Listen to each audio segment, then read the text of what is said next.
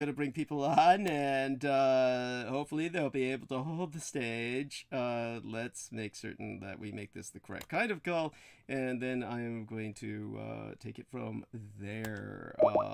Okay, we're gonna call this.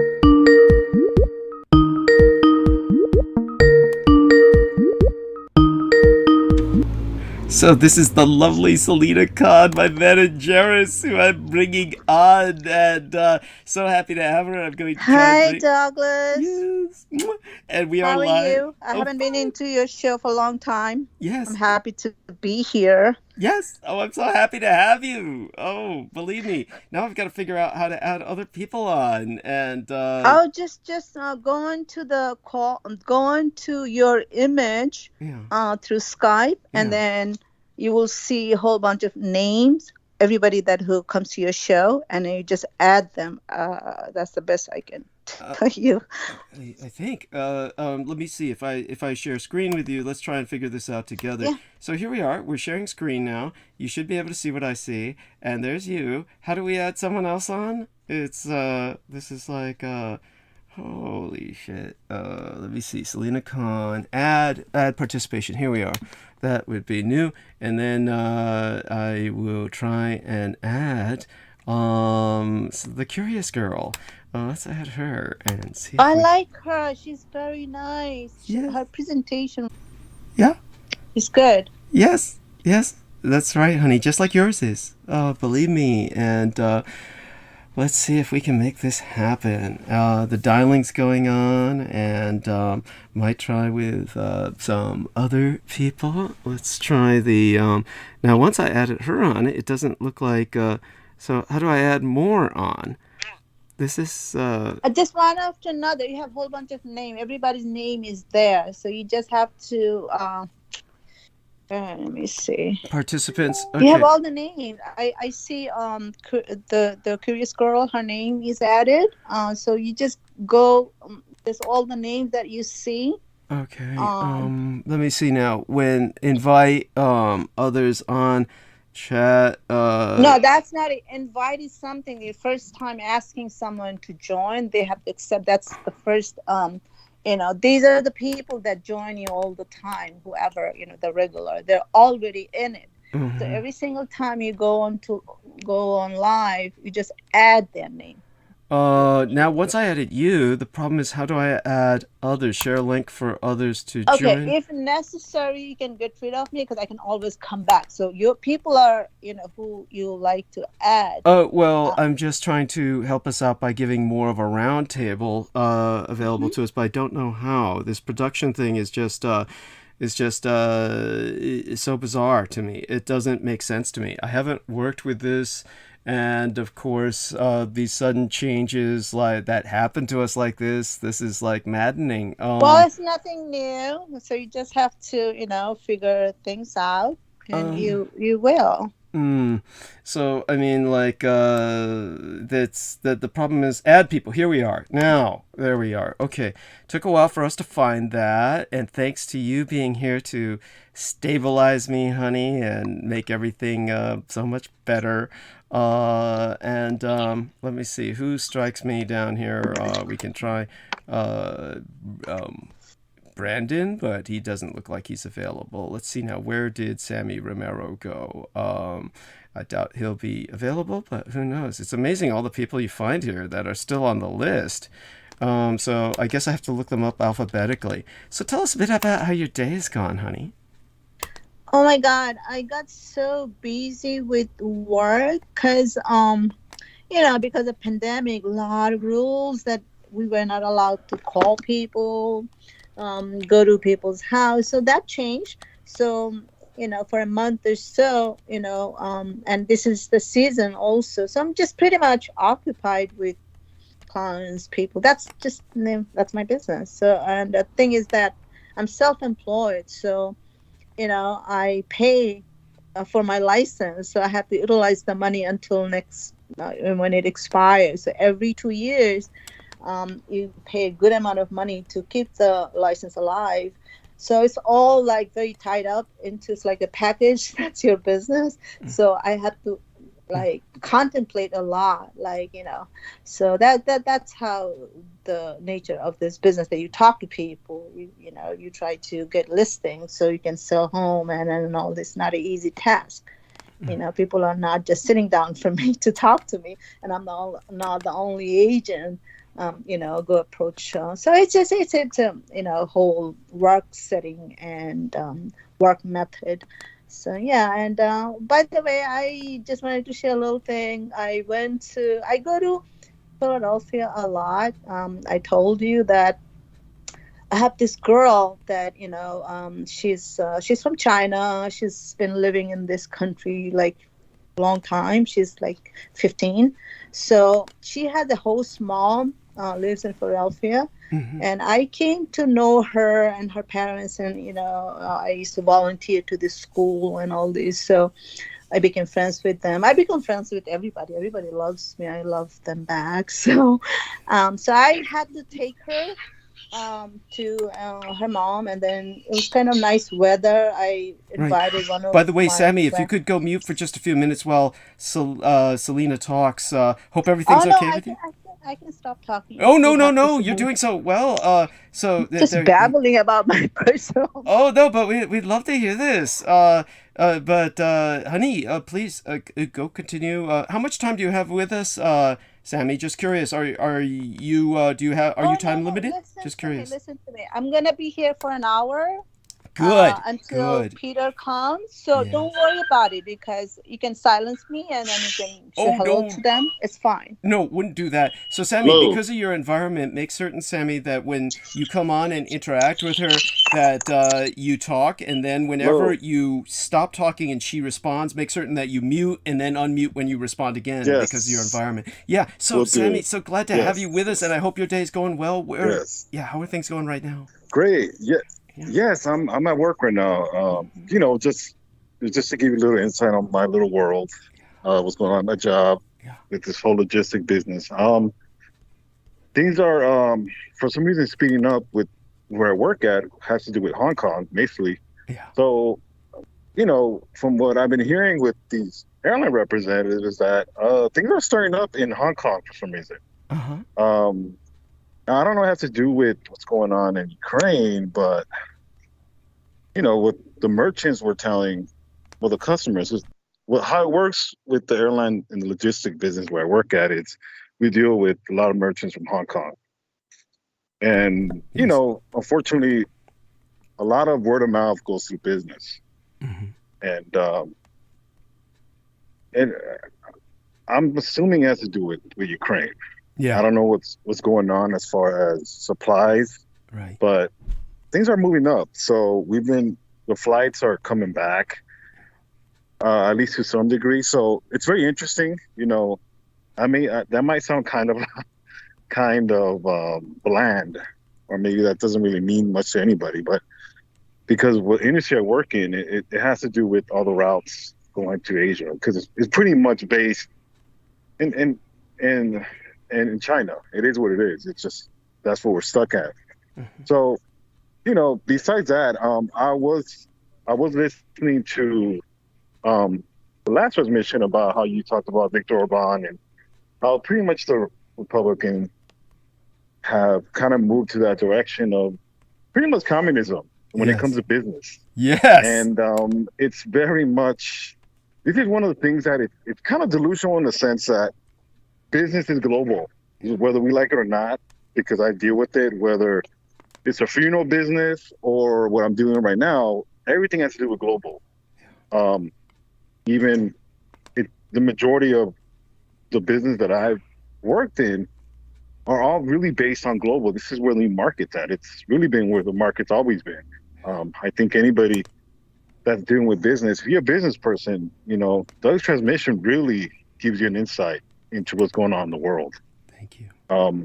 War, whether it's in this country or outside this country, war equals business. Wherever war is at, people are going to need supplies. People are going to. I mean, weapons are just the tip of the iceberg. You go on and so forth. So, as someone that I'm pro business. I'm for people enriching their lives, not just in money, but the ability to be their own boss. If you're someone that is in the business sector, um, Douglas transmissions are very insightful.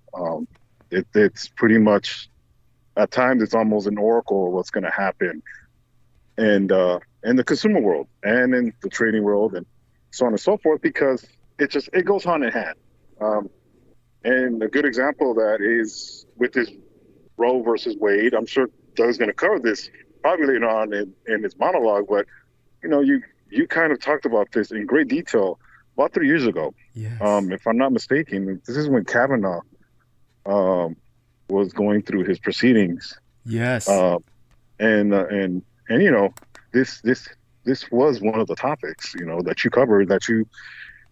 It's amazing how it played out, and it's exactly to the T, and it's almost scarier because this is still going through Europe. This whole conflict in Europe, it's not going away, and it's just pretty much how I've tried to kind of put it in my context, and especially with the history that you relayed and the unfinished history. This is just a continuation of the Second World War. Yes. This is the unfinished business that, unfortunately, the United States never really got around to tie the loose ends, as in a peace treaty. Yes. A peace treaty with the Third Reich would have been a tremendous victory as far as winning the peace. Right. Because, it's one of the things about war that nobody wants war, really. It's just war has to happen for change. And, it's amazing how a simple peace treaty can fix a lot of things. And it's not even about defeat, because that's one of the mindsets of the American psyche, that for some reason we think it's a fist fight. And really, if anybody ever got in a fist fight with anybody, a lot of the times when you get in a fist fight, it's over. Whether you win that fight or you lose, it gets resolved, because there's just the energy comes out and there's nothing else but to just move on. And a lot of times, it just solves things in a sense. I'm not promoting violence, no, but it's more of just an analogy where, situations need to be resolved. And a lot of the times, war is not a fist fight. It's many levels of war as far as negotiating and finding a peace treaty. But all this is because of the unfinished business that we never really got to finish. And yes, and if I'm rambling on, Oh no, pardon that's me. fine. And I'd like Selena to respond. How is this affecting the real estate business, Selena?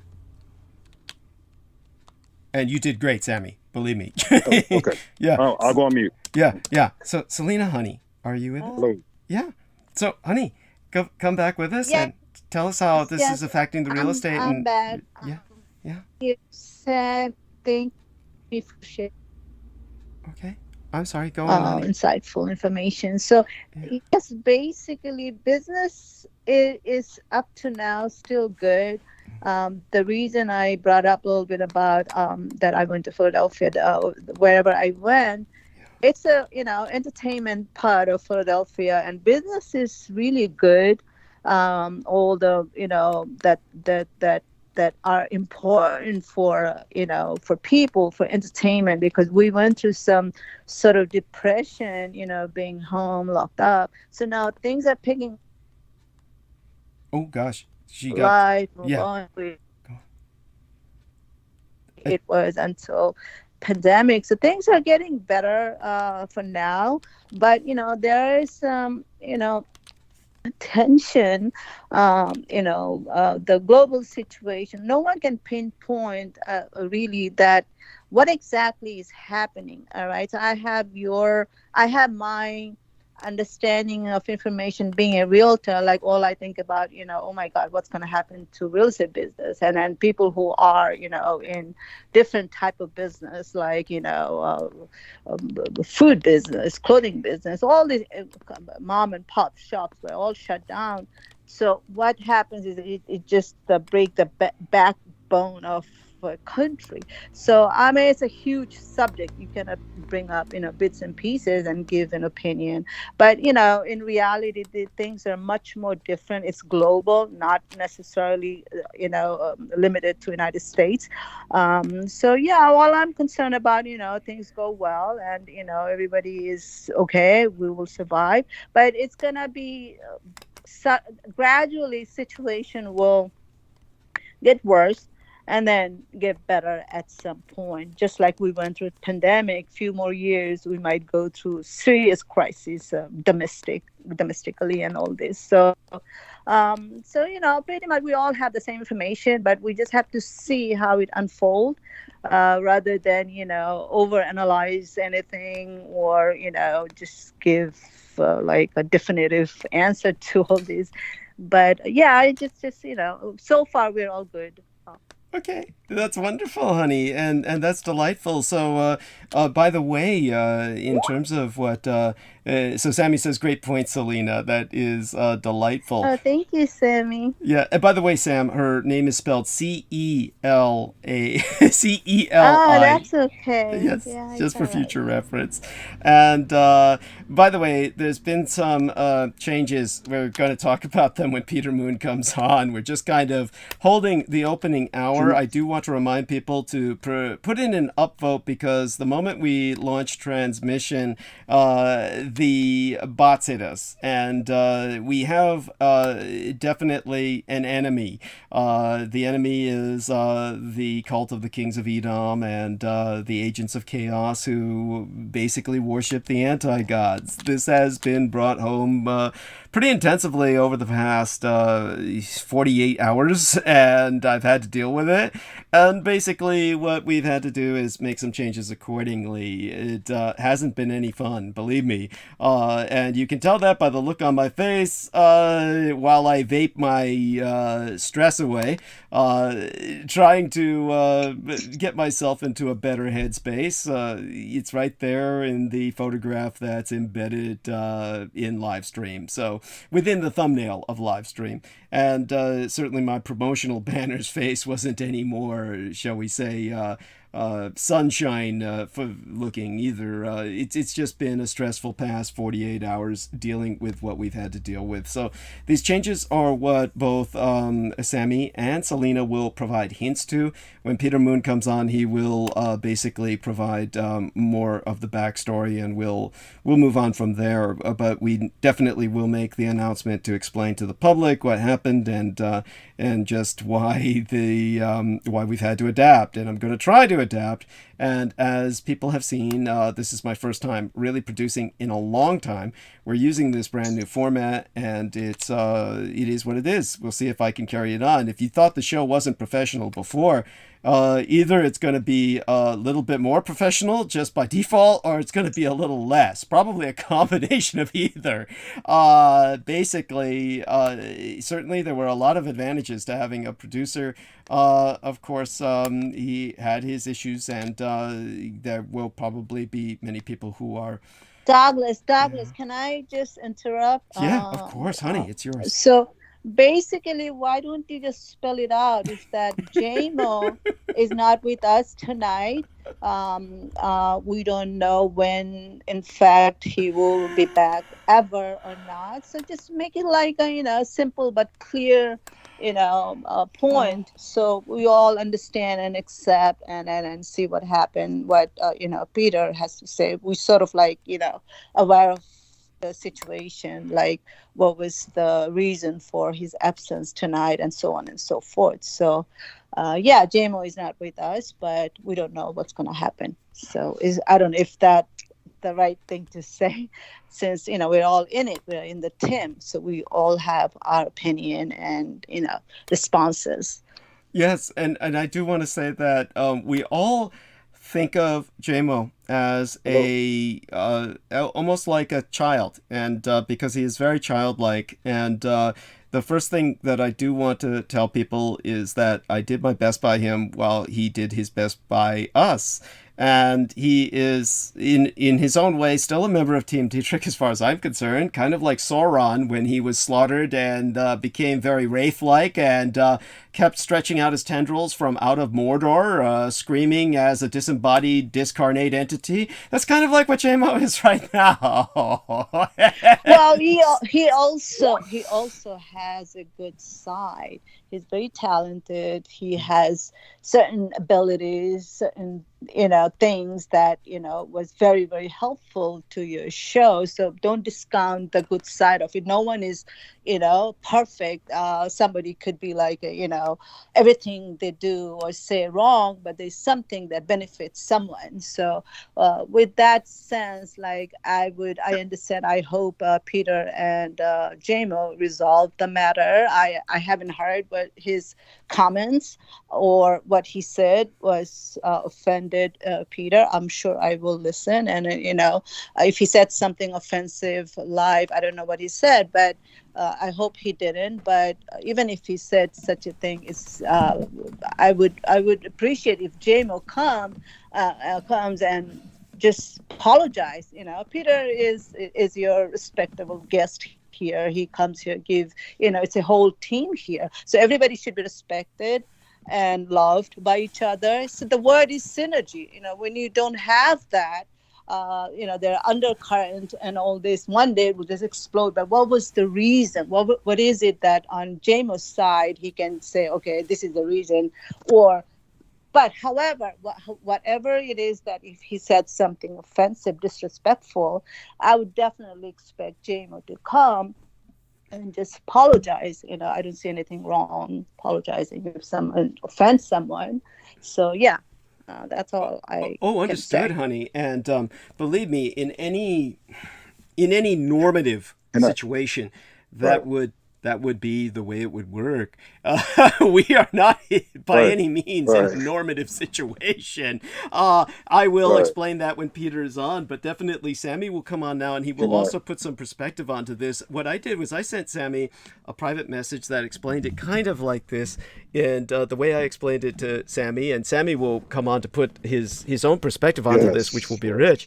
But one of the things I said was I pointed out this character who's not all that well liked in the Latin American community, Eric Estrada, because, he's kind of like Yan Can Cook. I think that was an excellent parallel that was drawn by Sammy Romero, a Chinese guy who just thrives, profits off of Chinese stereotypes and, just presents himself as a caricature. That's kind of like Eric Estrada, the macho, Latin American male.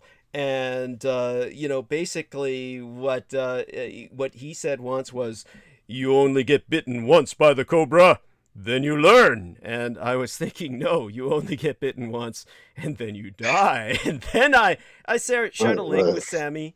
Yeah, and there was this horrible incident where the guy blew his girlfriend's head off, and oh my god, that was so awful. And these things, some of these lessons, they're fatal. It's like, once they're done, you can't do something about it. This is kind of like that. And the point is, I do want Jameson to have his own life, and we've always been trying to get him laid, get him popular. He has his own kind of fan base, so to speak, here, and and people care about him. People reach out, they try to help him, but the end result is none of us can do this for him. He has to do this himself. He has to get a life. He has to, pursue his art. Yes. Sammy, please take it from there. Yeah, thank you.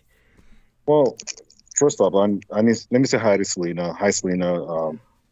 You sound very nice. Oh, by the way, did I fail to introduce you two? Have you two never met each other before? Oh, God, Selena, this is Sammy Romero. To meet you. Thank you. No, that's fine. Yeah. Hi, Selena. It's always great to have a feminine presence. It's always great because, unfortunately, Douglas has a lot of female friends, and I want them to join us. Absolutely. The feminine power. It's always like. Men's presence, so it has to be some balance. I want all the girls. Absolutely. Like, okay, let me shout out to a few people. Yes. Crystal River, I would love to have her. Definitely, I don't know where is the curious girl today. And then who else? What is her name? The help. Oh, Jojo Mikolajik? No. Amanda Yu? Helpburn. I'm sorry, I'm just butchering her name. All right, there's this Catherine. I don't remember, but anyway, so yeah. I mean, women should come join. You know, even if it is for 5 minutes, come along and say something. Join me. If you guys come, I'll be here all the time with all my females. You know, companion. Absolutely. Yes. So that'll be exciting. Yeah. Bring your girlfriend, Sammy. Would be nice. Yeah, she's a Latina. She has an accent, so that's fine. So what? Listen, so does Selena. There's nothing wrong with that. No, I'm not saying that. It's just she's very shy, but I'll talk to her about that. Yes, she please. has great insight. Trust me, I'll make her comfortable just for a few minutes. Say something. No problem. Yes, know? I will talk to her about that. She's very shy, but I open invitations. Right. And by the way, I want to let people know I will be giving a shout out later to a woman who I didn't even notice her contribution, which was on April 30th. I didn't even notice it till now. Elizabeth Chapman. Goddess bless you. Elizabeth Chapman, as well as Sophie Hop. Sophie Hop is in Australia. Elizabeth Chapman, I believe, is in Chicago. Both of these wonderful women contributed. God bless you both. I'll give you shout outs later.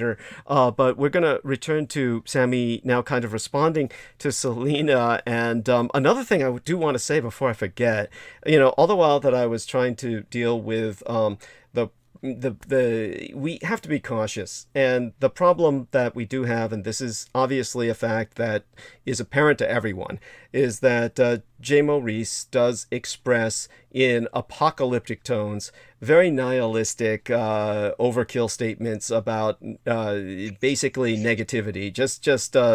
And because of that, I was prompted to change the password on the YouTube channel. Now, I originally was trying to work with Brendan Zogid on this because I don't consider Brendan Zogid a blood enemy. So when I called him and just told him, look, we need to share screen for a few seconds and just so you can guide me through this, he just did all this passive aggressive shit, which was just completely offensive to me, and I blocked him. So I just want all of our friends out there to know that I've blocked him on Facebook on all of his little pages, and he still has my illustrations up as his banners. That's what's so bizarre to me. He has all my illustrations up as his Facebook banners, and you know, I don't want people to think of this as petty, or it is really just for my own peace of mind, because he is just, I hate passive aggressive behavior. And he is probably ashamed of what he did. But I thought back on it, and I remembered when we were dealing with the guy who was with the band Megadeth for a year. And again, I always forget his name, but that dude was like interacting with myself for a while. He then picked up a girlfriend who was one of my fans, Fior, I believe her name was, and he was, according to her, extraordinarily abusive, and basically moving into her housing project little unit where it was illegal for two people to be in the same unit at once, but he was essentially living off her from the way she herself expressed it. I had no reason to doubt her after his behavior towards myself. And one of his passive aggressive things to do was like record our conversations and then publish them. And he did this with Laura Lee Solomon and myself and Brandon Young. We were all talking to him, giving him advice, and without our permission, he did that. Now, I, of course, don't care, but that was passive aggressive. And I remember when I spoke to Laura Lee Solomon about his passive aggression, she says, yeah, that's because he lost that one ball while they were operating on his testicular cancer. And, you know, there's still controversy about whether he lost one testicle or both.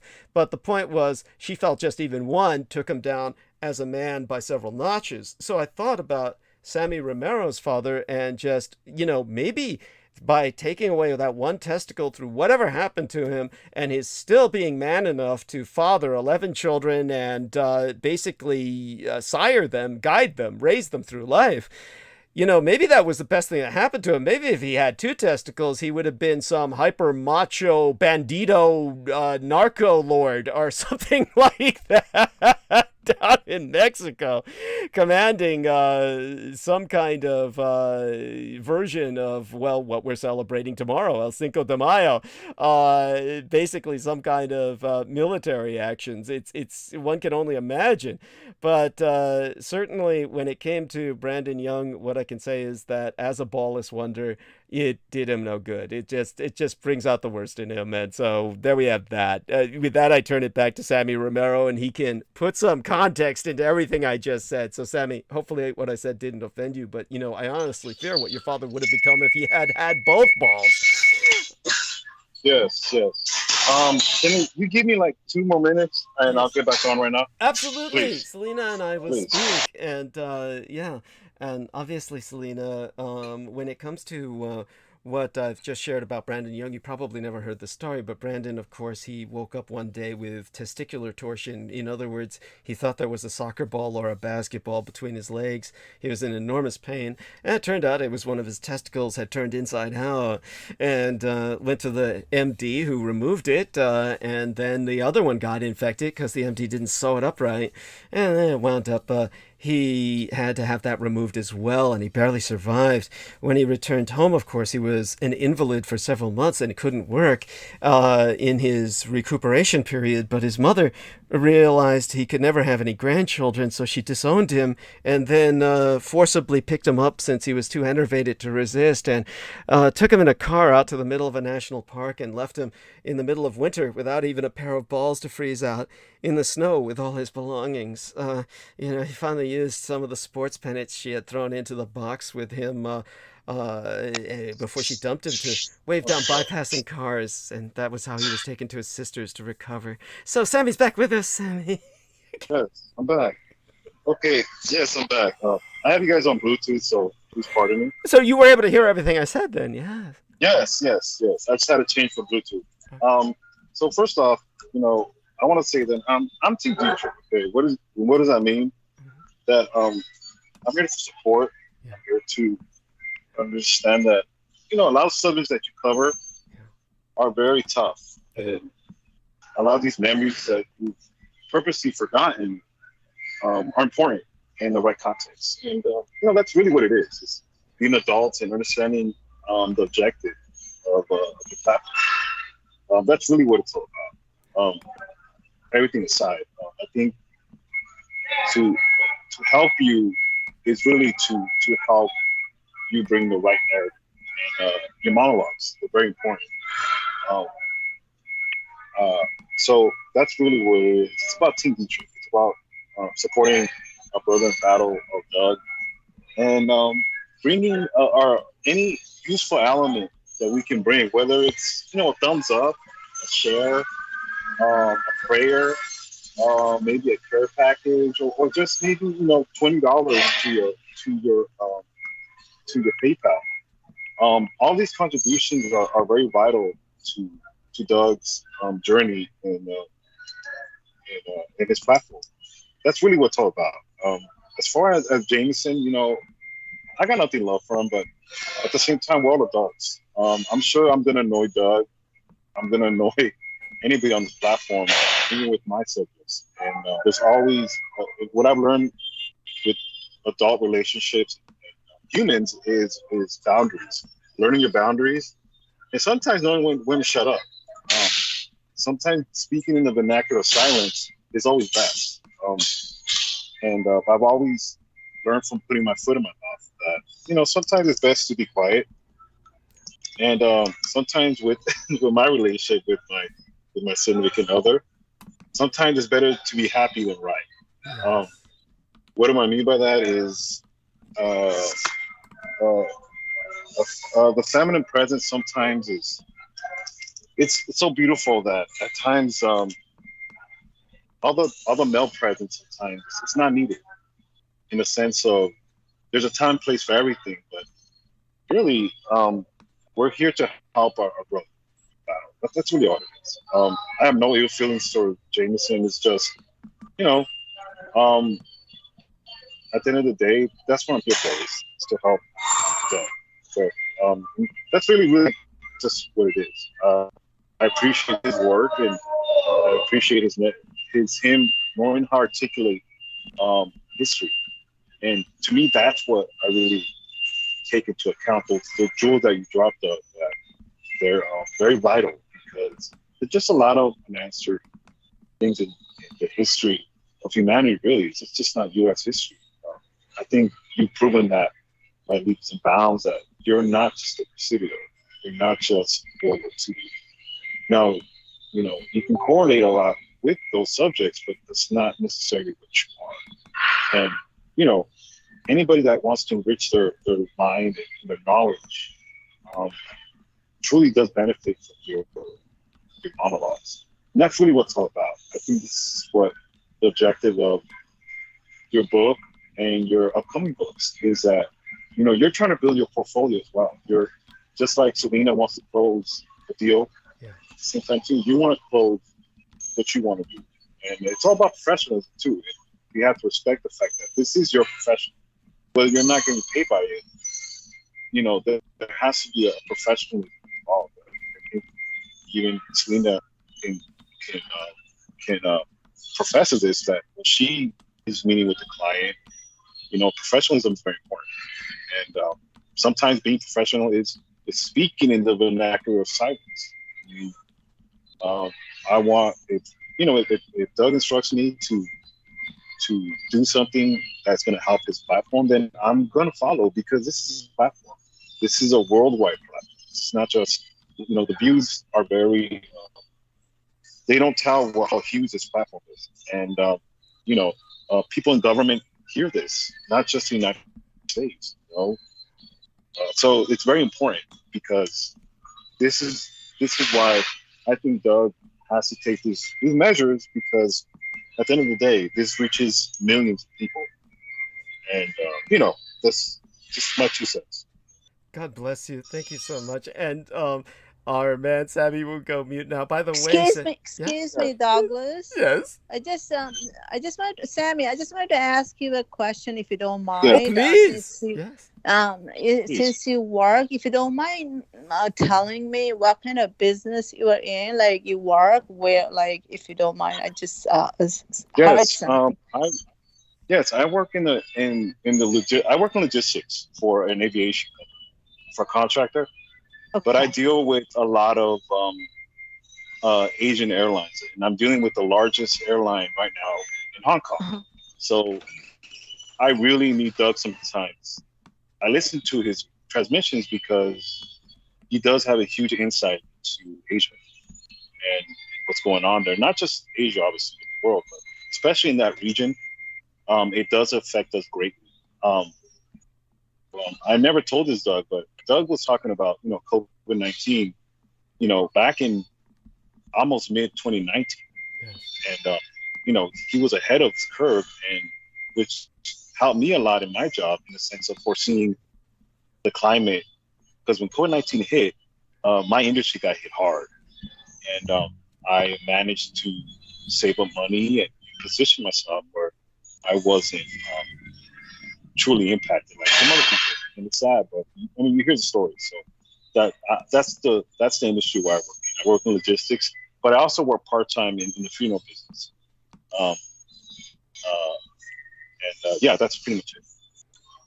Yeah, it's Thank you, Sammy. You're so kind. Yes. No problem. Yeah, and by the way, Sammy, I hope you didn't take any offense at what I said about your father. I certainly meant it. No. I have a sense of humor. I can laugh at myself. My father, one of the things that helped my father, with raising, actually was 13 children that he could have had. Right. He fathered 13 children, 11 survived. Oh wow! What I mean by that is he learned a lot from being sensitive. That excuse me if my tone is lower. Right. Understood. People are walking up. Yeah. He had to learn that pretty much being sensitive to the people around him, especially his children, and turning off that machismo most of the time helped a lot.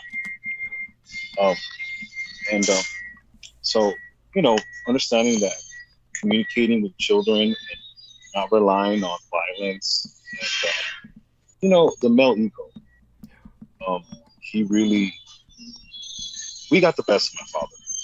Um, my twin and my sister that's a little bit older than us, we got the best of my father. My father was a very flawed man in the sense that because our evangelical background, how God changed his life. Kind of like how you, Doug. The way I connect with Doug is if you ever hear the testimony that Doug talked about his father quit drinking, Yes. that testimony really touched me. Because my father devoted himself to his ministry. And, when God changes your life, it shows you a different way of living. Way of living that is not reliant on that negative energy that ego. You're truly, you found alignment. And, I have to go back to when you talked about Shintoism. That, I think my dad was heading in that direction of if he would have lived longer, or he would have discovered new faiths. Not necessarily, I want to say he would turn to Shintoism, but knowledge changes your perspective. As human beings, we have to evolve, and that's one of the things that's helped you is as a human being, I'm evolving to where it is a mind war. And I hate to bring that title up, but if anybody knows who I'm referring to, a mind war it is, but it's not always negative. It's mostly just progressing, your view on the world, understanding that yes, the mind is going to be the battlefield, but it's not always bad in the sense that you can control what you let in and what you put out. But yes, Yeah. that's kind of my response. Thank you. Oh God, that's beautiful. So Selena, if you could respond in turn, thank you so much. Yeah. And we can see if we can. Yeah. Oh God. Yeah. So what else to a response to And you can go Sammy? mute while she responds, Sammy. I didn't. Yes. No, Sorry. I just had to read something. Somebody, my client texted me something. It was very disappointing. Anyway, so Oh, I couldn't hear you properly. Okay. But I'm not gonna be here that long, so probably well, we need you for the next to the top that of the that hour. hopefully Douglas, you survive. We went through so many obstacles, crisis, so many bad things in life. You'll be fine.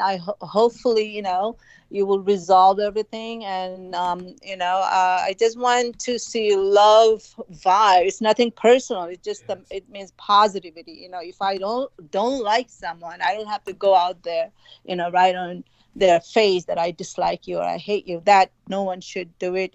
We are all human. We must maintain respect to one another.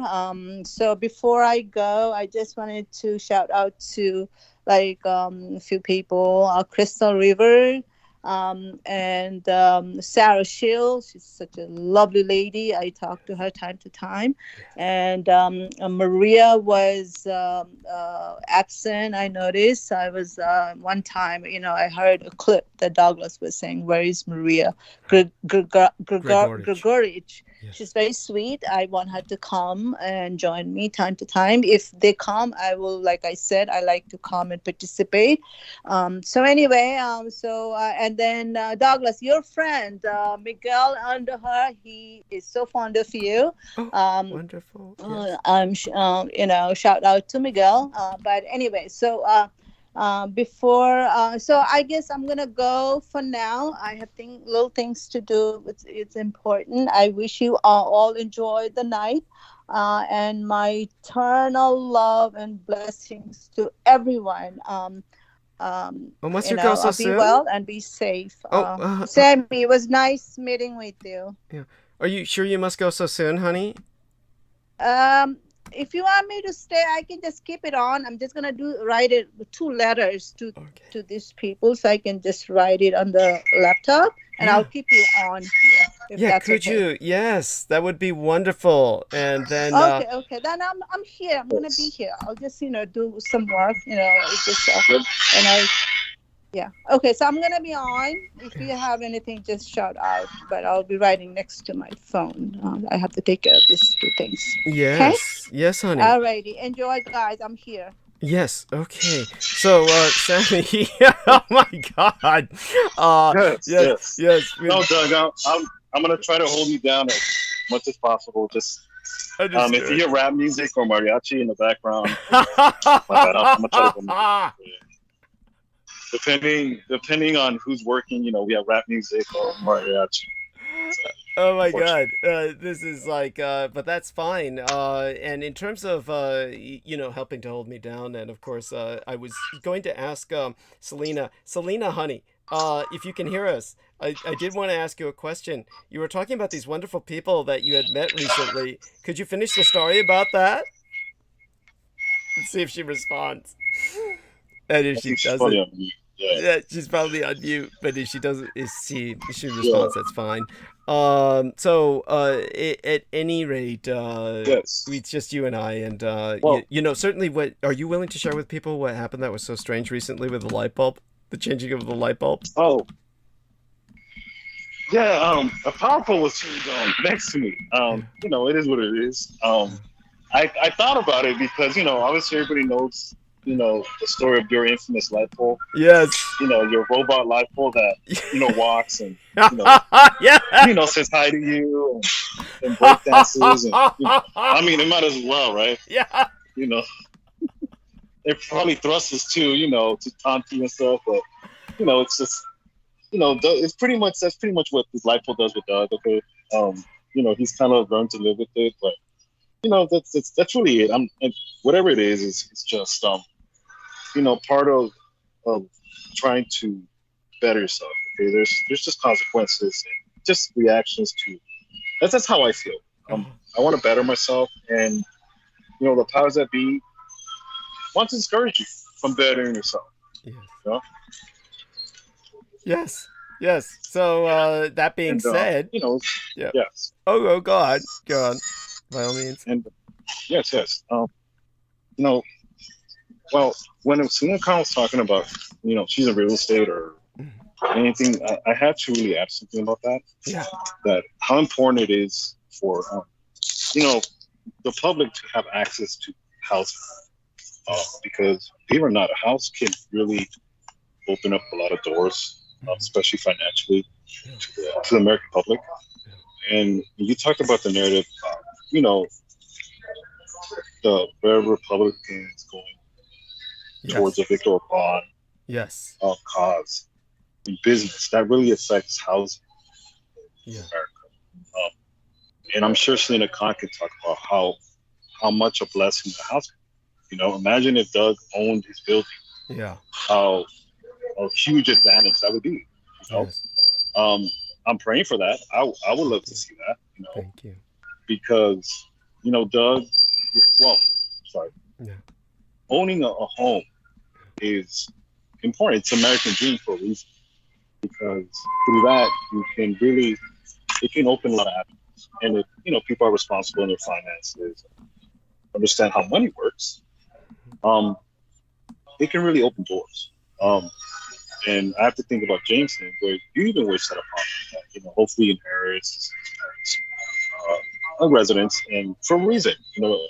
Doug can always go into this in the future if he wants to, but really what it's because Selena Khan or Selena was on, it reminds me about that it's very important that we do not go the way of the Viktor Orban and Hungarian aspect, because that goes the American dream.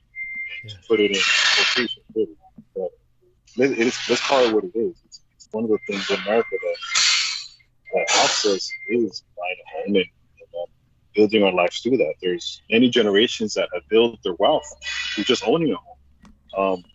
I had a friend that is in the Chicago area that he actually went into business with one of his Oriental friends, or how Doug has to say it, or Indian, pretty much, but, Oriental, if anybody listens to the transmissions, where they raise money, about $20,000, and they go to, while they're raising this money, they have the children go to business school, and what they do is they raise $20,000 so they can get a loan of a higher amount, and they open a Dunkin' Donuts business, and they pretty much run the Dunkin' Donuts and it's like a monopoly. They just buy a bunch of chains. Yeah. So just a simple business, how a home can really open up the doors to a lot of opportunities. And this is what we're really, in my opinion, this is what I wish for Doug, that he can have his own studio, and he can, a lot of his lectures, he can get paid for, because Doug is really a teacher, and that's what I wish. I think that's one of the things that should be noted. That you're a professional and you should be paid like that. That's just, to me, my prayer.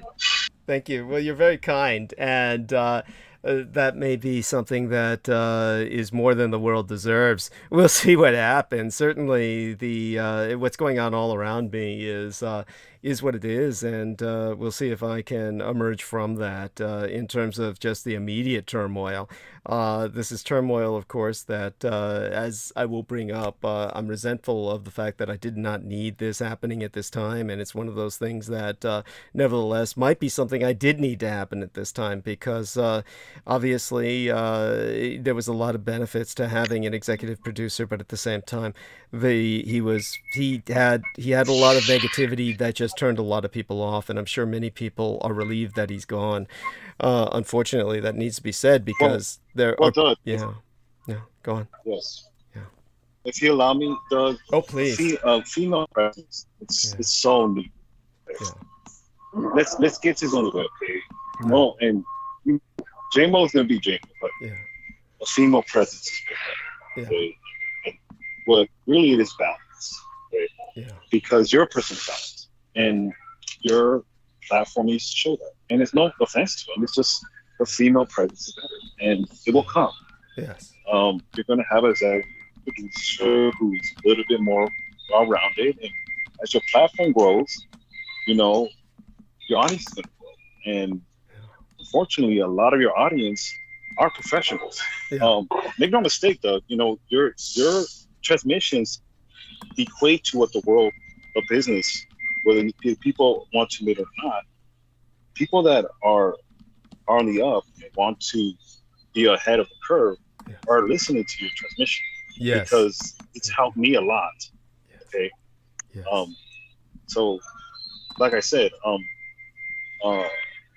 it's not always about money. It's always if you have the mental capacity of being enriched, and a form mind mentality is true. It starts with the mind. So, it's one of those things where I think it's just my 2 cents, where your audience is evolving, and it's for good reason. So, it changes good, right? And whatever happens, but your audience is moving more of people that have questions. Not that he didn't, J-Mo, but more practical questions. Unlike, I want to kill everybody and have the world. Yes. It's just what it is. I think you know where I'm coming from, Doug. Absolutely. Absolutely. It's good, right? And I like to keep that mindset, because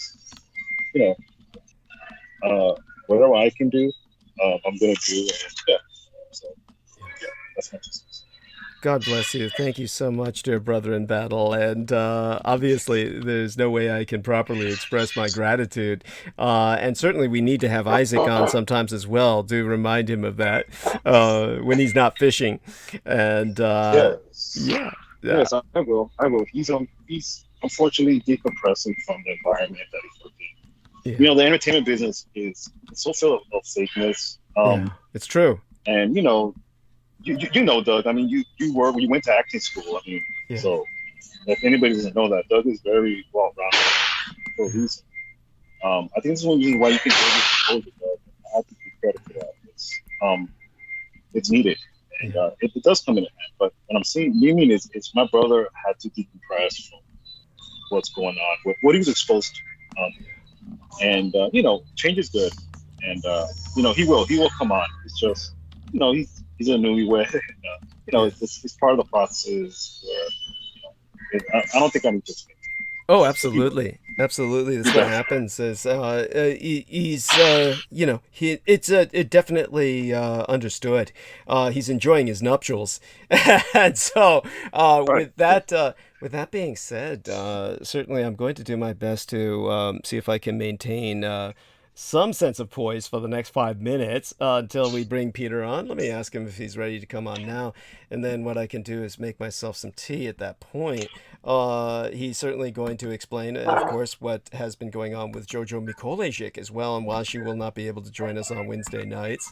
So again, just another change. Though he himself, of course, I put up the promotional for his upcoming qigong demonstration, and HD is saying, of whom is he speaking? Well, we've been talking about a lot of people lately. What I do want to remind people in the next 5 minutes is put the upvotes in there from whatever IP address you can, from several different IP addresses. Use all your different ports, your tablets, your PC, your laptop, your cell phone. Put in an upvote because we need to counter all of the downvotes from the bots that they use to attack us as soon as we start transmission. That's what prevents us from appearing on searches.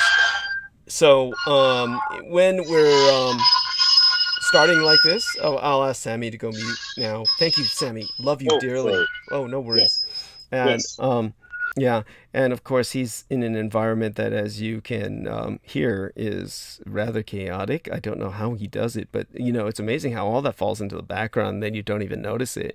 Kind of like me with my environment. My environment's constant construction, up and down Green Street. They're constantly going up and down Russian Hill and ripping it apart and putting it back together. Yeah, Sammy's laughing at it, but it's all, not in a vicious way. He's laughing at it because he knows what I say is true.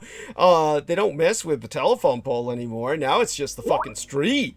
Yeah, they're going up and down the street, and it's, I guess, because it's a cheap and easy shot. For one thing, it's like there's no traffic per se on any voluminous level up and down Russian Hill. So this may be nothing but a scam on the part of the construction workers to rip off the city and county of San Francisco. So, they can go up and down Russian Hill and not do too much to interfere with the traffic while collecting their paychecks. So at any rate, as for HD asking about whom we were speaking, I am curious. I can't remember if he was a male or female. If they were a male or female, HD, and I use those terms now, having learned that habit from JoJo.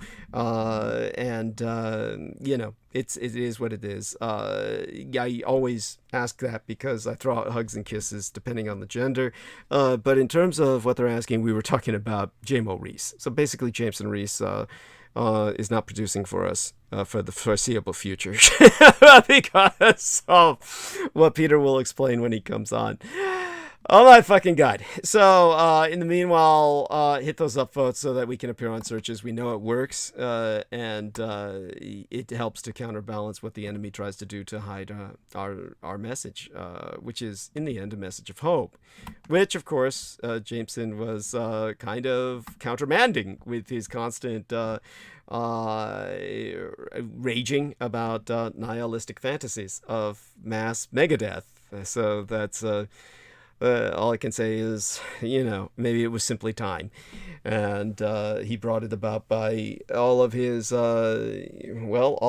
pursuit of magic. He is another object lesson in the failings of magic. Sammy Romero says 1 hour killed, 11 to go. Holy shit. I don't want to look at it like that. I mean, we're trying to look at this as something far more enjoyable. But he says, just kidding. No, I get it. Believe me, it's kind of like that on nights, especially when I'm hungover. Tonight was more of a hangover from dealing with bullshit stress I didn't need to deal with concerning, the latest drama. I mean, who needs this? But it was forced upon me, and we're dealing with it. So let me see if we can bring Peter Moon on. It's about that time. Okay, and let's see if I can work this. We've got where the fuck did the add-on go? For adding people on to participants. There we are. That means I have to scroll up every time to get where I can bring this on. And at least we know Daniel can join us when it's time. When Peter checks out around midnight his time. So let's see if Peter's on, and he should be coming on. I press the add button. And all right, see if that works. Peter Moon. God, I can't even believe these other people I have on this. I don't even know some of these people who are on my fucking contact list here on Skype. And it's the same with they keep friending me with friends that I don't accept friend requests from on Facebook. You know, it's no big deal. I don't care, but you know, it's weird. So Peter, are you with us? Says there's 4 others with us for the participants. And here's another add participant option. So let's see if there's anything there. Peter Moon. And Peter Moon joined. Cool. Okay, so Douglas, can you hear me? Yes. Yes, I can hear you. You can turn the background noise off now, the computer. Excellent. Okay. So he went mute. Can you hear me, Douglas? Excellent. Yes. Can you hear me? Yeah, I didn't hear the ringer, but I went into Skype and it said that I'm here. Yeah. Just join the call, so I did. Excellent. That is the new Skype for you. It wasn't ringing for either of us when it connected us today without our even asking to be connected, which was in itself weird and might indicate something. Obviously, there is something that we need to bring up about Jameson Reese, and one of the things is, of course, he's been gang stalked and monitored since he was very young. There may be a reason for that. He may be, as he himself indicated, the product of a mind control program, and in that case, it was somewhat reinforced to both of us when Peter Moon and I were attempting to contact each other today, and then Skype dialed both of us at once without either one of us touching Skype. Of course, we couldn't talk on it because when they connected us, they had so much software to record everything that we said that it overrode the bandwidth, so we couldn't really hear each other. We kept glitching out, like somebody had the video camera on or something will take up that amount of bandwidth to the point where it kind of shuts down the call. It was that kind of effect, so we had to talk to each other ultimately by my calling him on his landline. So at any rate, Peter will outline a bit of, well, he'll just outline what happened, and then I'll present my own, side of the story, which is pretty much what Peter says. I'll only validate it with maybe some other tidbits of trivia, but we've taken action, and basically I'm producing for myself for the foreseeable future. So maybe you can share what happened the other day, Peter. Okay, I'll be happy to do that. And I did not get an opportunity to notify my regular audience that I would be on tonight, but most of them are kind of used to coming on Wednesdays or Sundays. Right. But in any case, the first thing I want to say is that, my work with Douglas is a job. It is a mission. And I don't mean it's a job like I'm digging a ditch to make, money. It's more like a mission. It's a duty. And I suppose you could say it's a passion. Although part of me could take it or leave it. I'm doing it. I'm doing a job. Just like if I had if I was a doctor and I had a patient that required my attention, I would deal with the patient, and just from a humane factor. And when I'm talking about Douglas here, I care about Douglas as a human being, but I don't know that I can be so arrogant or full of myself to say that I can, heal him. That's my objective, is to take his information and make it digestible and processed, and so the truth can get to human beings. If I can help Douglas heal his own life, that's good. I will try. But there's work to do here. And it's very serious work. I've never run across this psychological resistance to his work that I did with him, the Roswell deception. And I will give some positive anecdotes about that shortly. So anyway, what had happened on Monday morning when I woke up, sometimes when I wake up, I will come downstairs to the computer and I will tap into Douglas's broadcast. Sometimes I will listen on YouTube, and which I was doing. I wasn't like when I go out of the Skype call, I can go out of it, but it also gives me the opportunity to go back into it. So typically when this happens and I will click the green button, it says join call, join the call, and Douglas will usually be in one of his diatribes, and he will at some point say, oh, Peter Moon is with us. Are you there, Peter? Oh, say hello. And then I'll come on sometimes for the last 20 minutes of the show, sometimes even a little longer, and then afterwards we'll talk. So in any case, I was listening to, the last probably 45 minutes of his show. And then as he was wrapping up, I wanted to talk to him. So I hit the join call button. And it was right at the very end. I didn't know he was ending, but I right before he ended, I clicked it. He says end transmission. Then he's on with Jameson. Sometimes Jameson's there, sometimes he's not because he's sleeping or whatnot. Yeah, most of the time he fucking falls asleep. Yeah. So there was a bit of banter, and then, but right when I hit the button of join call, and now he says, okay, we're off transmission. Now, neither one of them noticed that I had come on to Skype at that point, which is kind of unusual, but they didn't notice. So I said, so Jameson says, well,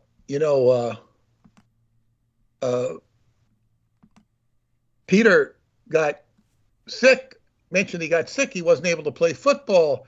The binding I did took effect. Perhaps I didn't do a complete job. Something words to this effect. Now, when he says binding, what he's talking about is an occult technique to wrap one's name in thread and to bind them. Now, when it's done, it should always be done altruistically with an intent to stop a person who's harming. Like if you have a bunch of people next door practicing black magic on you, the idea is you bind them from doing harm. That's the way it's supposed to be done in magic.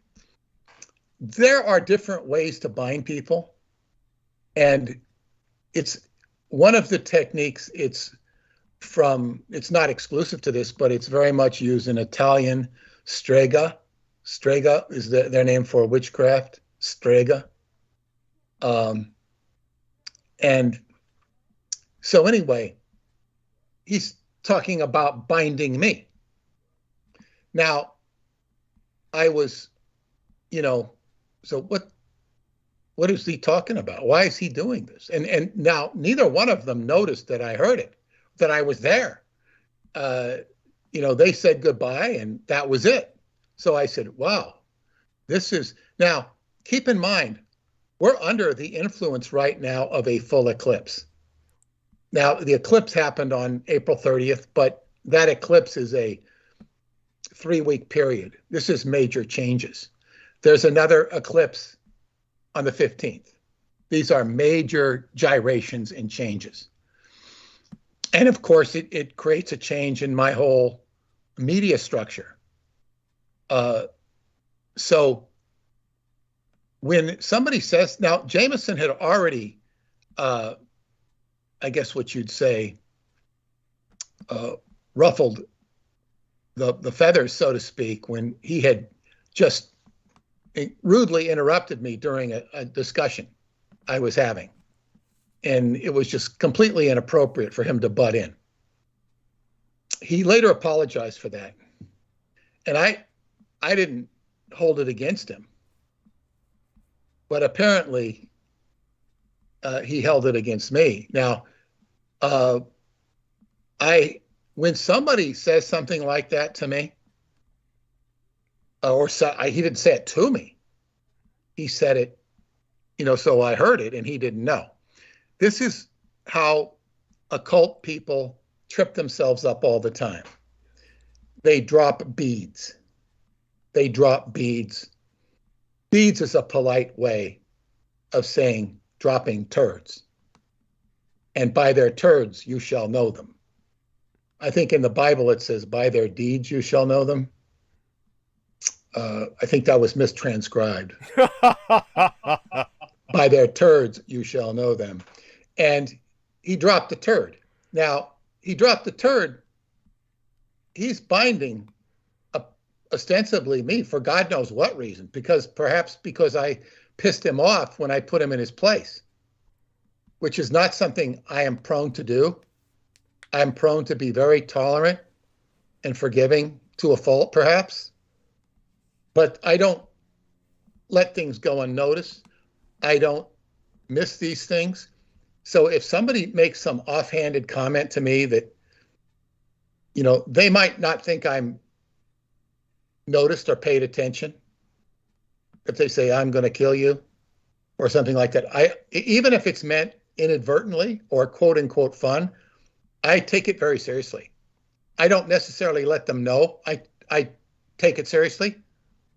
In other words, it is passive on my viewpoint, because when somebody says something like that, it's in their energy field. It's in their intent. So here is this guy being Douglas's right-hand man, I should say left-hand man, because of the left-hand path. Yes. But and basically he's doing a service to Douglas, because Douglas, needs somebody to host for him. It makes it easier for him when he goes to get tea or do bathroom breaks or whatever. It just makes his life easier for these long transmissions. So and by the way, this is a big part of martial arts, is seeing who's doing what to you. I remember my teacher would raise his fist at anybody who was offering him food that was bad. He didn't take it, here's some French fries, He didn't think that was funny. And because his diet basically killed him, because of diabetes. But in any case, I take this very seriously. Now, Douglas, when I talked to him about it, he didn't even remember it, because he's dismissive of pretty much anything Jameson said, because he doesn't respect him. He treated him kind of like a pet that he was tolerant of. Much like maybe a lion tamer might treat his dog that was keeping the lions in check or something. So in any case, I talked over what happened with both my wife and with JoJo, and they were both much more incensed about it than I was, from a protective nature of myself. And I said, I have a mission here to do with Douglas. And, and so anyway, it just, I talked to Douglas about it. I said, he's got to go, because this is not something to be forgiven, or, you can forgive it, but it's like, watch. Now, now I want to say, when this happened, of course, I was cogitating about it, thinking about it, what am I, how am I going to deal with this in the most smooth matter than I could, because I don't react. Like I didn't get pissed off about this thing. I didn't get angry about it. I go like, it becomes a matter of, self-defense. I will notice my wife gets angry at drivers that act inappropriate. I don't get angry at them. I try to stay away from them and just avoid them and not engage them, because they're breeding trouble. I don't let my anger get to me that way. But so anyway, one of my friends called me, and she was complaining about her husband, who had been very angry and very, his disposition was very poor ever since his mother died a couple years ago. And he started taking on the mother's identity and cursing like his mother, bitching at the family, just as his mother would do. And it was date coincidence with his mother dying. But every time she said to me the word mother, the phone started getting garbled. She said, mother. I said, I can't hear you. And she says, well, yeah, it was every time his mother, and this happened several times. And I said, stop saying that word. Instead of saying that word, say the woman who gave birth to him. And it stopped. I think she had to call me back. Now, I didn't ask her to call me. She called me, and she started talking about this. And it was like a message. Now, Douglas, so when I was talking about this with Douglas, first it was on Facebook. And the communication got all garbled. So we can't do this. So he calls me on Skype. Same thing happened on Skype. So I said, call me on my landline. And there we had a real conversation. Because here was this, and it's unmistakable when this stuff happens. The spirit comes through and starts distorting communication.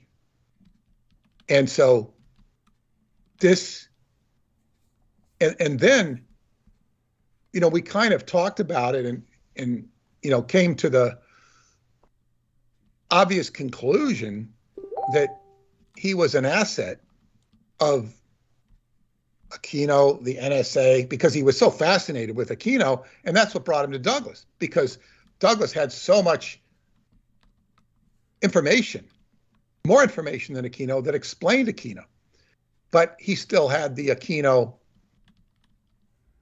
residual programming, if you will. Yes. And so while Douglas was smart enough to weed out the other people that caused him trouble, Jameson, for all of his problems, and was actually better than most of the previous people he had, just because he just was better. And that's more of a comment on how worse these people were. So, but nevertheless, there is an energy, the Aquino signature, that was still, we've made such progress. Douglas has made such progress in the last year and more than that. But this is like, this had to go. It had to be cut. And I know many of you listening to this will be more than pleased.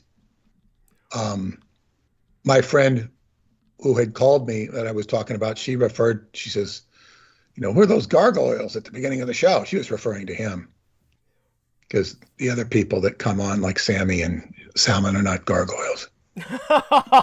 That's right. They're just not, Understood. They're just regular people.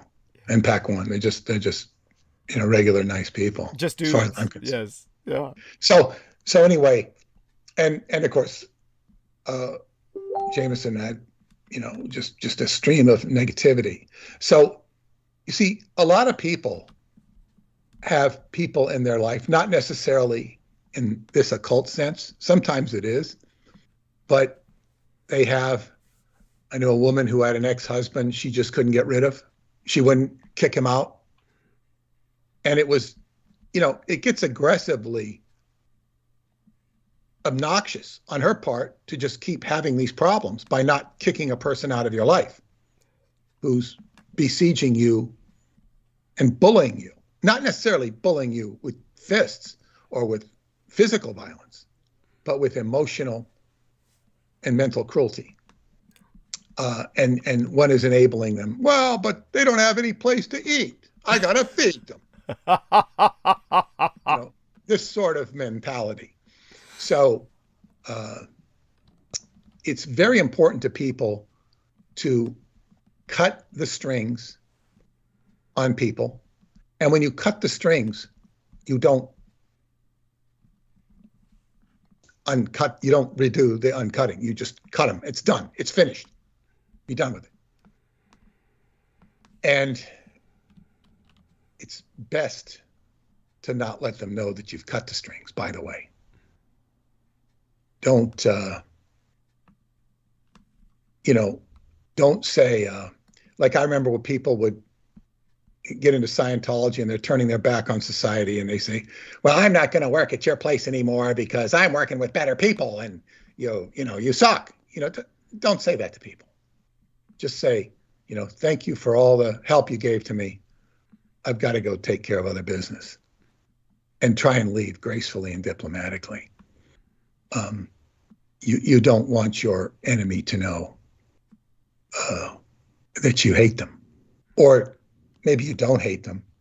You just don't want to have anything to do with them. And this is very important. People will keep people in their lives that are not in their best interest.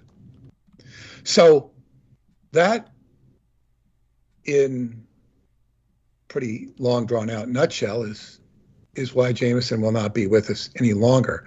I would also say this is an eclipse. An eclipse mandates changes. They happen, whether you like them or not. And JoJo, who has been with us every Wednesday, and I think she's going to be listening to the show. She'll give me her review. She's undergoing, like, since we got back from Shasta, because I know many of you are JoJo fans. Douglas and I are certainly JoJo fans. And she, her life, my life, and Jennifer, who came with us, JoJo's friend, all of our lives have been so busy since we got back from Shasta. Just busy, busy, busy, busy. And I haven't talked to Jennifer. I'm looking forward. She's coming to my Qigong seminar in CINCO on this Saturday. So if any of you in the New England area are interested in coming to the Qigong seminar, it's going to be, I think, extra special. I think it starts at noon on Saturday in CINCO. And it's very reasonable. I don't know what the price is, but it's very reasonable. And you will learn things that you can take with you for the rest of your life. All you have to do is do them. Now, and Paula, my wife, and I will be there. Wonderful. And I will also be giving my friend Chad, Dr. Chad Edward, an opportunity to offer his products of D-Spark, this wonderful health product. He's a naturopath, and he's a great guy. So I'm going to, I said, if it's all right with JoJo, and it is all right with JoJo, I'll give you a chance to hawk your stuff, for 5 minutes and say, because I've taken it and I really appreciated what he had to offer.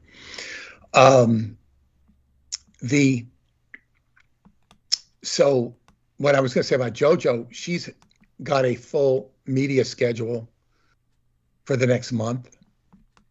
And we're moving into a retrograde. And I said to her, this is a time for us to refigure what we're doing media-wise, not only for ourselves, but the team action I'm doing with her as my media manager. I've got to refigure this out. I got to and she said to what happened on this thing with Jameson, she said, this is, divine intervention. When something like that happens, I was not meant to hear it, but I did hear it. And that, says, oh boy, this is wrong. I can't go back on this. I can't change my mind because it's, most of you I know that I hear from will be relieved to hear this, but it was something that had to happen. So anyway, JoJo and I are going to figure out what the hell to do with our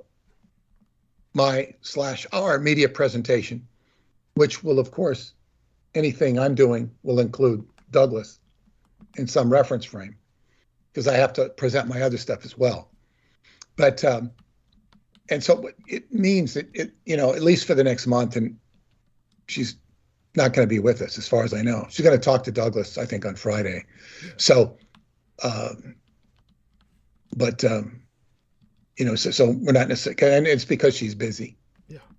Very busy. And she also has to take care of her kid, her lovely kid.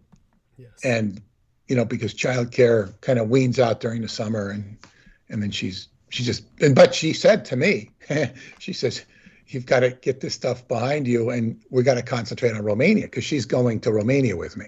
Yes. She'll actually, this August, she'll only be there a week. I'll be there 2 weeks because I will be with, I will be at Atlanticron and then I will go to, up into Transylvania into Choclavina Cave. So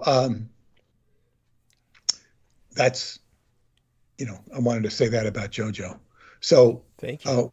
We have an eclipse season, and with eclipses, man, they bring changes, and I'm sure there's another eclipse coming, so there's going to be a lot more changes, and they bring new things and new people into your life.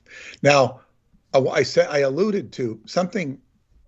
This will sound really mundane and stupid in a way, but it was very significant. After all of this was executed, we got a slew of orders today, primarily from my appearance on Dr. Michael Sala's show, which was released yesterday. And it was we discussed Transylvanian Moonrise and Transylvania and Mystery of Egypt. And I do have some very interesting information that he shared with me when we get to that. But I got an order off the internet. I don't know if it was somebody listening to his show or not, but it was an order for the Roswell deception. Now, this might sound silly because, we're selling, hundreds, sometimes thousands of books per week, most of them wholesale. And to get one order for the Roswell deception is like, wow.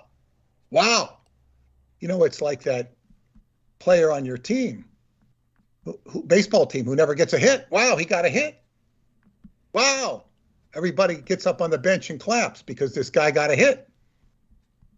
And I go, wow, an order for the Roswell deception. I wrote to Douglas and told him, this is a good sign. Then somebody called in and wanted to know if there were any new books. And I said, yeah, the Roswell deception. And he said, I've read all about Roswell. I don't know. I don't want to know anything about it. I've read all about Roswell. So, and then normally I don't really, wouldn't care what anybody wants to. Okay, if you want to read this book by Joseph Farrell, go ahead and read it. We will sell it to you. If we have it. Because we did carry his books at one time. Carrying mostly David Childress, with the books that David Childress and Tim Buckley would publish. That was primarily what we always carried, because you want to order from a consistent source. It was always a supplementary source of income to help Sky Books. It wasn't something we were aggressively passionate about, selling other books, but it was done as a part of business. So what I said, he says, I know all about Roswell. I said, well, did you know about the Japanese involvement with Roswell? He goes, there was no Japanese involvement with Roswell. Just like that, there was no Japanese involvement. I mean, like, how could he say that? You know, I mean, he didn't know what the hell I was talking about. He just said it. It's like, it's like if you were saying, do you know about Paul McCartney's involvement with? Oh, Paul McCartney had no involvement with Roswell. Of course not. And he's saying Japanese had no involvement. He said it like emphatically, almost as if it was programmed. Yes. And which it is, but go on.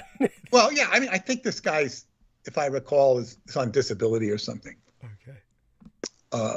And he said, and I said, well, there's a whole nother story. And basically, he says, oh, it's all there's aliens. He went and talked all about this alien technology. I said, well, wait a second. And you know what? He says, go ahead, I'll order it. I'll see what it says. I actually changed his mind. Incredible. And that is something I would never even waste my time to do. I would never argue with somebody about a book or this, that, or the other thing. And I will relay another interesting story on this. But so anyway, I said, wow, that's 2 sales of the Roswell deception today. This is a energetic change as a result of the exorcism, if you will, of the Jameson factor. It's like, it's gone, it's done. And so, wow, I feel that this is a chance to open an energetic door, because everybody says, everybody, it's a generality, but there's an energy behind all of this stuff. And not just Douglas, it is Douglas, all the energy behind all of the oppressions that surround the information that he has to share, all the negative entropy, and entropy is a good word, it's chaotic, that surrounds all of the information he has to share. And all of the psyops that have done. This tells us, this experience tells us that the psyops are much more than just creating a Roswell museum, putting out shows by, what was that show, Taken, that Spielberg produced? Yeah. Yes. All of these stories that have been told, there's much more to it than that. You have to remember that Aquino was a operative with psychological operations that used sound. Yes. And they were to literally use magical incantations known as grimoire or grammar to put stuff into the heads of people. This was the research at Montauk as well. And Preston Nichols pointed out, and it's in the Montauk Project, during the first Gulf War, he was talking about, I think it was, I don't remember, it might have been the Secretary of Defense, it might have been the PR guy, or it might have been a general, somebody who was in a PR capacity at a press conference. And he was talking about how, if you remember, all the Iraqis just, put down their guns and held up their hands. Yes. And he said, and Preston saw it on TV, and he says that was before, I think it's quoted in the book. He said the psychological helicopter. I mean, excuse me. He was saying the psychological. I think he said helicopters, or psychological something. I forget what he said, and he caught himself and corrected him. I mean the whatever call it. In other words, it was psychology. It was transmissions, and Douglas has talked about it from his own perspective of Cthulhu. It was a more, I guess what you'd say, magical discussion. And Preston was just saying the ability to influence people. He was just giving an example. that was based upon the stuff he said about people being influenced vis-a-vis the Montauk Project. So it tells us that there is magical grimoire that is holding down the sales of this book. And I have Jameson to thank for making me so fully aware of that. I mean, I knew there was an energetic resistance, but now I can smell it, taste it, and feel it. And I talked about Dennis Adams, this remarkable healer that I met at Shasta, who lives in Shasta, who was an exorcist for the Vatican, later excommunicated because he didn't do what they wanted, born as a hermaphrodite.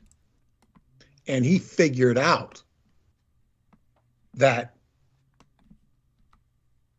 when I just completely lost my train of thought here because I'm talking about exorcism. Looks like Sean Connery and how he was involved with the Vatican. No, I remember him. No, I remember him, but I forgot what I was going to say. It's almost as if the grimoire is the egregore. Yes, is came in and plucked it out. Yes, in my mind. But it's like this. See, this is what it is. He has these pencils that he sells that are made of pure carbon, or 98, the same ratio of carbon that the human body has, because he realized when he saw the writing of this manuscript, vellum, that was written with charcoal by the hand of Jesus, and he was allowed to examine it but not touch it. But he did touch it when they weren't looking. He said it was carbon, and he said, why would Jesus write in carbon? It's gonna go away. But it didn't go away. And then this light came through the carbon. It was like a light, the light of God. And then he looked at his notes, which were also written in carbon pencil, and said, wow, the light's coming off my notes too. It was the carbon that is a transmission of light. So he basically, because that's what the human body is, it transmits into the body. So he figured out a way of healing, is that they don't make pencils with carbon anymore. They make it around graphite. So he figured out that he would make these pencils. He sells a kit with pencils, like $35 for 3 pencils. Jojo bought some. Jen bought some. I bought some. I haven't used them yet. I don't consider the issue that I just talked about is worthy of that. In fact, much of the issues I might have considered using them for, no, I don't. It's okay. But the idea is you write with the pencil.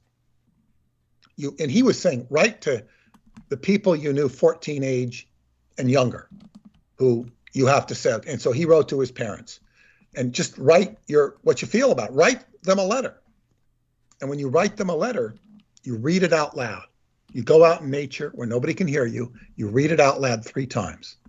Once for them, once for yourself, once for them, and once for everybody else. And then he says you burn it. And when you see, you visualize by reading it. You're using the 5 basic senses. You hear it when you read it out loud. And then when you burn it, you taste it and you smell it. The taste is in your mouth, the smell. So it's like, this is, and of course you feel it. And these feelings, so it's like, what I'm saying to you is this experience that I had with Result of Jameson. I can feel the energy of the grimoire that's there. I can perceive it specifically. Now, it's abstract, but I could not feel it 6 days ago. Yeah. I was aware of it because it was kind of obvious that there was an energetic block. Now I can feel the energetic block. And in a sense, I can taste and smell it. I can sniff it. And once you recognize your opponent, your enemy, then you have a lock on it. It's like the Romulan cloaking device has been uncloaked. So this is a gift. And this is how evil works. It will expose itself. It will drop beads, or as I said, turds. One of my biggest challenges in my own career, way back,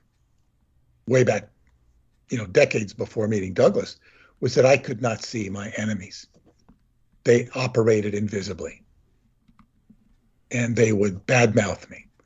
I might hear about it years later, and there was nothing you could do, because you really, even though you would hear about it,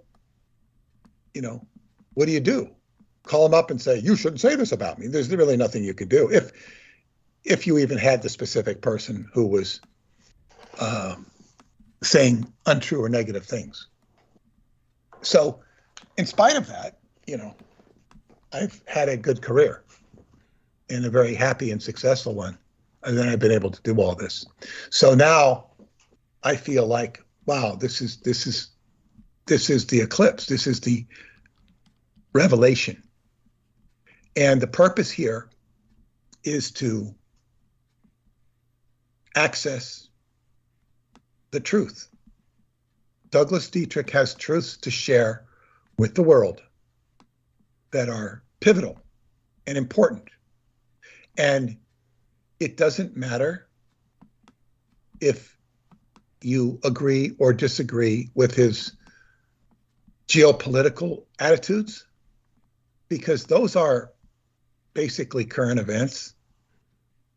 And, they're current events, whatever.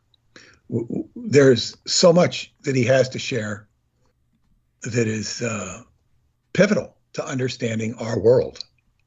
So it will help everyone. And now I see more clearly, much more clearly, the grimoire effect on human beings. Now, I've been familiar with it for a long time, but never quite this insightful, where I really feel it. Right.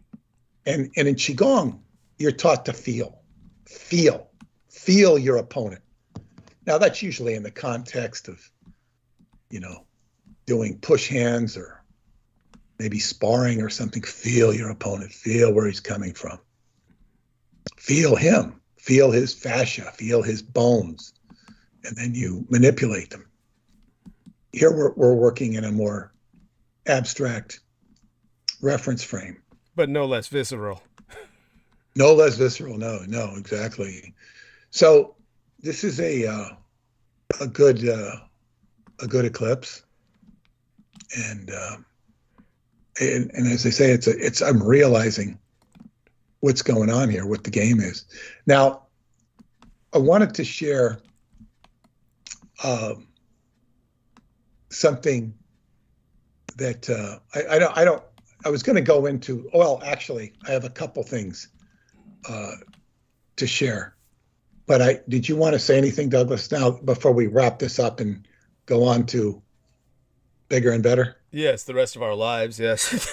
So I do want to say how I experienced this, and I do appreciate Peter's patience with everything that went down, and certainly I've had to be patient with something that the last thing on earth I needed was more drama, but at the same time, it's one of these things that eventually I suppose had to happen. Now, a good point is there's the wonderful HD in the chat room, who said with a lot of laughs and smiles emojis was, I was wondering when you were going to get rid of that misanthrope.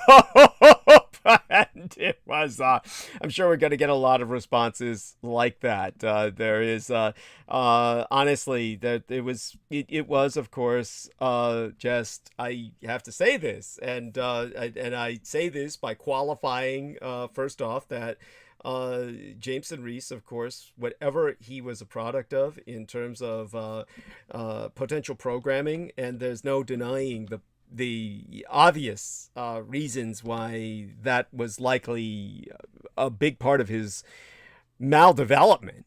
There is absolutely no reason for Jameson Reese to be anywhere near as full of hate and rage and negativity as he is. He may be black, but that's not the card he can rightly play, for he's not in any of the normal situations any normal black man is in. For one thing, he's very light-skinned. So with his looks, which are, he's good looking. He could have easily become a talking head on a news station. He could easily have gotten a job in media where he could have just done something that was sedate and led a happy life. His parents are not only both still alive, but they own their own home. Now, our man Sammy Romero was talking earlier about just the penultimate in a person's life, owning one's own property in America, the American dream.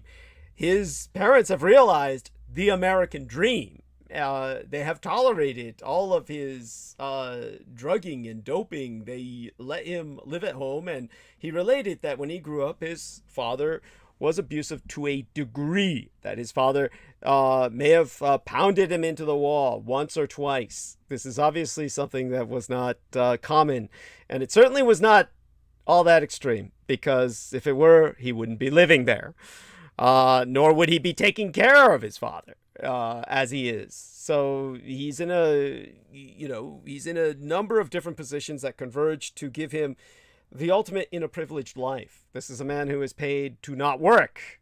This is, you might ask how that happens, but this is something that I would actually defend. I would actually defend paying him not to work, because he is obviously unemployable. Peter even brought up this kind of very idealistic, like, he needs to get, when talking about Jameson, it'd be nice, he really needs to get cleaned up. He really needs to, get a job. That's something that he may someday get cleaned up, but he certainly can never get a job. He's just too... Is he on disability? Yeah. He's on some kind of disability. Yes, most definitely. And so he gets that check, and, his biggest problem is blowing it all on drugs. Now, by the way, I don't say that in some judgmental sense where I'm the last person on earth to judge, of all people. This is not a moral judgment. It's just, this is what he does. And we know that. And I know that more than anyone. Disability actually enables him.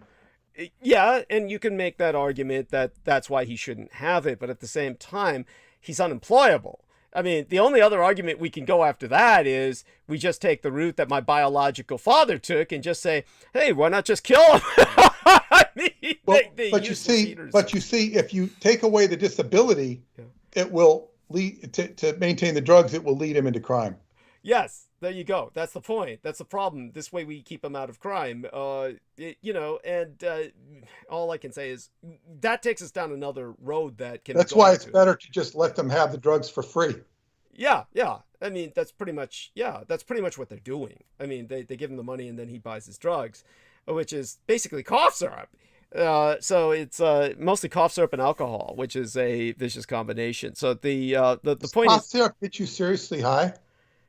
It works with some people. This is like, when I'm cruising for porn late at night, early in the morning or something like that, and then I wind up somehow in the wrong end of the internet, then I wind up into live transmissions from parties where people are helping each other stand on their heads and pour cough syrup down their anus. The reason they're doing that is because it goes straight through the mucous membrane of the lower colon and absorbs much more quickly, which of course can also literally kill you. But yeah, he's pretty much at that level where he would do that because it impacts him so seriously. Different people have different responses. Brendan Zoget at one point, our ballless wonder, he at one point had a friend of his who said, hey, we got money for nothing, but all we can afford is cough syrup. Let's do the cough syrup. And so they went and they slammed down the cough syrup, and then Brendan Zoget got freaked out because his limbs got all numb, so he couldn't move his limbs. So that freaked him out enough where he never did that again. That's that's what Jameson Reese seeks, is that sensation.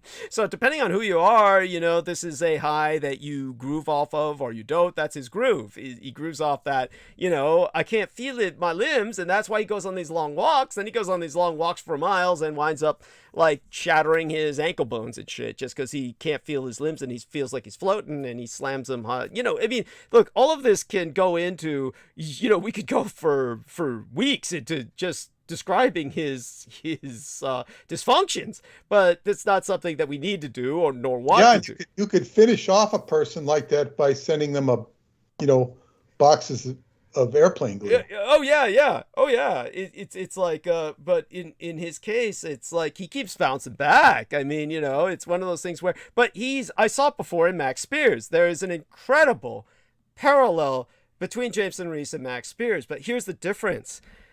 Max Spears and Jameson Reese would have to have been in very different programs, because Max Spears was someone who also, you know, we have to bring this up because the parallel is so shocking. Max Spears is also someone who told Crystal River that, you know, basically Peter Moon was telling Crystal, you know, when Crystal was coming to Peter, hey, Max wants me to go with him to England or Europe or something like that. She was, you know, Max was trying to talk her into kind of leaving Texas and going out with him on some kind of romp around the world, and saying that because of his M16 or MI6 connections, he could protect her and whatnot. And she was like approaching Peter Moon, should I, you know, do this? And Peter was, absolutely not. And so she relayed that to Max Spears, who then said about Peter, he then considered Peter to be an enemy and an obstacle. And then he said, I can make Peter disappear, essentially. Yeah, but essentially saying I can, you know, kill Peter, have Peter killed, you know, kill him and just make certain that, you know, that he disappears, this sort of thing, cover up the evidence, essentially.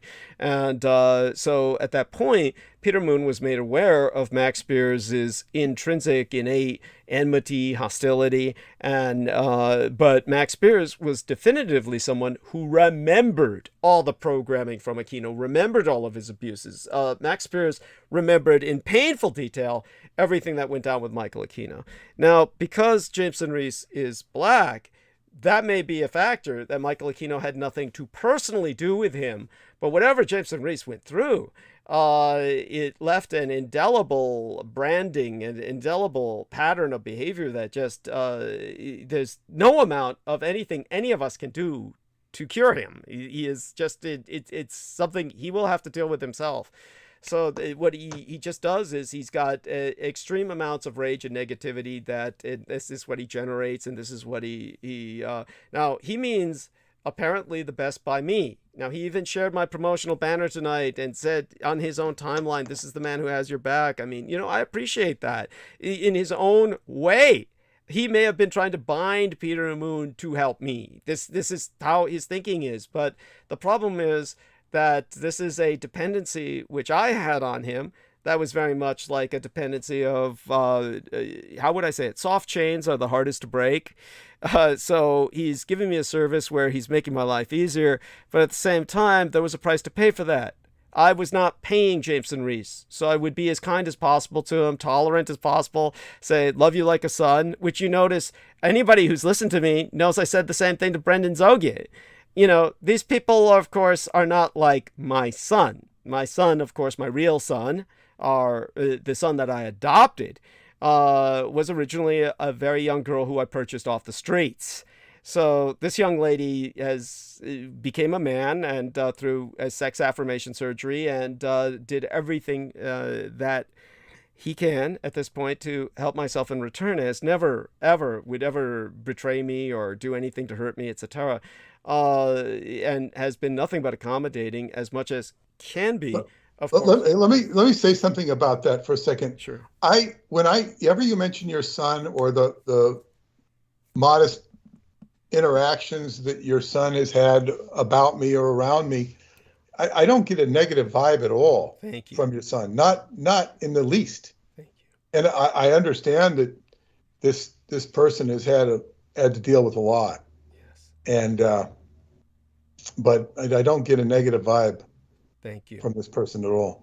Thank you so much. And when I try to treat other people with that level of respect, these young men who are obviously dysfunctional and obviously have enormous challenges that they're dealing with, look at what I get in return, and it just is not. It's just not.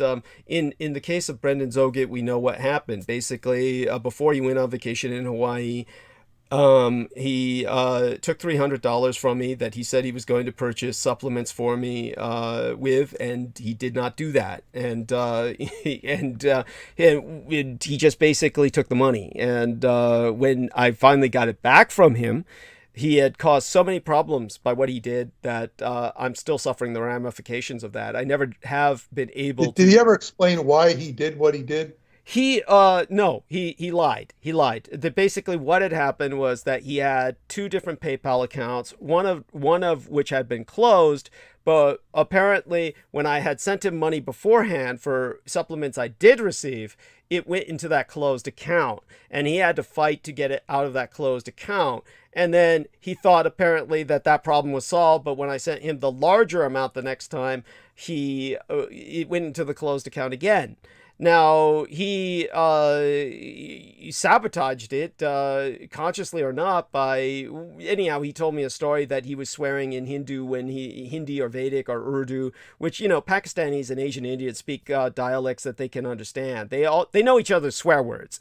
So he swore in Hindi. But wait, is he Hindi? No, he just so is enamored of the Asian Indian culture. He speaks the language fairly well. He knows all the swear words. He knows. Okay. He watches the films. He can read the subtitles. But beyond that, he knows enough. Yeah, he can pass.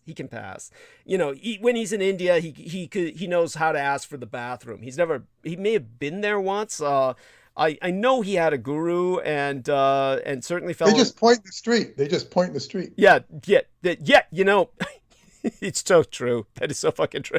I'm not going to go there. Yeah, but if anyone visits India, the first thing you're overwhelmed with is the filth.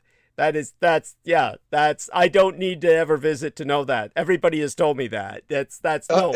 L. Ron Hubbard mentioned once a comment that when he went there, he was flying on his way to Australia.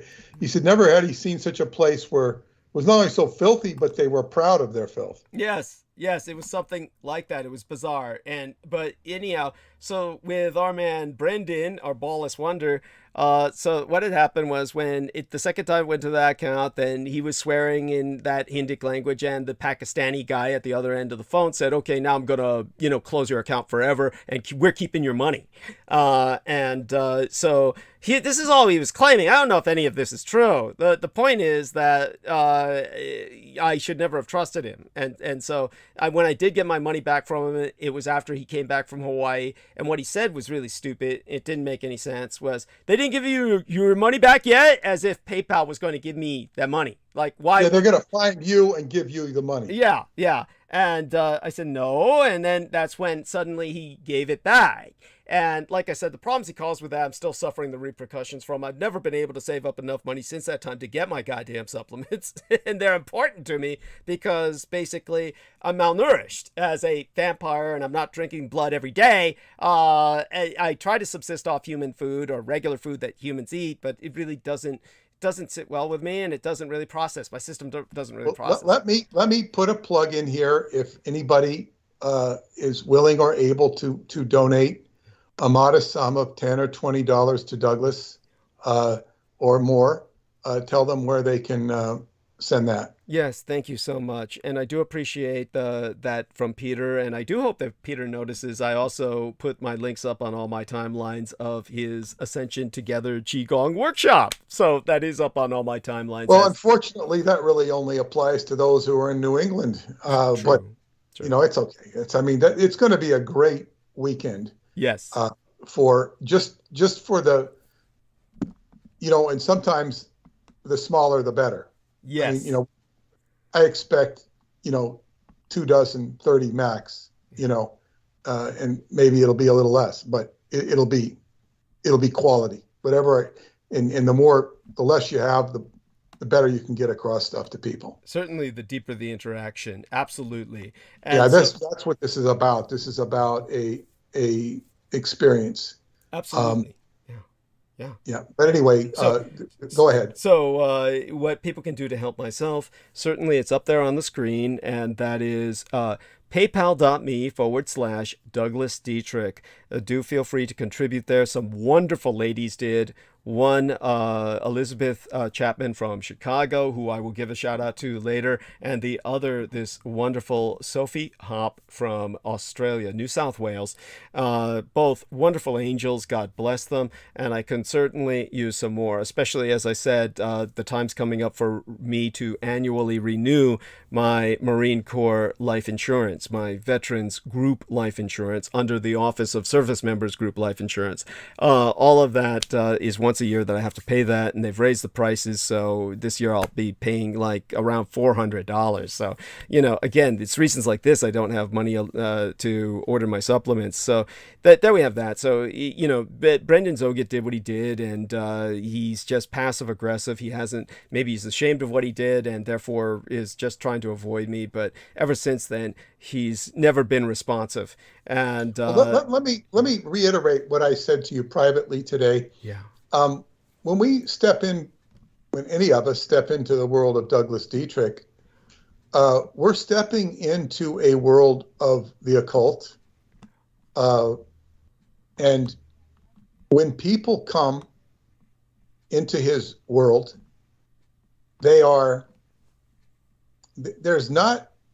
it's unrealistic to expect that they're prepared or qualified to deal with it. And yes, they can deal with it to a certain amount, a certain extent, a certain amount of time. And it's just like if you joined Aquino's order or Crowley's order or any magical order or any, even it can bring out the worst in you. And because as one of my friends said, she says, Qigong brings up your stuff.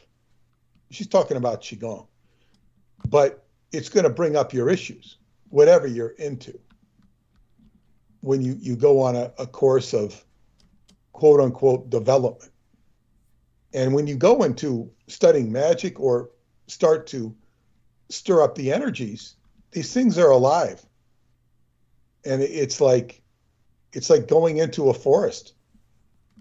The forest, I remember going out into the fields when I was 10 years old. They had fields in back of the house. We moved up to the desert, and I said, okay, Mom and Dad, I'm going out into the fields and explore. And then you see, some huge dragonfly that kind of spooks you, or a tarantula hawk, creatures you'd never even heard of before in the suburbs of LA. Jackrabbit, not so scary. But boy, they move so fast, it scares you. You sneak up on a jackrabbit. And then what I'm saying is you get a little spooked being out in the fields. This isn't even a forest. It's not even a jungle. That's what you're dealing with live energy, the live energy of the desert. And do you think that those animals don't feel a human presence? Of course they do. Do you think that those occult energies, whether they be of Aquino-esque people, they don't feel that? It's like if a beautiful, attractive woman walks into a bar full of male construction workers just to use the bathroom, do you think they don't notice her?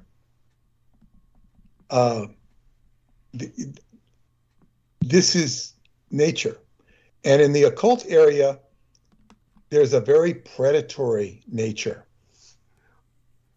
I will relay a story that I recently read and is most probably true. Israel Regardie, the famous occultist, who I have certainly not a fan of, but he certainly did study the occult. He wrote a book about the Golden Dawn, an extensive book revealing their secrets. I don't know how accurate it is. I think in its most, I don't know. I don't know, but people swear by it. But regardless of Israel Regardie, he was enamored of Aleister Crowley and went to, I think it was Paris. He went to Europe to become his secretary and to learn magic. Now, this was, I think, in the 1930s. And Aleister Crowley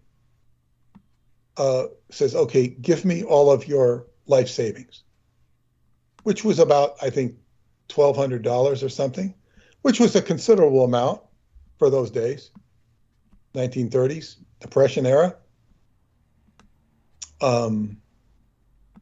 And Crowley then proceeded to spend the money on hedonistic endeavors, whether it be fine wine, food, whatever. And Israel Regardie's watching him dissipate the money, like, okay. And Israel Regardie is frustrated by he's not teaching Israel Regardie anything.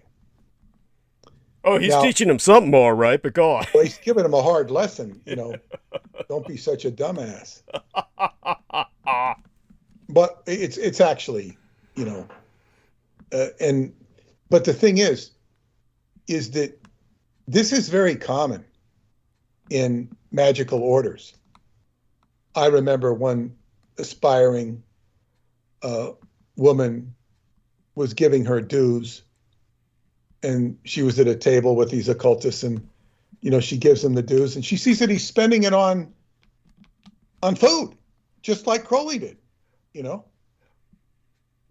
It's like there's no bookkeeping.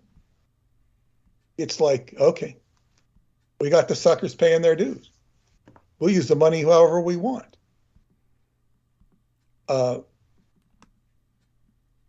So anyway, this is this typical thing. So anyway, Regardie got disenchanted with Crowley, and of course Crowley couldn't afford to pay him at some point, so he disconnected. And Regardie would later write insulting letters to Crowley, and would address him as Dear Alice, because Crowley was trying to sodomize him as well. I didn't mention that. Crowley had designs on him sexually. So he was going to abuse him financially and abuse him sexually. And he might have succeeded to some degree. I was told Regardie was very effeminate. The implication being that he was gay. But I have. So in any case, there is this abusive strain when it comes to people who get involved with occult orders or studying magic. And it's not, this is, very par for the course. Yes. And certainly, as Peter said, where the way you can help me, aside from the PayPal, which is again on the screen as paypal.me/Douglas Dietrich, is also sending checks or money orders the old-fashioned way via snail mail to my physical mailing address, which is my residence, as everybody knows, and that would be on the website www.douglasdietrich.com. You can find it there in case you don't write it down now, but don't forget, this entire episode will upload and you can replay it. So you'll be able to hear myself say it again and write it down at your leisure. And that is Douglas Dietrich at 1242 Green Street, like the color green, San Francisco, California, 94109. That's 94109. And as for what we were saying about Maxwell Spears, and I don't want to let that go without finishing that off, he obviously was someone who threatened Peter Moon, and he was someone who considered Peter Moon an enemy, and he was a product of Michael Aquino's programming. So we had an individual who was indeed abused by Michael Aquino, and painfully remembered all of that. Jameson Reese, of course, kind of reflects something like that. He also has many of Maxwell Spears's mannerisms, in the sense that Maxwell Spears was somebody who I knew who, when he was confronted with bottles of painkillers, he would slam down half the bottle in a single, like, swallow, and swig it down to literally obliterate himself. This was a man who was in so much pain, he would take half a bottle of painkillers, and I've seen him swallow entire bottles. And it got to the point where, when the doctors confronted him, they said that basically that you can do this maybe one more time, and we can pull you back from the brink like we did this time. But honestly, the time you do it after that, you're not going to survive. I mean, he was brought to the point where the doctors were telling him that we can bring you back once more, but after that, you're going to die. And ultimately he went to Poland, where they overdosed him and killed him. Jameson Reese is just like that. Certainly, every time that I would go on to tonight's or any other kind of transmission and he was ready to host, I would always get the same thing before I brought him on, which is like, I'm higher than a kite, and, basically, I can't feel my body right now, I'm so happy. And it's like, again, no moral judgment here. I'm the last person on earth to judge. It's disconcerting for someone like myself, as self-abusive as I am. That's still disconcerting. And he would help as much as he could. But then there were times when, as everybody knows, everybody who listens through these shows regularly, and there's plenty of people who listen to the whole 12 hours, believe me, they replay it in bits and pieces, and they hear it throughout the day. Most of the people who do that, but there are people who are with me throughout the night. Oftentimes he'd be dead by the end of the night. The last 2, 3, 4 hours he may not be there. It would be sporadic. It would be erratic. But most of the time, this is why Peter Moon would feel comfortable with jumping on. Most of the time he'd jump on and Jameson just wouldn't be there. He might wake up and say, oh, gotta go. And then we knew he was, going off into oblivion, because his voice was just completely indicative of that. So there you have that. But that being said, what Peter Moon is speaking about is not the grimoire, which is simply the spell book, but rather the egregore. The egregore is the spirit that's unleashed by this kind of tulpa that begins to be this gray haze, this cloudy, this dark cloud that hangs over everybody's head and permeates the atmosphere and makes everything soggy. And that is essentially what Jameson Reese was. That the problem with Jameson Reese was that no matter how much help he provided, and even though I was not paying him, and could only pay him by being nice to him, trying to get people to see better sides of him, which everybody knows I did to the best of my ability, the fact remains there was a price to be paid. And the price to be paid was the psychological assault from his insanity. Now, of course, the way that I would tell people in order to buffer everybody, including myself, was that we're trying to destigmatize mental illness. And there's no doubt that Jameson Reese is mentally ill. The problem is, of course, it's not our place to cure him. It's beyond simply the mental illness. It's the self-abuse with the narcotics, which then just compounds that problem. It's that he does not want to be cured. It doesn't matter what anybody would say. Sammy Romero saying, oh, here's what you got to do to try and get your own life, get laid. It's one of these things that no matter what anyone did, will present something to counteract that. He does not want to move. He does not want to grow. And the reason everybody felt sympathy for him was because they could see that wounded child. But that's with Max Spears. Max Spears had all the woman he wanted, whenever he wanted, because he was this wounded child. And these women wanted to take him under their wing. But with Jameson Reese, unlike Max Spears, Jameson Reese was far more offensive and far more repulsive, because he kept screaming out the mega murder fantasies. And therefore, very few women could tolerate that or see through that. And who could blame them? So the end result is he simply wanted to be alone with. But again, my point is two things here when it comes to him. First off is that he has no right or reason to be that enraged or to be that much in pain. There's nothing that happened to him that we know of that he ever consciously spoke of that would rationalize or justify his being in that position of that much rage and hatred. It didn't make any sense. The programming is the only thing that would make any sense in that regard. Programming he doesn't remember. And he brings this up with saying he had a handler. So he did bring up he had a handler multiple times. So all of this fits into that pattern.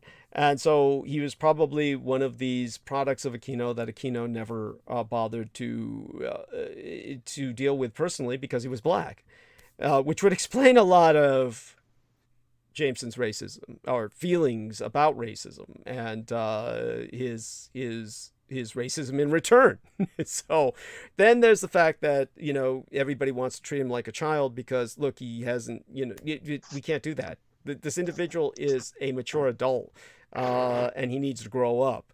So you can't see him as a child. And the end result was he did something that was what I call a fatal lesson. There's fate involved, and it's a lethal lesson in some respects. So one thing that was brought up by our man Peter Moon was what Judith Ager would call a God shot. Basically, Peter Moon just happened to jump onto the phone. I had been through 12 hours of transmission, and most of the time after 12 hours of transmission, especially following a big blowout and a hangover like I had throughout the night, I had no idea Peter Moon had jumped on the call and was just saying to Jameson Reese, who happened to be awake this time, is there something you want to say before I retreat into slumber for the day? And that's when he, like a gleeful child, was gloating about, yeah, Peter said he was sick earlier, that's my mind to get work. I barely even remember that. I had to ask Peter, as well as several other people, did he say that while I was on air, or did he say that after I hung up? I basically ended the stream. So I found out it was after the stream had been ended. Regardless, this shows you his auto-destructiveness in that Peter had historically jumped on calls before, spontaneously. And he was aware of this. And so it was like, this is another example of, as Peter says, what Judith Ager would call a God shot. Peter's pointing out this is the kind of occultists tripping themselves up. And this brings us back to the lesson of, like the other occultists that I had to deal with for years as my producer, Amber Rose Dio. And Amber Rose Dio was a heavy occultist deep into Thelema. And what is it that we always see with these occultists? They're miserable. There's whatever they're doing with their magic, it completely backfires and it destroys them. It's not you're dealing with weapons of mass destruction and you're trying to manufacture them yourself. This is an industrial grade operation. This is why Aquino succeeds and they did not. Aquino is working on an industrial scale with industrial backing. And unless you have that kind of backing, you're not going to be doing this right. If you're trying to manufacture bioweapons in your basement, okay, these are things that require just enormous amounts of redundant safety mechanisms, or you expose yourself and die. So this is, just stop messing with magic. Come on, don't do it. This is not for you. And I say that to anyone, not just JMO. So the point was that he was, however, the egregore. And he was in many ways the egregore that was just like every day has got bad weather. Every time we had him on, then he has to monotonally just go into the, I want everybody dead. It's just, I don't need to hear this. I told him that when I told him what had happened with Peter, then he went into the predictable outrage. Everything I knew would happen. It's just, I'm going to kill everybody on Earth. I'm going to, and it's like, I told him, I just don't need to hear this. And that's when he hung up. Now, when he came back later, it was a much different person, but you don't understand. You can't come back from this anymore. This is like a lethal lesson. It's like what happens when somebody, like I said with Eric Estrada, this kind of caricature of Latin machismo that the Latin American community doesn't even really like, and he's viewed as like a kind of he was a sex symbol back in the day. And he said, you get bitten once by the cobra and then you learn. And no, you get bitten once and then you die. And there's this horrible link I shared with Sammy Romero. And again, it was a Latinx couple, a Latina, and her Latin boyfriend. They were here in the United States. And this beautiful young lady had gone out with her boyfriend, and they fired off a bunch of rounds with their firearms in the desert. And then for some incredibly stupid reason that I can't imagine anyone would ever even find funny, but he thought this would look funny when she was on the telephone, the cell phone, with her camera on, talking to her parents about coming home and how they had a wonderful day and she was ready to come home. Then he thought this one firearm was empty, and he pointed it at her just in fun and pulled the trigger and blew her brains out. And then he panicked and rushed her to a hospital where he told people she had shot herself. Obviously, he was uncovered very quickly. They found the footage on the cell phone, and he's now up for murder, which he should be. But this is a joke that it's like, why anyone would play a joke like that is beyond me. But this is like the lesson he learned is what? It's nothing you can learn from. It's like she's dead. He's up for murder. It's only an object lesson for the rest of us. Don't do something stupid like that. This is like what Jameson did. It's like there was no reason for him to say what he said. When he said it, like so much that he says, it's in one ear and out the other. Now, people may think, how can you be so insensitive, Douglas? Aside from the 12 hours that I already did transmission, and everything Jameson says goes in one ear or out the other because it has to. Because if I paid attention to him, I would be driven mad by his insanity. Mental illness is called such because you can contract it. You can contract another person's mental illness. And obviously, we buffered and tolerated him as long as we could, put him in a containment cell, so to speak, so he could help. He wanted to help, but at the same time, he's always just exuding this negativity of nihilism. And you can't go anywhere with that. So in the end, yes, it's a relief that he's gone, and it's something that I'm sure it's a relief that many people feel. So we put that into perspective because this is obviously a propaganda coup on the part of the enemy, where they can always claim that, see, I'm paranoid. Douglas Dietrich is paranoid, and he basically ultimately gets rid of everyone around him. And this is why Peter Moon had to go into the length of explanation that he did. Obviously, this is not the case. This is the case where I've been very tolerant of different people, and many of these people are just failures in different ways. And, we wish the best to them, and hopefully they can recover themselves at some point, on their own. But we can't do that for them. So that having been said, what I'm going to do is give Peter Moon the stage while I make myself some tea for the night. I'm going to get comfortable for the night. It will probably take me a good 15 minutes to do so. I know Peter's got the stage, and he will go over many things. But I do think that what we covered was important, and it helps to educate people. And there are egregores out there. And for all we know, Jameson Reese may have been the egregore holding back everything we've been trying to do in his own way. So I will clarify that. Yeah. But just before you go, yeah, of course, I'll just talk a little bit about. Oh, take your time. I'll stay here until you tell me I can go. No, you go. No, I'm going to talk. But before you go, I'm going to talk a little bit about egregore, not much, and then I'm going to relay a very interesting story that was shared with me by Michael Sala about Romania. And then I will bridge into the Chinese rocket scientist. Yes. Excellent. By that time, I should be back. Yeah. Yeah, you should be back. So you do that now. Okay. if you can. Okay, so I can go make my tea now, essentially. Yes. So, Yeah. all right. Thank you so much. And by the way, you look so wonderful with that lady. You're in the pink shirt there, and you've got this lady who you're helping with the breathing technique. And was that JoJo's friend? That's Jen, the Okay. Jenster. I call her Jennifer. And yeah, I think that might have been a staged photo that JoJo had me take. That's But beautiful. yeah, I'd say, yeah, she got so much traction out of that Shasta event. And yeah, that's Jen. Wonderful. So I'm going to go mute now. I'll be back in about 10 to 15 minutes at the longest, or 15 minutes or so. But our man, our man Peter Moon has it well in hand, as everybody knows. Carry on. Yes, thank you. Now, the first thing I want to say about, he was mentioning the egregore. Egregore is where we get the word aggregate.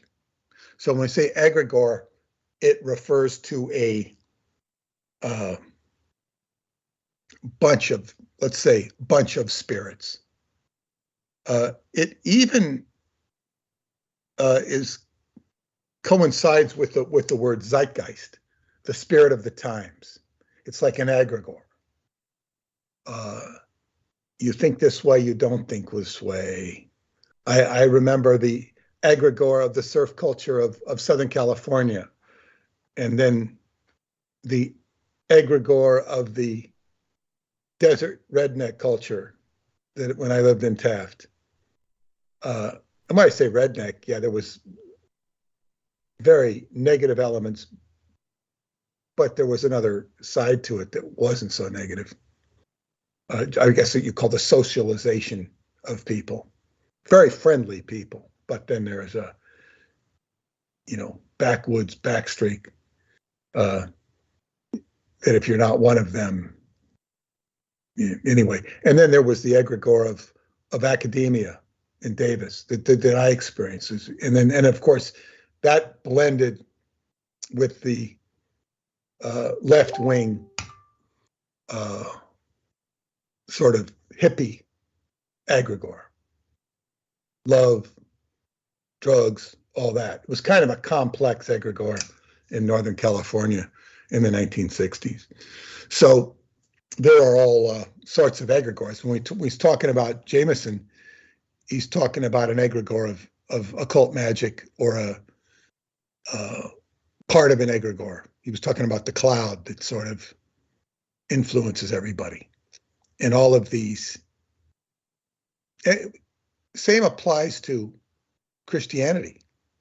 You go into a mass, a Catholic mass, or even a Protestant service, and you'll feel a certain brotherhood, and there will be spirits if you're sensitive, you will feel. And there's a certain wholeness and brotherhood. There is also almost always a hidden element of control. You feel it very strongly in the Catholic services, like we are in control, you are under our control. And that, of course, Scorpio. Egregore, yeah, a very interesting subject. I mean, we see the egregore of the Democratic left-wing agenda. We see the egregore of the right-wing, Trump agendas, not just the Trump agenda, but other right-wing agendas. And these people are sort of following a, political correctness, if you will. It's more of an egregore correctness that, we don't believe in this. We have very strong feelings about abortion. Either way, we have very strong feelings about, and then the economic egregore is inflation. We're now living in an egregore of inflation and whatnot. So I just wanted to say that this is the spirit of the times. And if you go to different cultures, you'll feel different egregores. And when they are felt with magic, it's quite a different flavor. Now, I'm going to share a very interesting story that does include an egregore that's very powerful. In fact, my friend Andrei Chiriac, a Romanian movie director who I met at Atlanticron. He had studied film at NYU, and his film, that it's actually, I think it's more from a film into a series. It's called Egregore. And it begins with Vlad Tepes, Vlad the Impaler, who you identify as Dracula, and he's positioned near the Sphinx. He is using the character Vlad Tepes as a way to introduce people to the wisdom of esoteric Romania and the Solminari. He gives a very interesting historical interpretation, although it is not historical. It is a work of initiation that uses a fictional format. And the cinematography he's done is really good. There's been some, I don't know if I ever got the chance to sit down with Paula and watch some of his, she was going to interpret it for me, or he might have even, there have been some translations done. I was given at least the first season to translate into English, but I haven't done it. I mean, because I don't really have time to do it. But anyway, Andre has been a great friend. He was the one who arranged for my first stay at Choklavina Cave. So this word egregore is very dear to the Romanian heart. And I would also say about Andre, he is more knowledgeable than anyone I've met about esoteric Romania. Knowledgeable about the lore. And he was so kind to meet me twice, before I went to Choklavina Cave and after. We met in a mall in Bucharest. And the second time he brought one of my friends with me. It was quite a coincidence. So anyway, that's a lead in to, so I did an interview with Dr. Michael Sala last week, and he released it just a couple days ago. And he sends me the link, and he says, I'm enclosing a communication I received from a retired colonel from the Romanian army about my query if he knew anything about the Bucegi Mountains and Radu Cinomar's claims in his books. The colonel's reply is quite fascinating and gives details about military activities in the area and the involvement of Israel's military. Let me know if you have any info on the incident, which appears to corroborate elements of the Transylvania book series. And it certainly does corroborate elements. I'm not going to read the whole letter because it's quite long, but the letter is basically says that he knows what Michael is talking about. He's read the books of Radu and Peter Moon, who says that they did a wonderful job together. And I would also say that many Romanians really appreciate me because I'm presenting their culture in a way that the rest of the world does not recognize or appreciate. So I'm bringing out the best of Romania. So it when I'm not threatening, it gives me a lot of, likability. And I'm doing it not for the likability, but because there's something there that needs to be shared with the world. Now, he says, an astonishing accident that would have been covered up by the secret services is only now coming to light. An Israeli helicopter carrying soldiers on a special mission to Romania crashed in the Bucegi mountain range under unclear conditions. Now, everyone in Romania who read the press knows that in 2010, July, an Israeli helicopter crashed in the Bucegi mountains under unclear conditions. But nobody really knew why. And now he's coming forth saying, it's like 12 years later or 10 years later saying, okay, here's the dope on it that he has heard based upon the General Directorate of Army Intelligence. Now, I knew about this crash. And why did it crash? Why did I thought it was more than one helicopter, but it was at least one. And why did it crash?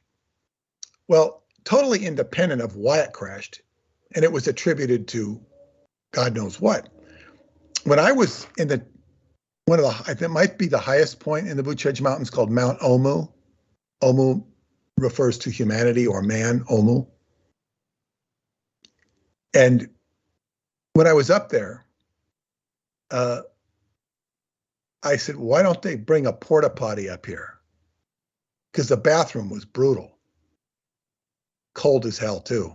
But the coldness was worse than the brutality of the bathroom. It was made out of wood, and it would have been so much easier if they had just one of these regular or a bunch of porta potties.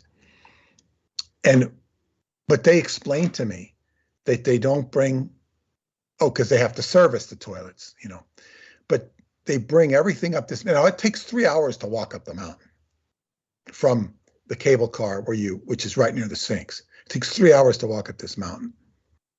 And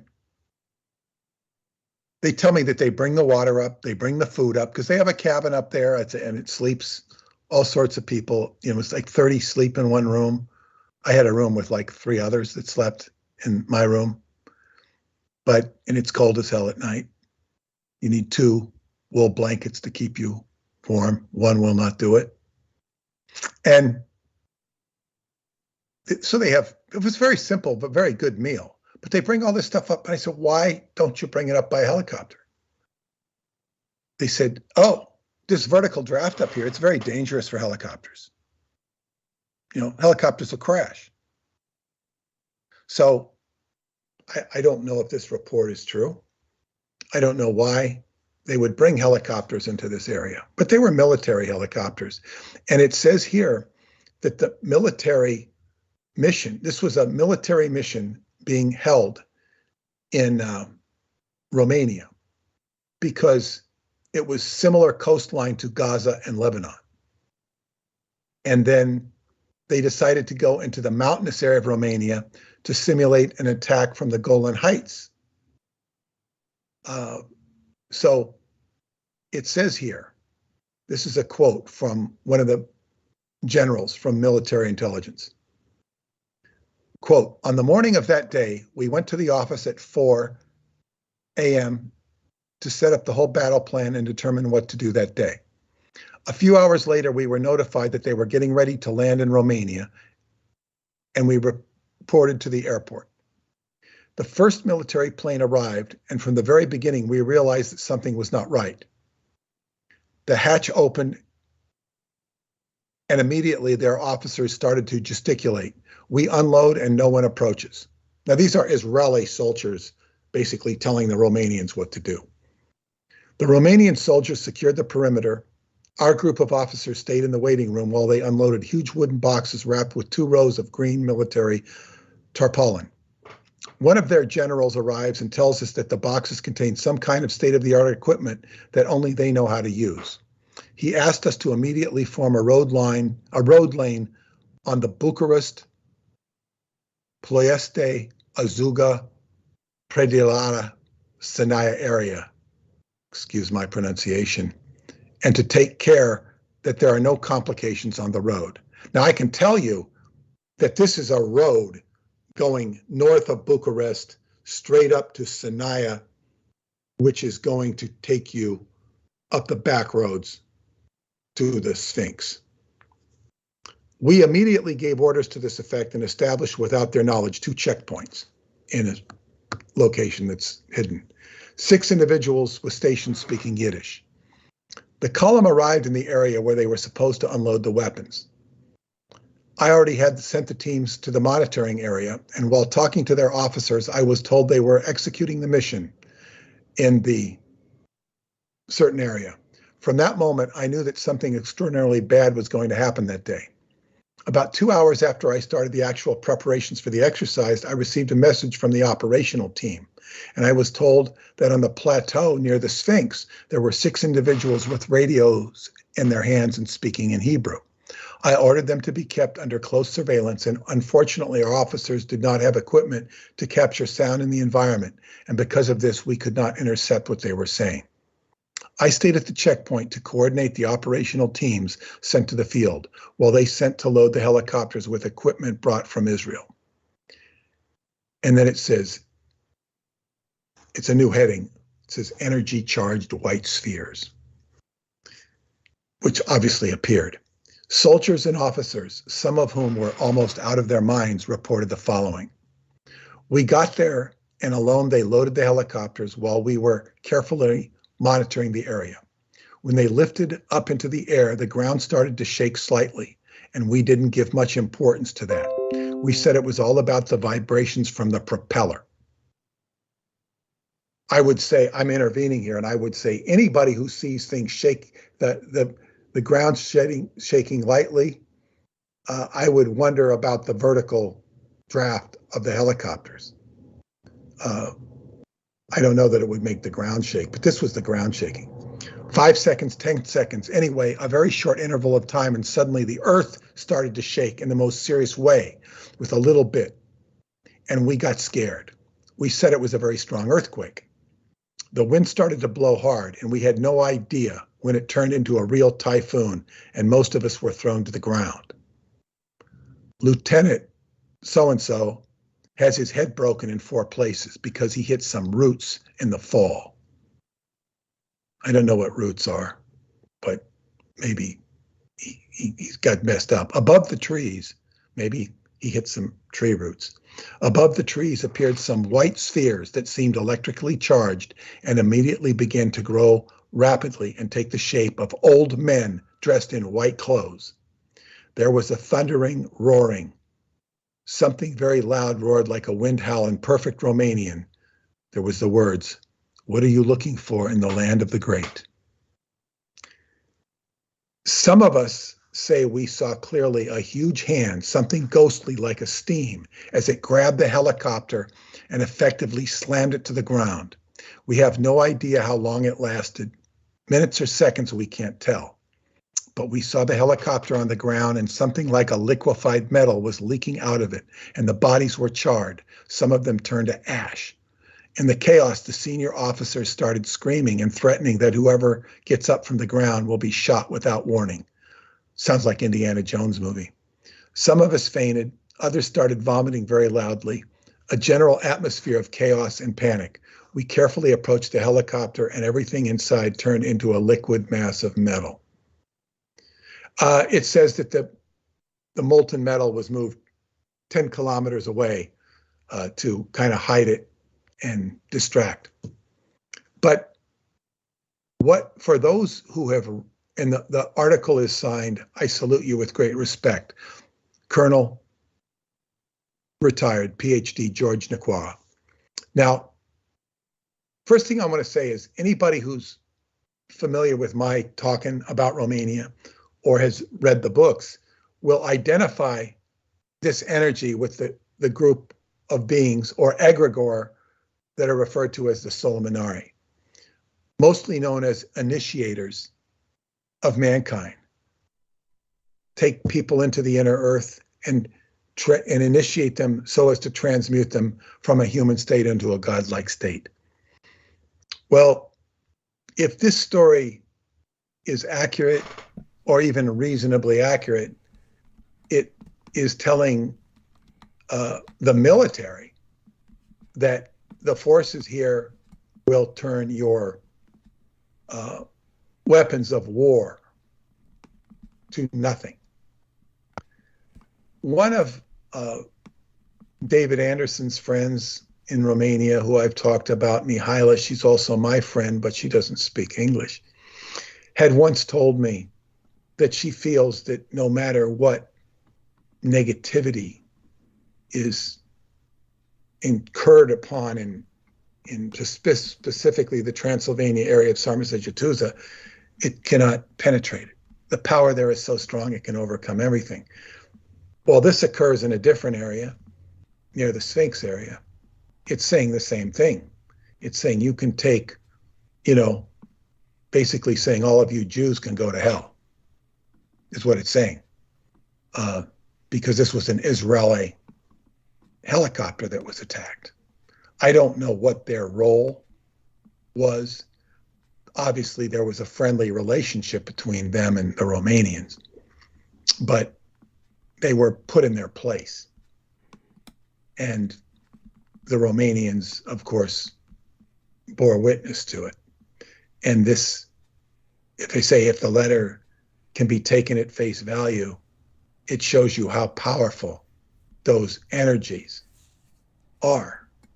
And those energies have been supportive to me because I have been supportive to them on my path of truth. So this is a very interesting story. I have not responded back to Michael. I'm going to tell him in so many words what I just shared with you. The letter that ends, written by George Naquara. Now, people who are familiar with the Transylvania book series will see that name, Naquara, and they can readily assume that it's the same person. It's referred to as Lieutenant Naquara, a member of Department Zero, who takes a trip or two with Radu and is a great friend of Radu's. I should point out that the name Naquara is a very common name in Romania. So it's not unlike saying, Williams. Last name is Williams, a very common name. So just because it's Naquara just should not be construed to imply that it is the same as Lieutenant Naquara, who got promoted to Colonel. Also, I don't know that the Lieutenant Naquara would be using his own name. That might be a pseudonym. I would assume that. So anybody who does see this letter, which I will post at some point, don't be ready to jump to that conclusion.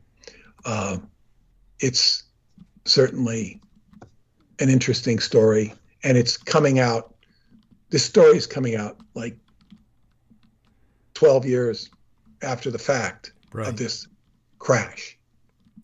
So you've had your tea. Well, it's steeping, and I'll be picking up in a few minutes. But right now, I'm back with you to, to just hear the remainder of what you started. And when I go pick up the tea, that'll only be a few minutes, a time. But right now, I'm certainly with you, and taking advantage of your gift, the pearls you have. It's a good story. Yes. It's a good story, and I, it's an interesting story. Yes. When I go to Romania, I will share it with my friends in the government and friends in the know and see what they say. Yes. Some will have heard of it, some won't. And my guess is they'll probably say, yeah, we've heard this story. We believe it to be true. Right. But I don't know what they'll say. Mm-hmm. And so I didn't hear what crash, but I'm presuming a craft. Helicopter. Oh, okay. Oh, okay. It was these white energy balls brought it down, and then they turned into a white old men in white clothes. Wow. That basically just slammed the copter down. Right. But by the way, you may said, Oh, I'm Go sorry. I was going to say, you may not want to go into this deeply at all, but I was just wondering, the young lady who was visiting, friend of Paula's, kind of like a schoolmate. I mean, is this like yes. What about her? Is this kind of like the school of the Cholomans? No. Well, Okay. no. Well, she's going to Tamarinda School. My mother-in-law. Okay. She is a advanced student in the school, because in other words, when I say advanced, it's like people who've been studying in the groups the longest. Mm-hmm. So she's an advanced student. So she will be going with Paula. Coincidentally, they'll be, I think, meeting in Munich or someplace and taking the same plane to Romania together. They'll be on the same plane, which is a coincidence. And both Paula and her will be facilitators of the class. They'll be helping in other words, they'll be, like a proctor or something. They'll be helping. They won't be teaching, Okay. but they will be helping. In the case, they'll be facilitating, which means they'll be helping get the food when they eat and just doing everything, helping the class happen. Paula's friend Ioana, who's also my friend, will be translating, and Teo, her brother, and Tamarinda will be doing the teaching. So that's who this lady is, and she's. But it's, it's a wisdom school. Is it? And of course, they all know about the Solomonari. It's part of the process that they learn about, whatever. So, but I mean, I don't know if it's, is it an inner earth initiation? In a sense it is, because they're going right there and studying on these sacred sites. So you're going to experience the energies of the place. You cannot go to that area and not experience the Solomonari. I mean, you might not, if you're not tuned into it, or you're just going there to, swim in the river, still be influenced, because some people will go up there just to, vacation, or to see that. But but if you're, somebody's going to have an experience there, because it's very deep, and it adds to the depth. And as they say, this archaeologist, the one that brought me to Choclavina Cave, yes, he tells me he has not read Radu's books, but when he hears these stories, it reminds him of what he's heard from talking to the local people in the valley. And he says they don't come out and tell these stories. They're reluctant to talk about them because they're often associated with tragedy in the family, or something happened to somebody. So, and then what I've noticed in the valley is the people emulate the Solomonari. They have it in their blood. Just like this guy brings me to the cave. This is what Solomonari, they bring you to the cave for initiation. He's bringing me to the cave because he's an archaeologist and he thinks I should see it. I don't ask to see it. And he tells me a whole bunch of, mythology about Titans and this, that, which to me goes in one ear and out the other. Wow. Not terribly interesting to me. Wow. Paula thought he talked too much. But I didn't have that judgment on him. But that was Paula's judgment. Well, that's old men, right? That's what they do, right? He's not that old. He's not that old. Okay. All right. And I really liked him, and he's been very helpful to me. But he brought me a great gift. He brought me to the cave. And if he didn't bring me to the cave, I don't know that when David Anderson mentioned the cave, that the fact that I'd been there meant so much, not only to him, but to me. I said, whoa, I know that cave. I'm going to go back there. Right. If I hadn't been to the cave, wow, okay, what's this cave? Maybe I would have checked it out. But the fact that I was brought there before David told me about it made it all the more, focal point of experience and synchronicity. So now it's like, my favorite spot in Romania, because it's, and just like the valley sort of became my home in a sense, and I, met my wife there. It's home in a way, and Choclavina is my home within the home, like my favorite spot within the home.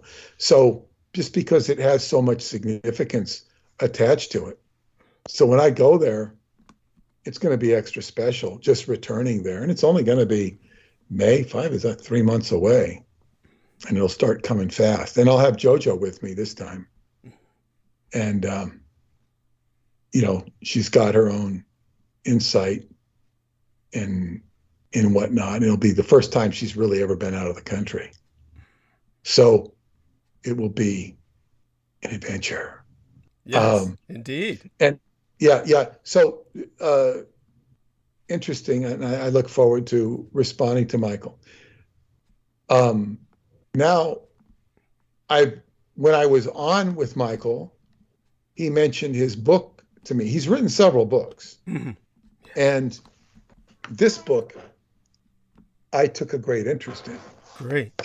I wanted him to send me a link, but I found the book and purchased it before I could even Oh, wow. wait for him. I'm going to be back in just a few minutes. Peter's going to continue. I'll let everybody know when I return. I'm just going to grab my tea. Okay, thank you. Are you going to be able to hear me talk? No, not till I get back. Do you want me to stay until you make a point? No. I'm going to be talking about our favorite Chinese scientist. Oh, yes. So what you can do is, can you talk around the topic until I return? I'll be back in about 2 minutes at the longest. Well, yeah, I'll just introduce the topic. Sounds so good. Anyway, Michael wrote a book, one of his many books, called Rise of the Red Dragon, Origins and Threat of China's Secret Space Program. Apparently, it's a secret space program's book number 5, so he's wrote a lot of books on the secret space program of different countries. The person he's referring to here is, Douglas gave me a whole lesson on pronunciation, and his name, if you see it in common literature, traditionally it was Xiu Shen Xian. That's my best way to pronounce it. Last name Tsien. Born 11 December 1911, died 31 October 2009. Was a Chinese mathematician, cyberneticist, aerospace engineer, and physicist who made significant contributions to the field of aerodynamics and established engineering cybernetics. Recruited from MIT, he joined Theodore von Karman's group at Caltech. This means he was connected to Jack Parsons. Although his connection to Jack Parsons was probably much more loose, the key thing is that he was in bed with, and I mean that metaphorically, not sexually, he was with Theodore von Karman. Theodore von Karman was Hungarian, like John von Neumann, and he was the head of Guggenheim Aeronautics Laboratory, Institute of Technology, which then became Caltech. Galsit became the Jet Propulsion Laboratory. Under Theodore von Karman. Theodore von Karman was the mastermind that Jack Parsons and Ed Foreman went to because they were making practical, pragmatic rockets in the Arroyo Seco, the Pasadena Canyon, I think called the Devil's Gate or Devil's Gate Dam or something. This is just rough, what do you call it? Vacant area where they could shoot rockets into. There's a lot of vacant land in Southern California back in those days. Theodore von Karman was the professor they went to. And so it was Ed Foreman, the mechanic, Jack Parsons, the self-taught chemist, an expert chemist, who von Karman brought in Frank Molina. And I think the fourth guy was Ed Summerfield. But Molina was the mathematician. But also brought into the group was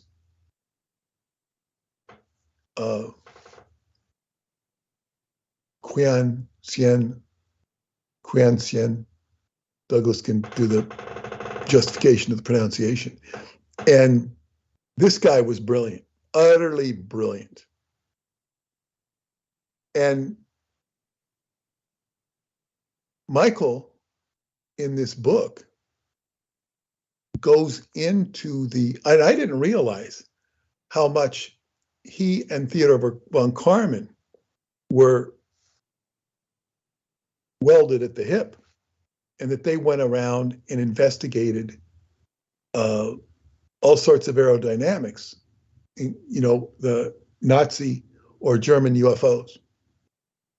Now, I've only gotten up to about chapter 4, and he talks about how this Chinese doctor was in on everything. He mentions the crashed UFOs from New Mexico and quotes certain authors, but see, he's missing the information that's in the Roswell deception. He's a PhD. He footnotes his books, but some of the stuff is coming from text that Douglas has deconstructed, which many of you are familiar with. We won't go into the details. So it's very important that I send Michael a copy, and I will, of the Roswell deception. He's reading the Transylvania series. He's done a very good job.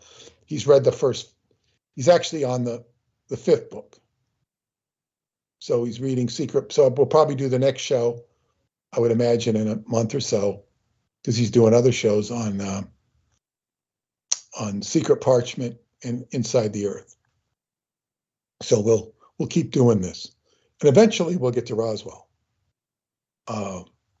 because I will send him the book, and he seems to be a relatively fast reader. He certainly reads a lot more books than I do, and he does shows on them and whatnot. So that was interesting. But I wanted to. So I haven't finished the book, but he goes into what happened with this doctor is he was kicked out of the United States, although he was involved at the highest level of the Manhattan Project and all sorts of things. He not only knew the secrets of aerospace technologies, he helped create them. And although von Karman and all of his colleagues testified that he was loyal to America, the McCarthy era communist scare began, and he was a US citizen. They basically deported him against his wishes. Douglas alluded to the fact that there was so much communism involved in academia there that at the time, that the people in academia might have conspired with the FBI or fooled the FBI into thinking this guy was a communist, because they wanted him in communist China, because they were basically commies in academia. We don't really know. But anyway, he was repatriated to China against his wishes. Yes. And then went on to create the Silkworm missile program. And from here, I will give it over to Douglas, because I haven't finished the book. So when I do finish the book, we'll get back to that, any relevant points. But Douglas can take it over from here with regards to this, including giving us the correct pronunciation. I think you're doing stellar. Honestly, I just got back, and I was certainly excited that you started on the topic. I wish that I had been here to hear what you had said so far. Well, I just basically described his basic history. I didn't go into anything, and nothing different than what we discussed this morning, except Douglas must have given me a 5-minute lecture on the pronunciation of his name. And this is just so everybody understands. Of course, the one of the things that we did the other day was when we were talking with Peter about the word Oriental was, I don't know if Peter heard it, but then it was about the episode after that I went into the colonial roots of Oriental and why many East Asians take offense at it. And it's kind of similar to the colonialism that is perceived when someone is spelling in Romanization, meaning when you use the English letter system to write a Chinese word that's called Romanization. You're Romanizing or Latinizing the Chinese so that it can be pronounced by Westerners. And there is a tremendous colonial history that needs to be going into all of this. And I can bring that up now before going into Jian Zuishen himself, the Chinese engineer, or the man who is more misappropriately known in the West as Sui Shen Tian. And Michael Salo, of course, is an older gentleman, and he's working with the older system of Romanization because that is probably what he feels most of his audience would be comfortable with, and it's probably what he feels comfortable with, to tell you the truth. But just a little bit of education here that's important for everybody, and I'm going to go over it briefly so that everybody appreciates it. And by the way, I apologize for taking so long with the tea. That, again, is cultural. I want people to know that there's a ceremony that goes with it. So it's a 2-hour ceremony. You shortcut it. Yes, that's right. I truncate it from the... by the way, all samurai were later considered uncivilized and uncouth barbarians if they didn't know how to perform the tea ceremony. That was, by the time the shogunacy established itself over Japan, that was deemed a essential part of being a civilized man, was the tea ceremony. And of course, China has its own tea ceremony, and I'll tell you the truth, I follow more of that than I do the Japanese tea ceremony for the very reasons that Peter Moon articulated in brief. It simply takes too long. So in terms of the Chinese ceremony that I worked, I also added some ingredients and made it a more heartier tea. So, it took some time, and also I'll have to dry Let me ask you a question. Sure, of course. Now, I have no, the only experience I have in the Old West, of course, is watching Westerns. Yeah.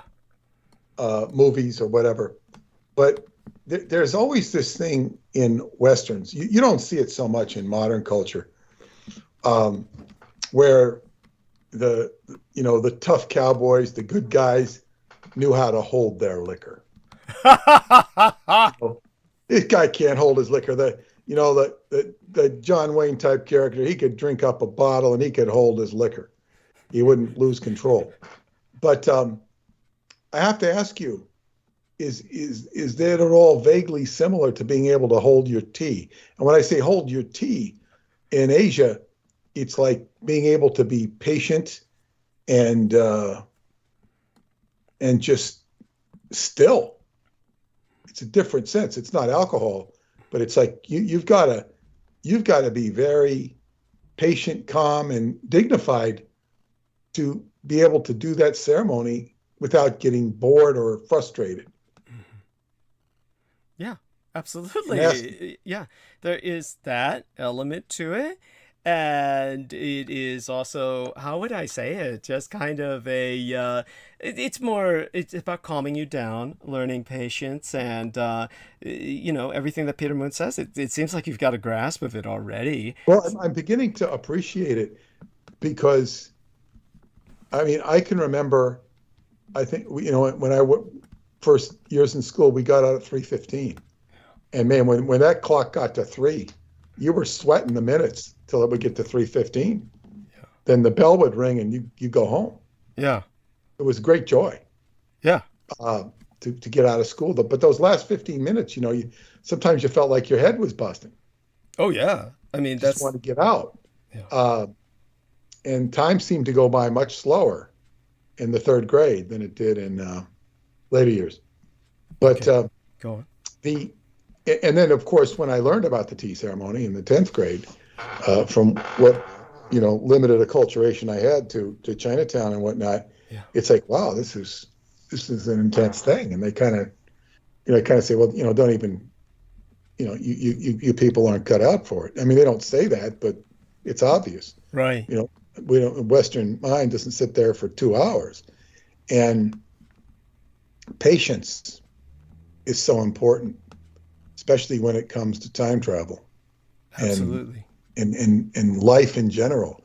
The more patient you can be, the less aggravated you will be, and the more you can accomplish. But carry on. We're talking about the good doctor. Oh, yeah, I'll get to the good doctor. I mean, it's important to get there.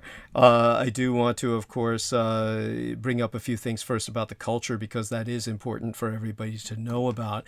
And it's the failure to understand the cultural aspects that led to such things as America's alienation of this incredible human being who, out of vengeance, made China space and time power. Very important to understand that to people who are truly working with space, as in the secret space programs, time becomes inexplicably, or rather inextricably involved. Inexplicably might have been a Freudian slip on my part. I don't know exactly what it exposes, but definitely inextricably involved. So when it comes to, Clarice Claudette, just a shout out to everybody in the chat room. Shout out to her, wonderful woman. I'm sitting right now on her wonderful warming pad, and Vivian Sanchez. Mwah. Shout out to you, honey, as well as Sarah Thomas Lyons, who gives us the pink pulsating hearts. And of course, since our man Jameson isn't here, I just allow the sex bots to do their thing, and they seem to have been satisfied with throwing up a number of ads, and I can take them down later. Right now, we've got a lot of listeners, thanks to Peter and the subject that he's taken it to. So let's get into it. First off, when it comes to the culture of Japan, Peter Moon, of course, was exposed to a young lady who took some umbrage at his using the term Oriental the other day. And obviously, it's not an issue with me. I personally find it not insulting at all. And I do want people to understand that however many young Asian Pacific Islander Americans do consider it so. And this has to do with the same kind of cultural colonialism that makes the Chinese want you to understand that there's a certain kind of Romanization or Latinization of their language that they not only prefer, it is something that they have managed to inculcate into academia so that academia will honor their wishes in this regard. And so it's important for people to know this. When I spoke to Peter Moon about this, I pointed out that the manner of spelling... Bless you. Oh, Excuse God, me, what was that that? was my computer. Oh, okay. I was pointing out that the manner of spelling that Mr. Sala was using was necessary for the reasons I already articulated, and nevertheless, for at least the past quarter of 100 years or 25 years, if that kind of spelling had been used in any term paper or kind of any level of higher graduate school academia for some kind of essay, it would be rejected. It's something that would be rejected on a number of grounds. People would simply be told that you're not using correct spelling, really. But there would be all kinds of rationale behind that many people would not know about. And so here's the story. It's like when the British were inheriting the colonial empires from the original Spanish and Portuguese that had ruled the waves.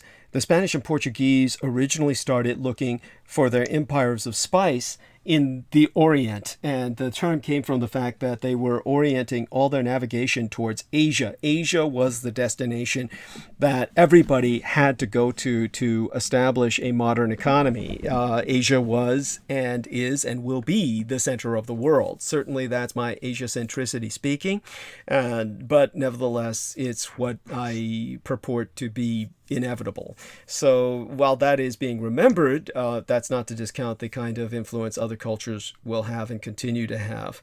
So Isaac Romero brings up that fishing has taught him patience. Good man. Yes. And when it comes to the patience that these men had to have, the navigators out of Europe, they had to make certain that they could circumnavigate enough of the globe to reach Asia, and so they oriented all of their maps towards Asia. Asia was in the north. It was at the top of their maps, and at the top of the world was the Orient, their orientation. That's where that term comes from. So it's where the people who live there were Oriental. So there's a logic to that. That is not what offends Asian people today. Rather, it is the fact that when the British inherited that mantle and basically forged probably the world's first true one world empire, aside from that of the Mongols, the British had more of that claim because they ruled the waves and because they were a thalassocratic empire, thalassocracy. or Thessalocracy, a Thessalocratic empire, meaning that they were a completely maritime empire. They did not have huge forged indentations into the continent till later. Then they kind of combined the twain land and sea empires, but their primary land empire was the Raj, which was India. And so with India as their Orient, their Asians, they began to have to disambiguate because they also had colonies in Hong Kong and Singapore. And so these were heavily Sinified areas, meaning they had a heavy Chinese population. And when the British were attempting to basically colonize all of these various colored peoples, they had to disambiguate them. Which kind of Asian are we talking about when we speak of your servant or my servant or your affiliate and mine? And they began to classify the more porcelain doll, shiny skinned East Asians, the porcelain doll people, as Asians with the epicanthic folds to their eyes.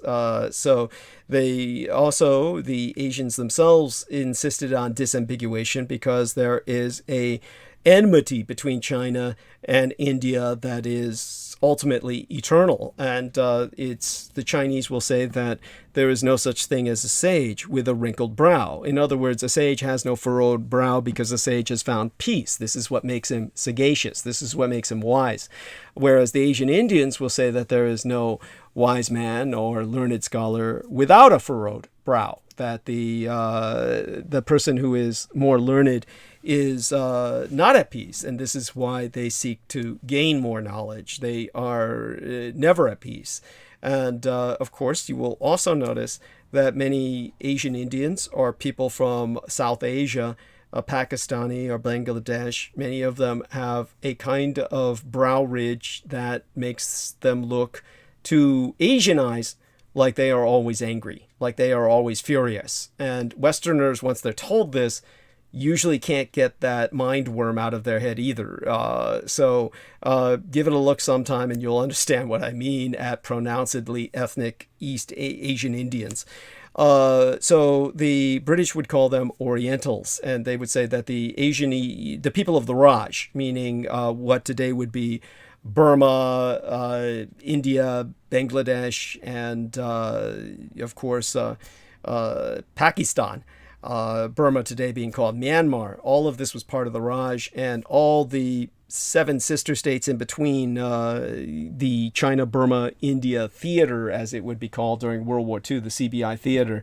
All of these little areas surrounding the subcontinent of South Asia, these were Orientals. And they are very swarthy. They are very different looking. They're considered barbaric looking by the East Asians of Far East Asia. And therefore, when the term Oriental is applied to them instead of the term Asian, they take offense. So that's the colonial scar behind that. And to put this into some further perspective, the British themselves would use the term Elder India because they were referring to South, or Dravidic India, which is Negroid, very black, and considered by many people to be Negro in descent. And so the British called that part of Dravidian India that connects with the island of Ceylon or Sri Lanka, they consider that to be Elder India because that's the first part of India that they conquered. They couldn't conquer the north because the north was the Maratha Empire, and the Maratha Empire held very strong for many generations. So when the British finally conquered that, then they called that New India, or because it was a younger India to them. It was their new conquest. So that brought them directly bordering Russia. So they would use these terms that make no sense today because the people of the North consider themselves the more ancient culture, and they would consider the people of the South to be more barbaric. So the British kind of reversed that. And then the British took Hong Kong during the Opium Wars. And as I said, my family is directly connected with this. It was one of my relations, Commissioner Lin, who fought the British off with all that he had, which was nothing but police forces, for as long as he could. And he was fighting as well their opium that they were distributing throughout all of China, forcing people to take so they could benefit from that. And when the British ultimately overwhelmed the police forces of China with their military, then they asked for Hong Kong as their prize.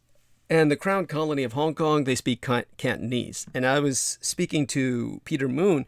The pronunciation of this Chinese scientist's name as a good example sounds completely different and unrecognizable compared to the pronunciation of his name as it's written in the book.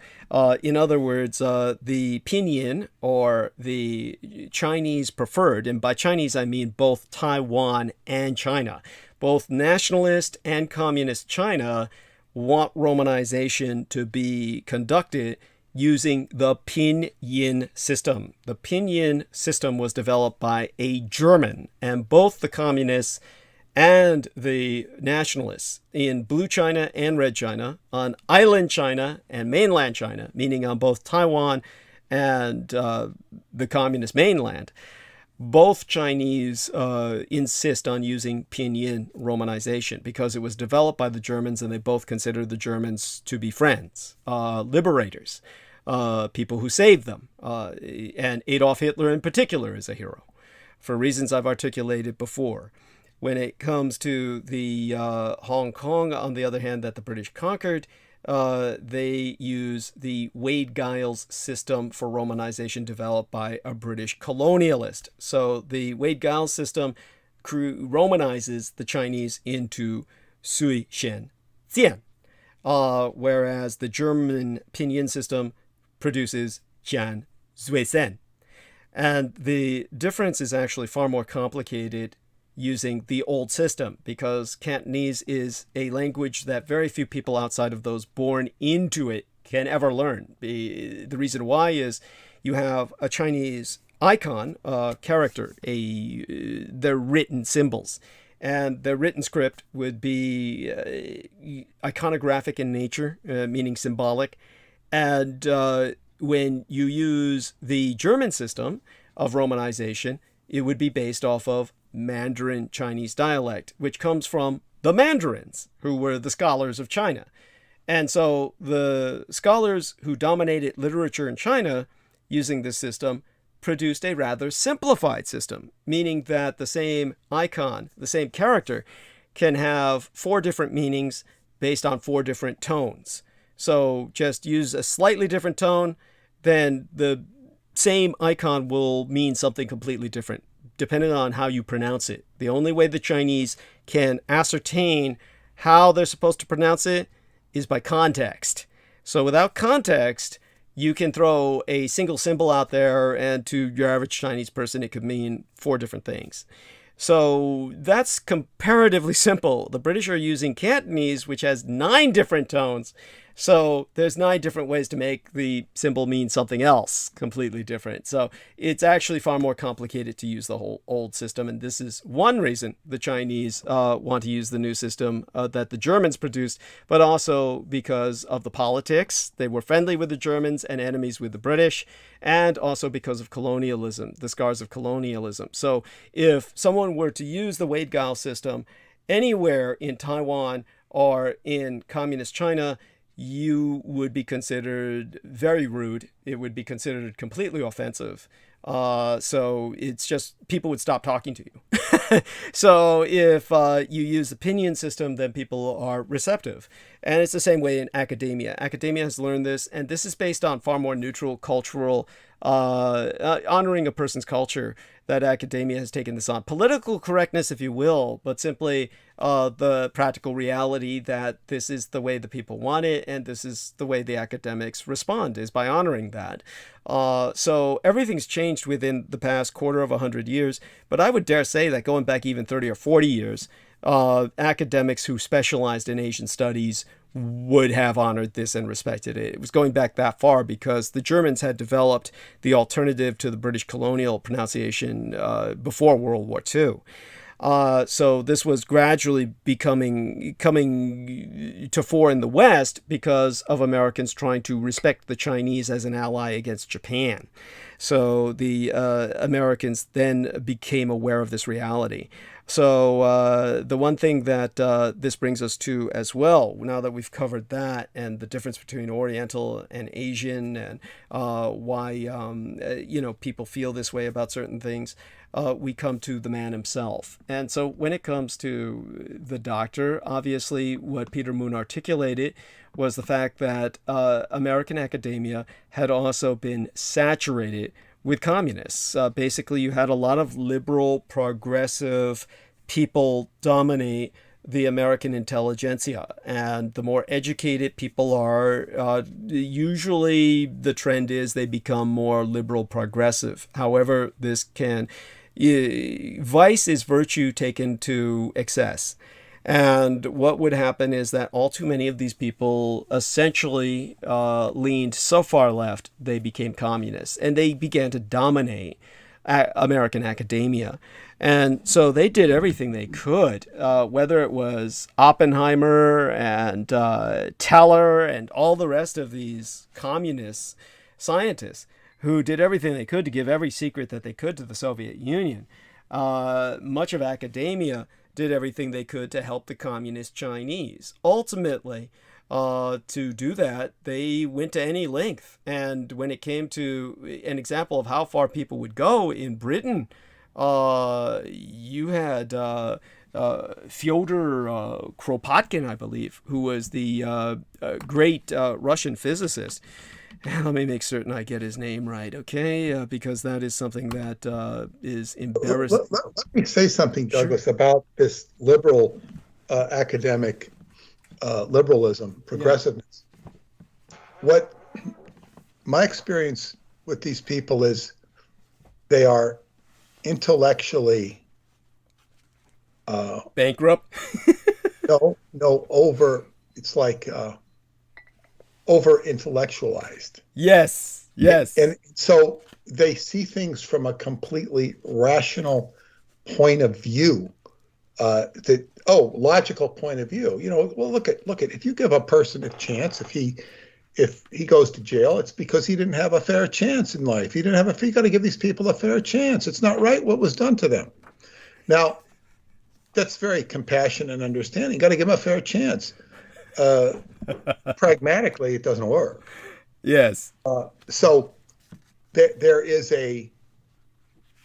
pragmatism goes by the wayside, and they're not pragmatic at all because they're thinking in a framework of progressivism, which doesn't work. And then the pragmatist, can be, the other extreme can become reactionary. Yes. We're not going to have the criminals in our community. We're going to, have to, lobotomize them all or something. It's like the pragmatist can go the other extreme. Well, the example of that would be 3 strikes you're out, and the 3 strikes you're out put literally millions of people in jail in the United States and made us one of the largest prison industrial complexes in the world. But so much of that is by the drug laws. Yeah. Which are unnecessary. But yeah, I was just saying is this extreme. The other thing about liberalism, or in terms of the academics, is that there is a lack of, I guess, testosterone. It becomes any sort of violence or tough guy stuff. No, we're not going to be tough guys. We're going to be nice. We're going to be nice. And this, of course, this is the kind of thing that will make somebody like Putin laugh at Biden. Yeah. Just laugh at him. Yes. Or make the Germans laugh at Neville Chamberlain. They just consider him a pushover because they're not gauging the opponent. They're understanding the opponent. Well, the opponent is rational like we are. And then when you get into the Edward Tellers of the world and Oppenheimers you're going, you're bridging over into Satanism. Yes. Yes. Your point is well taken. That's true. Yeah, I'm just pointing out this context Yeah. where, yeah, you're dealing with your Edomic, you know, forces. Yes. Forces of nihilism.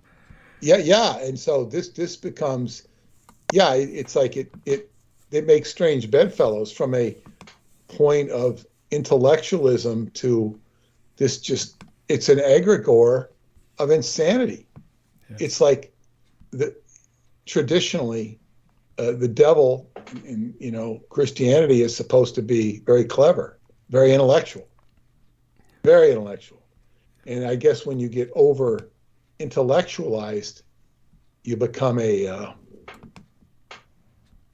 idiot.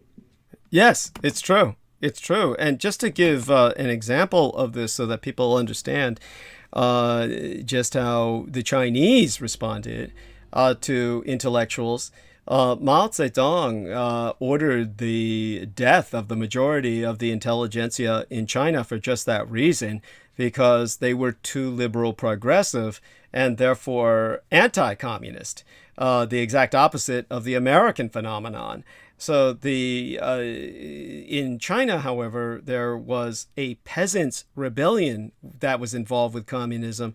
So you had this revolt of the uneducated. These were the peasant class. These were the uneducated, and they were out for blood. And they had, by their experience, no reason to consider the intelligentsia their friends. To them, the educated and the mandarins who had given us the Mandarin Chinese dialect of Putonghua, the national language, the mandarins were the history of feudal oppression to them. And so since they were going to eliminate all that was dynastic, they eliminated all education. Anybody who was considered a professor was sent to the camps to be worked to death, and they would die very quickly, of course. It's the same reason that the brown shirts use the term egghead. That's a German term that comes from the old street fighting days of the Weimar Republic, because all of these eggheads were these over-intellectual professor types who became communists. And their heads would crack so easily, hence the term egghead. That's where that comes from. So when it comes to the man in question that we're talking about now, Jian Suixian, as you would know him from the improper Wade Giles colonial romanization, he is the Chinese parallel of the Russian individual named Pyotr Kapitsa. And Pyotr Kapitsa is an excellent example of what happened to this Chinese guy later. So I'm going to outline Pyotr Kapitsa's story as briefly as possible. But basically, there were two things that saved Soviet physics under Stalin from the same sort of devastation that Soviet genetics suffered during that time. Now, we're going to ultimately expand the Vampirology book with all the text that's missing, but half the missing text from the Vampirology book, which I still recommend you purchase, is about the devastation of Soviet genetics, because what they were doing to try and create new vampires, the Soviet Union, in order to make their own vampires or to create female vampires, all they were using was simple mechanics, just blood transfusions and brutal mechanical operations, surgical, what you would call surgical interventions. This is because their genetics that they might have known about at that time were all eliminated by their politics. They had totally devastated all biological sciences, and they were left with purely mechanical means to try and accomplish what they were trying to accomplish. And it effectively could not be done, certainly not practically, and the consequences were horrendous, and not many people survived anything that they were attempting. All of this was quite the contrast to the Nazis under Josef Mengele, who had developed modern genetics before modern genetics was recognized as such, after the Jewess, Rosalind Franklin, had isolated the helical structure of DNA. Now, in terms of the factors that saved Soviet physics, one was Stalin's supernatural respect for the physicist Pyotr Kapitsa, and, of course, the Soviet atom bomb project that he oversaw, or was forced to oversee, under duress. Now, of course, from the start, Soviet physics was in a quandary because of their politics, and basically what had happened was they only had one solution. Since they had totally fucked over physics with their communist ideology to the point where they would not recognize quantum mechanics. I mean, there is a very celebrated instance in which the Soviet Encyclopedia published an article that was stoutly anti-relativity, proclaiming that the aether existed and that Newtonian physics was perfectly adequate to explain the universe. And the physicists George Gamow and Lev Landau and M.P. Bronstein, they wrote facetiously to the encyclopedia's editor saying that they accepted the dictum about the aether's existence and sought similar guidance concerning such substance as caloric and phlogiston, which these are just discarded pseudoscientific ideas. They were being completely sarcastic. But Bronstein and Landau were promptly kicked out of Moscow University, while Gamow, who was already too notable for such treatment, he suffered later when, while lecturing, he mentioned Heisenberg's uncertainty principle, and a local political officer stopped the lecture mid-flow and dismissed the audience, Gamow himself receiving a disciplinary warning for citing Nazi physics. Well, the Nazi physics happen to work, and the Soviet physics don't.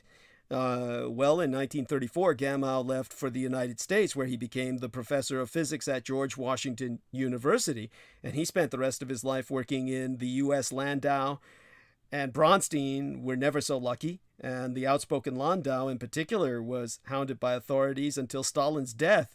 And Pyotr Kapitsa, who had Stalin's ear, had to come to Landau's rescue. Now, Kapitsa himself, he was born in Kronstadt. He studied in Petrograd and then in England at Cambridge under Ernst Rutherford. And he served as assistant director of magnetic research at the Cavendish Laboratory in Cambridge from right after the year my mother was born, 1924, till the year before my biological father took power in Germany, to 1932. And then in 1934, while he was on holiday in his native Russia, he was abruptly seized by the authorities under Stalin's orders, and he was installed as the director of the Institute of Physical Problems in Moscow. Now understand, this man was, at this point in his life, a British citizen. This was a citizen of the British Empire that the Soviets abducted. So he was abducted, and he protested to the British Embassy, and the British Embassy did the stupidest thing in the world. They said, well, we'll consult our academia. You're worldwide recognized as an academician. We'll consult your academic peers. And when they consulted his academic peers, well, they were all fucking British communists. They call them laborites over there. And they all said, oh, Russia needs him. And he's not really a British citizen. He's here under false pretense. And they contacted the KGB. And so the KGB forged a bunch of documents to make it look like he was not a British citizen and said, oh, all his documents were forged. He's not really a British citizen. So the academia helped the communists abduct this individual. So he was stuck in Russia the rest of his life. Now, not only did they do that, but they went so far as to clear out all of his equipment from British laboratories, which was, we're talking about like advanced cyclotrons and shit. So they dismantled England's own cyclotrons to send to Russia so that this guy could make bombs for the Soviets. This is what the British Communist Party did in England. And so this Pyotr Kapitsa guy, basically the only advantage he had was, for whatever reason, and you can take a look at a picture of this guy, Pyotr Kapitsa, and He has a very distinctive appearance, and it looks like he doesn't panic at anything. He probably just didn't care about Stalin and looked him in the eye and just told you, I don't give a shit. And Stalin somehow found this man so intimidating that he worshipped him as a god of science. He didn't think of him as a human being. He looked on him the way I would perceive, in a sense, without the sense of worship, but the sense of awe that I would look at an Ebenezer. Kind of the way that Peter understands the power of Dr. David Lewis Anderson. So, in that sense, Kapitsa was immune to punishment. And so he was able to, in his captivity, live a quality life in which, even though Beria of the KGB wanted him executed, Stalin forbade it and said that if you touch him, I'll have you killed. So basically, it was this man who helped make the bomb possible in Russia, because the Soviets said Quanta doesn't exist, and he was the man who told them, well, without Quanta, your baby pet bomb is not going to explode. And of course, you know who was put in charge of the bomb project, in charge of all science? Beria, the man who headed the KGB. There wasn't a choice that could have been more idiotic. And of course, Pyotr Kapitsa told Stalin that. That's why Beria wanted Pyotr dead. And that's why Stalin said, well, you know, if you touch him, I'll have you killed. And, you know, so it was a deadlock. And but in the end, with a lot of help from the Americans, Kapitsa was able to blow their bomb. But this is not something he wanted to do. He did it under duress. And it was the balance he had to strike in order to live what quality life could be had in the Soviet Union. But understand, none of this would have been possible without the British sending the cyclotrons over to the Soviet Union, without the Americans sending so much else. This is all what happened with this Chinese scientist, Zhen Suishen. So you're talking about... I have a question. I can understand that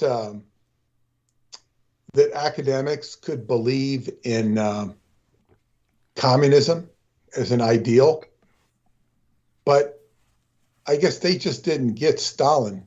I mean, if we take the Satanism out of it, they just didn't get Stalin. I mean, they were kissing Stalin's ass. Yeah, they were in total denial of all of the negative aspects. And same with Mao Zedong. Mao Zedong was looked on at heroically by American academia for generations. Certainly the generation that he was alive.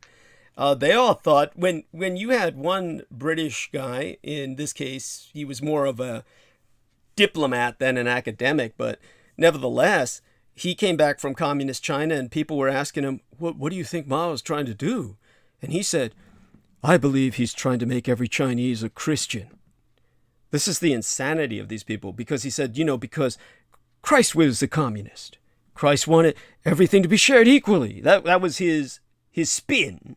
I mean, these are people who could go there and they could see people being forced into labor, and they would just say, well, these people deserve it.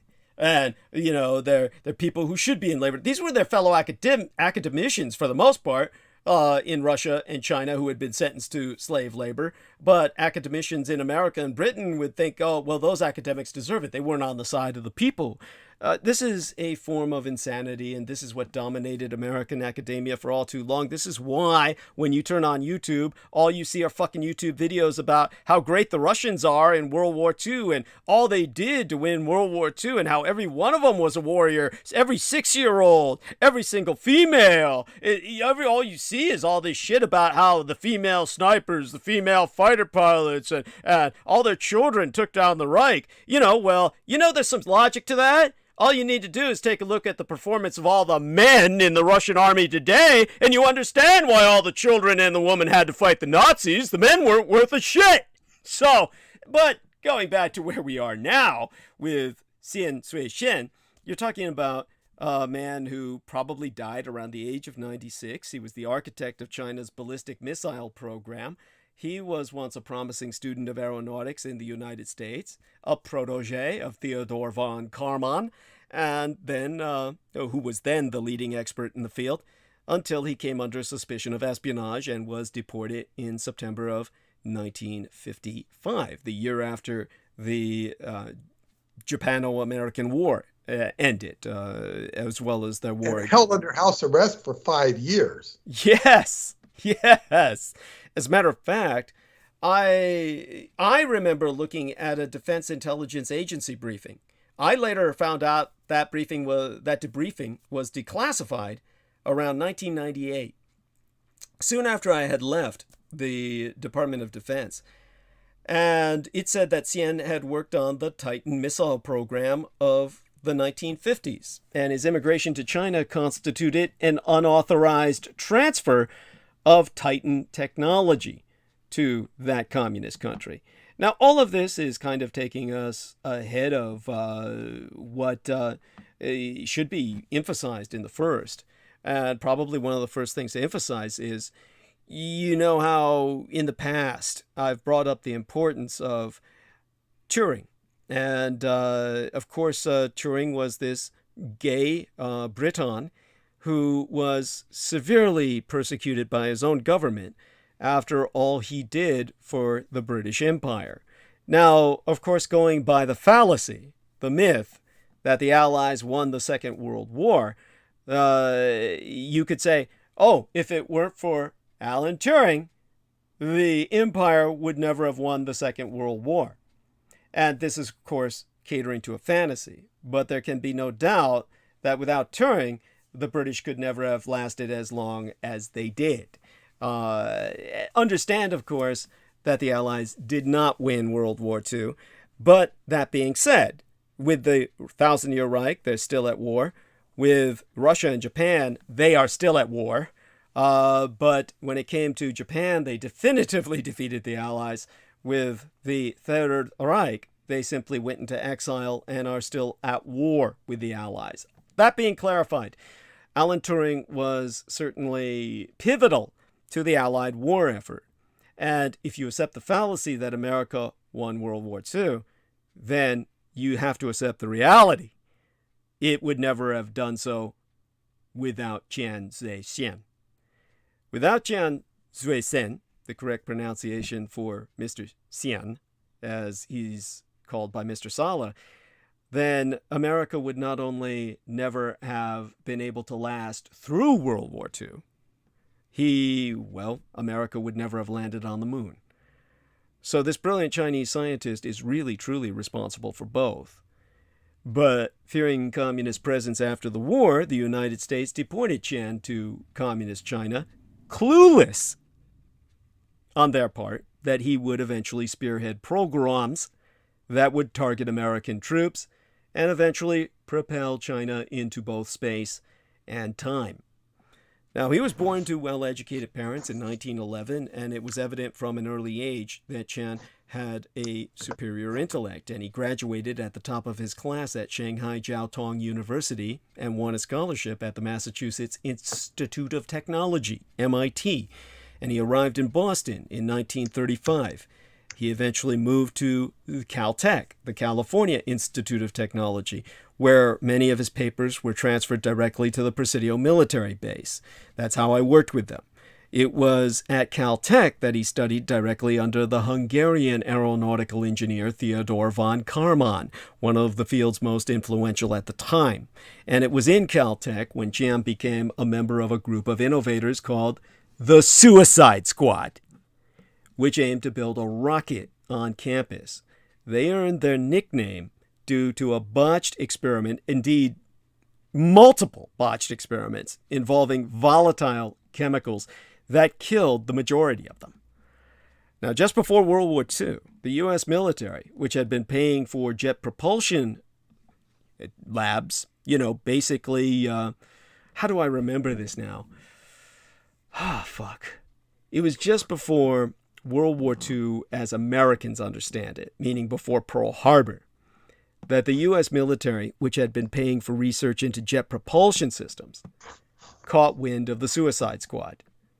And this was because of the high death rates of all these scientists voluntarily dying trying to create a rocket.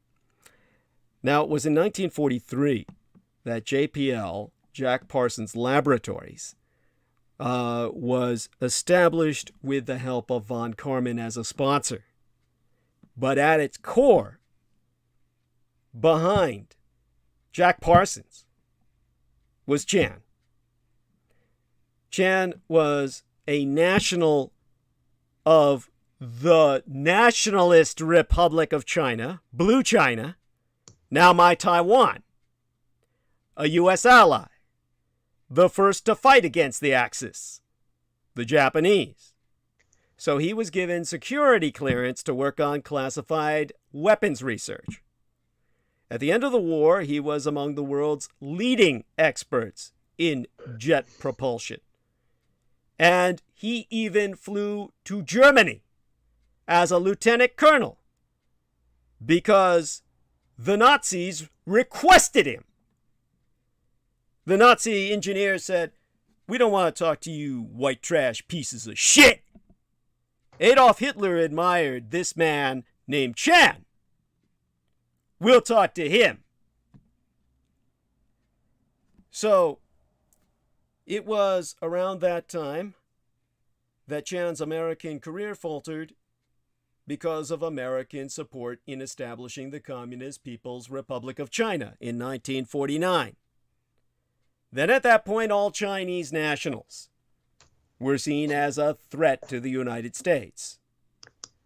The academia, so loyal to communism worldwide, which they considered a monolithic worldwide revolution, reported Chiang to the FBI as a communist based on a 1938 document that was forged. It was forged and supposedly betrayed him as attending a social gathering of the Pasadena Communist Party. Pasadena was where Jack Parsons was involved with his satanic rites. And it was the Satanists who forged the document. I know this because Michael Aquino told me so. Now, Chan... Forged what document? I'm sorry? Forged what document? This was a document that the FBI used to quote-unquote prove that Chiang was attending a gathering of the Pasadena Communist Party. A social gathering. I think it's possible. 1938, a 1938 document. I think there was so much socialization going on. I think Parsons attended the meetings himself. Yes. Not necessarily being one, but attending them just out of curiosity. Yeah. Well, Chan never would have, because he had no curiosity about communism. You get my point. Yeah. And now, also, Chan denied being a member, denied ever attending this gathering. And then all this quote-unquote research proved that he had joined the group with the JPL co-founder, Jack Parsons Laboratories co-founder, Frank Malina, who was also part of the Suicide Squad. Now, there is something that really did happen, I know for a fact, because of my Chinese background. Chan was made a member without his knowing, just like I was made a member of that coven that conducted the ritual to entrance, entice, ultimately attempt to summon and bind the Peacock Angel. My name was put in blood, not my own, on the occult ritual that was performed, on the elements that they burned in their offerings. This is something that impacted me in the environment. This is something that happened to Chan. He was basically inculcated into this without his knowing because he had demanded that there be a response to all of the racism that was going on in that area. Basically, what had happened was that he was campaigning against the segregation of the local Pasadena swimming pool. Now, because he was campaigning against the segregation of the local Pasadena swimming pool, the only people who were willing to protest it were the communists. So when he decided he was going to protest, his name was put on their documents. He was there representing the Chinese community, not the communists. So despite complete absence of evidence that he had ever spied for the People's Republic of China, he was put on house arrest for 5 years, while America was still at war with Japan. In 1955, President Eisenhower personally ordered his deportation to China. This is why, when I take a look at someone like Laura Eisenhower, I find her to be earnest but naive. She talks about having Eisenhower as a grandfather as if that were a positive. Now, Chan left America by boat with his wife and 2 U.S.-born children. That means they were U.S. citizens by right of the 14th Amendment. He vowed never to return again. He had actually been tortured while he was here, physically as well as psychologically. Now, he arrived, of course, as a promising talent in communist China, but he was not welcome there. Understand that there he was seen as a race traitor, a spy for the Americans. You can't win in situations like this. So, what happened was his wife was also the daughter of a nationalist Chinese leader, for those of you who didn't know. Now, finally, what happened was there was some intervention in the, shall we say, the Soviet model. As I said, one scientist's life was saved simply because Pyotr was intervening on his behalf. That's what happened for Chan. He had his own Pyotr Kapitsa, who was respected by Mao, who was more of an alchemist, basically have him inducted into the Communist Chinese Party in 1958. He later served on its Central Committee, and in the following years he oversaw the launch of the first Chinese satellite into space and a multitude of other projects that laid the foundation of China's lunar exploration program today. And in a slap of irony, the missile program Chan helped develop produced weapons that were fired back at the United States. These were Silkworm missiles fired at Americans in the Gulf War of 1991, as well as the USS Mason by Houthi rebels in Yemen in 2016. That's why Fraser McDonald, who wrote a book titled Escape from Earth, subtitled A Secret History of the Space Rocket, said, "So there's this odd circularity. The U.S. expelled this expertise, and it has come back to bite them in their ass." Well, despite the turnaround of his life, Chan remained fond of the American people. And in 2002, Frank Marble, a Caltech colleague, stated that Chan had lost all faith in the American government, but always had very warm feelings for the American people. So he died as an accomplished scientist at the age of 98 in Beijing, and has since been revered as the national hero of communist China. Now, understand that it goes beyond this. You're talking about the DIA claim I had mentioned earlier that was declassified in 1998 that said that Jin, they used that colonial spelling, Jian Cui Xian, worked on the Titan missile program in the 1950s, and his immigration to China constituted an unauthorized transfer of Titan technology to the enemy. Well, it turns out that the DIA claim can't be true, because the first contract for the Titan development program was not let until October of 1955, after Chan Zuisen had departed the United States. So there was this historian and space policy expert named Dwayne Day who wrote this incisive account in the Space Review that unless Xian possessed the secret of time travel, there's no way he could have worked on the Titan ICBM before the program even started.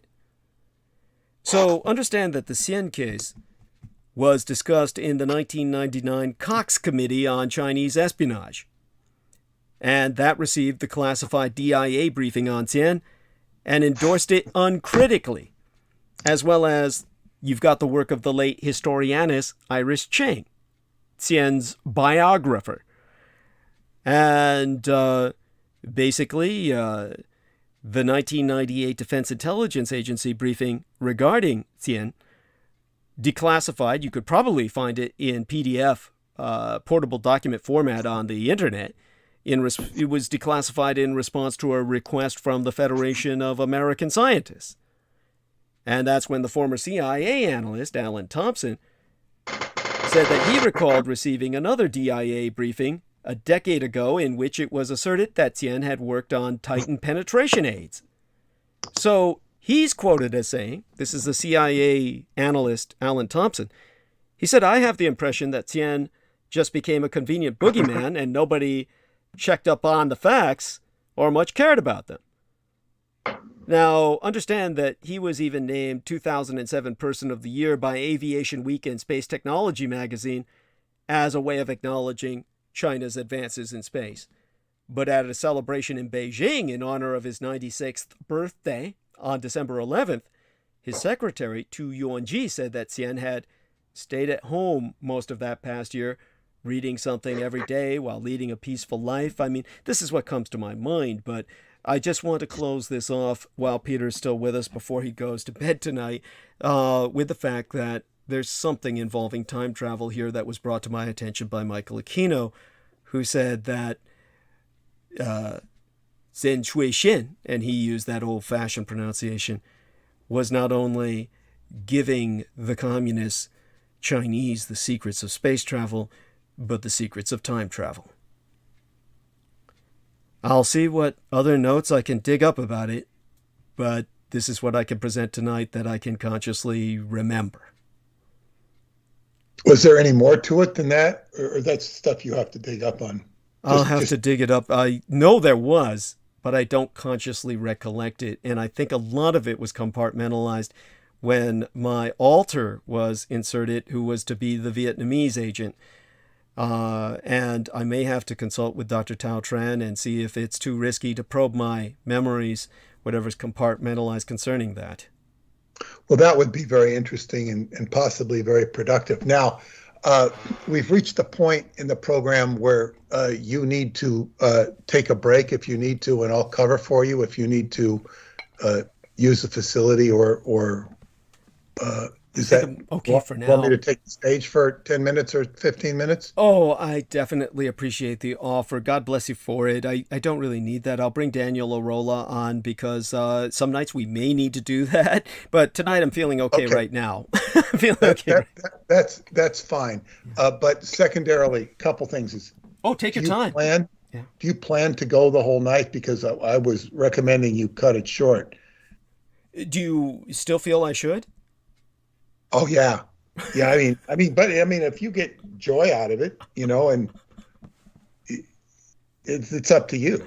We'll see. But I do want you to know when you do wake up on the morning, if I'm still on, do join me. That's another question. That's the second thing I wanted to talk to you about. I don't know if you will be. I will be. Understood. Up and Okay. I might be. Okay. I might well be. That's if you are. But if you're not, then don't worry. We'll talk later tomorrow, or later today, as such as it is, because it's past midnight where you're at now by a minute.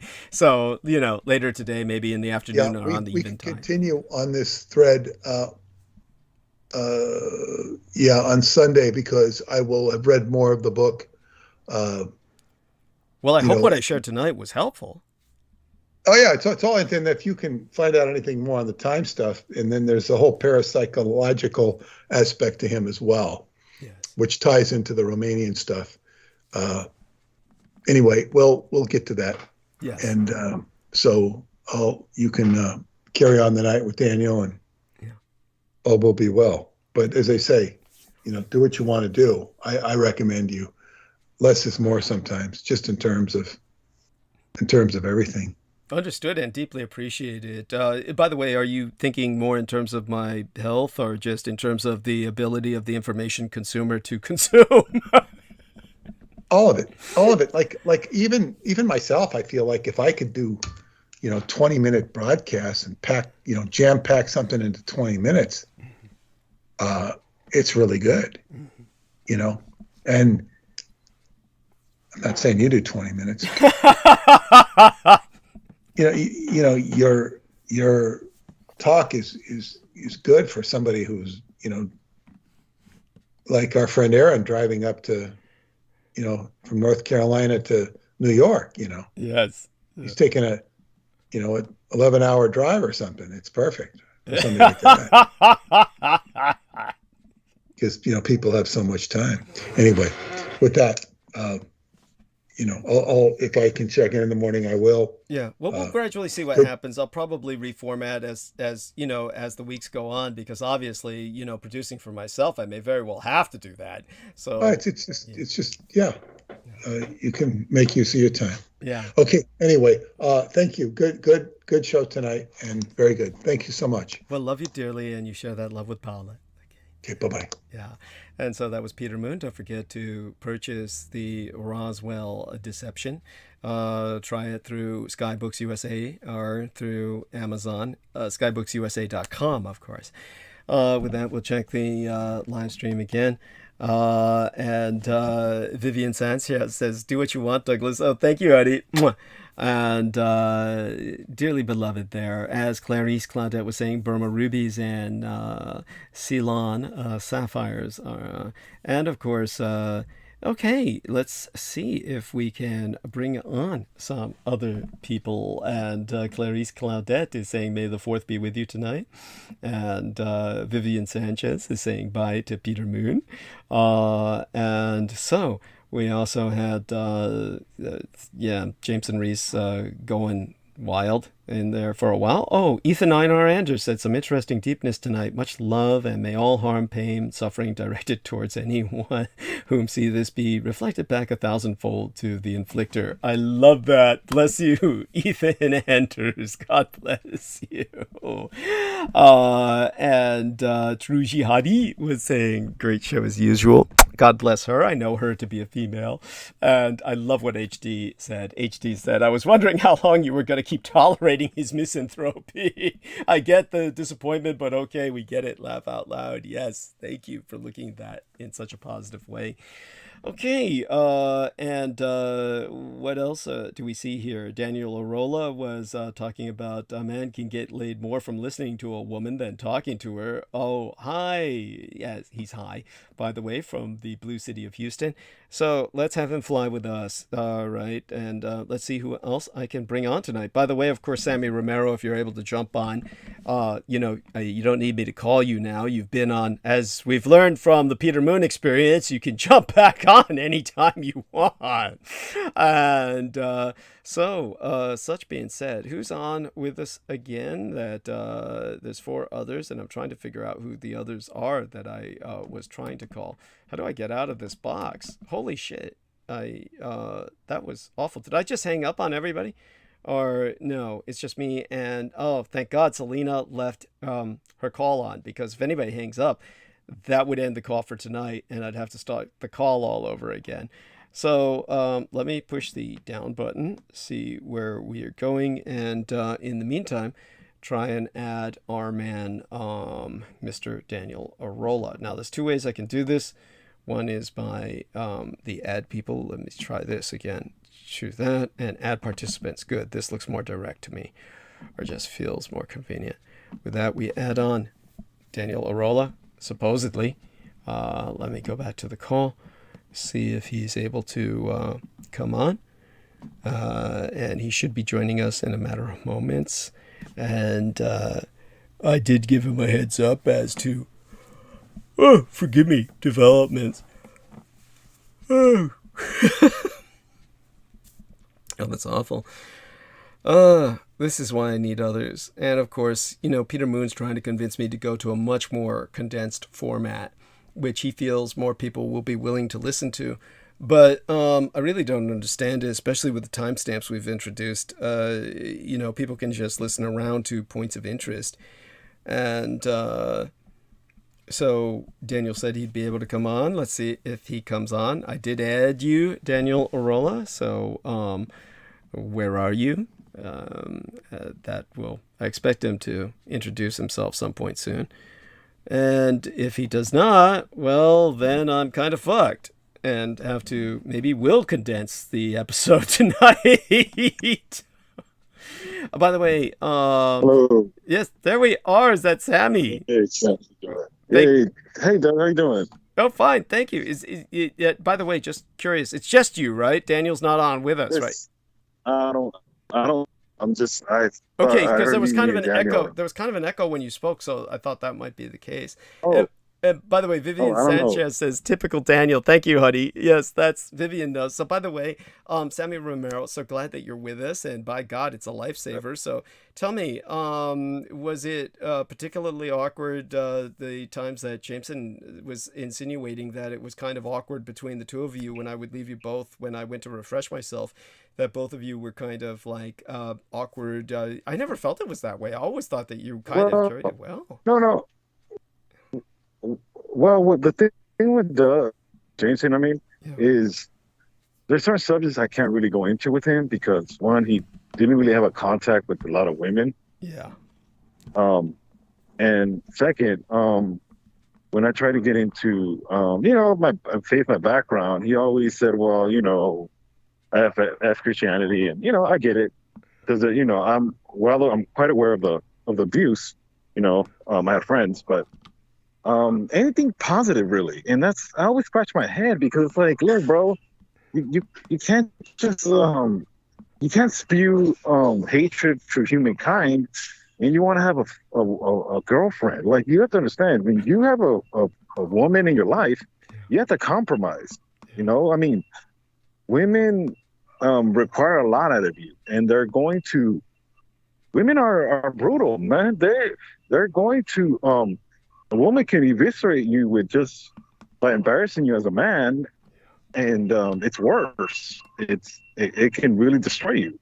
Yeah. Women are beautiful. Women are beautiful, but you got to be careful because in that case, you might as well just not deal with them. And I'm going with even like an escort. It's you can tell a woman the wrong thing or act the wrong way, and she will embarrass you. Yeah. So, it's just, people are people, and it's more like I try to connect with them in certain things, and I could, but at the same time, I think Jameson he needs to do a lot of healing himself, and it's really only him that can help himself. Like I told you, you helped him far enough. The only thing you had to do was screw him, and no, that's not gonna happen. It is what it is. I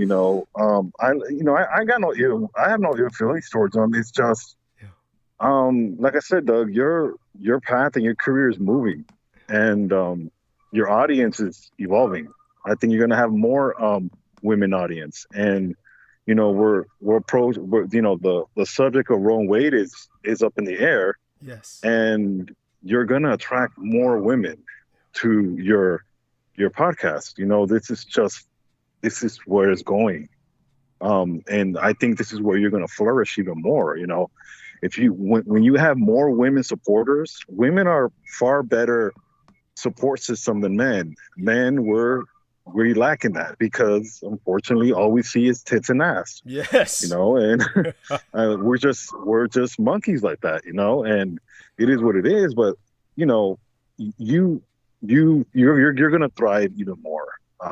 You just are. And the reason why I tell you this, Doug, because when your information hits the right people, especially with women, you can really use your blessing as far as how to contextualize issues, especially when you talk about the middle ground. That's something that really related to me in the sense of you being the Vulcan interaction, Vulcan intervention. I'm sorry. Thank you. No, that's very vital because logic is very key. Order is very key. And these women issues, you're going to have a lot more. You're going to thrive more. And it's great. I'm very excited for your future. And like I said, I have no ill will towards Jameson. It's just you're not playing the game either.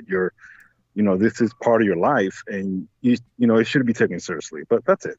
Yeah, no, definitely. And so in terms of I do have to address Roe versus Wade tonight, and I will do so, obviously, while I'm, psyching myself up to do that. In the I know. meantime, what we have here is Sammy to help me carry through the next half hour or an hour. And how's your work going tonight? Is it peaceful or? It's a slow night. It's a slow night. It's pretty much the calming for the storm tomorrow. We're gonna see, because it's the beginning of the month, and I guess it's the airline's gonna start getting flights again. So it is what it is. But this is, to me, this is nothing. I think just like you, I'm trying to advance as far as where my next moves are gonna be, and you have to leave people where they need to be at to work on themselves. Right. And if that means, not being here for a while. Yeah. Is that Daniel, by the way? I think. Hey, it's Daniel. Hey, Daniel. How you doing? There he is. Hear me? Yeah. Oh, okay. Finally, yes. How you doing, bro? No, I was trying to check in there for a second, but I wasn't sure if y'all could hear me. Oh, yes. Thank goodness. Yes. We thought you were a Yes. ghost, but, thank God. So Sammy's doing great, but, help us out here and tell us how your day has been. It's always good to get the light touch. And, of course, yeah, you had the heads up in there. And, of course, you saw JMO in action in the chat room. I mean, have you got any impressions to share with us? Well, what I want to start with is I came in on the part where Sammy was talking about women, Yeah. and with the show and in relation to the show, and I do want to validate one part where Peter Moon was making reference to less is more, about condensing your show a bit, and that relates with women a lot more, because if you give them the whole store, they're not going to want anything. Okay. Yeah. I'm sorry, go on. Did they cut him off? Go on. Because when you're seeding them, but if you give them the whole store, they're just gonna take it for granted. Yeah, I'll bear that in mind. Yes. I mean, obviously I can't give the whole story even when I'm talking on 12 hours twice a week. I don't speak that entire 12 hours. By the way, Sammy just told us he's on Bluetooth, went on mute. Okay, and you're doing that for our sake, right, Sammy? Is what I presume. Yes, is what it means. So I mean, I appreciate what you're saying. So you're saying I should kind of shorten the format too, right? Is that what you're saying? Okay. Yeah, pretty much, because I could only stay up for so long for myself too.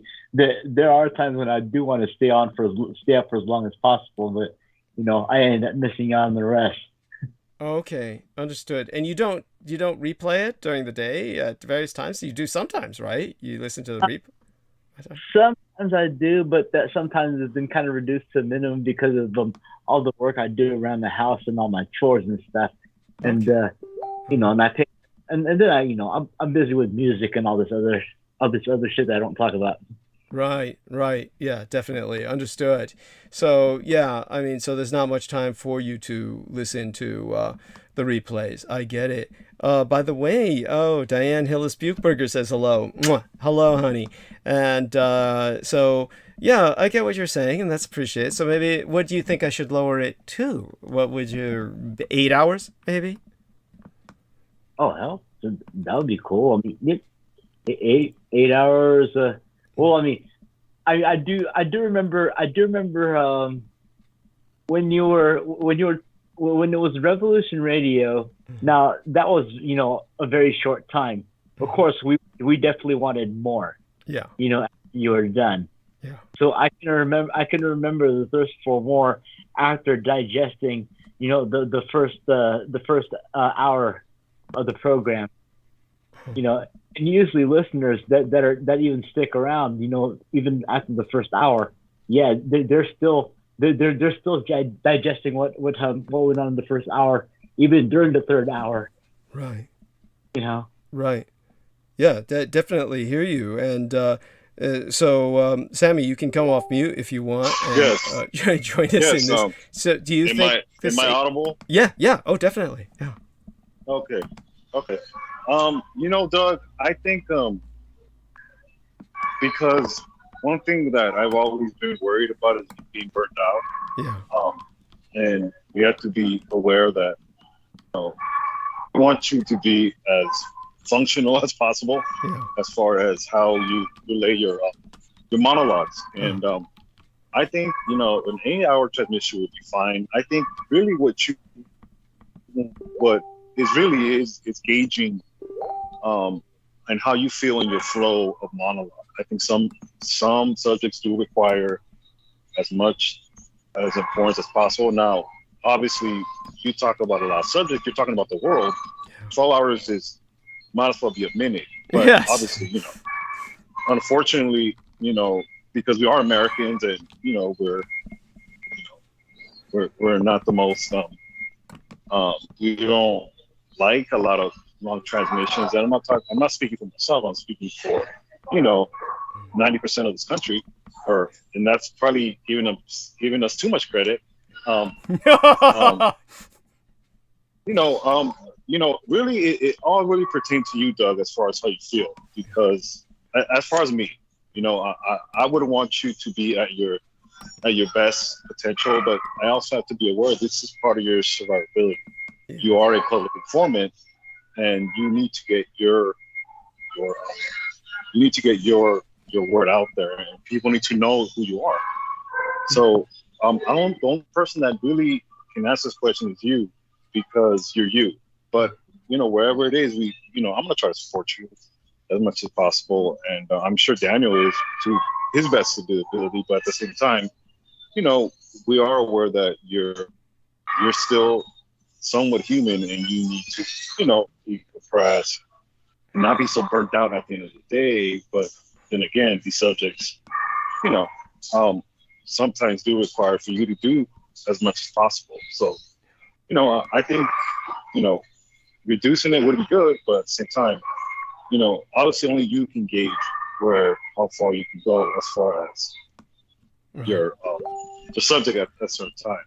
I think what would really help would be to have, maybe your next executive producer to kind of time to, as soon as your monologue starts, write down the time. That way they can cut where your monologue starts and where it ends.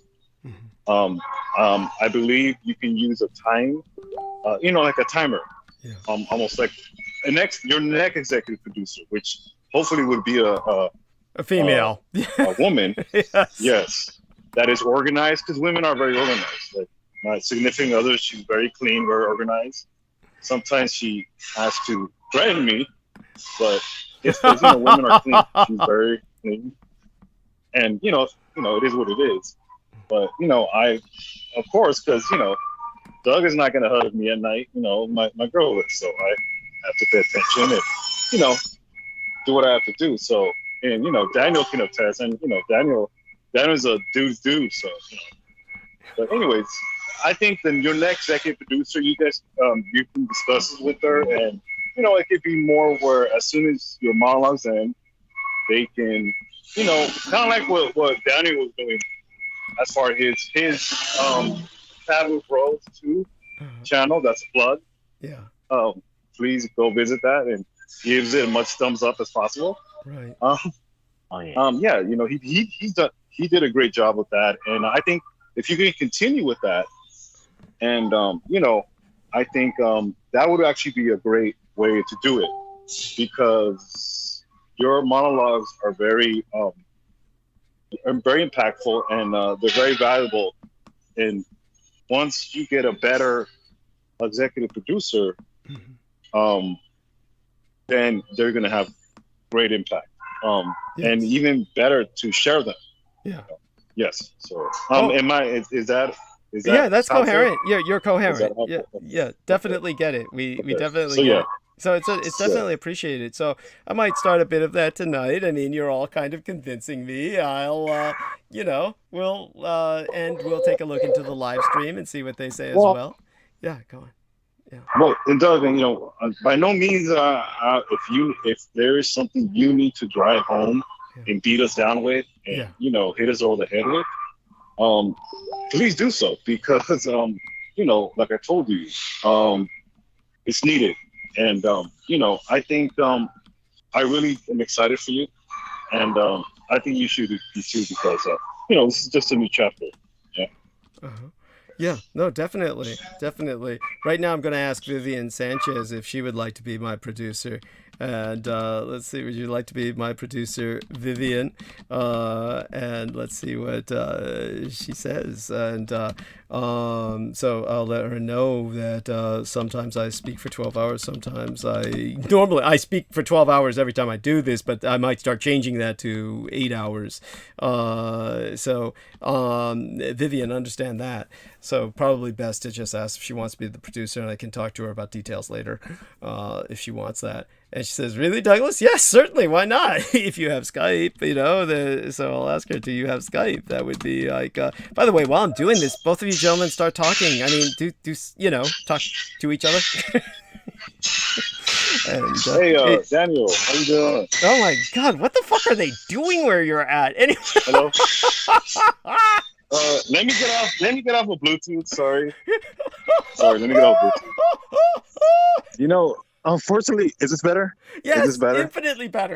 Okay, the Bluetooth for some reason picks up a lot of shit, and I'm in a fucking tarmac. Okay, in a building. Okay, the tarmac is feet away from me. Okay, so unfortunately, I might as well be in a fucking Air Force tarmac. Okay, and there's a bunch of assholes, a bunch of aviation assholes walking around. Contractor assholes, and U.S. Customs, because they come in here too. You'd be surprised how stupid U.S. Customs are. They're not that very bright. Yeah. They're kind of like security guards with guns. Yes. Yeah, it sounds like a cockfight going on there. Yeah. Oh no, there's a.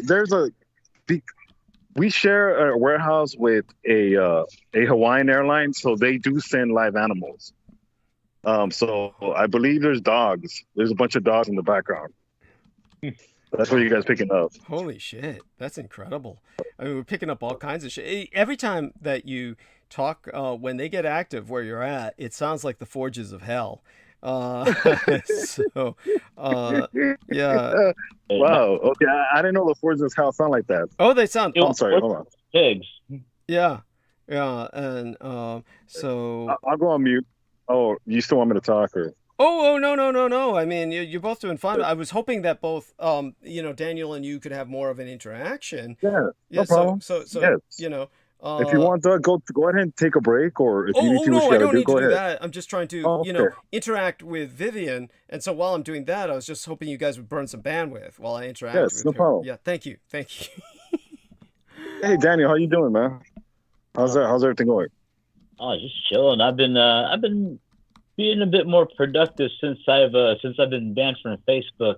So so the less time I've spent on social media, I've been doing more shit around the house, and of course I'm taking care of my own shit. So which makes life okay. Easier. So I'm right now. Do what? I'm right now. I'm in the middle right now of helping one of my family members with yard work as well. Can you hear me? Yes. Okay. All right. I was in the middle of helping one of my family members with yard work. Just a very dear family member of mine. And man, yard work really kicks your ass. It really does. Of course. Oh God. That's right. Yeah. So it's kicking Daniel's ass is the yard work, right? Is that what it is, Daniel? It keeps me from getting fat. There we are. No, it really is. It's great exercise, but I was doing stuff like landscaping, which is very it's kind of a cliche because I'm Mexican, but I wasn't gonna go there, but that was the first thing that came to my mind. It's very interesting. I had a bag of oranges with me, and I was just like, that was a joke. But no, we were kicking ass, and just regular stuff that you got to do around the house, which it's always productive. And Doug might be rolling his eyes, but it's I swear, like I was Daniel. I told Doug that I know I probably come off as a square to him sometimes, but that's just what I am. I'm a big square, but how about you, Daniel? Oh, Daniel's as cool as they come. So go on, Daniel. I grew up in a world of squares and a Christian conservative upbringing. So right. I was the quiet guy that sat in the back of the class with a trench coat on, but I didn't have any guns. We had to disambiguate that. Yes. Yeah. Oh, shit. I was still just as scary nonetheless. Yes. You're always scary, Daniel. By the way, I do put up votes on your videos that I encounter, and he does quite a few videos. So Daniel's productive out there. He says he's been more productive since he stopped. What was it that you stopped that made you more productive? I've been banned from Facebook.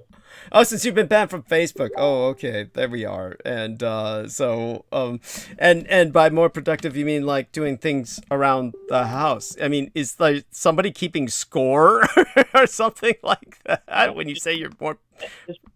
I just been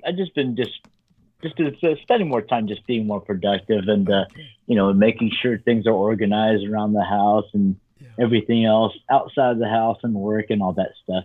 So I don't spend a lot of my extra time on social media as much. And by the way, yes. So Diane Hillis Buchberger made a joke because basically she was saying this. It almost sounds like there's a satellite in the background, the beeping. She says it's very faint, maybe airline control office beep beep beep. She heard the dogs too. Yes. Well, you have to think. I'm in the logistics area, and this is pretty much they ship everything. I didn't realize people, when this industry, people take their dogs on trips on planes. That's how humans are. They fucking torture their animals. It's true. Yes, that's so cruel. Go on. Unfortunately, Doug, a lot of Asians take their pets. But by the way, that was a car. Sorry. Yeah. I'm trying to get to a quiet area. that way. No, it sounds a lot better. It sounds a lot better now. Okay. That's for sure. I mean, okay. Yeah. But I'm in an airfield, and there is, you do get a lot of distortion with what's going on. But it's just part of the industry, and sometimes I'm a little embarrassed because I don't want to mess up your transmission. But this is right now what you got to deal with, and I'll do my best as possible. Just when it's just what right now what I got to work with too. Yeah, got it. Yeah, no, that's fine. And so that being said, what about yourself, Daniel? Something to counter that with, to add? Daniel? How's my sound, by the way? It's Is great. It better? He's great. Okay. Good. Go ahead, Daniel. Yeah. Go ahead, Daniel. I was still kind of barely catching every other word Sammy was saying. It was still kind of a little static here on my side. Okay. All right. So basically, what he was saying. I'm sorry. Go on. Repeat yourself if you wish. Oh yes. What I was saying is I work in the middle of a tarmac of my building, so there's a lot of distortion, unfortunately, sometimes, and how Doug describes it feels like the blazes of hell sometimes. Yeah. Yes. And that's very interesting because I never heard Jameson really complain, so that's very interesting. So of course he wouldn't. I mean, Jesus, he's fucking oblivious. What do you think? Right. But no, that's pretty much it. Daniel, go ahead. Oh no. Okay, I got it now. Yeah. I really don't have much to add to that. I mean, other than me being used to working around the loud noises, I've been able to mentally filter it when I'm around it. Okay. I have a question for Daniel. This may be a little silly, but I'm just curious. Daniel, through your, I remember you being an erotic dancer, exotic dancer. I mean, did you ever have women? I know you've had stalkers, but did you ever have they ever like, I want to say creepy, but get in a sense of they fall in love with you and they're telling you their whole life story? Did that ever kind of blow your performance? Like, am I making sense? Yeah, I know where you're getting at, and yes, Yeah. it has happened many times, more than I can count. Oh, And okay, all right. it's a creepy nightmare every time. It gives me the heepies up my spine, Okay. It kind Yeah. of like I better lay off a little bit and tell her to give me some space, That's very interesting because one of the last transmissions we had with them, I was explaining to Jameson that the best time to go to a strip club is between when rent, by end of the month and the first, at least that way get a better chance to bargain, what you can get and what you cannot get. Obviously you don't, you're not there to force yourself, but and he was cheap. He was being like, well, I don't want to pay, $140 for that. I'm like, well, come on, you got these women are not going to do stuff for free. Like it's almost like look at yourself and then look at them. You kind of have to realize that you got to pay to play. As far as those environments, if you don't want to pay, then you're pretty much the female, talking about her life. Like you're going to creep the performer out. You have to make it worth their while. I was trying to Tim. As a matter of fact, when it comes to females, okay. Now, I mean, I'm speaking about from the experiences of a guy like myself. Now, but when it comes to females, they're a little bit more tolerant and resilient to it because they can already see through what a man is saying, in a professional setting like that, because all what they're listening to is what's jingling in their wallet, or through their credit card, and all they know is whatever they're saying is they just want their attention and they want to hear whatever this guy has to say just to keep their attention, Right. Absolutely. And until it's time to hustle them for another dance. Right. I think it's just, I was just trying to give them a kind of sense of, just of that. He is who he is, but in the sense of, that's one of the things that I try to kind of, when it comes to my relationship, and reason why I'm bringing that is, the more attentive you are to a woman, especially if you care about her, the less you got to do really in the long run. I think that's one of the things that's helped me a lot. Where, even when my disagreements which I've had, with my partner, at least I've had them, and it's out there, and people don't get surprised by your disagreements, and you kind of work through them. Am I making sense? Yeah, I think so. Yeah, go on. What do you think, Daniel? Can you rebuttal, please? Well, I mean, now when it comes to male-female relationship, it's not so much just the understanding. I mean, we may think we've reached an understanding, and we may think we've reached an understanding to agree to disagree about things and just go ahead and let it go, and that's all cool. But what's bigger than that is, and what makes things a lot easier is just to acknowledge that the perception is different. It's just not similar. So right. That could also invite yourself another way to appreciate that perspective, and to be able to explore it, and to be able to explore the relationship you have with her, Right. I mean, even if it's not just about the subject itself, it's about your connection that you share with her. True. I wanted to ask you one thing, because you're a ladies' man, and I'm not saying you're not, but you're in a relationship. I'm a retired gigolo, but yeah, I can show what I can.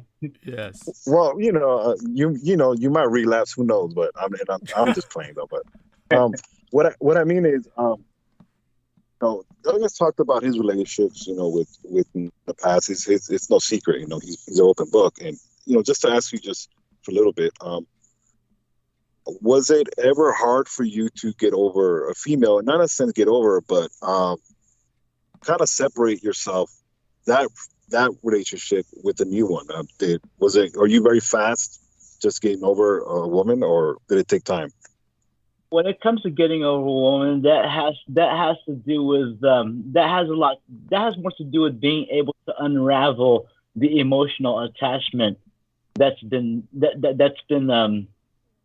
wrapped around the woman in question. So it's like you can rationalize it, you can talk over the situation. I mean, all you want. It's really hard because no matter what changes is a feeling that's attached to that woman. And it's all a matter of being able to unravel that attachment from her. And that's another way to let her go. Right. Oh, I see. Okay. No, I was just curious, especially because your background, you were around, you've been around a lot of women, especially with your dancing background. And, I'm not saying that you're not susceptible to hurt. Obviously you're human, you're a person, but I think sometimes because I in a way though I kind of did understand James in a way of not being able to talk to women. Doug knows that story, how I kind of had to push myself, and very dumb things I did, really just recite a love song and almost got killed. But what I mean is just getting out there and actually engaging and talking and being friendly, just being a normal person and not as creepy as because I think sometimes men get locked into that creepy zone where once they do see a female, then they start becoming creepy in a sense that, well, I don't want to approach her because I don't know what to say. Well, just open your mouth and talk. Like that's just part of it, right?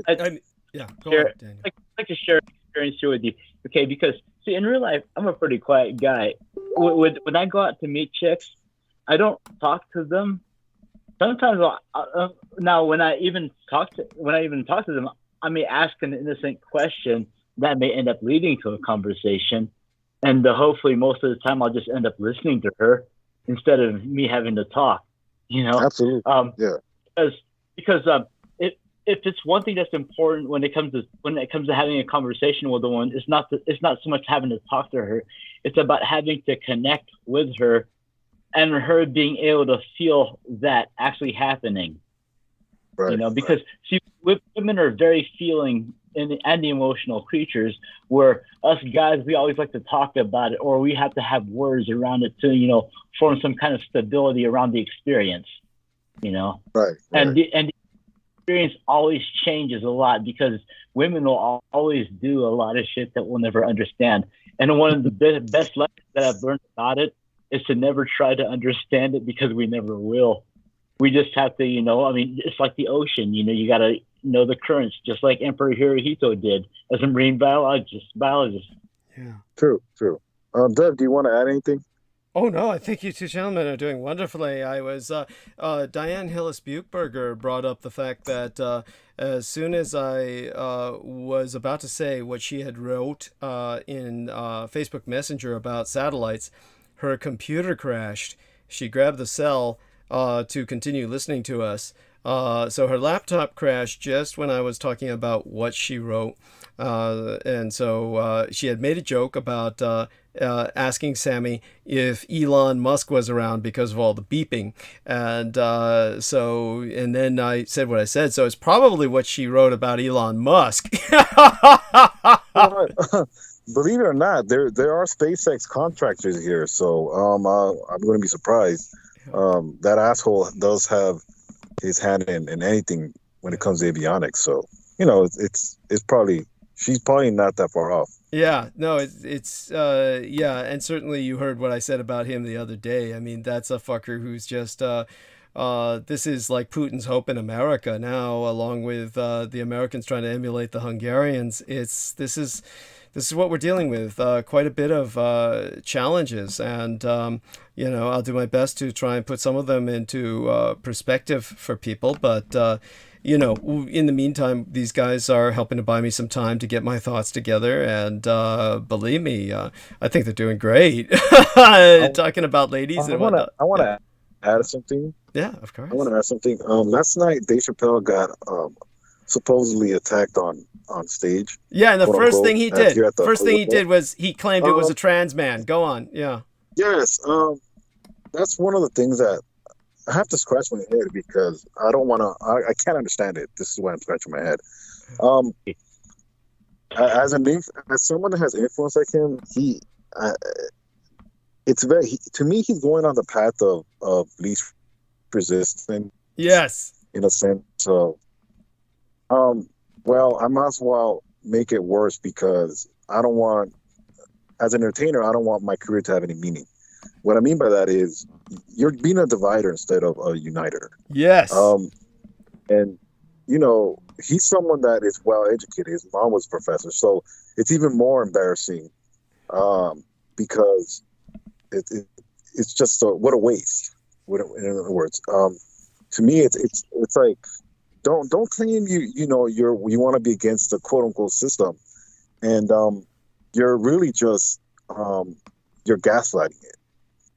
In a sense that, you have other societies that are very mature in how they view sexuality and people's, preference.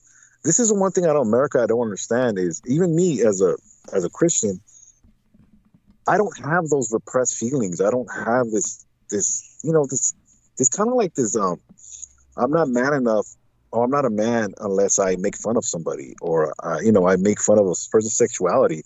To me, that's more gay, even more. Like I don't care.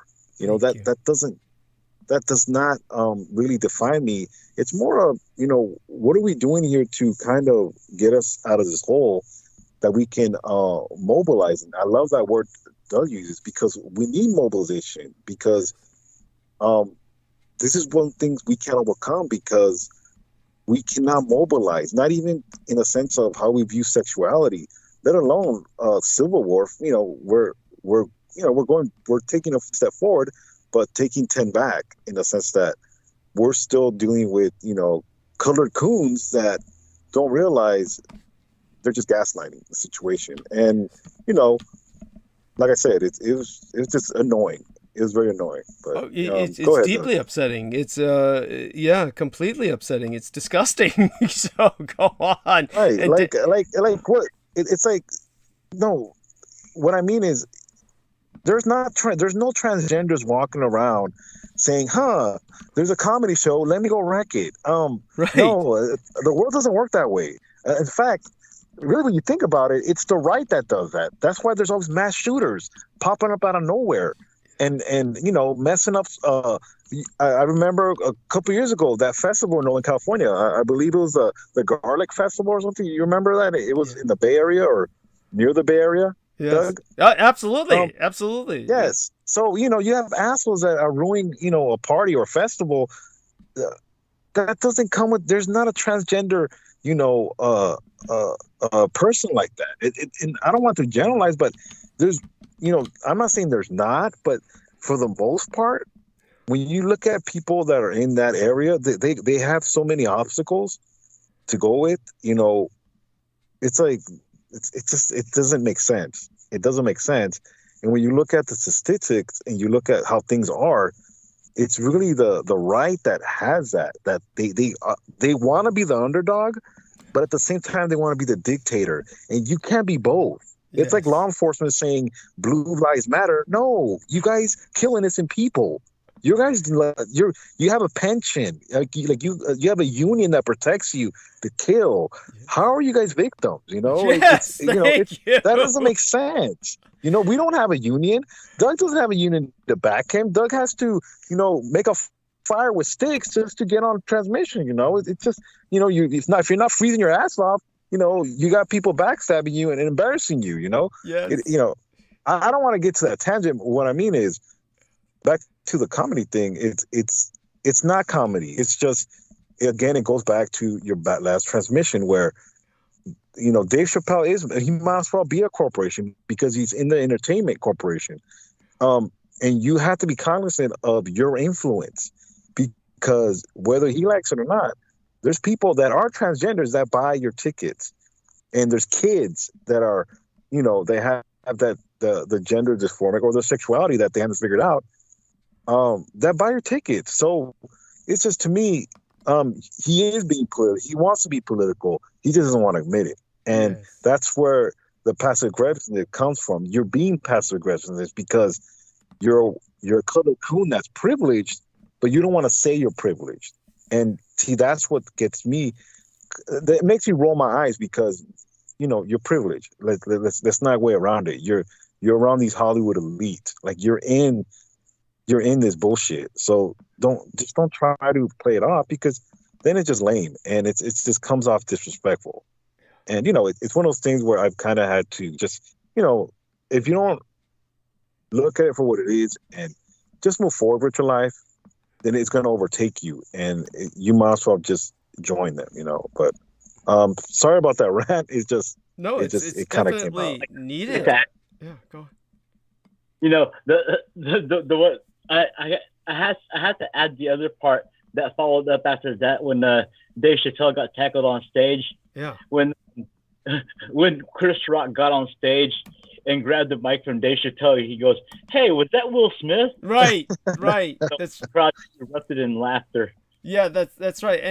But this man was supposed to have had a knife, and the way they described it was like Dave Chappelle was holding this guy down by himself, and then he said, "Must have been a trans man," and that's yeah. Go on. Yeah, and what's stupid about that is, look, I understand what gender is. Don't try to pander to both, because then you look stupid.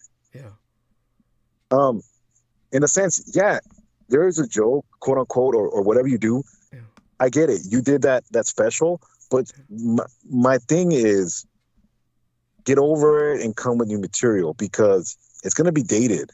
And the problem with people that think they're artists or they fell off is because they have a stick and they think it's working for them. They get lazy and never get off of it.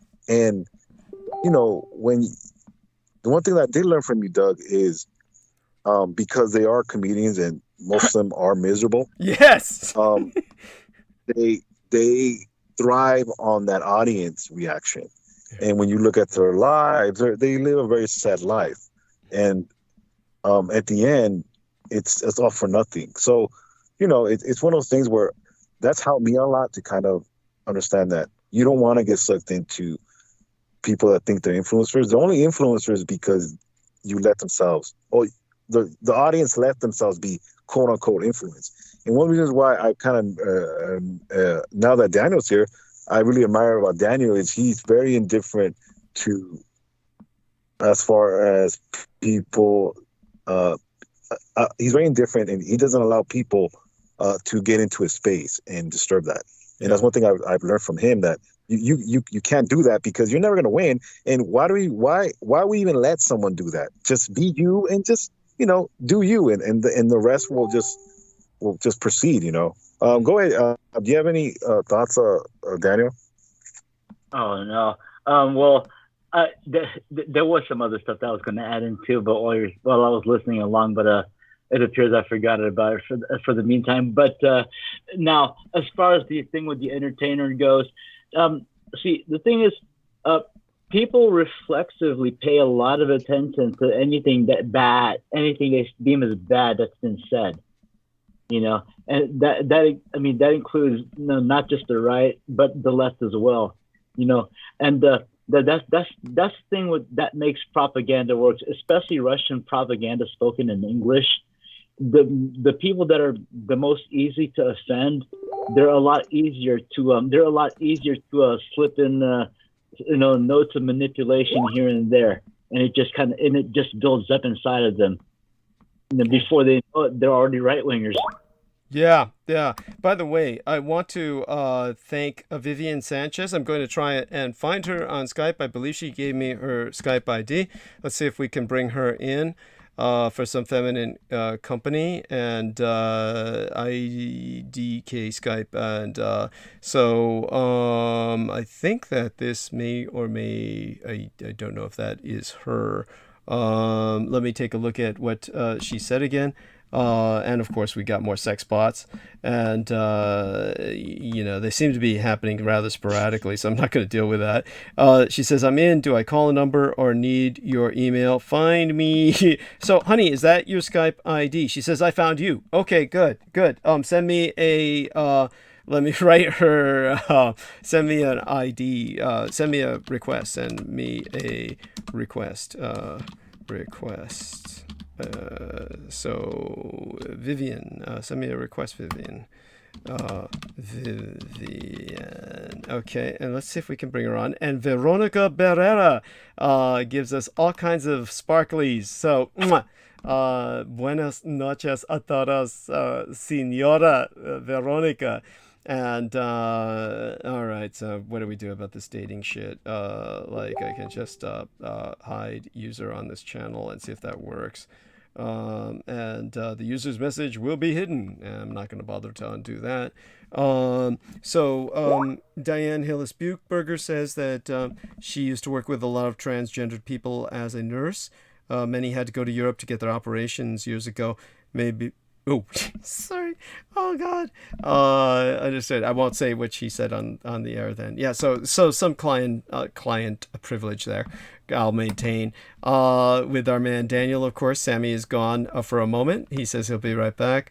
Let's see if our lady Vivian can send me a Skype contact request. It's called a contact request. And Veronica Barrera says Buena Vista. Is that?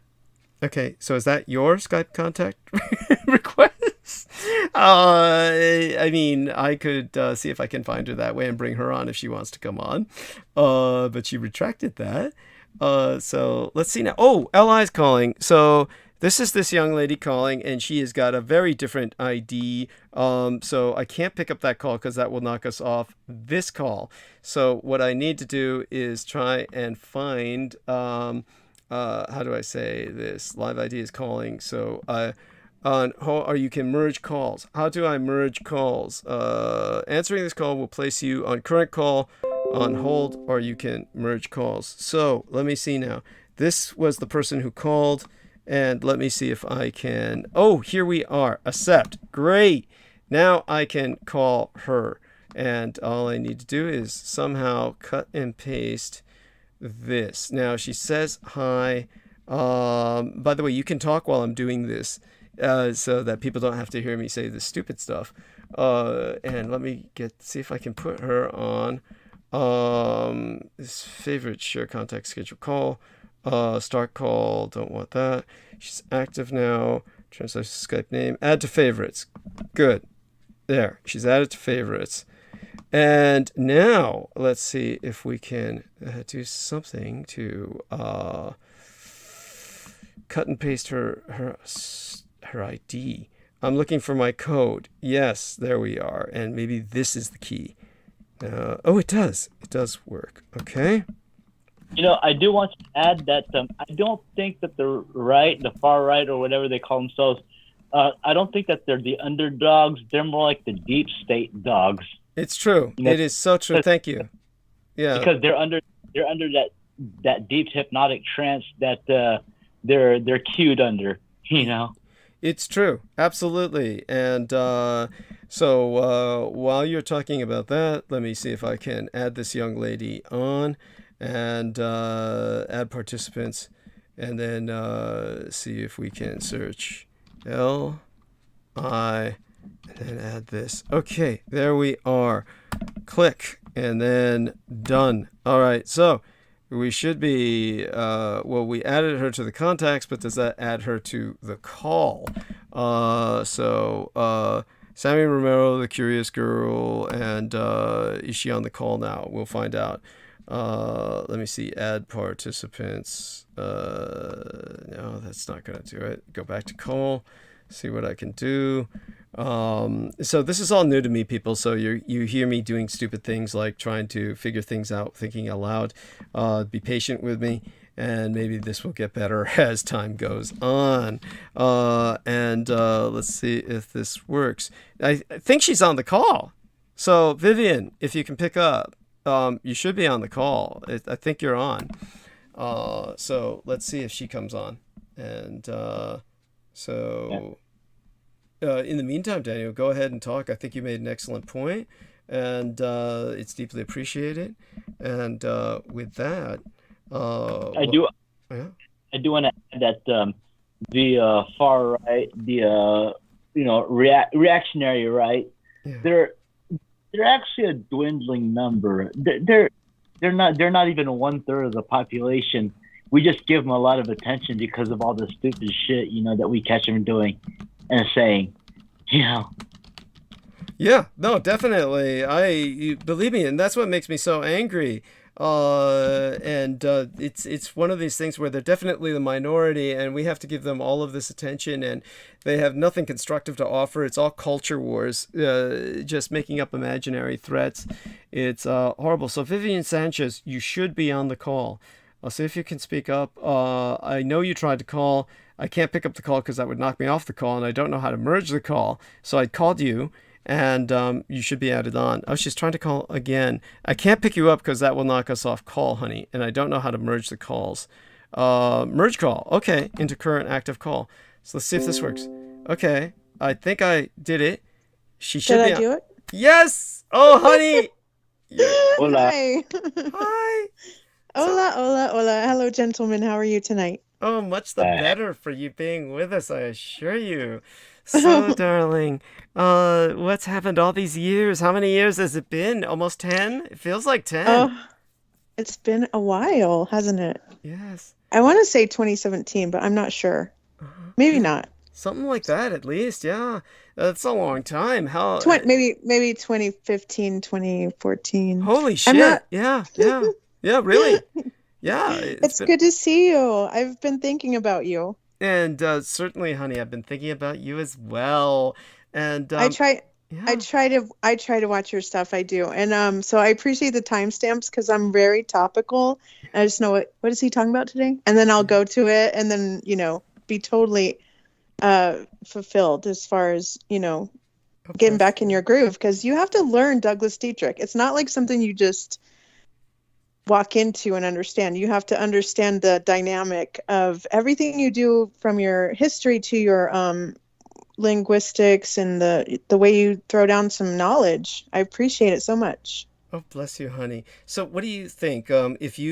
Could you be my producer? I mean, is that possible? It would be on Sundays and Wednesday nights, but it would be like, how long could you stay on? 8, 12 hours, 6 hours? What would be? What time do you normally start? 5 p.m. Pacific Daylight Time. So that would be, where are you, Central or East? I'm with you, same time zone. I'm in Mountain Standard. So right now we're same. Oh, okay. So right now we're the same. So you're Mountain Standard Time, and so then we would start at 5 p.m. and then they would be up to you. You would produce for how long can you stand on Sundays and Wednesday nights? Are you a night owl? Or... I can be. Okay. I've done it before. Okay. A few times. Yeah, those nights when you're just like, oh yeah, we're here for it, and you're just there like 12 hours. Right. Yeah. But this I've would be like somewhat life altering. I mean, it's different for me because, basically I have, what life I have, but, twice a week I do this. But when I do it, I usually do it for 12-hour stretches. Now, everybody seems to be suggesting I should lower that to about 8 hours maybe. And that might be more realistic if I took you on as a producer. But so would that be possible on Sunday and Wednesday nights? What do you think? Well, I would need to understand my duties. Oh, honey, it's just basically what would happen is I would call you at 5 p.m. and you would just hang out with us and you would slowly learn what to do. Basically, believe me. I mean, Jameson Reese was able to do it and he was he was blasted out of his fucking mind every time he was doing it. So, and boasting about it. It's not something that I'm even saying to denigrate him. It's like I said, he would, when I would call him, I would have these messages right beforehand. I'm flying high and I can't feel my limbs and shit. And, okay, if in that condition he could produce, I'm sure you can do an infinitely better job, or certainly be equal to the task. When you say producer, executus, remember that puts me right. Executrix producer. Yes, you would do what Laura Lee Solomon used to do.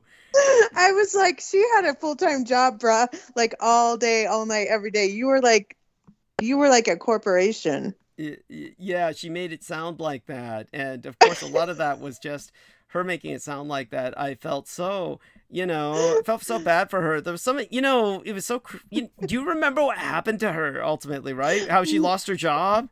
And all that? No, I haven't been in the loop at all. Yeah. Sorry, I haven't. Yeah. By the way, Diane Hillis Buchberger just showed me the creepiest fucking coin, which is like some weird ass. That is, I can't even believe that this is real. I'm going to copy and paste this link and put this right here in our text so that everyone here can look at it. And this is something that I should put it in the chat room, really. So let's see if this does anything. It'd probably be too long to enter. It won't enter. It's too long. So I'll enter it here into our text. But in terms of the chat, maybe this part will enter. And let's see if this works. And then, this is the creepiest shit. And Vivian Sanseo says, nice segue. So, honey, by the way, for you and I, of course, nothing creepy here. Unless, of course, we count Daniel and Sammy. I'm just kidding. But hi, Daniel. Hi, Sammy. Good to meet you. Oh, God, I should have introduced you. Daniel, have you met Vivian Sanchez before? Or is it Viviana? It's Viv. Just okay. Vivian, however you want. Okay. Good to meet you. Yes. Nice to meet you. Oh, okay. See that? Yes. The link is bad. Yeah. Oh, the link is bad. It doesn't take you there, but you see the image. Oh, I see. Okay, you're talking about the bull that's bowing down, or what is that? Oh, it takes you there. It works. So this is some creepy ass coin from Silver Gold Bull. This has got to be a joke. This is the Beast around Patriot coins, the Beast. So, okay, so it's a political statement. It's Fauci and Kamala Harris and Joe Biden. And so they're selling this. They actually are. And this is for right-wing haters. So right-wing haters will have a coin of the Beast now of Biden, Kamala Harris, and Fauci. And this is what we've come down to. This is like true dehumanization.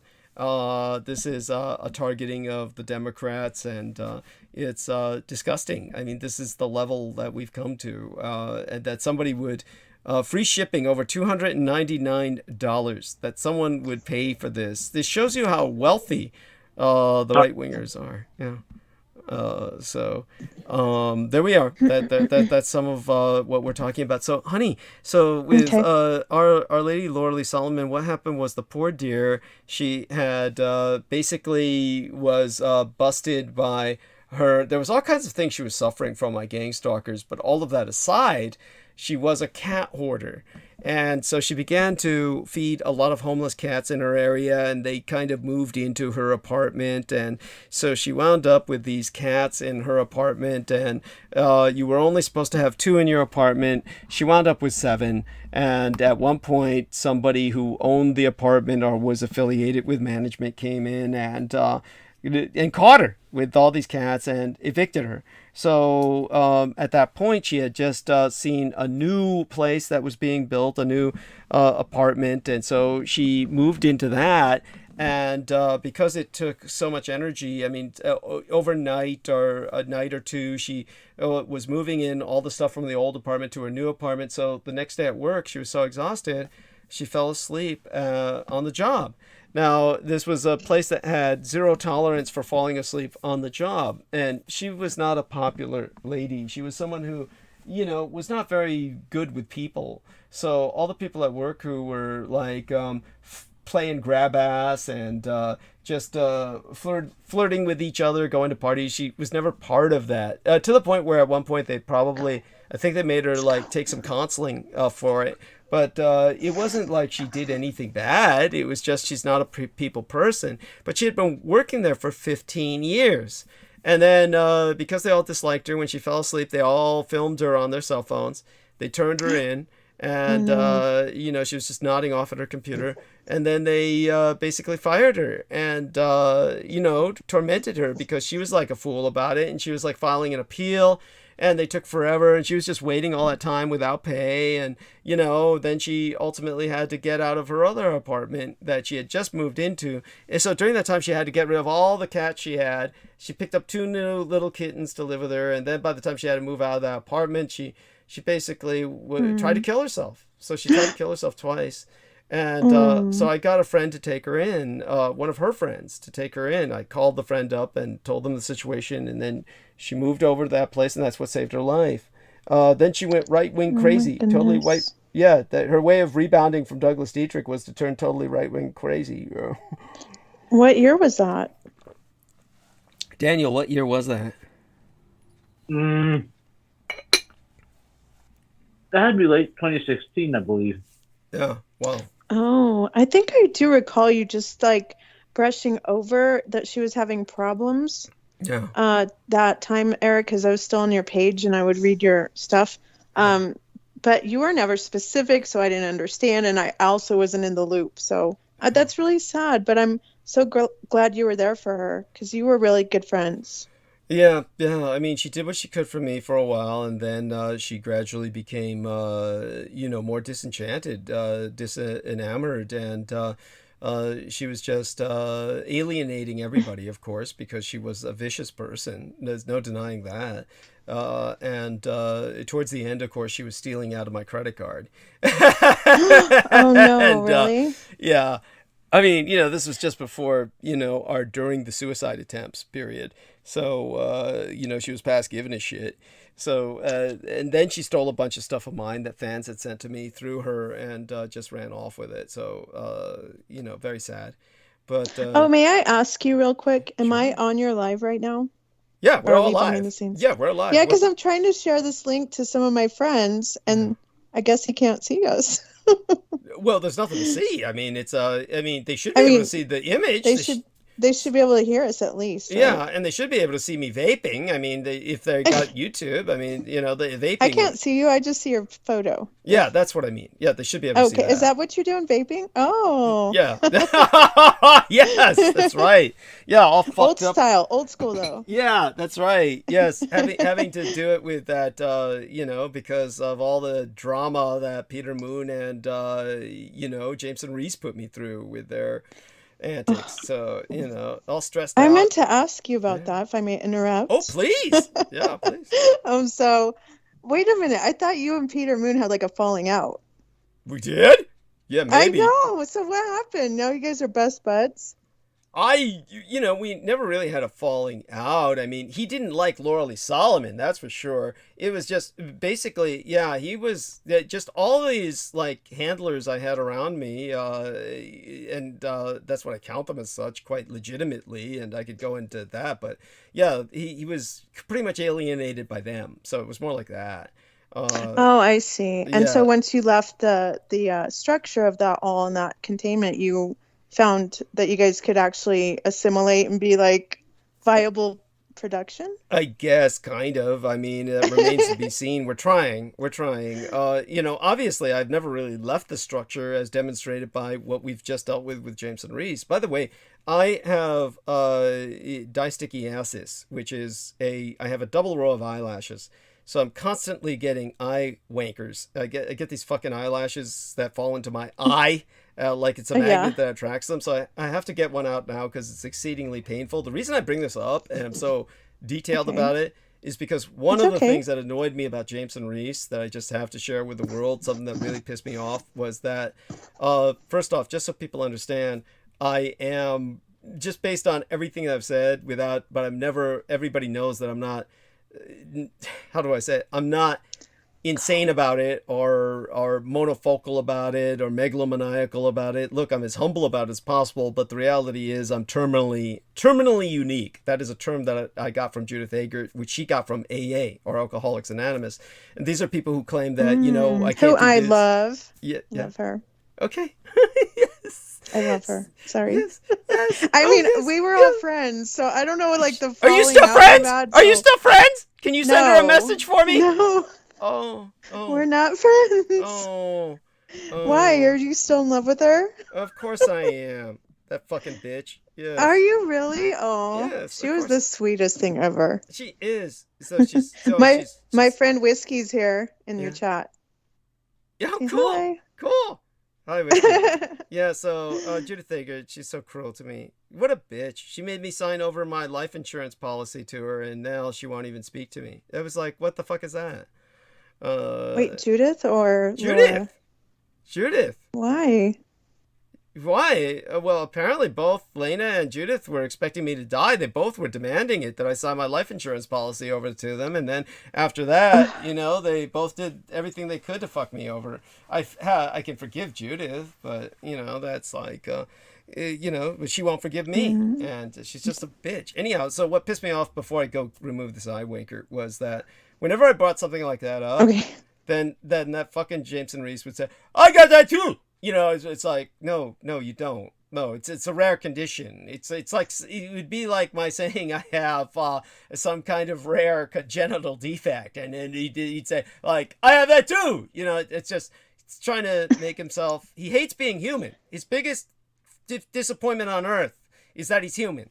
And he hates that fact. And, you know, and then when I told him what I had to tell him, he went into the exactly as predicted, you know, exactly what everyone would expect, into his everybody must die mode, and tried to make it like he had a possessed voice. And it was so fucking pathetic. It was just awful. It's just awful.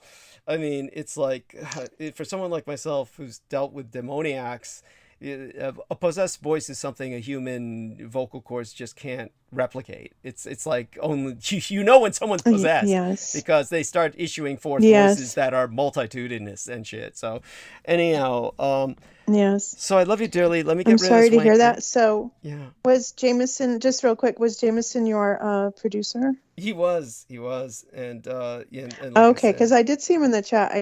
I haven't been really deeply integrated into the dynamics of your dysfunction. conversations. I usually try to just find your monologue. And you saw I'm him, like, he the was just monologue, going I gotta- off. He was going off. Yeah, he was going Okay. off in chat. And of course he's pissed off, right? You know, he's like Sauron and, you know, destroyed, but now, Aw. you know, discarnate and, you know, I mean, believe me, I'm not happy about this either. I mean, you know, I could have done without the drama, but then again, you know, when he was here, it's like, how long could we go on with what he was doing? It's like, you know, just constantly negative. It's just, you know, nobody needs that.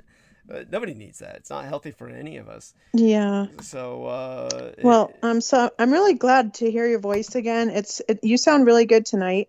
The other last time I listened to you, you definitely had a really great night partying or whatever. I was like, I wonder what he went and did. I'm sorry. Say that again. What did you do, boy? Oh God! Oh, you saw that? I don't want to Yes. know. Oh God! I did I too don't much. wanna- Too much of everything. Yes. Yes. I bet. Yes. All right, well, go take care of your eye thing. Yes, let me And take care of the eye. Do you want me to talk to these gentlemen? Yes. Yes. If Okay. you would be so kind. And I know it's beneath your dignity, but you know, if you can do that as a favor for myself. Is Sammy back with Absolutely, us? it'd be my pleasure. Yes. Thank you, honey. You're an angel. Mwah. I'm gonna go mute. And So, Daniel, are we you have- with us? Yeah. Okay, he's still here. We have Sammy and Daniel, right? I Hi, think guys. Sammy might not be back. Let's see if he's back. Sammy, are you back? If he's not back, then you're stuck with Daniel, but I'm sure that'll do. After all, Oh, okay. we're Hey, talking about a Daniel. former gigolo. I mean, hell, you know, he can He can strip and wave his wang and Who, all that. Daniel? Yeah. Oh, that's what he used to do He was for a just living. talking about women. No. This guy used to fuck ladies on stage. I mean, I don't mean to be vulgar. That's what he did. Oh, Yeah. Oh my God. I thought Daniel was all, well, I just heard him talk about women. I was like, I think he has this figured out. He does. Yes. Like, Well, for real. oh my God. You're talking about the guy who ladies would pay and he would go around in that G-string and shake his ass. It's like, I don't want to picture it myself, but this is what the guy did. And I okay, I'll come don't. yes, and I'll leave you two together. Yeah. That was many lifetimes. Well, Daniel, when I knew you on Facebook, you seemed very, shy and set back and laid back. And so I just can't imagine any of that being true. Oh, well, I mean, Of course, it was just an illusion. So, kind of job, I'm on a stage, or I set a stage, and I give a performance of, what I'm being paid to do. But outside of that, I'm just a quiet guy that doesn't say anything. I'll listen, I'll smile, I'll nod, I give cues to, assure someone that, hey, I still hear them, But yeah, for the most part, so is this like recent? Is this like a recent job or like a long time ago? Long time ago. This was like way over a decade okay. ago. Yeah. So yeah. Okay. Long time ago. I remember but you're in Hawaii, correct? You're still in No, Hawaii? I'm in Texas. No, I'm in okay. Texas. Yeah. Yeah, it's been a while. Are you all still hopping over there on Facebook with the group and no, the I've information? banned from Facebook since November for good. So I'm enjoying my break from social media for a while. Oh, nice. Good to hear. Yeah. I give myself time to do all kinds of other productive stuff. Plus, I also give myself more time to work out and practice. Before Facebook makes me fat or something. So Yeah. So how did you manage through COVID, you and your family? Oh, I don't like going out anyway. So I go out. I went out very sparingly. Maybe to the store, or to go, or when I go pick up some weed, and then I'm at home. Or sometimes, if it could be possible, I used to have groceries delivered to the house, which was very convenient. So that was helpful. Oh yeah. But, for the most part, I just avoided. So it just really didn't feel any different to you. Oh, no. No, I mean, it was like that for me too. It's still the same, except I got to play as a ninja, with the mask. Uh-huh. Just toying with the image of the mask, just giving myself 1980s flashbacks of ninja movies. So, are you an artist? Sometimes. Oh, Yeah, okay. sometimes. I didn't know that. It's not a consistent thing, but when the mood hits me, I'll draw something. Do you also role play? You and Douglas? Yeah, that's what I thought, because I think you used to talk about it. Hey, I was involved in theater. I was drama too back when I was in school, all that. But I mean, of course, when I was also stripping, I mean, that's also part of performance art as well, because I also had to come up with material for my costumes, how to mix the music for my routines for each act and all that, when I go on tour. So yeah, there was a lot of creative time being taken. Oh, interesting. So is that like a Chippendale dancer? Yeah. Yeah, exactly. Oh, okay. That. So Ed Opperman says he was one of those. Has that been verified? Did he actually show a picture yet? I don't know. Or do I have to pay for it? I don't go. I just can't believe it. So I'm like, you better prove it, because it's hard for us to see. But Chippendales quite the phenomena, even though, like, I don't even know, do they still even have male dancers anywhere? I don't know. I believe I don't know.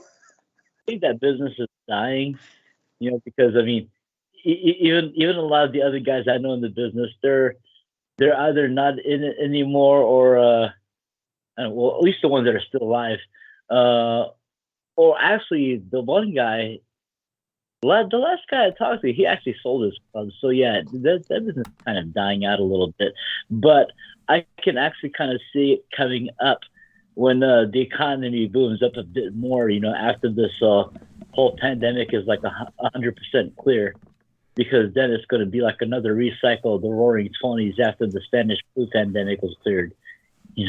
I really Then hope everybody. yeah, I'm so sorry. I hope that comes true. I really do. Jesus, that we certainly need that. We could use that. Honest to God, there are many economists who have predicted that, and let's hope that pattern repeats. By all means, please go on. Both of you are doing so well, and I'm just so happy that Viviana's here to bring her vivaciousness to the night and join us. And by the way, Diane joins us in the chat room saying, "What the hell happened, Jameson? I have not been listening too much lately." And Troy Bellamy says, he is a black African American himself. He says, "Did you and JMO fall out?" So there we are. And then Jameson Reese is saying what he's saying. And yes. So, and Troy's trying to be supportive. Of course, that's kind of a feudal affair there, but I sympathize. This is the point. We've all been trying to be positive and supportive with Jameson. That's the point. We've all been very supportive. We've all been very positive. But it's like a broken record. I mean, he just keeps going back to the programming. It's just humanity's got to die bullshit, and it's just noisome, and it's tiresome, and it's cheap. So going back to nevertheless, welcome, Jameson Reese. Thank you for your service to Douglas. Yes, I hope you all the best, and that you guys will eventually figure stuff out. Thank you, honey. No, it's beautiful, honestly. See, this is why women are I see him wonderful. In the chat. Yeah, I know. He's in the chat. Yeah, he's in the chat. It's like, hi. Yeah, I'm not going to block him. I mean, it's like, he's no threat, which is probably the most offensive thing I can say about him. Poor guy. That's probably, you'll find that more offensive than anything. It's just... well, at least he's using his real name and he's not trolling. That's right. That's really why. Nice of you. Yeah, that's why I'm not blocking him. It's for that reason. So so long as he stays straight up and is just being himself, then I'll respect that.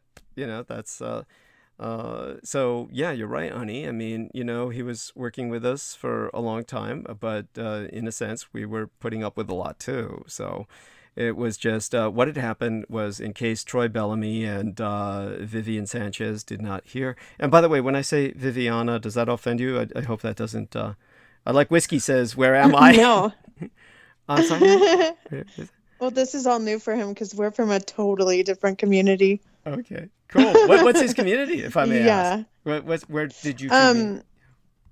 In terms of chat, I assume you met online. So I meant like what kind of online community is what I presume. Yeah.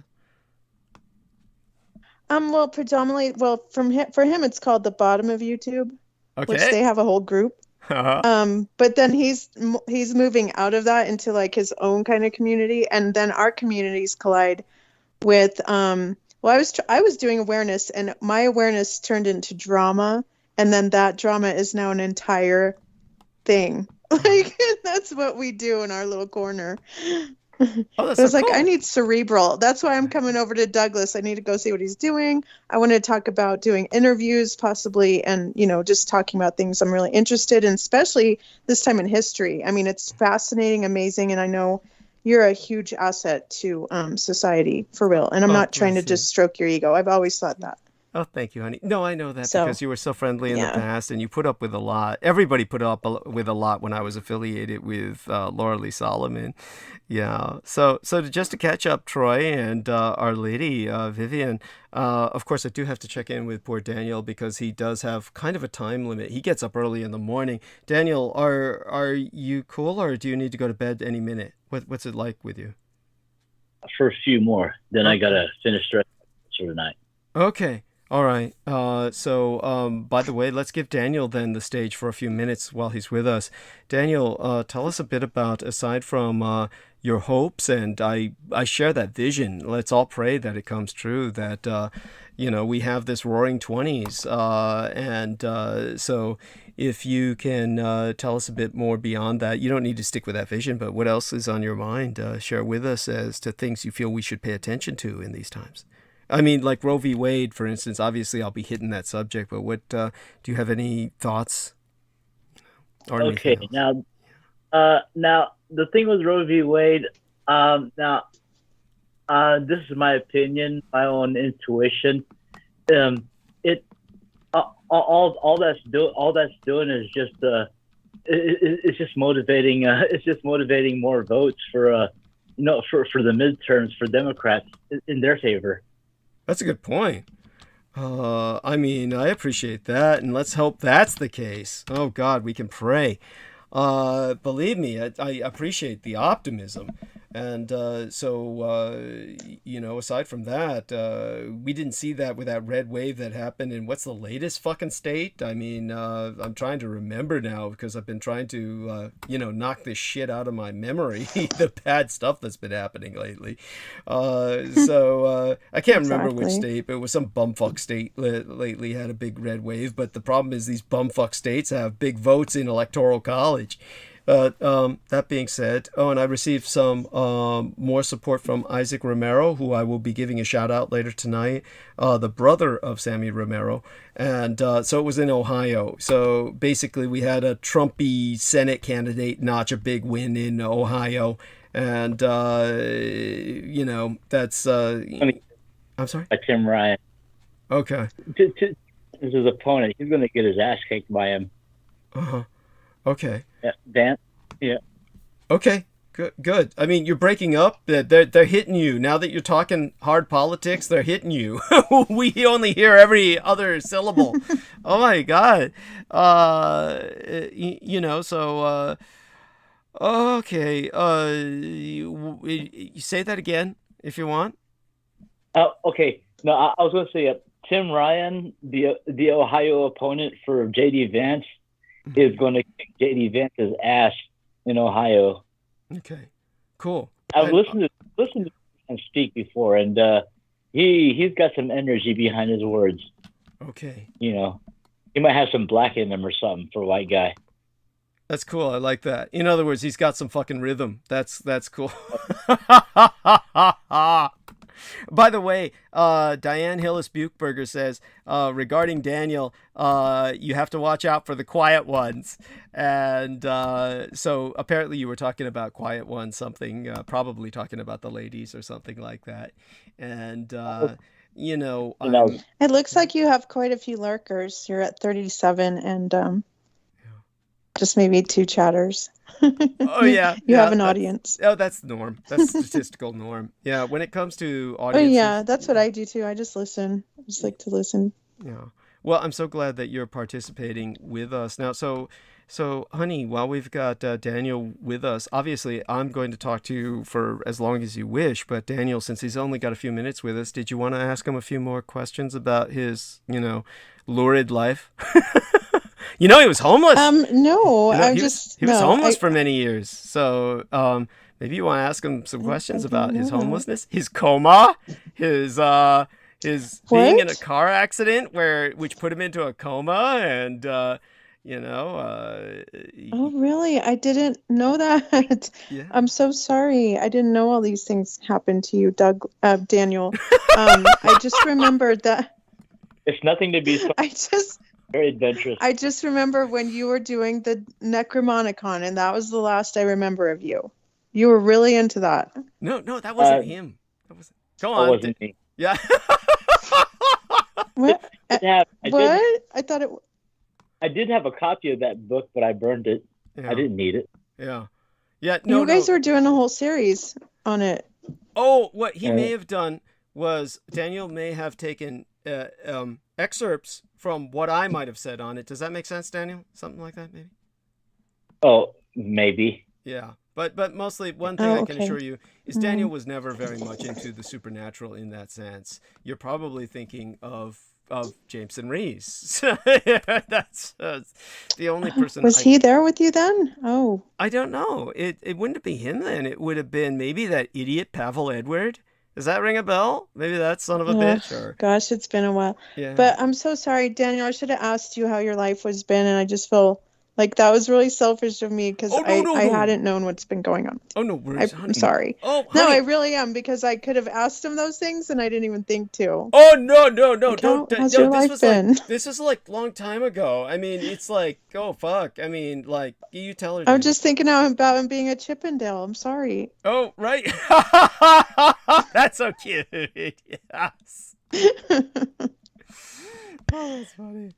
Yeah, he was. You know who was a Chippendale with him? That guy who was sending pipe bombs to all the Democrats. What was the guy? What was the guy's name? The pipe bomb guy. I don't know. He wanted to be white so bad, but it turned out that he was half Italian, half Filipino. Yeah, that's right. He wanted to be. What was his name again? Caesar Sayok. Caesar Sayok. Right, more like Caesar Psyop. Yeah. Oh shit! What a loser. And wait, when did this happen? I've been out of the loop. Oh, that was like 2016, wasn't it? Wasn't that like around 2016? Oh, okay. I remember that then. Yeah. By the way, so Dan Hillis Buchberger says, "What happened with Jameson? Maybe don't say it on the radio, honey. We said it all at the beginning, but I'll be happy to summarize it again. It's basically what had happened was he was just basically I had turned the stream off." So I said, "It's you and I on is there something you want to say to me before I go to bed?" And I was totally fried after 12 hours of transmitting. And he's just totally fried, period. So when Peter Moon jumped back on the call, neither one of us noticed it. And then so during that time, then Jameson said, Peter was sick earlier, couldn't play football. That's my binding spell at work. And so Peter Moon was naturally deeply offended, and certainly that's a disconcerting thing to hear emerge from anybody's mouth. And so he demanded that, it's me or Jameson. And of course, since he's my co-author, there you go. That's what happened to Jameson. It's better just get it all out there so we all know. Yes. Well, yeah. So Peter and I were discussing that earlier in excruciating detail. and that's it in a nutshell. And so Jameson that's what's going on. And so he's processing that. Jameson's processing that right now. He's in the chat. So room. you didn't have an advisement meeting and discuss this with him prior to this occasion? This is not a normal workplace.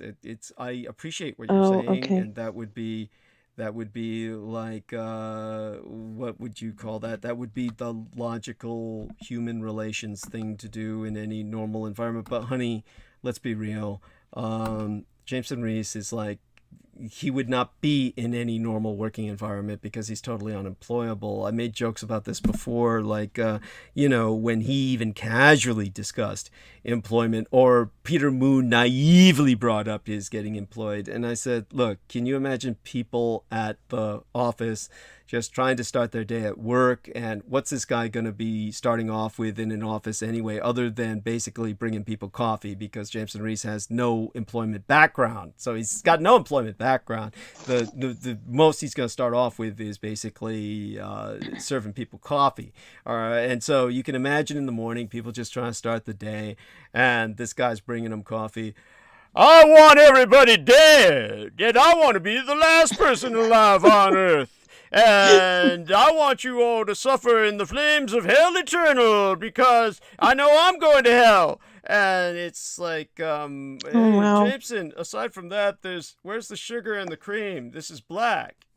Well, my mood is black. Your coffee should be black. Yeah, and I'm black too, and that's why I'm persecuted. And fuck you, Whitey. And it's like, how long could that go on before, that's basically, so, to even apply the regular work standard like behavior in this case, it's inapplicable. But so I see. Yeah, such being problematic. Yeah, and so, such being said, so Daniel, we love you dearly. Stay with us as long as you want, but if you got to go ahead.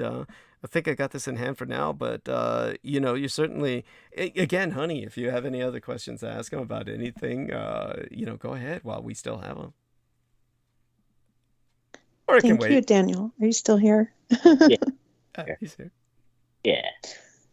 So Daniel, just tell us about what's been going on with your life since, Facebook. Yeah, since they kicked your ass off Facebook. Yeah. They kicked you off? I thought you left. I left Facebook too. I've been I ain't banned. going back. No, he's permanently banned.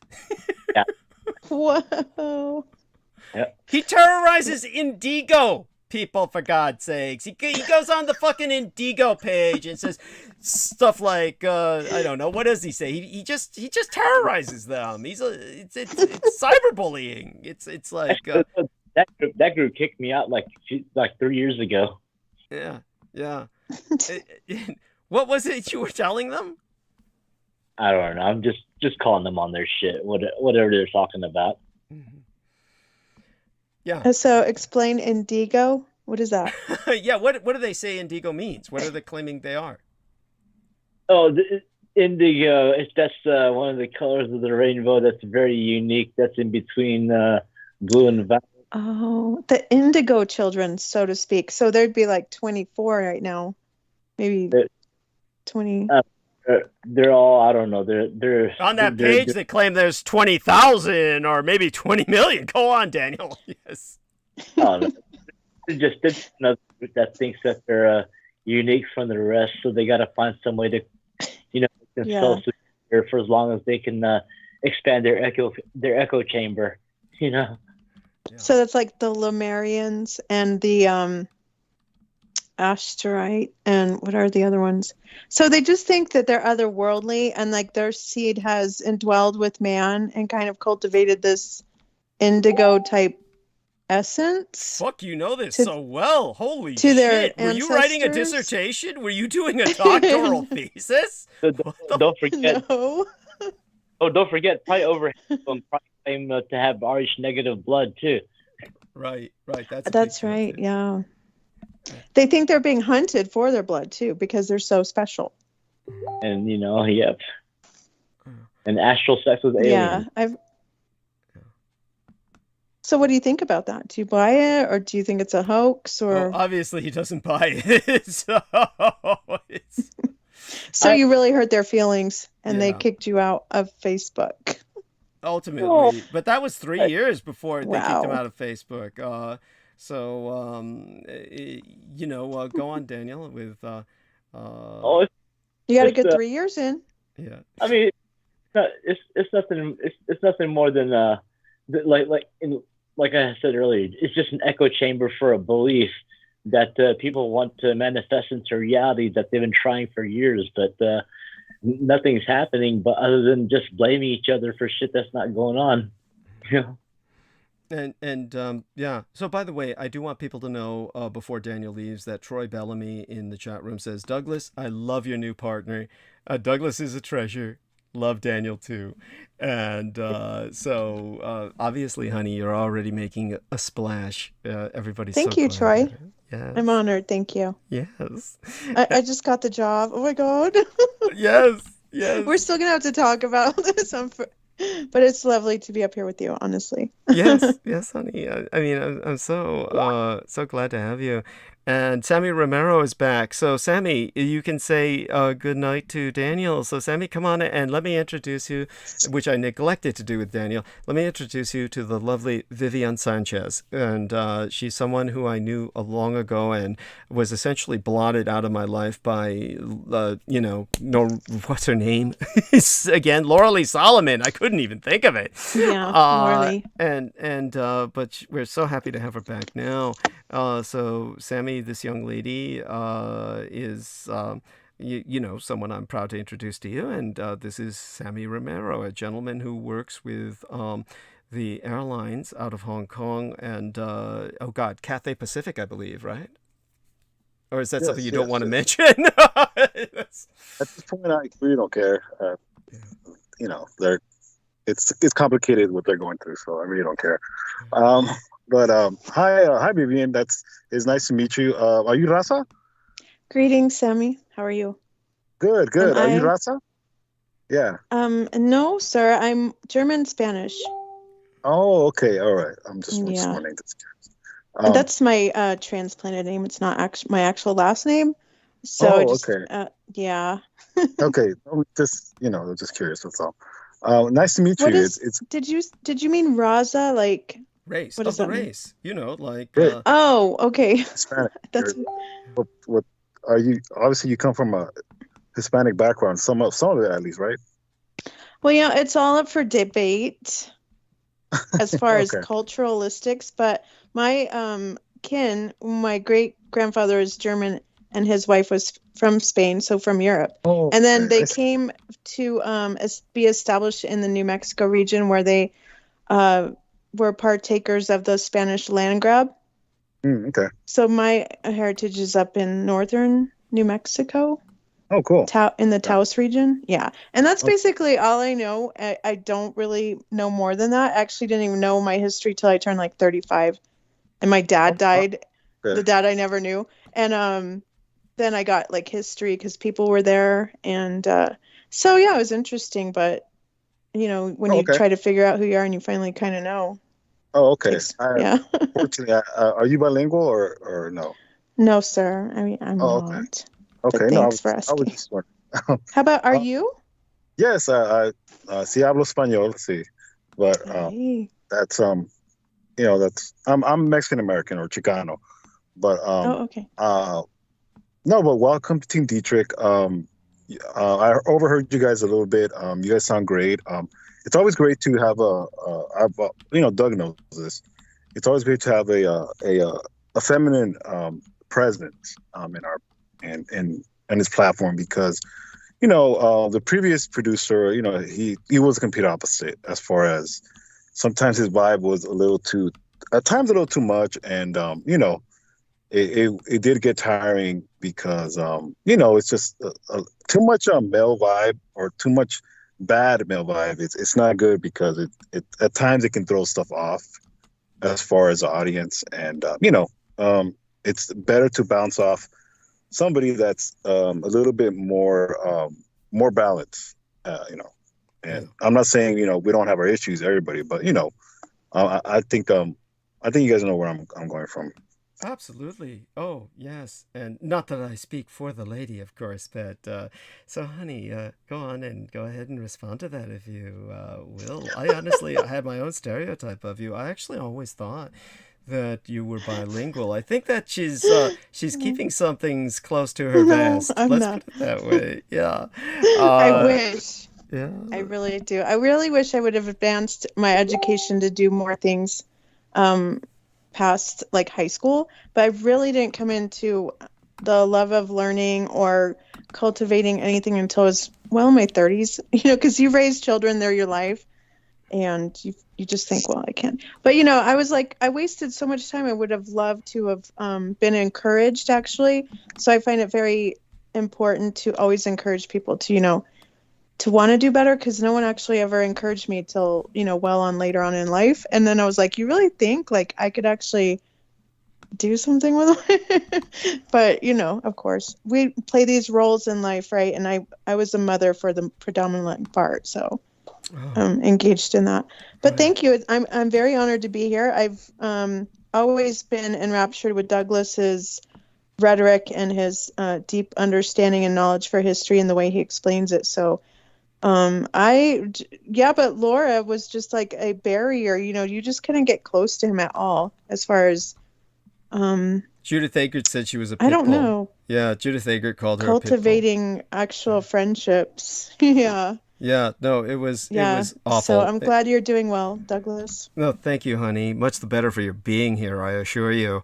And by the way, the Diane Hillis Buchberger will be retreating into slumber soon. I just want everyone to know, because she it basically acts as kind of a just somebody who's a cheerleader and keeps us company while we go through the gentle night, and so always kind of reluctant to see her go, but she is going. But our lady who's with us, Vivian Sanchez, she says of her, and let me see if I can read the message here by scrolling up. She says, the lady you have on is quite good. So there we are. And so everyone adores you, honey. Aside from that, of course. Oh, thank you. Is that in... No, that's not in the Skype? chat. Is That's that in a separate? private message. That's in a private message to me through Facebook. Oh. Yeah. But Diane Oh, Hillis thank you. Buchberger Thank you. is the young lady in chat known as me. That's the half-eaten pie, or the pie with the slice taken out of it. That's her in chat. So she is, so you can't interact with her in chat, but she's interacting with me normally through the private messages on Facebook. It's actually more convenient for me. So Sammy's says back, got a phone call. Oh, okay. Oh. Does that mean you're back? Yes, I'm back. Oh, okay. So he went to Yes. take a phone call, right? And Yes. so as well, Sammy, do say goodnight to Daniel. Daniel will be taking his leave of us Yes. soon. Good night, Daniel. All right, guys. Take it easy. We love you, Yes. Daniel. Yeah, And, good night. Good night, Daniel. Yes. Bye. Yeah. Have a lovely evening. Yes. So what I'm wondering is this something your schedule can accommodate? This is good because we can talk about this publicly. It's one of those things that I'm a total open book, so people see who comes in and out of my life just in general. Yeah. We can. I like that too. Yeah. Thank you. Yeah, I like everything on the record. Yeah. Well, I care for my mother who's elderly, and but for the most part, I think I could do it. I would just need like breaks because I do have to cook and do have to do certain things throughout the day that require, me to be away. I don't see why you would need me always here the entire time, correct? Right. I mean, a lot of people who work with me do that. They say, "Oh, got to go now," and then they tell me when they're back. So that would probably be the most constructive way to work it. But again, my concern would be how this would impact your health or your sleep patterns, because obviously I do this throughout the night because my biorhythms are the inversion of your baseline human, your average person, right? I remember. Yeah. So I do support Whiskey. I support my friend Whiskey, and so I'm helping him, and then on top of that, like sometimes he'll do 9-hour, 10-hour lives. So I've been there, done that, and we go all throughout the night. So yeah, it just depends, and I'm pretty free, so I think I could handle it. Yeah, just as long as great. And plus you're starting at 5 p.m. So Pacific, yeah, I'm usually free by then, because I'm done with dinner and great, can sleep till noon. Oh, so. wonderful! Yeah, oh, I think great. it would be okay. But if you want me to do, yes. And I remember, was it Sammy talking about cutting your monologue? Yeah. And posting it opposite of the entire live? Is that what you said, Sammy? Did he run? I think he suggested it. Yeah. Oh, are you in a car? Are you driving home? I'm in my car, unfortunately. Yeah.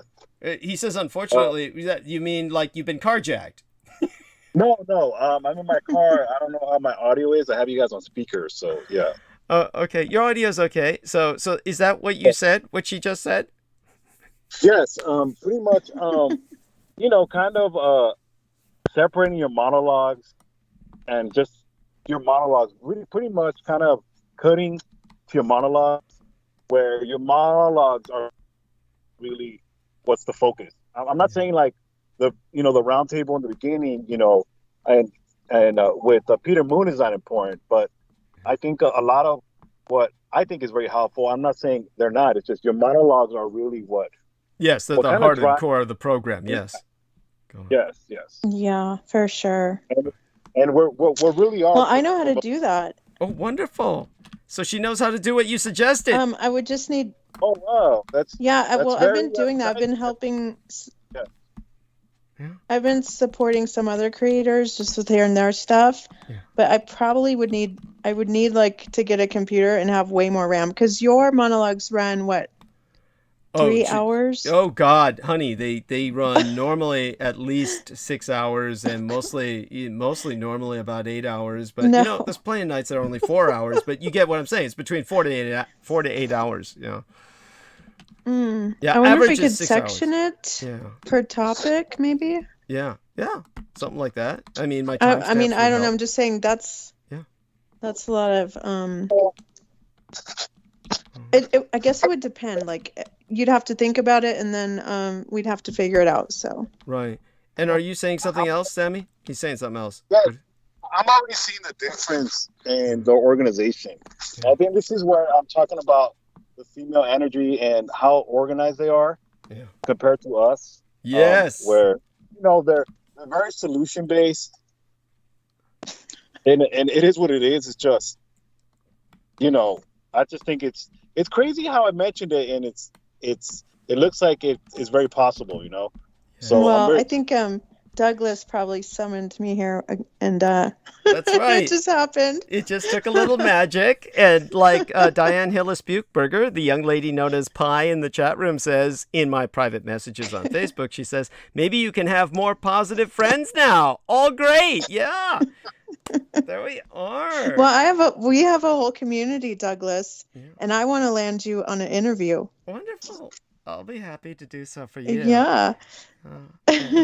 So So honey, if you would consider it. Of course, for you, anything. Obviously, it's the least I could do, and yeah, thank you. And your community, I don't care what they are. I'll be happy to speak. Do the interview for you and with you, and so you have your own show now as well, or what? Yeah, I do, and I'm sort of indwelled in a community, but I also have people who I think historically follow me, but they don't necessarily engage. Right. I just have always thought, gosh, I love Douglas, and I would really love to have an interview and try new things on my channel and talk about things that, will engage other people into different variances of understanding and topics that may be, I don't know, just want to try it out. Oh, yeah, definitely, honey. I'd be happy to try that for you, with you. And so with that being said, yeah, we've got that settled. And we can talk about such things privately in terms of the details. But aside from that, so what I would do is I would start on this upcoming Sunday. I would just call you at 5 p.m. And obviously, if something came up for you, certainly it would be appreciated if you let me know beforehand if something came up that prevented or preempted that. Otherwise, though, it's no big deal. It's not a formal job, so I am not going to hold it against you if you're not there. But so I'll try and call you each time I start the programs on Sundays and Wednesdays at 5 p.m. Pacific Daylight Time or Mountain Standard Time. And so when that goes on, we would just go on throughout the night, and you would just tell me, oh, gotta go now, and kind of an estimate or guesstimate of when you'd be back, estimated time of return, so to speak. And then when you come back, just say, I'm back now. And then, and that would go on throughout the night, basically, until we finished off in the morning. And then you would... And that's it? There's no research involved? I don't have to make tea and coffee and crumpets and go get all your dry cleaning? No. Are you sure? No, I wish. We may get to that point. I have a feeling it's going to evolve to this. Yes. It may evolve to that. Don't tempt Doug. Yeah. Don't tempt Doug. Don't tempt him. Yes. Yes. Yes. Doug, I already know you're going to need a crew, and I'll see if any of my people want to help you. Sure. Ask them. See if they can adapt We're to actually this. friends, though. Understood. Yeah. See if your crew Uh, can adapt to this level of eccentricity. well, some will probably gravitate if they like it. I mean, you, you know, there's a variance of ages and different types of people, and I don't really know who's into history, but I tend to get some people interested into it, and gosh, because I love history and I love how you teach it. So I'm just, it's, you make it visual, you make it real, and you make it easier to understand, even though I know your concept of everything is 5,000 times beyond our comprehension. So, but you make it palatable, which is what I appreciate. Oh, bless you, honey. And you're such an And I'm hoping angel. some people will like it. Yeah. Oh, stop. Oh, I'm sure. I'm sure they'll like it once they hear it, and the younger ones in particular, because obviously. Then again, you don't know. There's this wonderful young lady that we deal with, Amelia Willard, who wasn't with us tonight, and God knows it's many of her perspectives are quite valid. I disagree with some of the others. So you've got your certain share of young people that have been certainly impacted by the radicalized right, and of course we'll see how your friends fall in terms of where the chips fall with them, and so in terms. Well, so just so I understand, just because you're talking about the radicalized right, I want to understand your political viewpoint then. So are you more of a Marxist democratic, or what is your understanding? What do you desire as far as a political box that you might want? Because I prefer not to be in a box politically. Understood. I see the error on both sides. Yes. And I kind of call it out. And by the way, the young lady Amelia Willard would take that approach as well. She would basically say that she calls them wings. So she would say that both wings are toxic, and but here's the problem.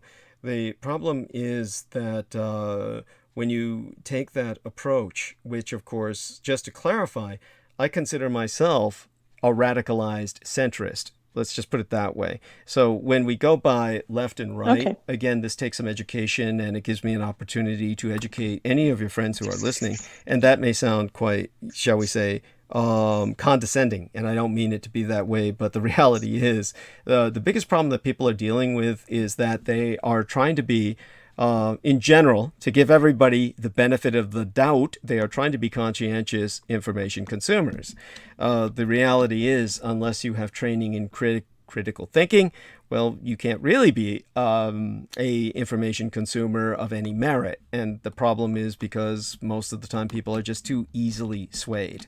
They're too easily swayed by what may seem compelling, simply because it's presented forcefully and presented in such a manner that usually just ropes people in because of the situation in general is extreme. Like what we're in now is a fairly extreme situation. Our man Daniel Arola tried to paint it in as positive a light as possible. There are, of course, arguments that are equally convincing that we may not have that roaring 20s of like the 2020s as opposed to the 1920s, because there's compelling arguments that COVID may never end, not in a sense that we want it to end, that we're going to have a kind of influenza that's going to be with us, and just this is going to be part of the problem that we'll be contending with for a long time. Whatever the case may be, to go back to the politics, people are, of course, the argument can be made, they're trapped, and it's a mind trap, a conceptual trap, to think of right and left. And many people try to argue against that and say we've got to go beyond that. And unfortunately, the way that they tend to handle that is by dismissing both right and left and saying that these are both just equally stupid sides that are equally corrupt, and it's all something that you've got to ignore and go beyond, move beyond, get woke or get smart, whatever they say. But woke used to be considered a positive by the conspiracy theorists, and now it's considered the negative by the conspiracy theorists. So it's become the opposite of what it was. So definitions change. But in the case of where I stand, so people understand this, if we were to take a look at economics, which is what they're really talking about when they say left versus right, the most exemplary state or nation state that was all the way to the left on the surface of planet Earth was a place like Albania, where you had total collectivism. And total collectivization resulted in, a disaster. All anyone needs to do is go to Albania, and they will see that. They were left with preparing for an invasion that never happened, and they built literally thousands and thousands of bunkers. They have bunkers all over Albania, and of course these are not well-built bunkers, so everything that they bunkered, including entire jet planes that were bunkered, these are like planes that were not protected at all, and they were all rusted over because the bunkers all turned out to be leaking. So whatever they put in the bunkers, they didn't really survive. And so it was just a massive construction problem that produced useless infrastructure, and that was the result of the totally leftist collectivist economy present in Albania. So you can marry that to the politics of leftism, and that would be what most of the right is decrying. What they are saying is bad. So if you take a look at the most extreme right in terms of economics, the closest you could come to would be old Hong Kong before the communist Chinese invaded, basically took over. And I use that term because when the British just simply gifted the Red Chinese Hong Kong, they made a promise not to interfere with the local politics, and then they ultimately went in and invaded and destroyed the old Hong Kong.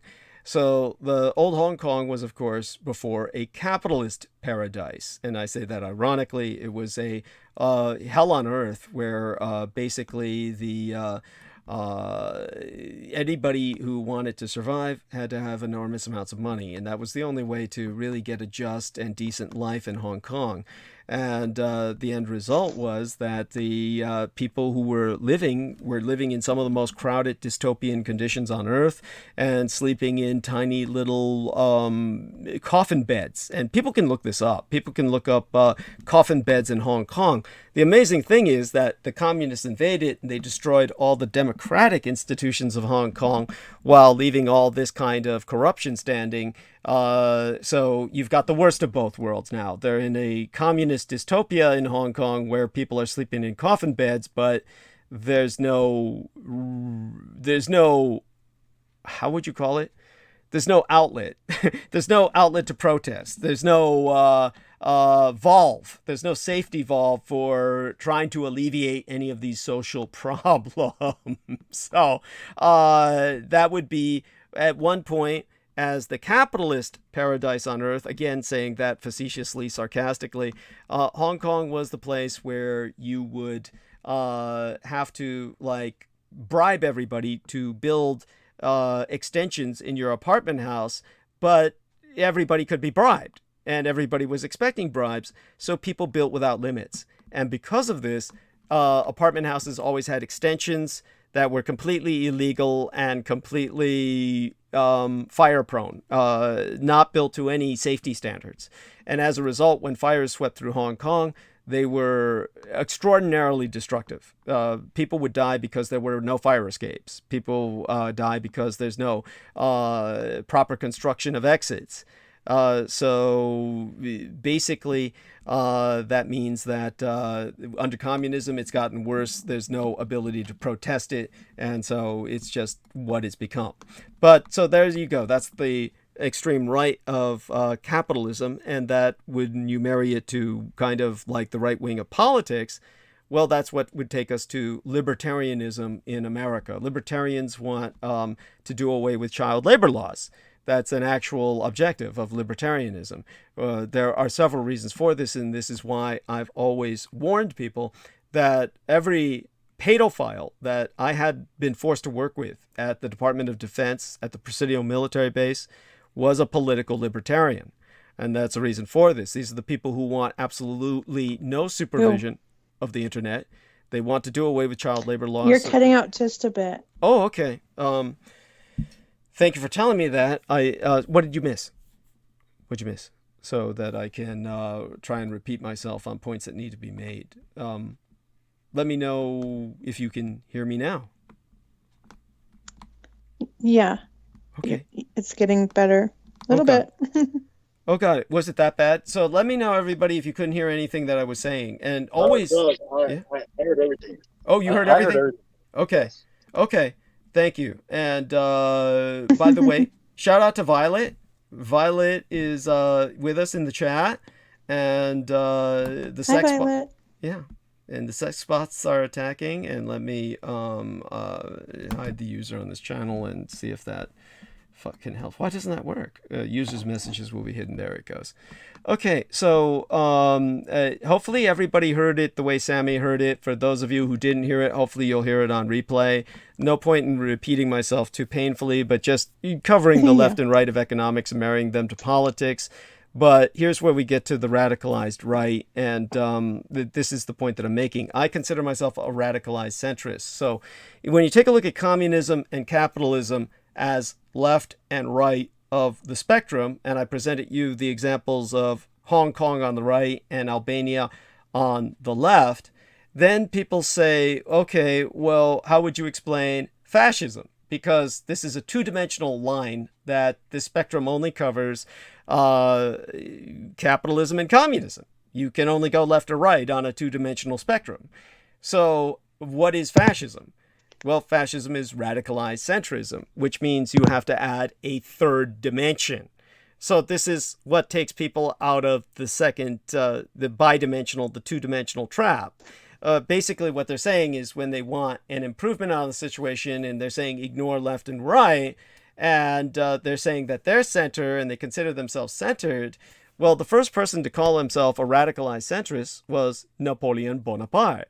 So Napoleon Bonaparte was a product of the radicalized, very leftist French Revolution that resulted in the Great Terror and the mass beheadings of many of the nobility. And to stabilize this violent swing to the left, this violent swing towards anti-monarchism, then Napoleon Bonaparte arose and declared himself a radicalized centrist, and then declared himself emperor.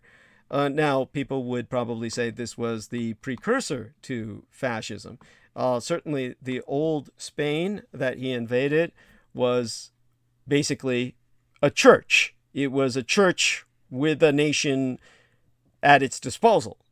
And what he wanted to replace it with, as with everything else in Europe, was a court. So that was the most advanced thing they could think of at the time. So he wanted to replace everything with a noble court that was based on alliances by marriage.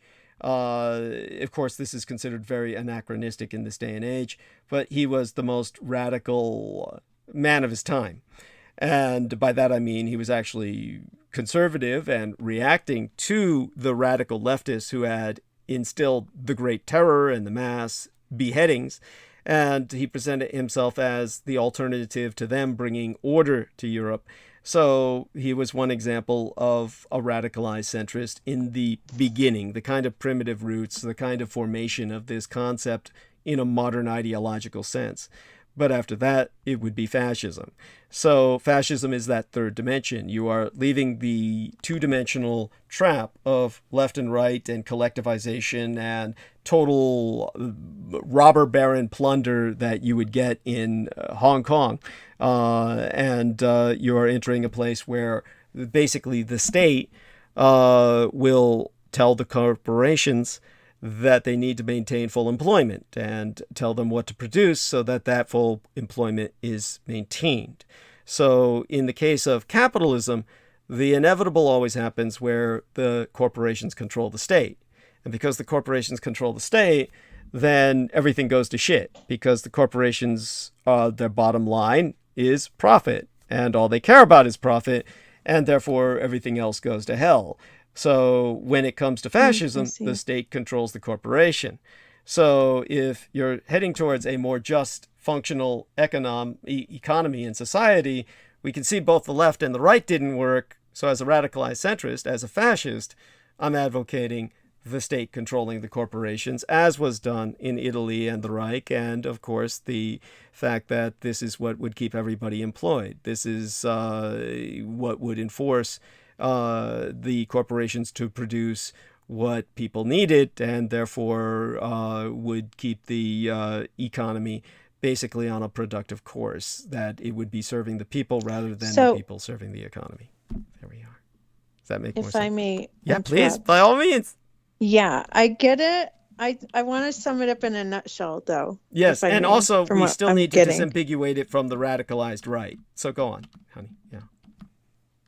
Okay, so because I remember Ed Opperman was talking about what true socialist is, and he was saying like it's about exactly what you were saying, is that the state is more in control of the corporation, and the people benefit from each corporation because they are endeavored to the state as far as taxation and other types of matters like that would go to the people, so that the industries or the corporations would also fund the people's. Don't forget, he's also an old lefty, and he'd be the first to tell you that. So he's coming at this from a very leftist socialist perspective. Would be more like Bernie Sanders. But go on. That would be the best. Oh, okay. Yeah, that would be the best parallel for him. Yeah. So what you're veering. So from what I'm getting from you, though, is more. So you're in the center of these two ideologies, where you would be pro-state having corporation, but also a conservative view.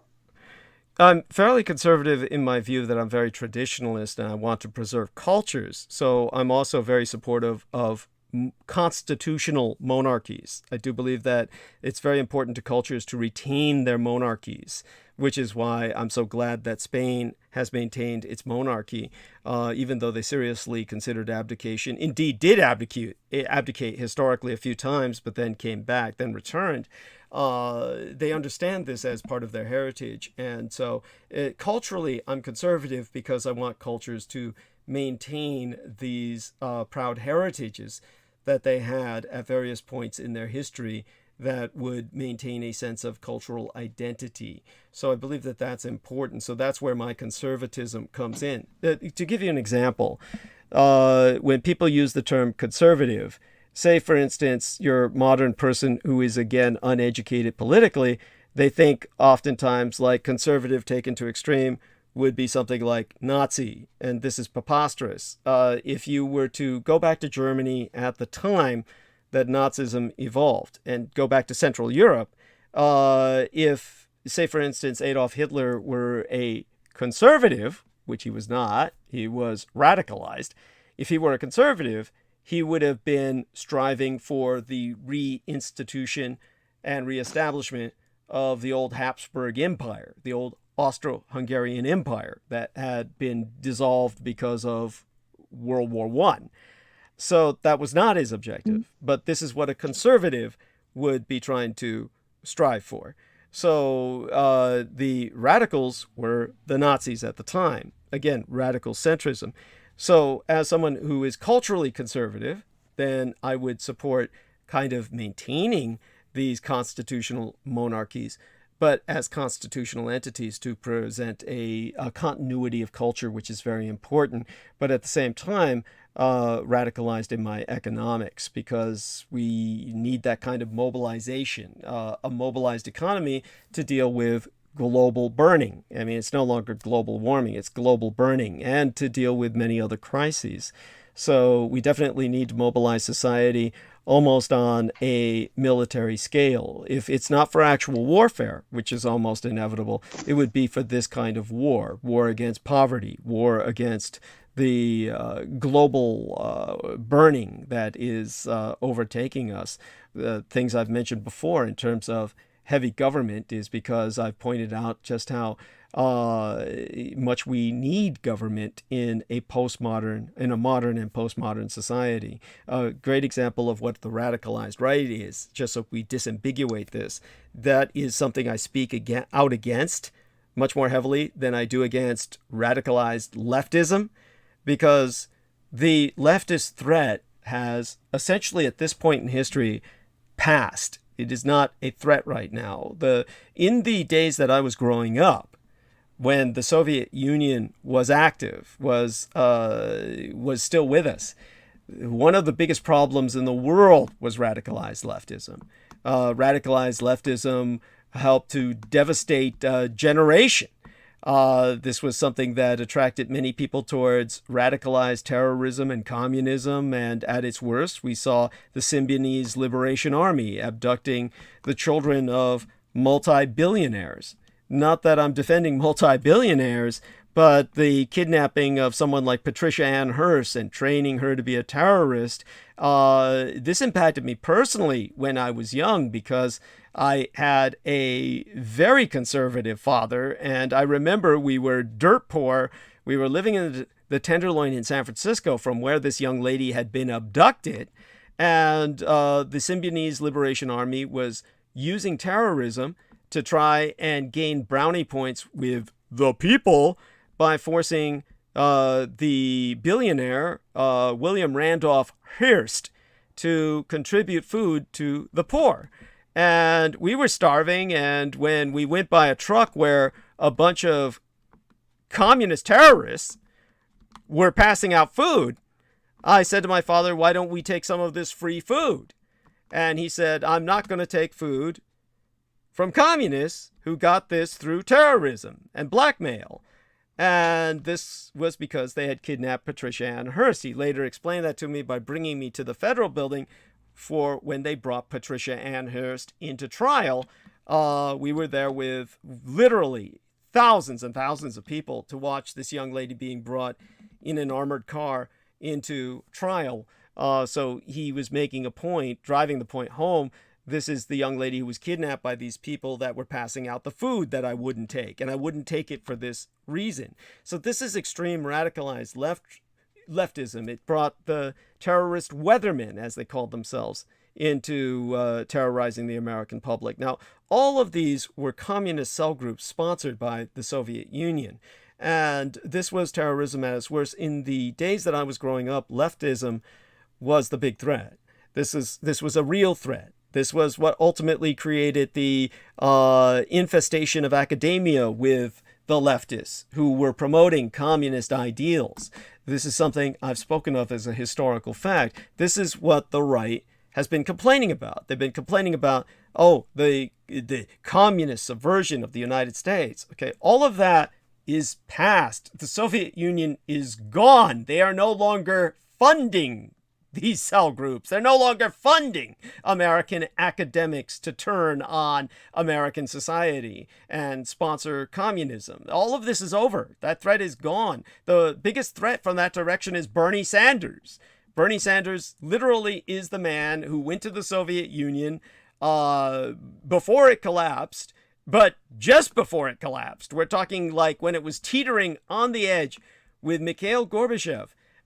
Basically running the Soviet Union and trying to make it work because he actually believed all that communist ideology. He actually wanted to make it work, and it couldn't. And because of that, he defected to the United States. But just as all that was happening, Bernie Sanders visited the Soviet Union and came back to the United States and said, I have seen the future. It is the Soviet Union. I mean, this is how off this fucker is. So, when somebody is that off, obviously and yet this guy had a whole bunch of young people voting for him because they're so sick of the system. The reason the young people are voting for him is because what we do need, and this is your average American. If you ask your average American, your average majoritarian American, you ask them, what is it we need? Your average American is going to say, we need universal pay. We need basically a universal standard of pay where everyone is getting paid just to be alive so we can just survive. And then we can get jobs to get richer. Everybody agrees we need this. This is like a good, like well over 50% of the American population. It runs into like about 70%, really.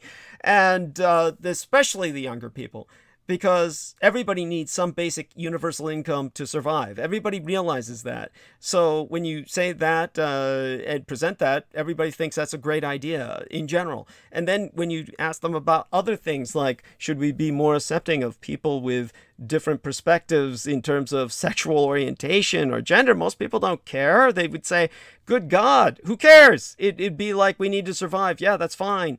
In other words, the majority of Americans are far more left, and they're not radicalized about it. They're just saying, let's get on, let's get a basic universal income, let's try and survive. And these would be people who are along the lines of Alexandria, or I forget her middle name, but Ortiz. Or, Ocasio. Ocasio, thank you. Yes. And so most people would be really along her lines of thought, and that would be the majority. These are people who are not making waves. As a matter of fact, her and the entire squad of more progressive liberal Democrats, they've all been thrown away under the bus by the geriatrics who have taken over the Democrats.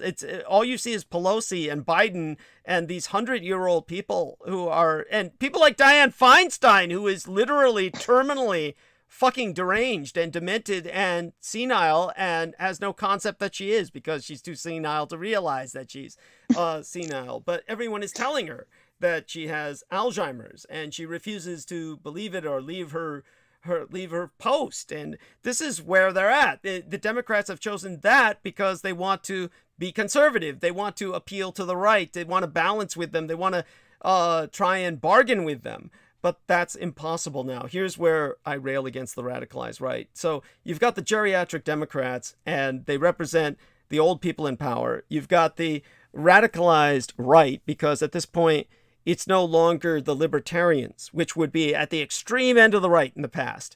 And again, to point out the libertarians and what they're really all about. And the most important thing to deal with is for anyone to remember my formative experience in dealing with the horrors of this earth was at the Presidio military base, where I had to deal with pedophiles on a daily basis. And just to put this into perspective for people, everybody joining the military, and I do mean like effectively everybody, many of them are going overseas so they can fuck children and not be persecuted for it. So whenever I would hear guys talk, I mean, a good example was working at the library. We had pornographic magazines that any of the soldiers could check out. Playboy, Penthouse. We even started carrying Playgirl for any of the ladies. And that is something none of these pornographic magazines were ever checked out, because they were all adult females or adult males. Nobody wanted that. I was the only one who would look at those magazines, and when somebody caught me doing it, they'd say, "You into those old bleeders?" They would call a woman who had come into the menstrual cycle bleeders. So they'd say, "You into those old bleeders?" It's like, no, we won't go for any of that shit. We go for fresh meat that you make bleed, meaning you fuck them first and cause them to bleed. Not even in the sense of breaking their virginity, but in the sense that they're probably so underage they're just going to bleed because you're too oversized. This is what these people were talking about. This is the people I dealt with on a daily basis, and this was the common soldier. And when I remember one time, again, to put this into context for people, the universality of this mentality, I remember one time a security guard friend of mine, a security enforcement agent who was armed. Alan Budd was his name. A decent fellow, and he was a guy who liked Asian chicks. And he was this big, muscle-building white guy, and he liked these small Asian chicks. And so a lot of these Asian ladies would be so small, he really couldn't fit into them. And I remember he was complaining to me about that, and I said, I remembered what I heard the GI saying at the Presidio. I said, take an ice bath, fill a bathtub with ice water, and then when you get in there, it'll basically shrink your penis to the point where it will fit into her. And then he came back later and told me, oh, that worked. I'm so happy. Where did you learn that? And that's when I realized I heard it from all of the men at the Presidio because they were all fucking children. And this was how they could fit into the children, was they took all ice baths. It's one of those things I never even consciously realized until he asked that question. But so I grew up in my formative years surrounded by pedophiles, and therefore I know of what I speak. And what I can tell you is they were all politically libertarians.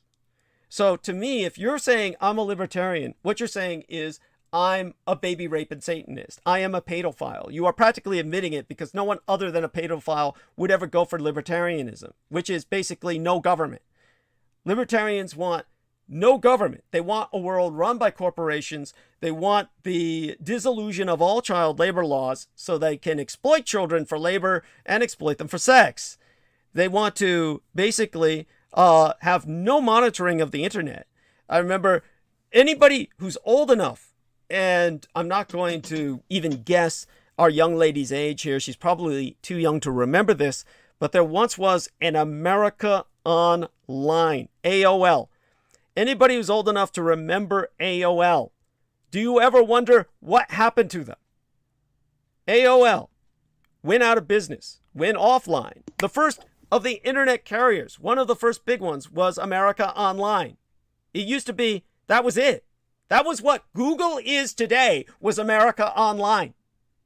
And the reason they went offline was because they said, we're not going to carry any child porn. And we're going to turn anyone in who puts child porn on our network. We're going to turn you over to the FBI, anyone who is using our network. And so Samuel Romero says, yes, I do. They used to send free trailer CDs. Yes, there you go. So the America Online, once they did that, then all the libertarians got together and said, this is big government, and they're betraying our right to privacy. In other words, they're betraying our right to trade in child porn and exploit children. And that's what took America Online offline. The libertarians who lobbied against them. That's libertarianism. That's libertarianism at work. If you're a libertarian, you are a piece of shit. You should be taken out and shot. There is no redemption for you, because this is what you want. And so that is the most extreme of the radicalized right. Now that's entirely all Republicans. Anyone who is on the right now is that. They've all aligned with that. They all say, we want no government. And yet they want this anti-corporate communist perspective that they've inherited from their funding from Vladimir Putin. The Russians now, after the death of the Soviet Union, are no longer sponsoring Patty Hearst's or Symbionese Liberation Army cells. They sponsor the right. All alternative media that is Russian propaganda spoken in English. And so the alternative media, I remember the young lady, Amalia Willard, right here on this transmission, not tonight, but just pretty much the night before, last episode, Jameson Reese's last episode, she said, Douglas, we can hear what you're saying anywhere in media on CNN just by turning on CNN. No, you can't, because CNN would never dare to say what I am saying, and they don't have the time to articulate it anyway. But the point is that what she's saying is, I'm dissing the right. So what she's saying is that, what I told her is, of course, I'm the only person in alternative media who says what I say. And that's because everyone else is regurgitating each other. They're all parroting each other. They're all rephrasing each other. They're all just sourcing each other. And it's all Alex Jones sourcing, Joe Rogan sourcing, that you have this tight-knit group of basically white grievance. So the radicalized right now is just basically white grievance. It is the party of Russian insurgency. And since the Russians are at war, it is now Hungarian insurgency, because Hungary's Viktor Orban is the man they're now all emulating, since they can no longer openly emulate Vladimir Putin. But he is but a puppet of Vladimir Putin. He is the only man in Europe willing to play to pay Vladimir Putin in rubles for his gas. So he is basically a Soviet satellite state back in operation and wants to reform the Soviet Union with Vladimir Putin. This man has been open about that fact. And so this is where it all comes down to. It's basically, it used to be the Soviet Union was funding a leftist insurgency in the United States. We had an invasion on our shores of communists through academia, through radicalized militant cell groups. Now it's the Russians funding the radicalized right. And they are funding them through white grievance, the idea of male victimization, toxic masculinity. People have pointed this out, of course. Here you've got Vladimir Putin launching the largest war in Europe since World War II. And when you truly ask him or anyone who represents Russia, why are you doing this? And they will tell you, with all sincerity, it's to stop the transsexual Nazis from turning us all transgender. In their insane, maniacal worldview, they believe that Nazism is coming back as transgenderism. What they call Nazi is what we would call liberal progressive. And this is the insanity of the radicalized right, because they're saying the same thing. So they're saying, yes, the Nazis are here teaching this critical race theory, and they're teaching these gender attitudes in school, and this is our greatest threat to our culture, and for that they're willing to kill. This is why we get mass shooters in America, and they all say the same thing. They all have the same manifestos. They all regurgitate each other. This is the radicalized right at war. It doesn't even take them sponsoring terrorist cell groups. They form by themselves. These are incels, involuntary celibates who cut loose with their violence. This is the radicalized right, and it is represented by the entire Republican Party, the entire right wing at this point in history. So when I say what I say, people think that, oh, he must be extraordinarily to the left. It's not the case at all. I have gone into great detail about the evils of communism. And of course, I was born in Taiwan, which is a staunchly anti-communist country and is legally at war with communist China on the mainland, just as Japan is legally at war with Russia today, has been since World War II. So these are wars that no Americans know about. They don't even know that the two Koreas, North Korea and South Korea, are still legally at war. Or if they're aware of that, then I'm proud of them. But most of them don't know about Taiwan and China being at war, or that Japan and Russia are still at war. These legal wars have gone on since World War II, and this was what brings us all back to World War II. So when it comes back to the Ukraine, this is what the Russians are fighting. They're fighting World War II. Only they're convinced that the Ukrainians, because they went democratic, and because they tolerate minorities like transgenders, then they must be Nazis, and therefore they must die, and therefore they invaded. And this is the problem that we have now. This is what we're confronting. So what we've got now is a government that is going to try and do away with Roe v. Wade. And so this is one of the problems that I'll talk about tonight if I get time. But definitely, I was happy to go through this with you. Does that put my politics in somewhat more perspective? And ask any questions you wish, please. Thank you. So that's so amazing. You're talking about the two extremes of the left and right, and then you're talking about how you're centralized in all those aspects minus the extremism, if I can just vary it that way. But I get your point, and I can see that where you're coming from, and I totally agree with your because I've been following the Russian influence on the United States and how deep it goes all the way to World War II. Basically, they were their whole strategy was to infiltrate the U.S. with common looking Americans who were of Russian descent. But after 3 or 4 generations, no longer do they look Russian or seem Russian, but they're still doing influential tactics and embedded in many parts of our high-ranking offices, through the government, through military, through just every common aspect of humanity, and they call it Resvedka. And so the art of influence we saw greatly with Trump. Yes. Um, Absolutely. as being a pro-Russian type ideology that we're still formulating and have no clue that they are so embedded into all parts of our culture. We're constantly bombarded with this influence. Thank you. Thank you. You understand better than anyone I have ever met. I am so proud of you. I am so impressed. You're incredible. So this is something that I believe that you have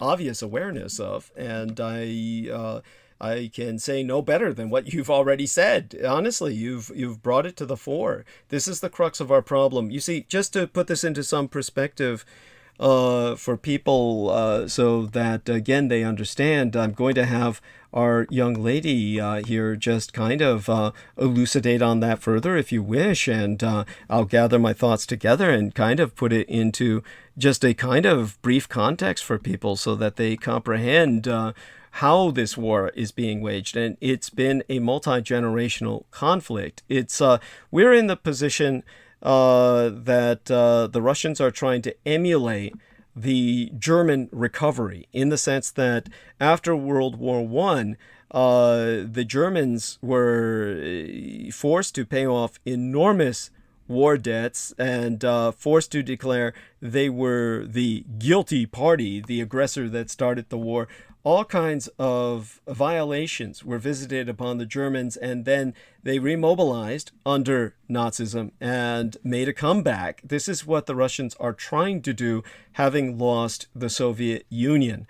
And so they're trying to do this with their own version of quote-unquote anti-fascism, is what they declare.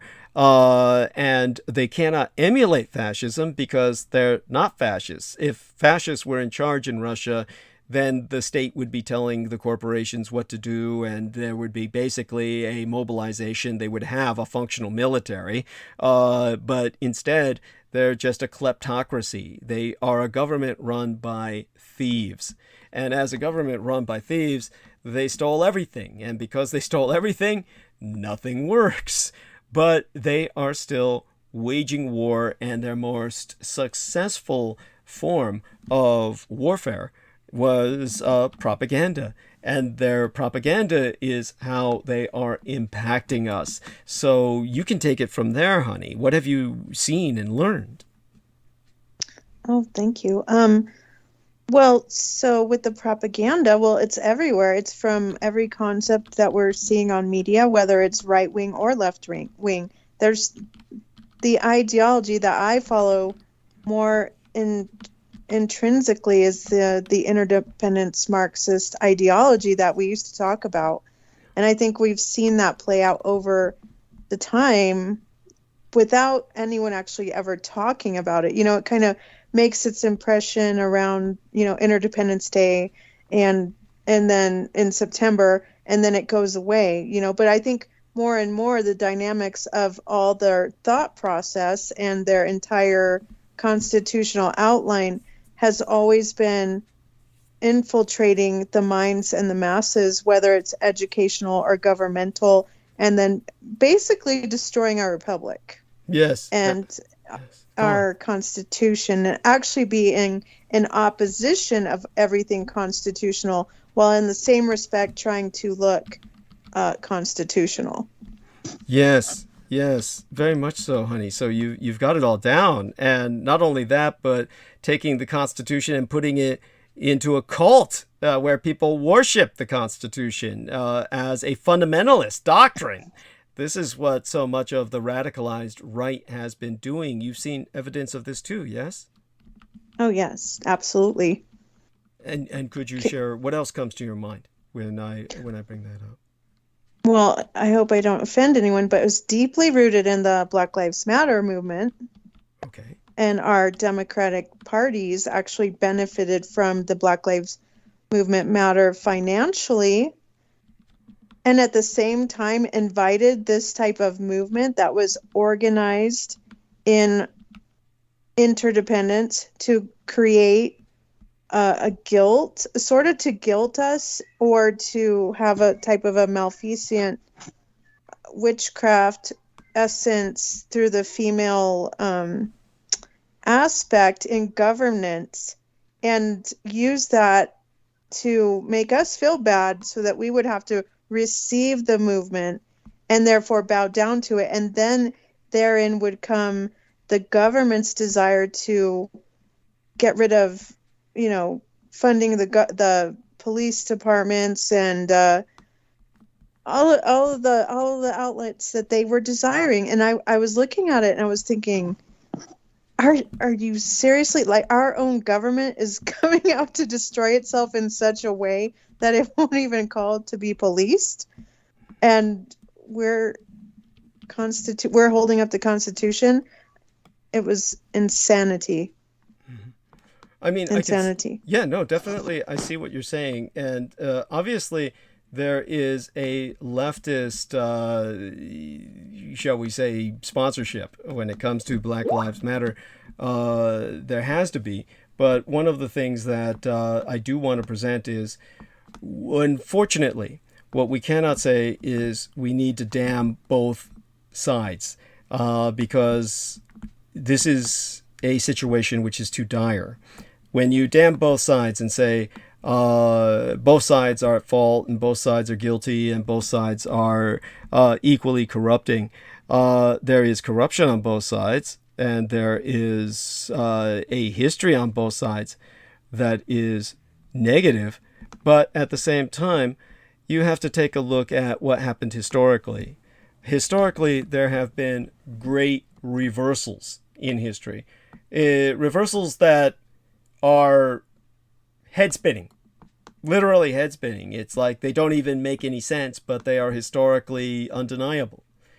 The great example was that the Democrats, it's absolutely historically correct to say this was the party of slavery. This was the party of white supremacy.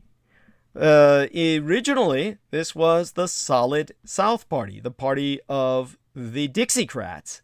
And the Solid South and the Dixiecrats were the people who ultimately had a very centrist view of the government because they needed to mobilize to fight their war against the Union. And therefore, the original Constitution was what they were intending to overthrow and reform via their own definition into the new Constitution of a centralized state government that was promoting chattel slavery. So when the people who fought for the 14th Amendment, the people who fought for, if you're born on American soil, by God, you're an American, these were radicalized Republicans. And that 14th Amendment is what made so many Americans who would never be considered American by white supremacists today. That's the main argument of white grievance, is who is American? And in terms of the radicalized right, it is basically whoever is not accepting whites' culture, meaning basically white supremacy, whites in dominance, a concept that the white culture is American culture. What we have developed today is multiracial whiteness. In other words, Daniel Arola and I were joking about Caesar Sayoc, the Chippendales dancer who basically started sending pipe bombs to Democrats. So Caesar Sayoc is an example of multiracial whiteness. You're talking about a man who's half Filipino, half Italian. Both of those colors wouldn't be considered white by classical Americans of the old America of the 1950s. In fact, Americans considered Italians and Hispanic peoples, or Latin peoples, to be essentially Mediterranean wogs, or a form of nigger. That would be their term. And they made stupid songs to basically try and talk about these people, like Mambo Italiano, which is combining a Latinx term with an Italian term. And to them, that's Mediterranean, so they're like the same race. To them, they're all niggers. So the old song, that's the Mambo Italiano, that's a super racist song. It's up there with Stephen Foster, as in, oh God, masses in the cold, cold ground or some shit like that. But my point is that when it comes to this level of racism that they have towards collectivized coloreds, any colored who comes to accept their culture, which is the bland, white, leech culture of basically what they say is conservative America, the real America, what these people are supporting is white America, and they become honorary whites. This is why you have a man from South Africa, where they had apartheid, Elon Musk. And understand that Elon Musk was born in apartheid South Africa. And in apartheid South Africa, because the white Afrikaners were so dependent on their military alliance with Israel and my Taiwan, because Taiwan, like Israel and South Africa, was a tiny nation facing an enemy of hundreds of millions, just as the Israelis faced hundreds of millions of Arabs. And I'm not saying this to present them in a sympathetic light or defend them any more than I'm trying to defend South Africa, the apartheid state. I'm simply contextualizing. But because of their military situation of being a minority, facing, in the case of South Africa, hundreds of millions of blacks, both out of their borders and within, and the Israelis facing hundreds of millions of Arabs, both out of their borders and within, working as cheap labor. So the Taiwanese were facing the communist Chinese on the mainland. All three of those nations united in a military axis known as the Iron Triangle. And they supported each other militarily with training of their special forces, and ultimately produced it was called a paranuclear weapon. Paranuclear. It was beyond nuclear, that was within a matrix that concealed its mushroom cloud. This was what produced the Vela incident. That is one of the most mysterious nuclear incidents in human history. That was the Iron Triangle of South Africa, Taiwan, and Israel combined. All of this resulted, of course, in the defeat of South Africa, ultimately, by subversion. The Americans protested against apartheid. They put them under heavy sanctions. And eventually, South Africa was destroyed. The apartheid state. What happened was the communists took over under Nelson Mandela. These are not good people either. And they ran South Africa to the ground. So, for vengeance, this young man named Elon Musk, who was born in apartheid state South Africa, remembered one thing. That during the military alliance with Taiwan and their complete dependence on the Japanese Empire for their high technology, the apartheid state of South Africa declared all Taiwanese and Japanese to be honorary whites.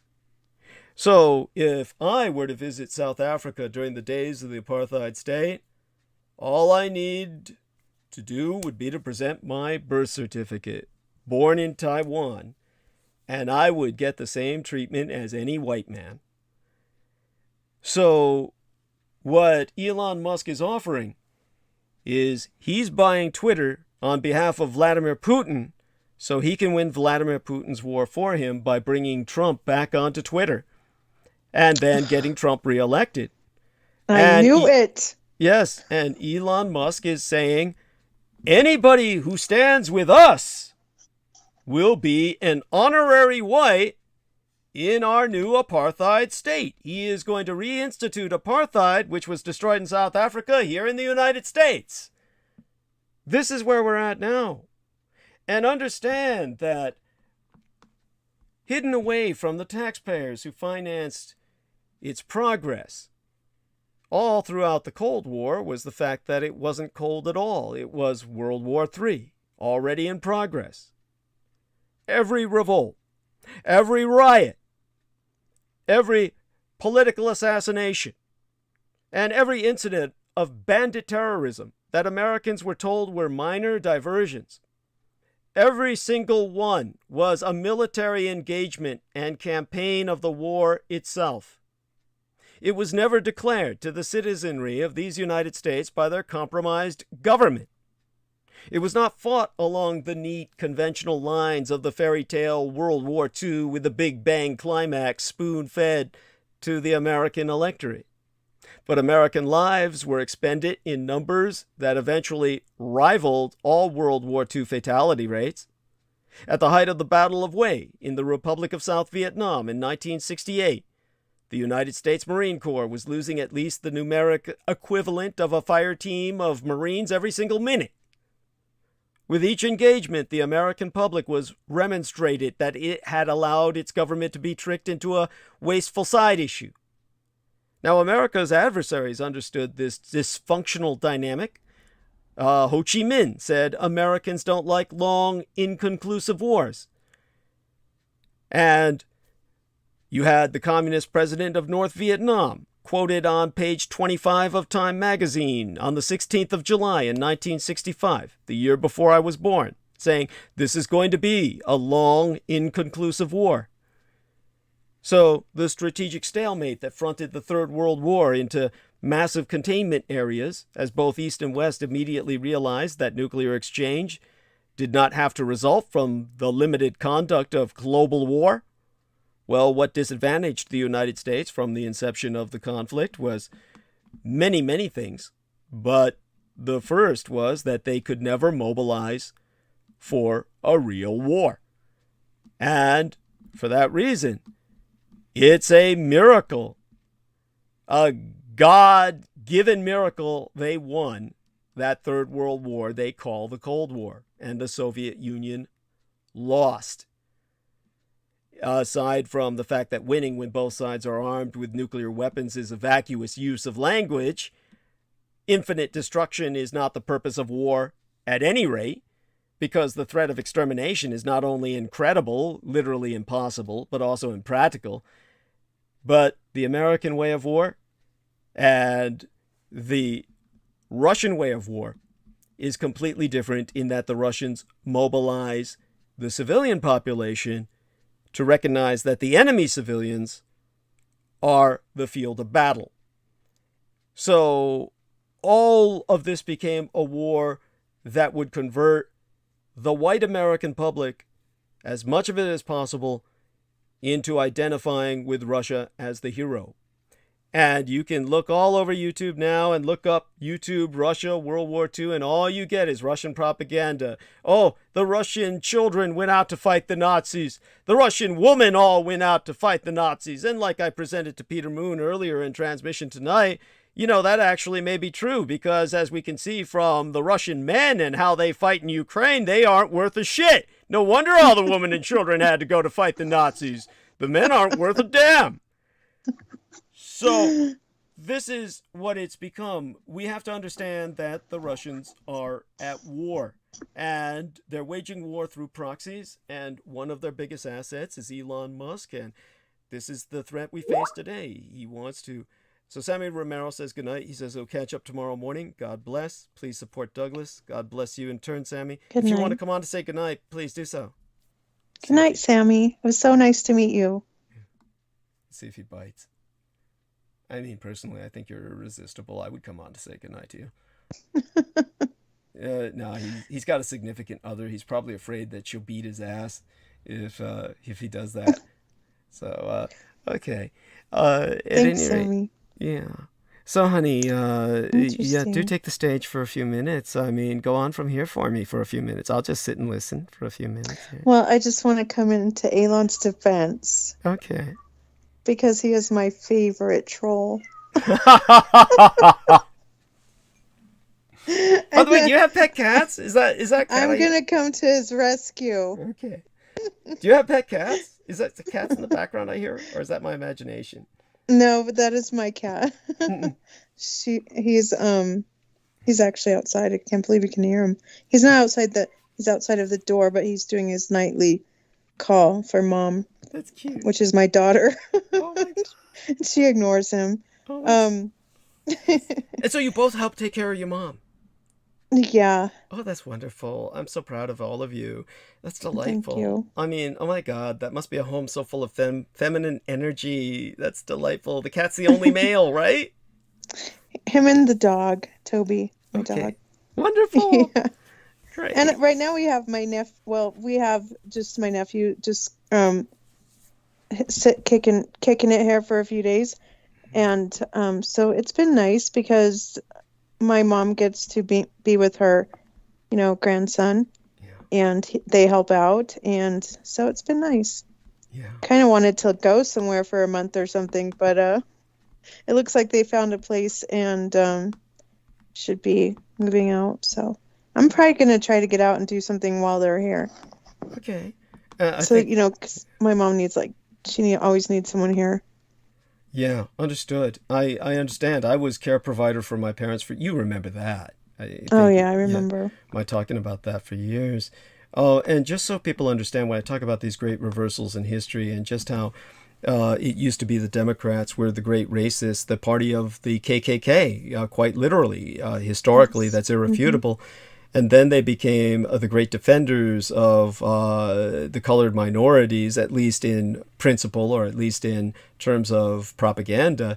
Obviously, we can cite the problems of the Democratic Party, but the Republicans were originally the people who brought us the 14th Amendment that made so many of these minorities Americans, that changed the face of America, and understands that for any of us who is ethnic or would be identified as ethnic by your average white person, or certainly at least a white person who was of a mind where that mattered, then it is thanks to these radicalized Republicans at the end of the Civil War that we even exist, that we were brought into this country, and they have changed completely. So the radicalized Republicans of the 14th Amendment, that is the origin of our America. That is our America. For any of us who would be identified as colored by your majority white Americans who are now knowing that they're in danger of becoming a minority, who are 50-50 now. We have basically a 50-50 population of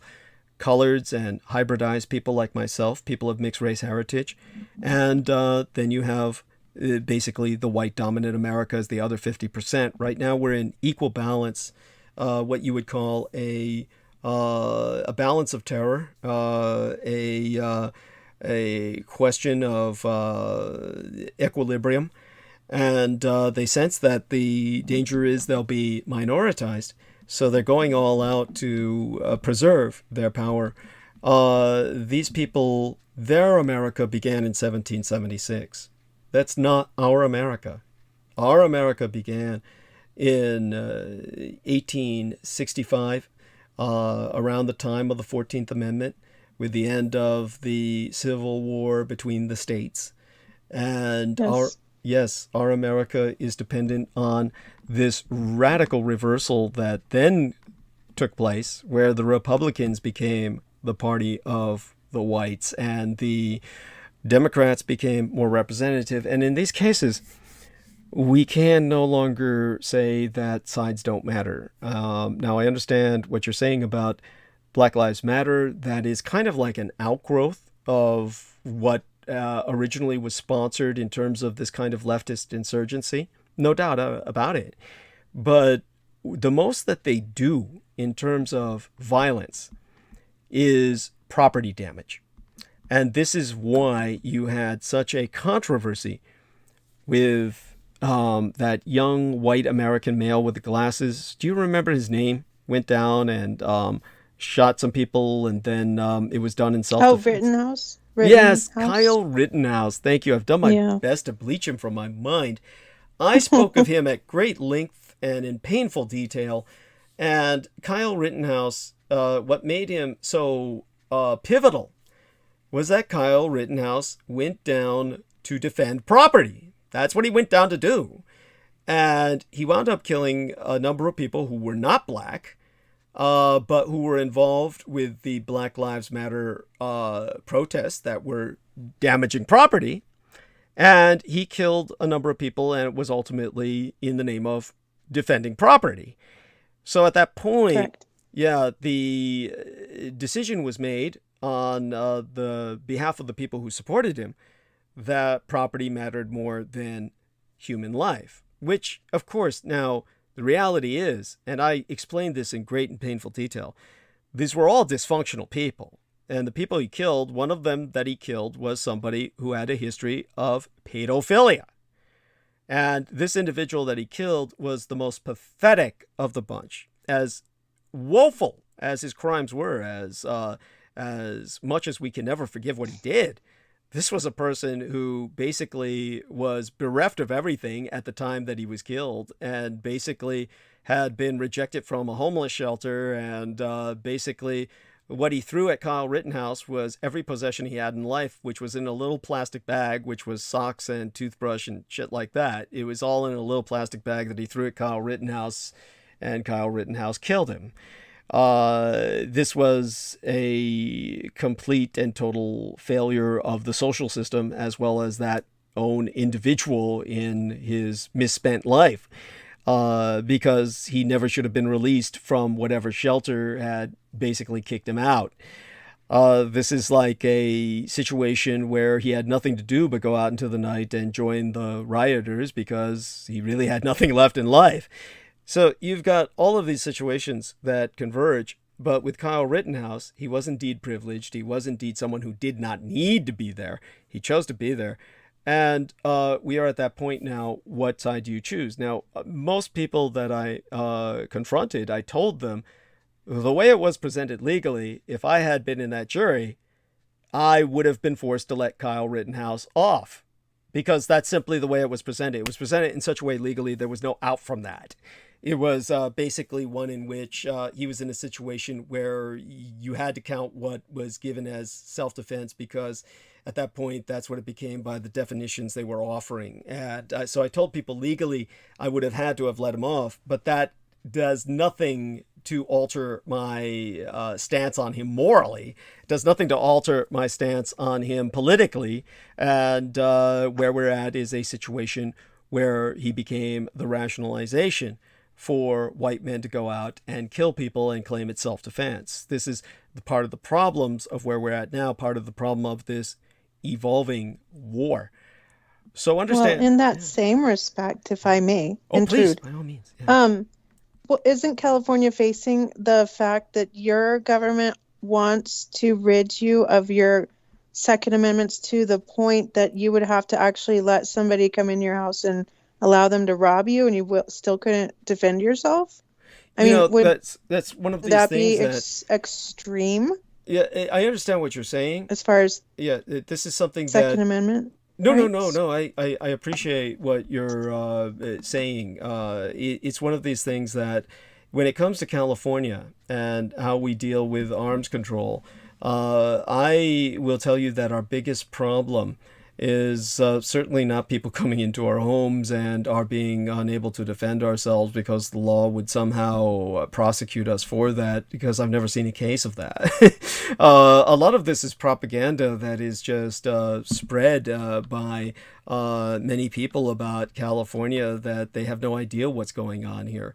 You certainly, when it comes to our biggest problem is an infiltration of firearms from other states that don't have the controls we have. So the mass shooting that was cited earlier by Sammy Romero, he was basically citing this case where a guy had guns that were smuggled in from outside of California and then use them to conduct a mass shooting. So we are in a situation now where, as what I call a state nation, a state that is larger than most nations on earth and has a population larger than most nations on earth and an economy larger than most nations on earth. I don't know if you know this, but I've brought this up in the past before. But basically, when it comes to California, its economy is the fifth largest in the world. It is larger than the Empire of Great Britain's economy. It is only after the economies of China, Germany, Japan, and the United States. And then if you take California alone, after those economies, it's larger than every other economy on Earth. So we are the economic engine for the United States. United States was on that list that California is smaller than, but without California, the United States economy shrinks so that it becomes just another enervated economy trying to struggle along with Russia, something that's got an economy on the level of Spain or Italy. But does it not still have to hold?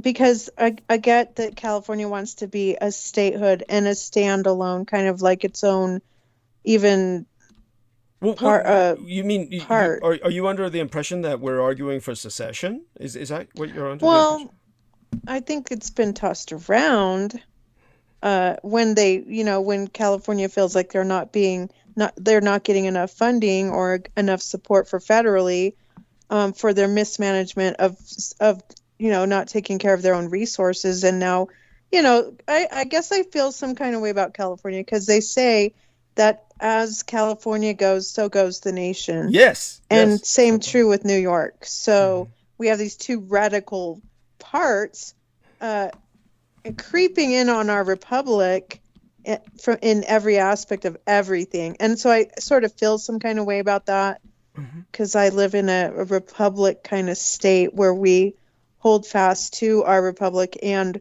we would secede too, if we had to. And simply because of could you tell corruption. me which state you live in? Which red state? I'm in Arizona. Okay, you're in Arizona. So Arizona is definitely what I would consider, a problem state. By the way, my sponsor is in Arizona. I know. Ben Estenius. Yes, so you know that. Yes, that's right. You remember that. Yes, it's been my sponsor. But see, this is where you and I clash on ideologies because I love the Republic. No. It's not necessarily that we clash. We just have to find common ground. I see. Yeah. This is not a clash. It's like I said, things turn radically in history when I said what I said about the Republicans and the Democrats basically switching places. And you take a look at the former Soviet Union supporting and sponsoring all the leftists, and then modern Russia sponsoring all the rightists. This is how radically they've changed. And this is why the Nazis they hate so much. This is what's changed with the Nazis. Who's fighting the Russians in the Ukraine, defending the Jews, defending the transgenders on the front lines? The Nazis. Things have changed. The Nazism that everyone fears, the Nazism I represent, is now that which protects the minorities and the weak and the defenseless. This is how radically the world continually changes.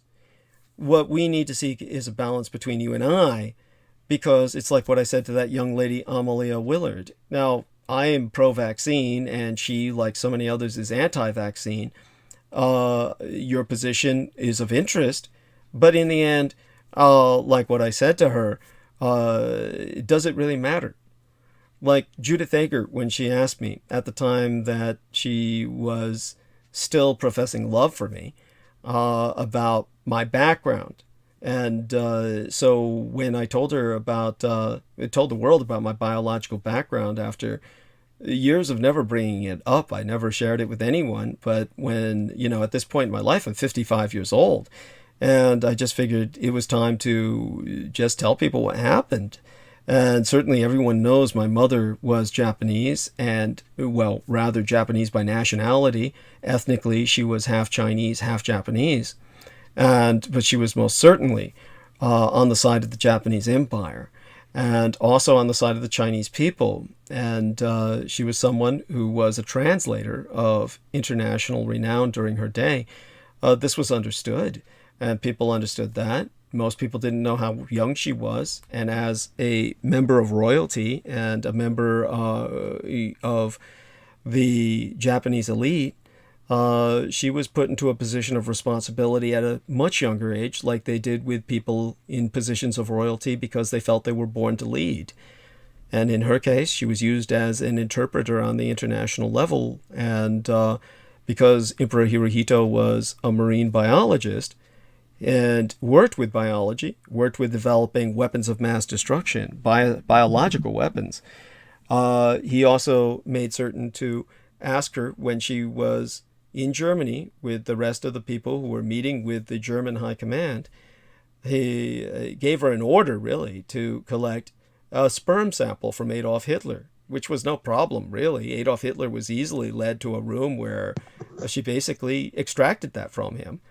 And as a matter of fact, she ultimately, during her stay in Germany, got 2 samples from him, one of which was delivered back to Japan, the other which she put in refrigeration for her own use in the future, which at that time I don't believe she really had any idea of what the future would be like. It was kind of like insurance. Certainly if it was important to her emperor, she figured it would be important to have a backup, and she maintained it.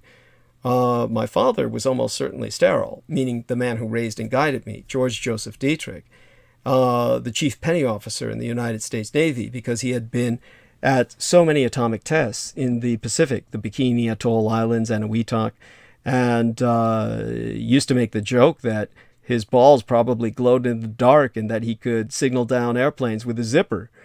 But he was married 4 times before my mother and could not produce any children. So when he married her, it was almost on this, there was probably some superstition involved that maybe she's Asian and more fertile. There's no denying that.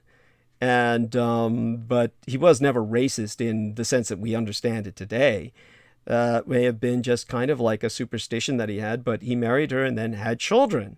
He probably felt that was her fertility as an Asian or something like that. But my mother told me, and my father went to his death, of course, thinking that I was his biological child and that my sister was. But my mother insisted that she really used the sperm of Adolf Hitler, took it out of the refrigeration, which of course keeps sperm viable for up to 100 years. That's scientific fact. And she used that to have children, and simply never told the man who raised and guided us the real source of how she was fertilized. So when I presented this, of course, I lost a lot of sponsors because the claim that I'm the son of Adolf Hitler is something that they find revolting, unbelievable. When Judith Ager asked me, "Is Hitler really your papa?" I said to her, between you and I, doesn't matter. And she said no, because it really doesn't. It doesn't matter when it comes to something that she and I had at that time that she later revoked and claimed I didn't deserve because she claimed I cheated on her. And this was because she kept rejecting me, and I wound up sleeping with another woman, and then she decided to punish me for eternity by first asking for my life insurance, and after I did sign it over to her, then revoking her relationship with me entirely, as if that was the final fuck you. I mean, it was so heartbreaking. And that's what she wanted to do, was to be as hurtful as possible. And the situation moving forward from that, however, it brings us down to the point that I presented to Amalia Willard when she says, we have so many differences and I'm anti-vax. Basically, she's anti-vax. And she's saying that, you're pro-vax, etc. And I told her, do these differences even really matter considering the direness of the situation in which the entire human species is facing potential extinction? Does it really matter what our immediate political differences are? Basically, we need to, understand that our biggest problem is mobilizing and uniting to survive the immediate future. And that is our greatest challenge. As a species, we need to survive the immediate future as a species. So when you and I are faced with this challenge, then the point that I would make is, considering the left and the right, like I said, comparing Black Lives Matter and the damage that they do, the greatest violence that they have, though there is some murders, there are some cases of violence against persons, undeniably, but most of their damage is property damage. But on the radicalized right, which is basically the entire right at this point in time, the violence is astronomical. The FBI has stated again and again the ultimate source of the majority of terrorist incidents that result in multiple deaths are white supremacists. So we have white grievance as being the main instigator, and not only that, it's a form of white male supremacy. It is male incels, involuntary celibates who feel that women are not putting out for them. And of course women don't put out for them because they're assholes. And so these men take it out by mass shooting. And so this is our greatest problem, is toxic masculinity. And if people think, oh, that's politicizing and that's going left, no, it's true. The toxic male is an enormous source of over-aggressive violence. And these are men expressing themselves through mass shootings. So this is, how many women commit mass shootings? You don't see females going out and committing mass shootings. This is a male-dominant phenomenon. So this. Well, if you want, I could just cut to the chase, and then I could give you my belief structure. Please, of course. And we can go from there. Yeah. Because I jive with you. I totally get what you're saying. And I am so humanly, I would say I'm an absolute constitutionalist. Mm-hmm. So I'm all for your right to have the freedom of expression and to live your life and to go by the 14th Amendment, most precious of all. And that should be abided by, especially when we're dealing with people coming from across the border. And I found that both or nearly all administrations have denied humanity that right. That is an essential right and under the 14th Amendment and the 5th Amendment. So in that standard, there's no way I could support either side. Or uphold that they even care about the Constitution enough to uphold it. So that's my human perspective. But I like to consider myself operating in a spiritual governance from our Creator as well, and a keeper of His word. So if that makes sense, I more represent as Israel than I do as any other, and that's not like a social geopolitical ideology as a Judaism or anything like that. It's completely spiritual, and I believe in operating in the spiritual plane as well. Yes, absolutely. And you've understood. I've often brought up the spiritual aspect of this war. You understand that. You've heard me say that before. So I understand what you're saying, and so to kind of rephrase that. Would you call yourself a constitutional fundamentalist? I assume you're no, not if it's tying to religion. No. Okay. So because I'm not a Christian either. I'm not tied to the constructs or the ideologies that are what roots us to the earth, that keeps us identifiable in a human perspective. Those type of things I find very cagey and binding. I'd rather be like spirit and truth, like Jesus taught us. Okay. That's how I want to operate. Okay. So it's kind of a spirit-led thing, and then kind of like upholding the truth, which is ultimately the truth of my Father. So I stand for that as far as the norm for my life. Do I expect it from others? No. I just think that we live in a fallen world and we are in need of a savior. Okay. And so when it comes to the republic that you value, certainly what we need is order, and we need a state. And as I've suggested before, one of my solutions to the enormous amount of crime, much of it which victimizes women in particular, violence against women is astronomical all over the world, but far more in the United States than people realize.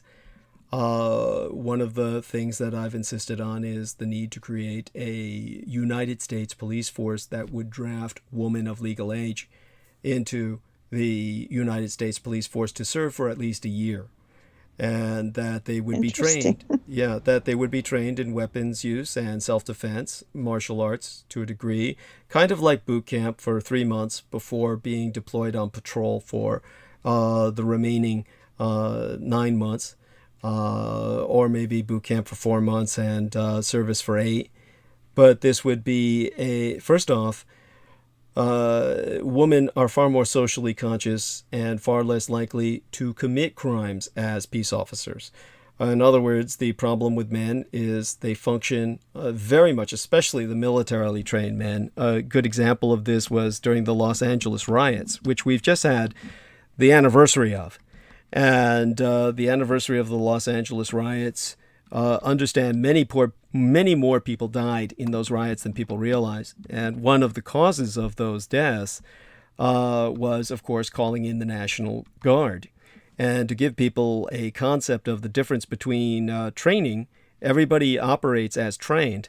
The training between the National Guard is military training, whereas the training of a police officer is supposed to be to keep the peace. So when a police officer says, "Cover me," then he means hold your gun at the ready, and if I come under fire, then you protect me. You back me up. You shoot the person who's shooting at me, or the like. With the military, cover me means open fire. So when they sent the National Guard to work with the police, there were several incidents in which many people died, in which a policeman shouted, "Cover me!" and the National Guard opened fire. This is why you should never have military-trained veterans serving as police. And yet police consistently have a hiring policy of veterans' preference. Yeah, I agree. Yeah. So didn't that go against the posse comitatus? Well, when you bring that up, posse comitatus, let's clarify this for people. Posse comitatus comes in. Posse comitatus, of course, is used when, of course, you had a sheriff who had to deputize everybody. Because, a sheriff is protecting a town, needs to mobilize a draft. When you've got an entire tribe of Indians goes on the warpath, or you've got action was successful. So hopefully not everybody has had too much of a glitch. Going to do a quick check into live stream. It's always a hint to do there. And so that's when Vivian Sanchez says, "So here's the lineage of Douglas." Oh, God bless her. I was trying to figure that out, so I can see it now. So I didn't know that was happening behind the scenes with you and Judith. Yeah.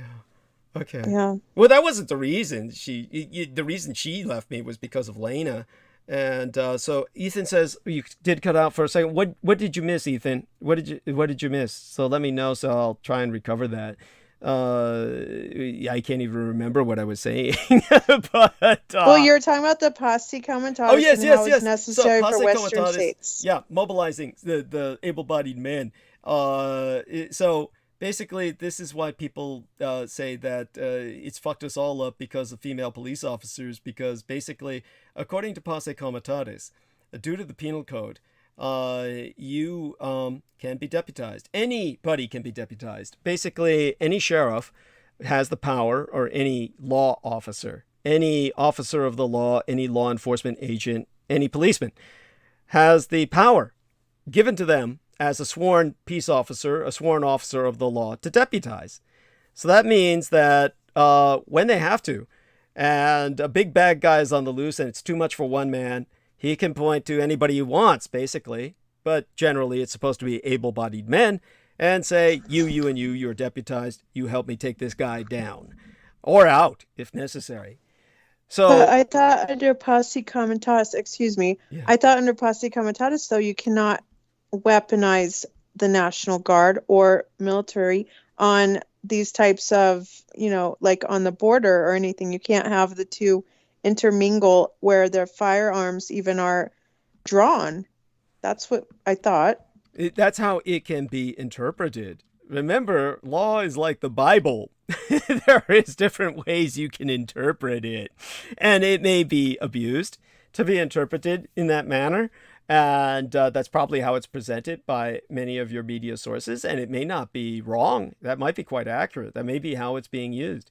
But the way that it's been used to try and advocate for no female police officers is because basically it comes down to the situation where your average female is obviously not going to be physically equal to your average male bad guy. So your average female, being given posse comitatus, has the right to basically point to any able-bodied man around her and say, you, and you're all deputized, take this guy down, even if he's armed. And by the way, just so people understand this, if that happens to you, you are required by law to do what she says.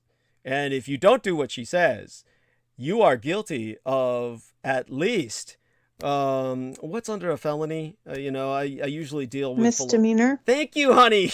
I couldn't have gotten that out without you. You're guilty of a misdemeanor. But if she winds up getting hurt, injured, or killed due to your not responding to her deputization, you are then guilty of a felony at that point, as if you were the criminal, at which point you will be going to jail. That is posse comitatus being used to that degree where it can be. So this is why people were arguing these really short, underweight females becoming officers would abuse this and make all men around them essentially deputized. This has not happened. But what I can tell people is, whereas one female, of course, is not normally equal to your average felon or lawbreaker, you get 5 females together and they can take any man down when they're trained to do so. So you give women 3 to 4 months training in coordination, and you send them out as womaniples, basically gynaples, really. This would be, a maniple is a group of 5 men. Okay. Yeah, so a gynaple would be a group of 5 women. If you dispatch them... Gynecologically? Yeah, kind of like that. We could use a different term for female, but, the one that comes to mind as just defining female. But in terms of maniples of 5 women each, yes, if trained in coordination, they can easily take down the majority of any men. And if they couldn't, they could easily call for reinforcements. This is what I'm talking about with the United States police force consistent of women. Now, this is big state. And I say that we need a draft for the men, and that would be the military defense. And we need a third option for those who are not willing to serve in either case, if they are conscientious objectors to doing either police work or military work, both of which potentially involve violence and ultimately do. Then they would enter a third draft, which would be civil service, which would mean that they would deliver Meals on Wheels and help the elderly, which God knows we need more people than ever to help with people who are indisposed, who cannot be drafted, who cannot be employed conventionally. Mm-hmm. So this is the kind of mobilization, this is the big government that I advocate. This is very different from people who say we need less government. I say just the opposite.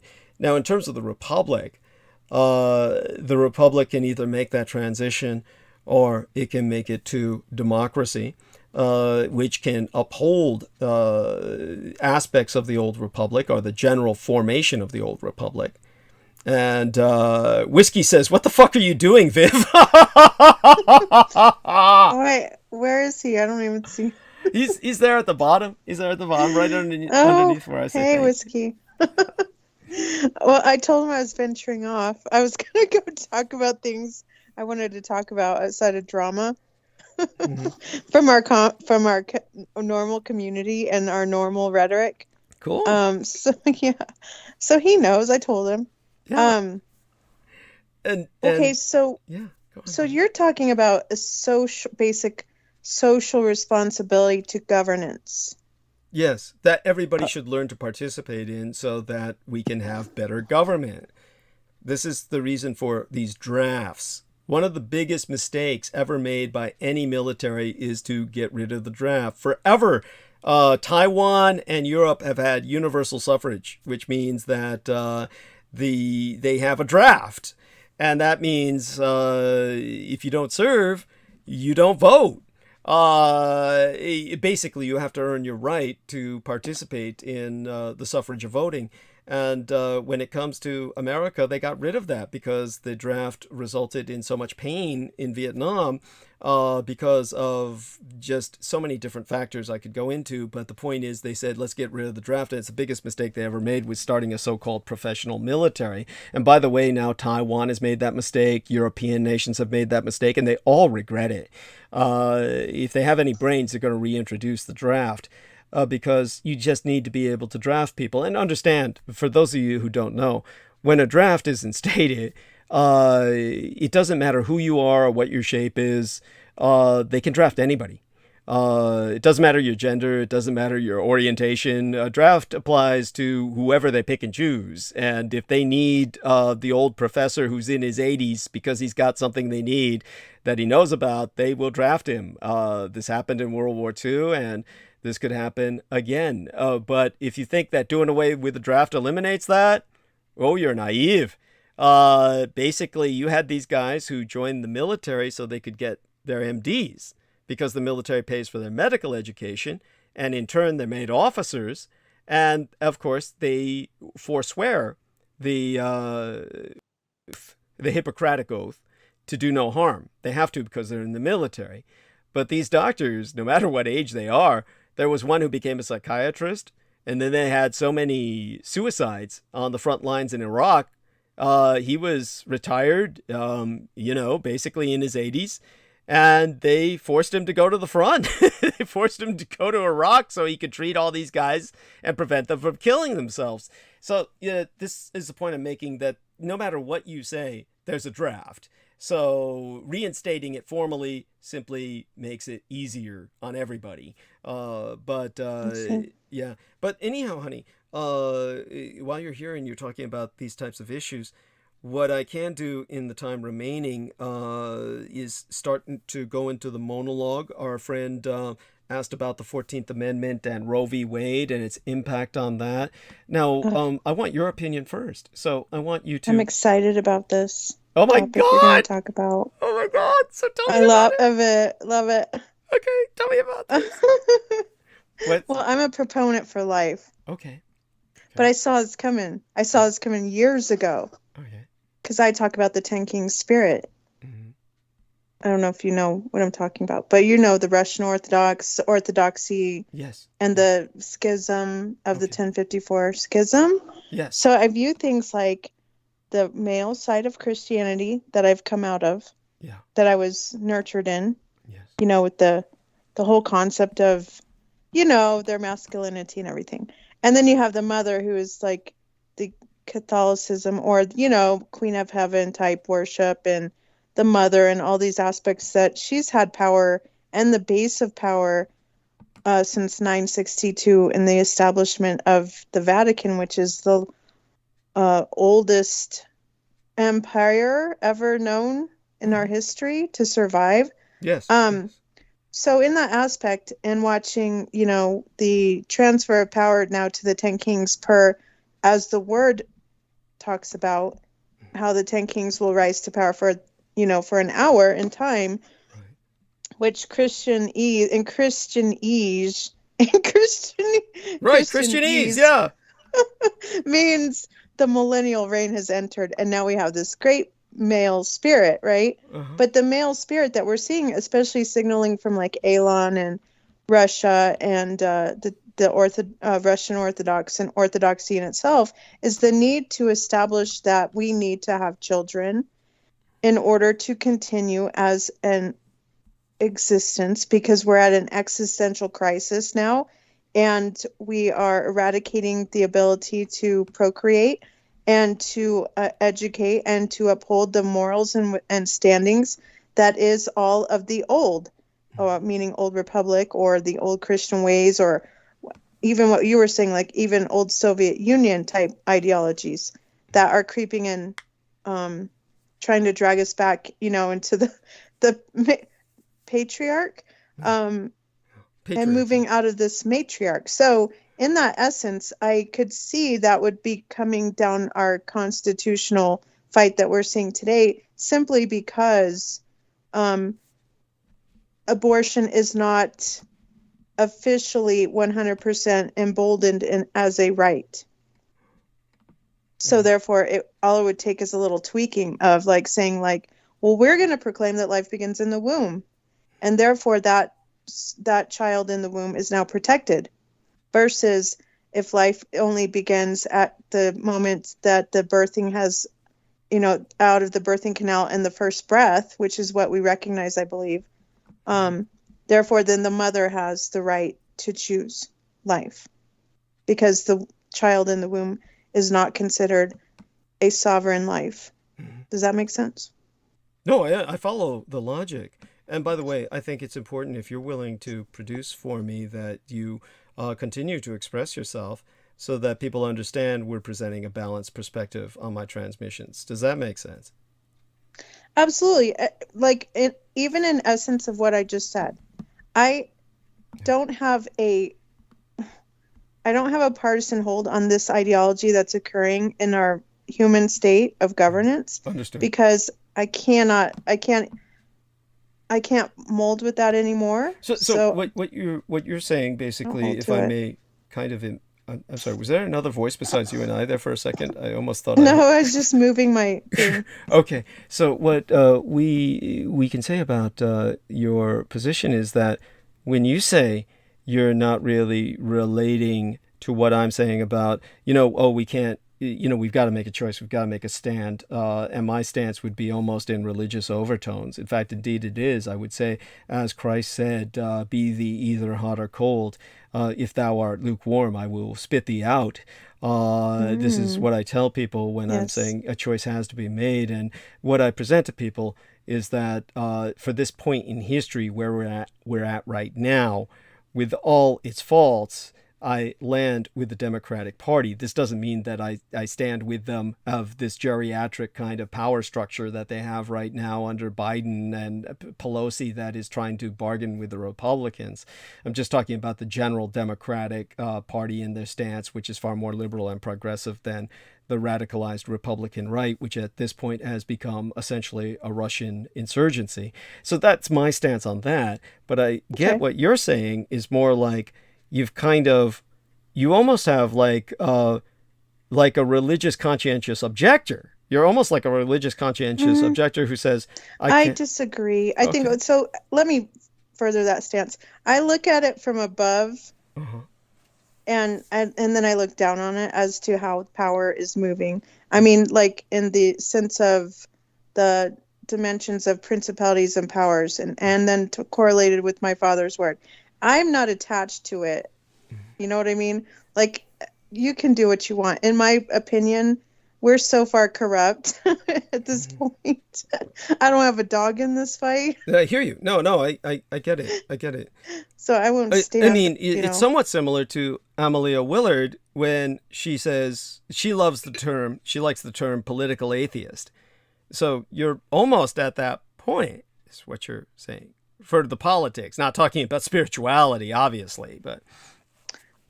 I mean, I guess I'm just trying to view it in a place of understanding so that I can grasp it, and then see, like, because it's for me, it's more like a chessboard, and we're watching the players and how it's all formulative. So you want to guess their next move, right? Mm-hmm. And so that's just how I'm gauging it. I don't like if it's already written in the word that the government would get this corrupt. So I don't see any point in trying to restore it to any kind of glory. I don't see any kind of sound minds within our government at this point that really stand for anything other than being sellouts. So how in any kind of right mind can I support any kind of stance that man is taking at this point, or hope in it? That's where I'm at. They're better off being judged at this point, in my opinion. Okay. I mean, so you've kind of given up on hope that humanity can do anything for itself. Yeah. Okay, so it's good way to put that. That's I guess that's understandable. I can understand that. By the way, that's a very cynical perspective. Just so you know. I could be cynical, but at the same time, I can be separated from it enough to where it is what it is. And I just can't hope in it. You know what I mean? Okay. I mean, I have not reached that level of cynicism yet, but I understand it. Well, you can call it cynicism, but I call it incredibly freeing. No, I can imagine it does feel. I mean, yeah, I mean, you feel probably that an incredible burden has been lifted. Yeah, I mean, yeah, I get that. So that is a form of a kind of political atheism. It's that's not the correct term for it, but it's certainly, kind of, Well, veers. I do cheer when I see the Constitution actually uh, holding its value coming out of this post-COVID move, and when I see interdependence losing its power, I kind of rejoice because I always want to root for the personhood or the choice of mankind, and not the eradication of, or actually the deceptive practices that have been imparted to us on such a level in like fear and in control, and by giving us reasons why we can't govern ourselves even in thought or any kind of social responsibility. Like we're okay, and going through that with COVID just made it more real that this is an existential threat we're facing with interdependence. And so I appreciate when the Constitution comes at play and you see that it still has life and power and is for the people. And then that would give us the power also to override our government in some sensology, if I would, want to hope in that, which I don't. I think people are too far gone at this point to really rise up and stand on anything because we're too confused and we don't know where we stand even in our own mind. And I think they like it that way. Okay. Now, by the way, I'm somewhat distracted just by something else that I'm trying to do to bring up. So I can't, I'll review what you said later. I'll certainly replay that. And by the way, you're going to be with us hopefully for a while in the weeks to come, and then you can re-express that anytime you Well, wish. I definitely don't want to. Yeah. I don't want to take over your show. No. I don't perceive it as that. No. I know we're just trying to jive with each other, and I hope you understand. I'm not like here to balance you or impart anything to you other than to know I can be outside of it all. Right. and still be here. You know what I mean? Like I don't have to tell you what to do or expose or even talk about my belief system on your property here in the YouTube sphere. So I'm just talking about so it's kind of a get to know you and where do you stand, where do I stand, and I wouldn't encroach on your belief system, in other words. Oh, no, and that's definitely appreciated. But certainly it's just human to try and convince others to our perspective. This is what we do. So, it is something that I think that it's good that we cover this. But what I can't understand is you have this like almost kind of a fixation. I don't know if that's the right word for it on the Constitution. So it does seem to have almost, shall we say, a kind of religious overtones for you. So do you feel it was divinely inspired, or? Well, it did take in perspective the Creator. Okay. Which interdependence does not. Mm-hmm. Interdependence has eradicated him as our maker and has created man as being the end-all be-all of humanity. Okay. So interdependence, define that term for me. Well, interdependence. We used to talk about it. We did? Yeah. Aren't you sort of pro-interdependence?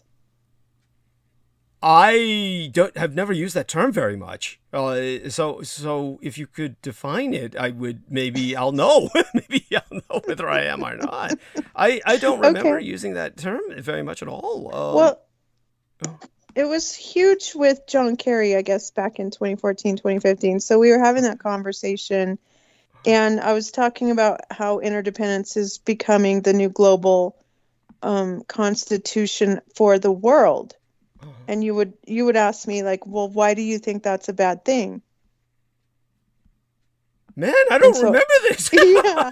So I assumed like you knew what we were talking about and that you were like down with it.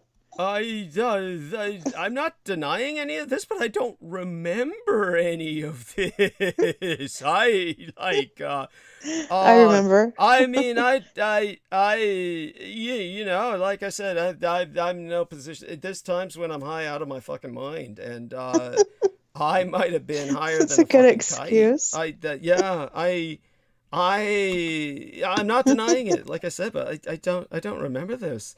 You know, and by the way, I don't say this in a challenging way or in a negative way, like somebody proved this bitch wrong or something. But you know, I'm interested. You know, if anybody remembers this, please share We'll it. have to talk about. We'll talk about it some other time. Yeah. Yeah. You know, when you talked about, say, for instance, California, and you were talking about just how California is like got this Second Amendment law that, you know, you were under the impression it's like even if we defend ourselves when somebody invades our home, we're basically going to be held responsible for it, and that in the most negative sense. Understand just how people propagandize everything about California, and this is why you have a lot of places like Arizona, red states like Texas, and they say, "Don't Californicate my Arizona, don't Californicate my Texas." Okay, Please don't. Well, you don't even know what California is about, I assure you. You have people out there that insist that California has a law that protects pedophilia. And they'll argue that the California governor, Gavin Newsom, our governor, signed a law that allows judges to decide whether or not to list someone as a sex offender for having oral or anal sex with a minor. And they present this in the most appalling light, of course. They present this in a way that is far from the truth. So just to give people an understanding of that the United States, it does not have a major state, its economic engine, California, under Governor Newsom signing a law for protection of pedophiles. It's so far from the truth, it's not even funny. But this is what people in Arizona and Texas believe. I mean, you've heard of this, right? No, I haven't. I haven't been paying attention to much. Oh, okay. No big deal. Honestly, then. We don't need to go. Checked out, dude. We I'm don't just need... like, duh. Okay. I don't blame you. But I get it. I understand how propaganda works. It's just the idea that California wants to be its own statehood.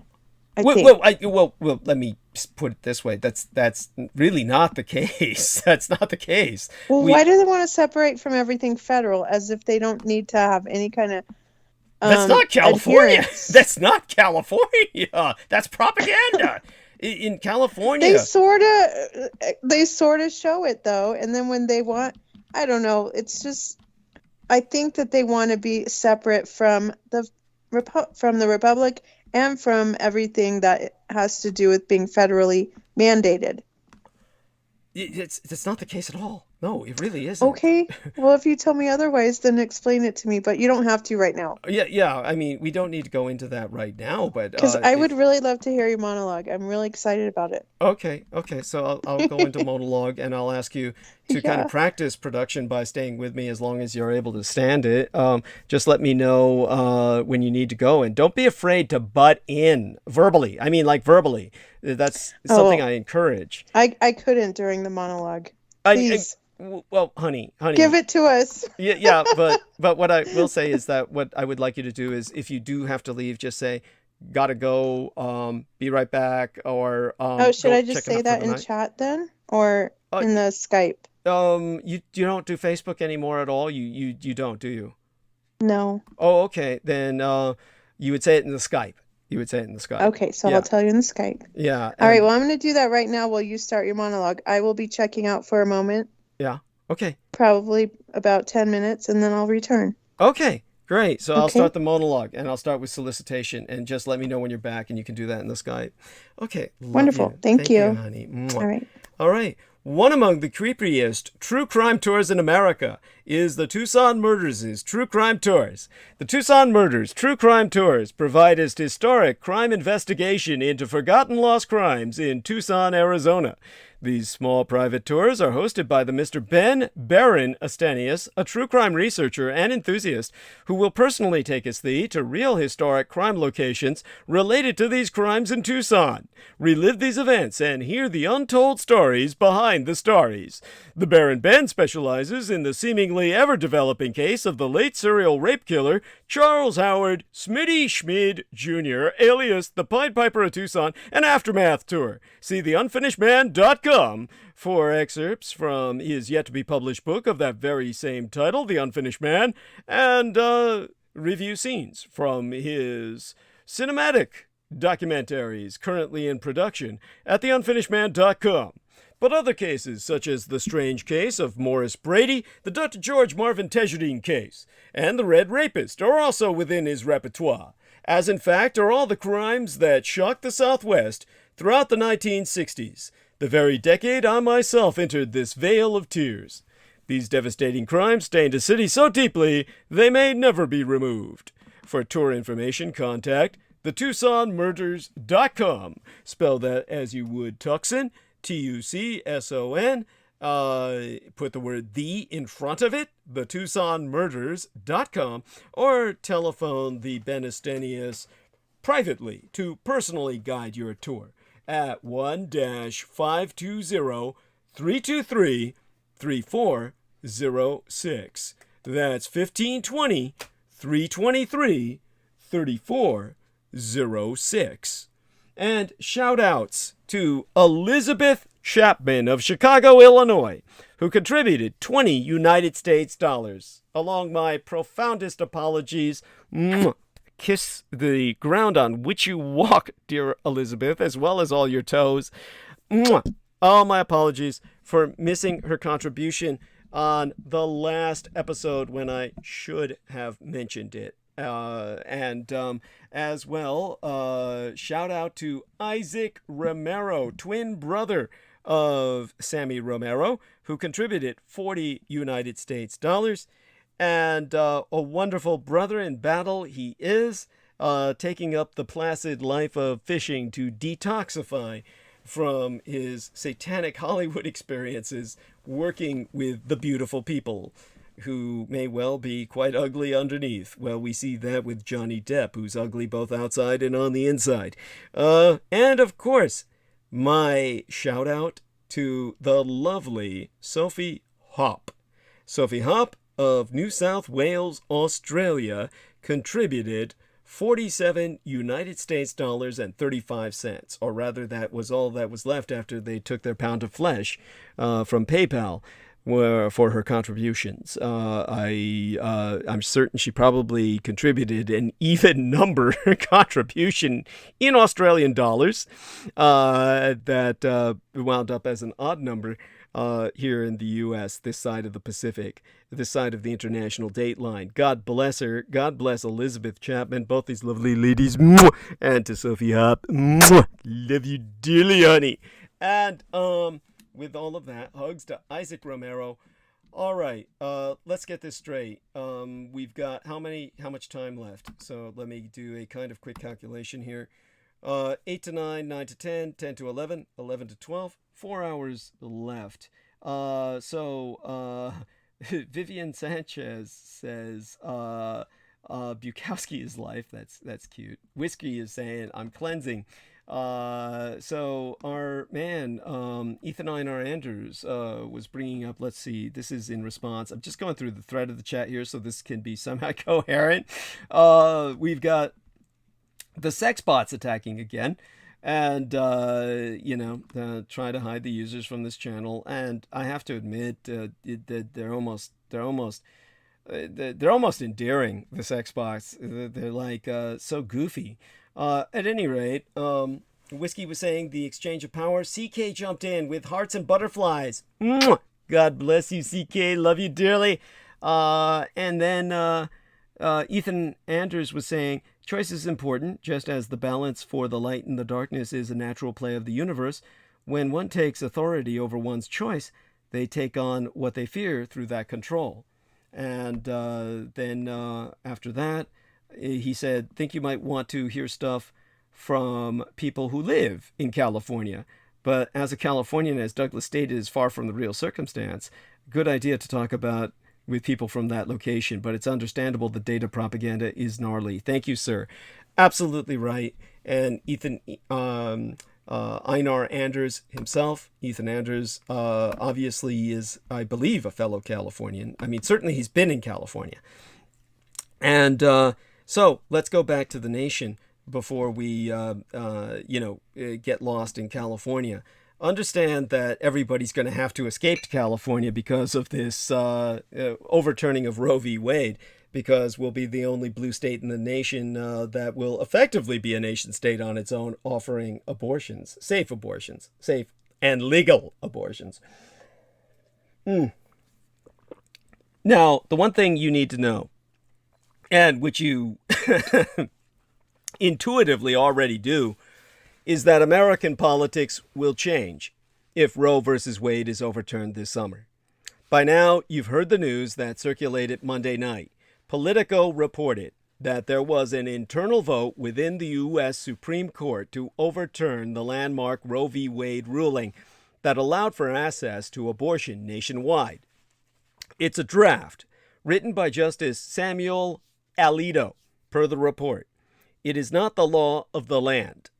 More votes need to happen internally in the court, and a final decision will not be issued until June. But to the political industrial complex bombarding your email boxes with fundraising pitches, it might as well be June already.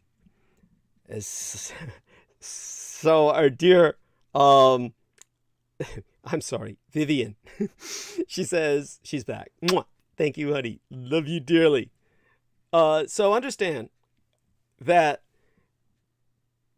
politically speaking, where we go from here isn't quite as obvious as both parties will make it out to be. Republicans will be forced to get very specific on what they want their state laws to allow and to outlaw. That's trickier territory than the sweeping statements they've made about abortion until now.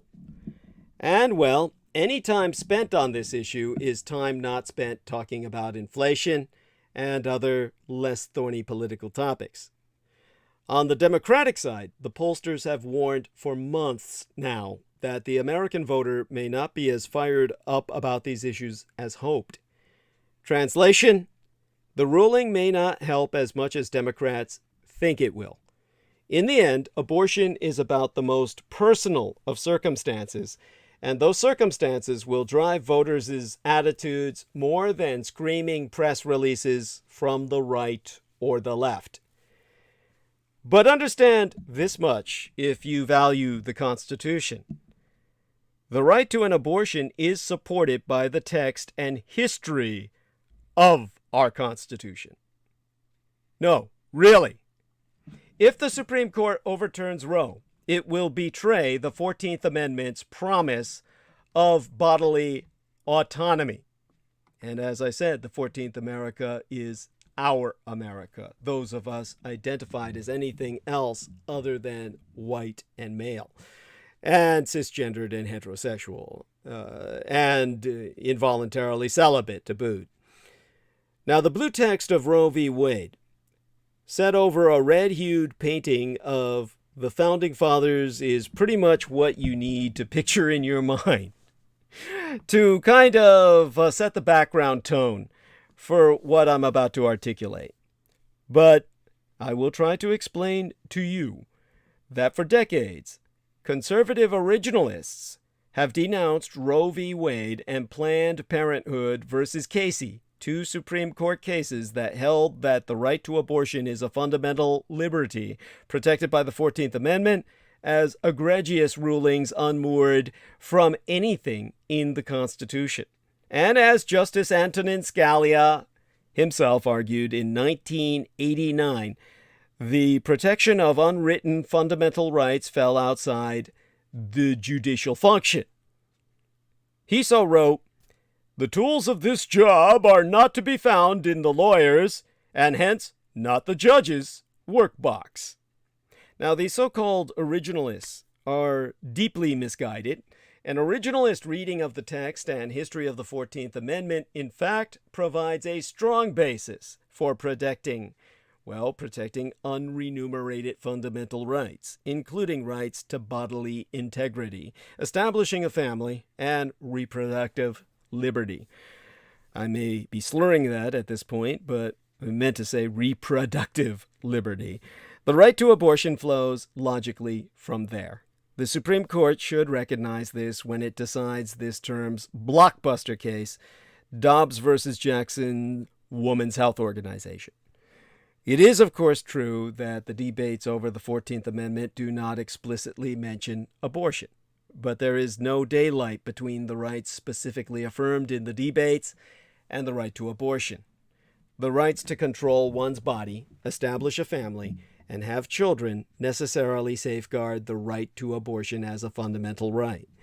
The right of having a family, a wife, children, and a home, as Senator Jacob Howard, who played a central role in drafting the 14th Amendment, so put it, guarantees to the individual free choice in matters of family and childbirth, in the same way that the freedom of speech also includes the right to not speak. The right to bear and raise children and the right to abortion are two sides of the same coin, both integral parts of reproductive freedom. In our constitutional heritage, laws that prohibit abortion and those that compel abortion are equally offensive to bodily integrity, autonomy, and equal dignity. So understanding the true meaning of the 14th Amendment is now more important than ever, with the right to abortion under concerted attack and a Supreme Court seemingly eager to lead the charge.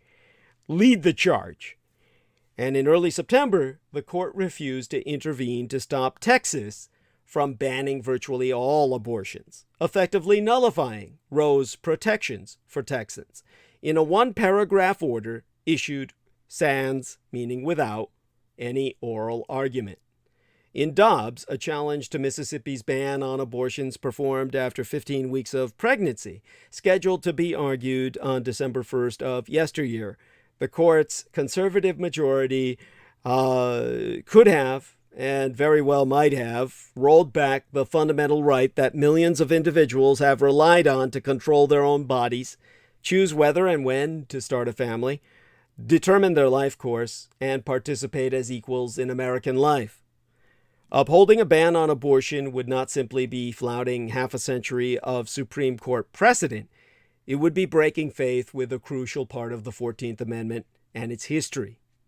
More than 150 years ago, following a bloody civil war fought over slavery, among other factors, the 14th Amendment fundamentally altered the meaning of freedom itself, requiring states to respect all privileges or immunities of citizens of these United States, forbidding the deprivation of life, liberty, or property, sans due process of law, meaning without due process, and guaranteeing to all the equal protection of the laws. To redress slavery's horrific abuses, the 14th Amendment mandated that states respect all substantive fundamental rights essential to liberty. This guarantee drew specifically on the Declaration of Independence's promise of unalienable rights. It wasn't the term inalienable, but unalienable rights, including life, liberty, and that ever nebulous pursuit of happiness. And the Ninth Amendment's affirmation that the enumeration in the Constitution of certain rights shall not be construed to deny or disparage others retained by the people. The 14th Amendment, or so its framers celebrated, would be the gem of the Constitution because it is the Declaration of Independence placed immutably and forever in our Constitution. Roe's opponents often stress that the Constitution's text saith nothing about abortion, but the fact that the 14th Amendment enshrines rights not found elsewhere in the Constitution's text should not be surprising. The Ninth Amendment affirms that the Constitution protects unenumerated rights, meaning unspoken. As the Federalist Society co-founder Stephen Calabrese has shown, more than 3/4 of state constitutions at the time of the ratification of the 14th Amendment did the same. To understand why the 14th Amendment's protections are so sweeping and phrased in general terms, remember that the amendment was a response to slavery. Its framers sought to safeguard fundamental rights that have no explicit textual basis in the Bill of Rights, but that are crucial to equality and liberty as we understand them today. To ensure true freedom and redress, the subjugation of black bodies during slavery required, at a minimum, asserting control over one's body as a basic right. During the debates, members of Congress insisted that a person's uninterrupted enjoyment of his life, his limbs, his body, and his health were a bedrock right, guaranteed to all. Without bodily integrity, the 14th Amendment's promise of equal citizenship would be illusory. Protecting people's reproductive liberty was very much a part of that effort to define what it means to not be enslaved, to be free. One of slavery's cruelest aspects was the brutal denial of reproductive autonomy in matters of family life. Plantation owners forced enslaved women to bear children who would be born into bondage. Rape and other forms of coerced procreation enabled the growth of the institution of slavery, even after the international slave trade was outlawed in 1808. In the 1861 narrative of her enslavement, Harriet Jacobs wrote, "Slavery is terrible for man, but it is far more terrible for woman." Jacobs's autobiography, as the intellectual Henry Louis Gates has observed, demonstrated how enslaved women were treated as objects to be raped, bred, or abused. Not only were enslaved people coerced into bearing children, enslaved people in loving relationships had no right to marry or raise children of their own. A spouse or a child could be sold on a whim, and untold numbers were. Family separations were endemic to slavery. About half of the enslaved people sold on the interstate market were forced to leave behind a spouse or a parent. The framers of the 14th Amendment recoiled at the treatment of enslaved families and wrote the amendment to provide broad protection of what might be called rights of heart and home, the right to marry a loved one, to establish a family, to decide whether to bear and raise children. As the debates in the 39th Congress reflect, true freedom would be impossible without securing those freed from enslavement the right to be protected in their homes and families, as Senator John Sherman so said.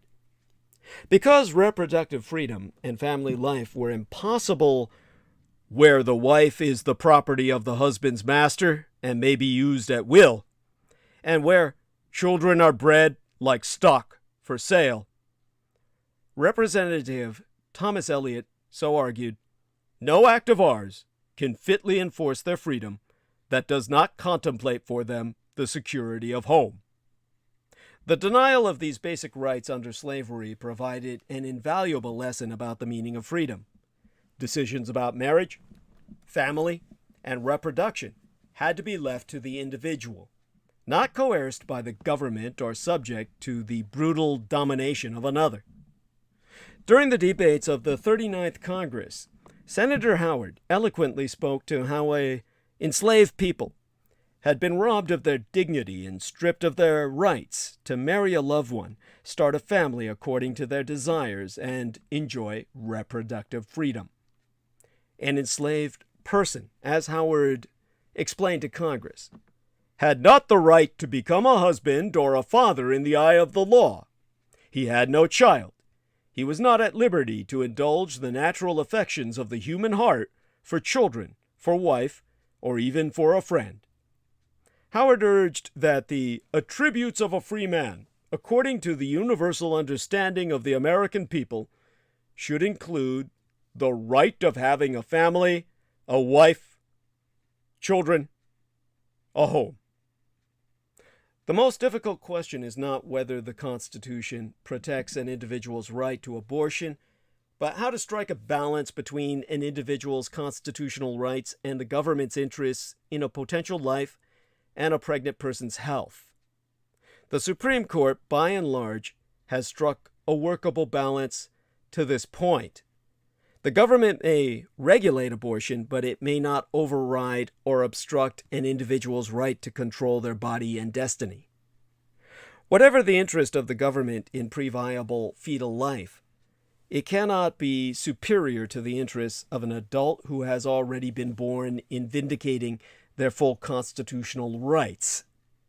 The Supreme Court has never recognized a compelling state interest that allows the government to completely extinguish a fundamental right.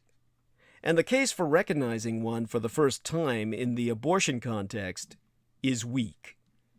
The common law, the body of law inherited from England and derived from judicial precedent, often a source of guidance to the Supreme Court, did not regard the interest in potential life from the moment of conception as a compelling one, and permitted abortions well into the second trimester of pregnancy. When some states in the mid-19th century enacted bans on abortion throughout pregnancy, they typically rested on outmoded and discriminatory justifications about women's proper role and racist fears about declining white birth rates. This is hardly the stuff out of which compelling state interests are formed. The right to abortion is a fundamental right with deep roots in the 14th Amendment. If the court refuses to protect that right, it will betray the 14th Amendment's promise that all people have a right to control their bodies, shape the course of their lives, and participate as equals in American life. The Supreme Court must reaffirm the right to abortion, not merely out of respect for precedent, but because it must be faithful to the Constitution's text and history. If they do the antithesis, as this draft prophesies they will, then think of what Roe could take down with it. The logic being used against Roe would weaken the legal foundations of any rights Americans value deeply. The consensus of Supreme Court watchers after Wednesday's oral argument in Dobbs versus Jackson's Women's Health Organization is that the demise of Roe v. Wade, or at least its dilution to a point that virtually any government-imposed burden on abortion would be constitutionally acceptable, is coming. After all, this court allowed a Texas law effectively banning most abortions after 6 weeks to stand, pending litigation, rejecting multiple pleas for a temporary stay, as clear a signal as any that at least 5 justices on the current court have no problem with women's constitutional rights, as currently recognized, being violated in the interim. Many of the dangers of overruling Roe have long been discussed. If women lose the right to an abortion, pregnancy-related deaths are estimated to rise substantially and suddenly. Currently, 26 states have so-called trigger laws on the books that would outlaw most abortions the moment the court reverses Roe. The impact of Roe's fall would hit low-income women especially hard, as they're 5 times as likely as affluent women to experience unplanned childbearing and twice as likely to face sexual violence. Those are the dangers of restricting access to abortion. The thing is, the dangers of dispensing with Roe go far beyond abortion, because the legal logic that threatens this particular right will quite easily extend to others, inviting states to try out new laws that regulate choices about whom to marry, whom to be intimate with, what contraception to use, and how to rear one's own children. The contention that Roe is uniquely built on a foundation of sand ignores the inconvenient fact that lots of other rights are not expressly articulated in our Constitution. The question that a reversal of Roe accordingly poses is whether the textualists and originalists on this conservative heavy court would allow those implied rights to go by the wayside as well. You know they will. Most people tether Roe's legal foundations to the right to privacy identified in Griswold versus Connecticut, a 1965 decision striking down state laws rendering illegal the use of contraceptives by married couples. The court ultimately identified a constitutional right to privacy within protective penumbras that emanate from the Bill of Rights, in particular the First, Fourth, Fifth, Ninth, and 14th Amendments, and reasoned that these penumbras operate to shield an intimate relation of husband and wife and their physician's role in one aspect of that relation from government intrusion.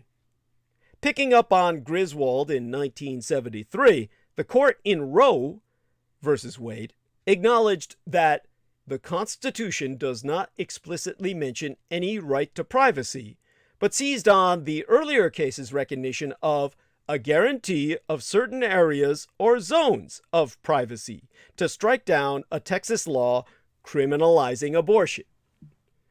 Bemoaning the analytical shortcomings of Roe, the late Justice Ruth Bader Ginsburg, a champion of gender equality under our Constitution, noted that critics were charging the court with reading its own values into the Due Process Clause. In her view, the court represented, or rather the court presented, an incomplete justification for its decision, and should have added a distinct sex discrimination theme to its balancing of fetal versus maternal interests. Those charges have endured, culminating in the Dobbs case, which tees up a reversal of Roe, despite the fact that a majority of Americans across the political spectrum favor some measure of safe and legal abortion access. But Griswold was not the court's first word on the scope of liberty under the 14th Amendment's Due Process Clause, which protects individuals from arbitrary governmental deprivations of life, liberty, or property. Far more important than this nebulous pursuit of happiness, I assure you, without articulating with any precision what the word liberty actually means. In a series of cases beginning in the early 1920s, the court carved out a protected space for family, marriage, and children that the government is constrained from regulating. A rollback of Roe will split this sphere open if the conservative theory that implied rights are constitutionally invalid takes hold, and states begin passing draconian laws that creep into all other areas of intimate personal life. As the pro-life obstetric sonographer Rebecca Schrader saw abortion as a black and white issue, well, after she became pregnant, she found herself in the gray area. Think about that and consider the 1923 case that was litigated the year my late and sainted Cyrus, my womb matron, my mother, was born, Meyer versus Nebraska, in which the court struck down a law criminalizing the teaching of German in private schools. And this was before World War II, but after World War I. The court wrote, "The obvious purpose of this statute was that the English language should be and become the mother tongue of all children reared in this state. Although its enactment comes reasonably within the police power of the state, the court found that the law unreasonably infringes the liberty guaranteed to the plaintiff in error by the 14th Amendment. The precise grounding of the now precarious individual right to decide whether to carry a fetus to term." 2 years later, in Pierce versus Society of Sisters of the Holy Names of Jesus and Mary, the court struck down an Oregon criminal law forcing parents to send their children to public school. The court so noted, "The manifest purpose of the law is to compel general attendance at public schools by normal children between 8 and 16 who have not completed the 8th grade." Citing MAYO, the court ruled, "We think it entirely plain that the Act of 1922 unreasonably interferes with the liberty of parents and guardians to direct the upbringing and education of children." The court has construed liberty to safeguard numerous other personal safe spaces. The right to marry, regardless of race, which was decided the year after I was fucking born. When I was born, I was an illegal human being as a hybrid.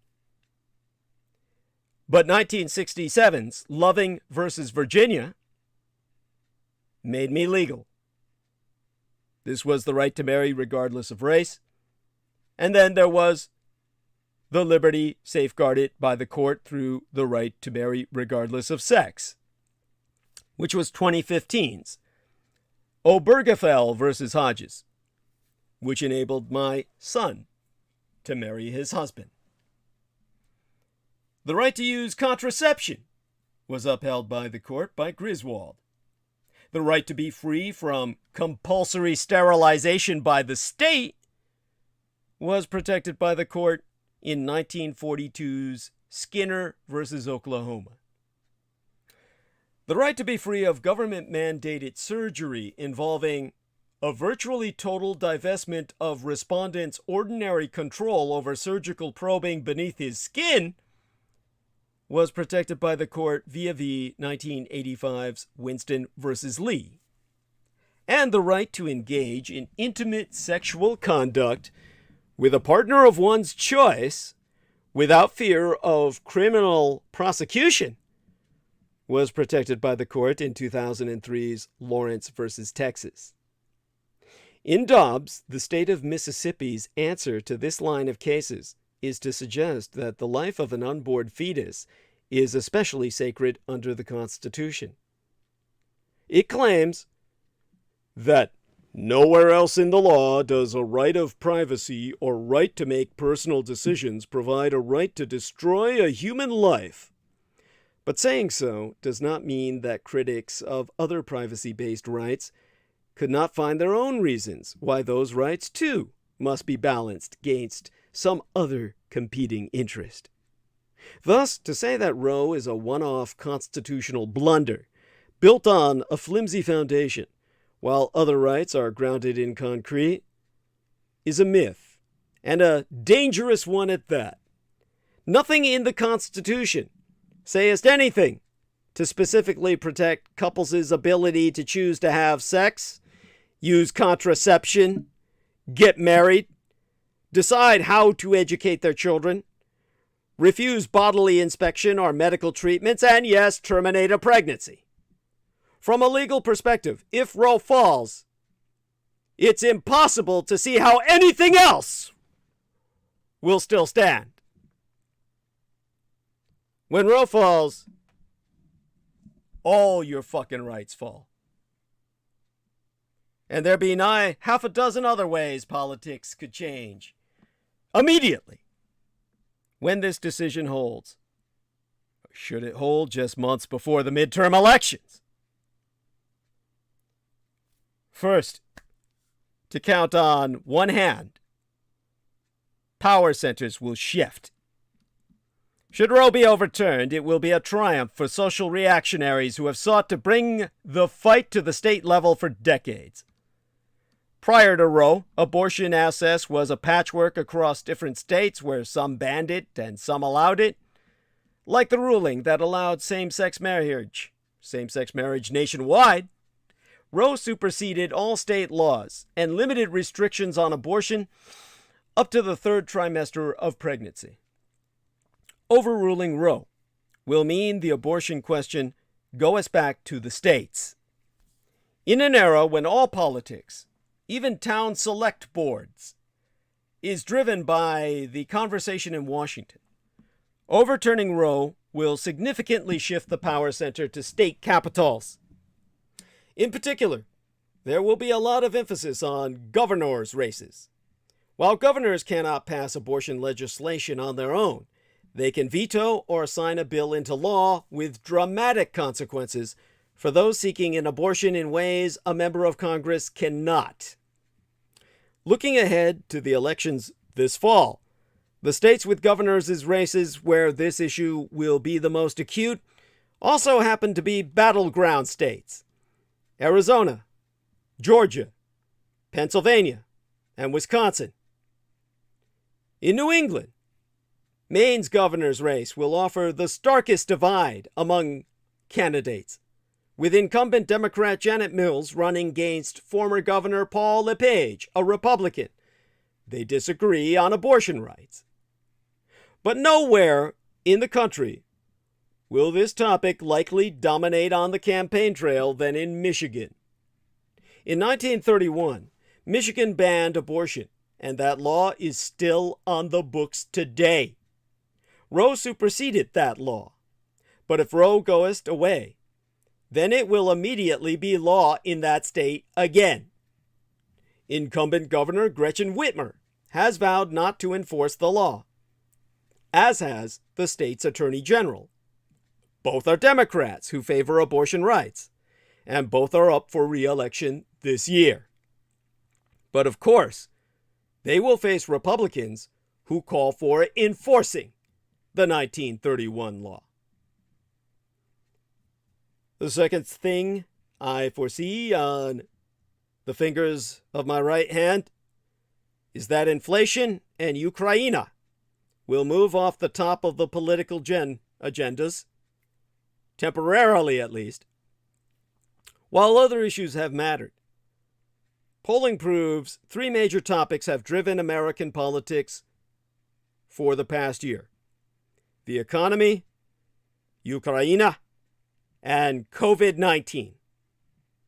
While the economy rarely leaves the discussion, abortion could very well become a defining issue heading into November of 2022.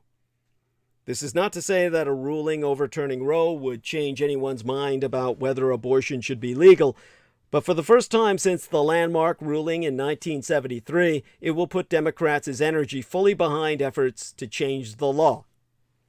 This will mean new political institutions will develop. Ads will work to galvanize an abortion rights base. And there could be a new level of activism that may be looking at decades of work until the Supreme Court has a different makeup. That said, inflation has been a very resilient issue in polling among American voters. Time will tell. On the third finger of my right hand, I see that the abortion debate will get super specific and super confusing. As aforementioned, one technical point here is just how abortion would be discussed in a post-Roe America. Since 1973, Americans and their politicians were basically offered something of a binary choice on abortion. Do they think the court ruling should stay, or should it go? If the ruling is overturned, then we have a harder but very important conversation. Exemplar gratiae. If abortion is to be banned in a certain place, then who is going to enforce such a law? Who is going to be charged with a crime? And what is the specific charge and penalty? Is it years in prison? Or a misdemeanor? Further, even for states where there be abortion rights, there is no longer a federal framework to follow. So at how many weeks should abortion be legal? Up until birth? Third trimester? Since legislators may need to put a number on the law, we could see debates over 20 weeks versus 21 weeks. This is a conversation some states have not really had until now. On my fourth finger of my right hand, I can foresee that technology not courts or votes, could be the game changer. While abortion rights advocates may focus on the short-term strategy of winning in-state capitals and the long-term strategy of pursuing a different makeup on U.S. Supreme Court, technology may play a role in this debate in ways it has not previously played. Unlike before Roe, women can now obtain abortions through medication up to 10 weeks into pregnancy.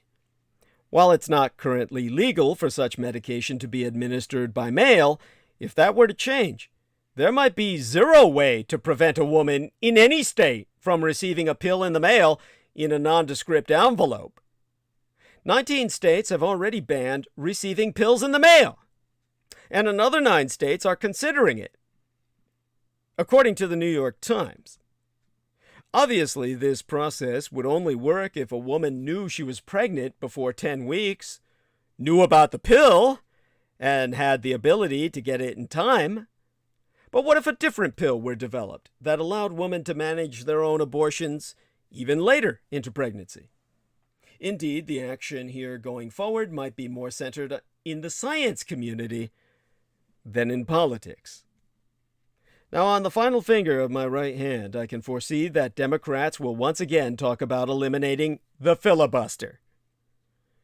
Democrats cannot change the makeup of the Supreme Court from now until June, other than Ketanji Brown Jackson stepping in for Stephen Breyer, but that's not a change of vote on Roe.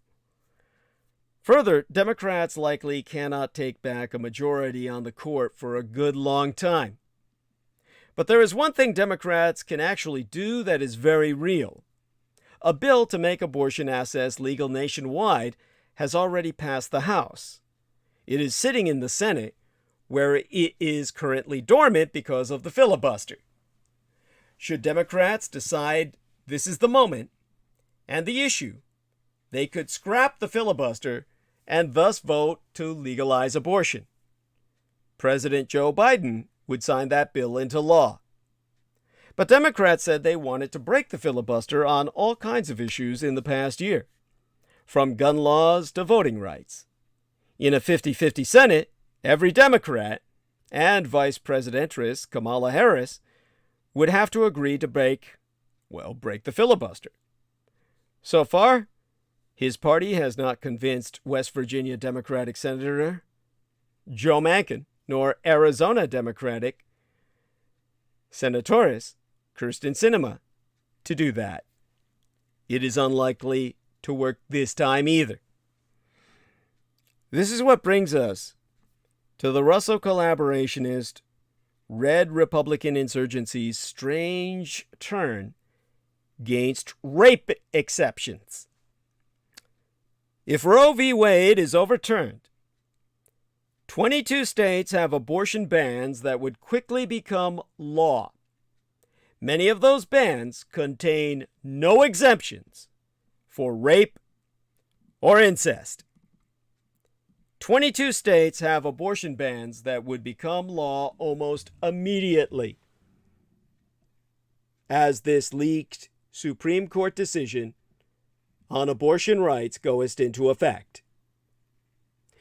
Many of these state bans contain no exceptions for rape or incest survivors. Not so long ago, such exceptions were regularly included in proposed abortion bans, in part because they're popular. For decades, about 75% of Americans have consistently told pollsters that abortion should be legal in cases of rape and incest. But many of the measures now set to take effect do away with all such exceptions. President Ronald Reagan detested abortion but endorsed exceptions for rape in the 1980s. George H.W. Bush, George W. Bush, and even Donald Trump all also indicated their support for those measures. The National Right to Life Committee supported legislation that included exceptions in the 1990s. Even the Hyde Amendment, the federal law that prohibits federal funds from being used to pay for abortions, has long contained these exceptions. But in the past few years, however, the anti-abortion movement has moved in a different direction. In 2019, Alabama legislators passed an abortion ban that lacked any rape and incest exceptions. 9 other states, Arkansas, Kentucky, Louisiana, Mississippi, Missouri, Ohio, Oklahoma, Tennessee, and Texas, have passed similar laws. Courts blocked all the laws but Texas's. If Roe is overturned, it will be a felony for any Texas doctor to perform an abortion for a woman who was raped or impregnated by a family member. In March, Arizona Governor Doug Ducey signed an early abortion ban without any rape or incest exemptions. Now, it's rare that a majority of Americans agree on anything, and parties cut against popular opinion at their own risk. Even some Republicans with anti-abortion views might feel squeamish about laws that take such a rigid stance when it comes to cases of rape and incest. Laws like these, well, the former Republican representative, Tom Davis of Virginia, went on record to say, probably have a cost. On the margins, that probably is not the politically wisest course. Oh, brilliant man. But Republicans have plowed ahead anyway, confident that they're on the right side of this issue, not only morally, but politically. Maybe a lack of exceptions for rape is not the poison pill it once was. Maybe now people understand that men should be allowed to rape women, their daughters as well, and their sisters. Because after all, they're just cunts. And you wouldn't want another Republican to be put down before he had a chance to vote. Meaning squeezed out of the womb, that is. Some abortion rights proponents argue that to focus on rape and incest exceptions in abortion bans is to miss the point. Obtaining an abortion under a rape or incest exception is difficult. Many states require rape survivors to file a police report to qualify. Elizabeth Nash, a policy analyst at the Guttmacher Institute, which supports abortion rights, has said, these exceptions don't do the job that people think they're going to do. We've seen state legislatures adopt restriction after restriction and ban after ban, and these legislators remain in power. It doesn't feel like there are any consequences for them. Just like there's no consequences for raping their daughters and their sisters and squeezing out incestors to go on to vote as they're indoctrinated. But the trend towards blanket abortion bans signals a clear shift in the anti-abortion movement itself. Banning all abortions, even in cases of rape and incest, is ideologically consistent, or so the ban's proponents dost argue. If abortion is murder, why would murder be acceptable in any instance? To quoteist Christy Hamrick, a spokesperson for the anti-abortion group Students for Life, as in their lifetime students, it's kind of like Starving Students, the moving company. The only reason they're starving is because nobody's willing to hire them at those exorbitant prices they charge. At any rate, she says, we don't issue birth certificates in the United States with a rating system based on how someone was conceived. Clearly, crimes must be fully prosecuted, and women must be helped, but we mourn as well for the preborn, who also suffer. Well, nothing like the child of a serial rapist to have faith in. He might grow up to save the country. Now, forcing rape and incest survivors to carry pregnancies to term is obviously unpopular, but it's no longer an unusual proposal. One taboo, however, has endured. The anti-abortion rights movement still seeks to portray itself as advocating for pregnant women rather than seeking to punish them, and leaps into damage control mode if its allies suggest otherwise. During his primary campaign in 2016, for example, Donald Trump suggested in a town hall interview with MSNBC's Chris Matthews that women should face some sort of punishment for obtaining an abortion. As if that weren't punishment enough in and of itself. Republicans and leaders of the anti-abortion movement pushed back immediately. No pro-lifer would ever want to punish a woman who has chosen abortion, or so said Jean Mancini, the presidentess of the March for Life Education and Defense Fund. She said, "We invite a woman who has gone down this route to consider paths to healing, not punishment." And Trump, realizing that he had entered politically iffy territory, retracted his statement. So far, all of the abortion bans that would take effect under the leaked SCOTUS, or Supreme Court of the United States decision, seek to punish providers rather than people who seek out the procedure. But this political third rail may be losing its charge too. Several women have recently been arrested and jailed in cases involving self-induced abortions. Carol Sanger, a professoress at Columbia Law School who studies reproductive rights, has gone on record to say, if abortion is murder, then women are hiring the hitmen. It's not logically impossible to get to that position. So that brings us to the uterine state of America. You see, our very lives depend on Roe v. Wade. We must protect Roe versus Wade and abortion rights, because otherwise freedom will be up for grabs if we do not. Those who claim to uphold the Constitution are losing sight of justice. We cannot afford to let freedom waver and be put up for debate. Freedom is life. Everything else is a slow death. And we, America, have always been dying slowly, and sometimes quick. Abortion and the legal access to one is a reproductive right, a human right. We're going to lose it. The Supreme Court of 2022 would have us believe abortion cannot be implicitly protected by any constitutional provision because there is no reference to it in the Constitution.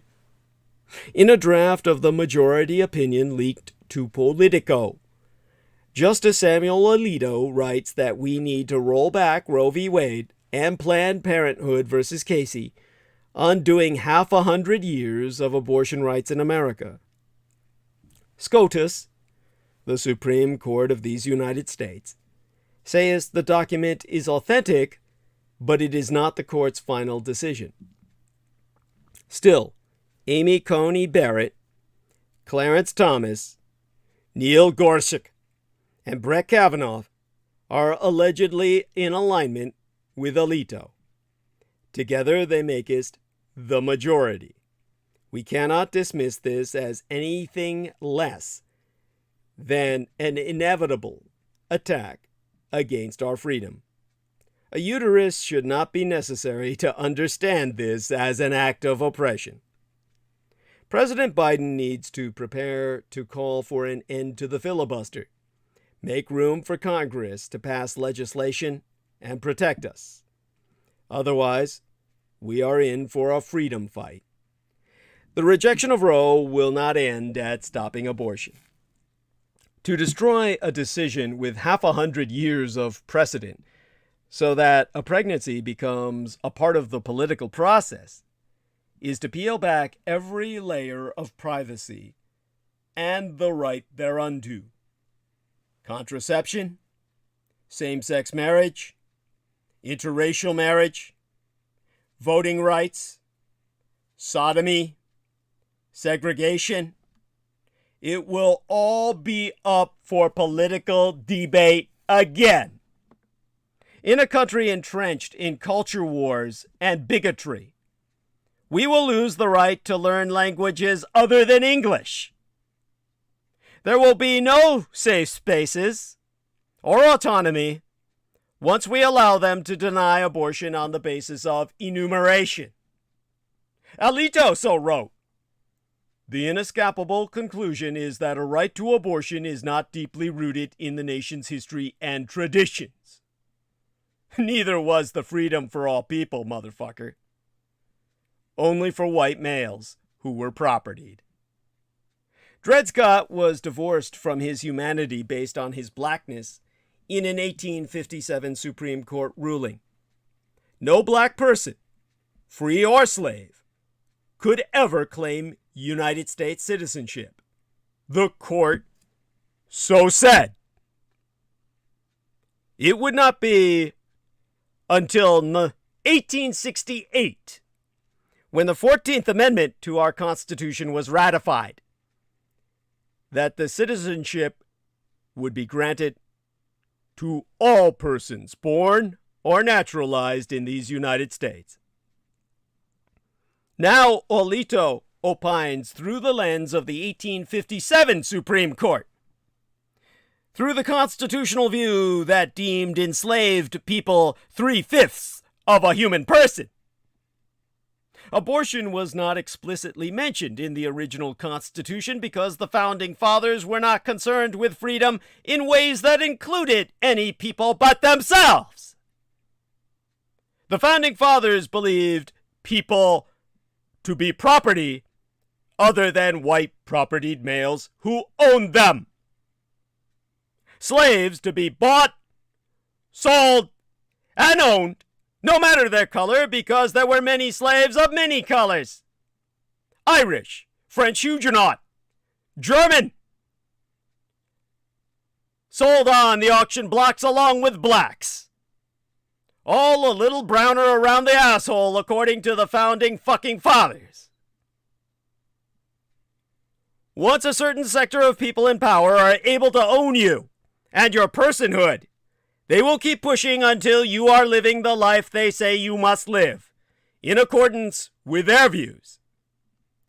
Freedom of religion also means freedom from religion. Your faith and opinion should not oppress the lives of others. But Alito is the same man who agreed that Hobby Lobby and other Christian corporations should be able to deny their employees medical coverage on the basis of their beliefs, thus no longer honoring the separation of church and state. States across this country have already begun to ban and deeply restrict abortion access. Reversing Roe will hurl us into a hell that may take a generation of fights to escape. The draft cites a pattern of punishing abortion seekers and providers.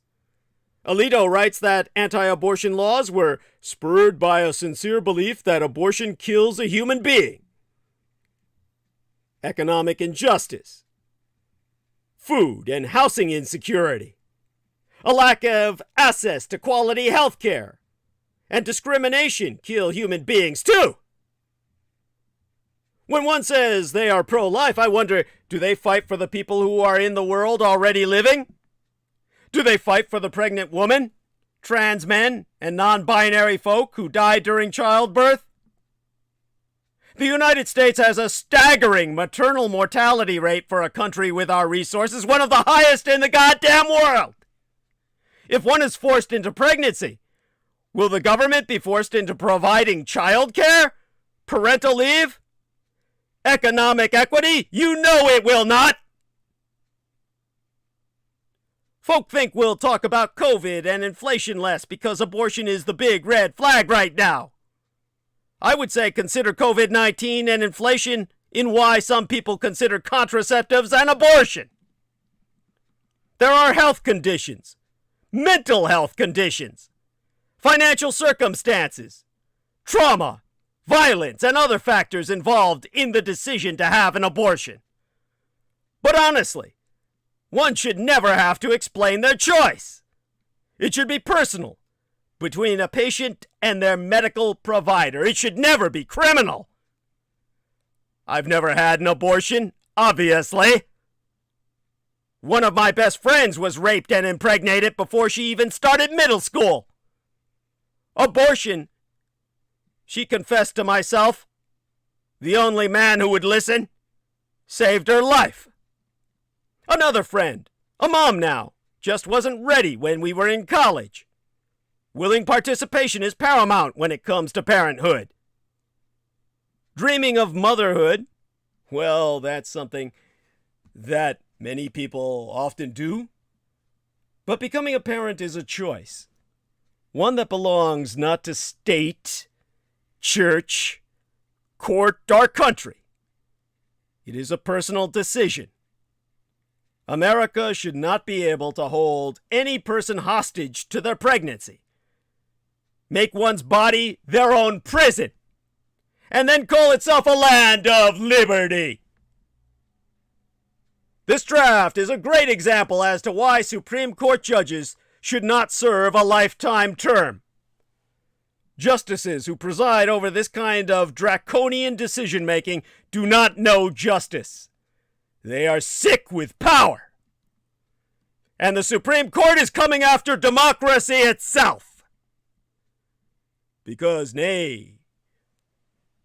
no, the draft decision signaling the Supreme Court is poised to overturn Roe versus Wade does not come as any surprise. And no, that fact doesn't do anything to lessen the shock of the decision or the dread of what will be coming next. A Supreme Court majority that has been shaped by its opposition to abortion rights is ready to pull the trigger. A draft opinion by Justice Samuel Alito, first reported by Politico magazine, proves that at least 5 judges are ready to reverse the 1973 decision that enshrined abortion as a constitutional right. This decision will be an enormous victory for the radicalized Russophiliac right-wing minority that has doggedly battled abortion rights for decades. And a stunning defeat for the other 70% of us who support the right to choose. Part of the shock here is the thumping triumph of minority rule. The fact that the country overwhelmingly disagrees with this decision means nothing.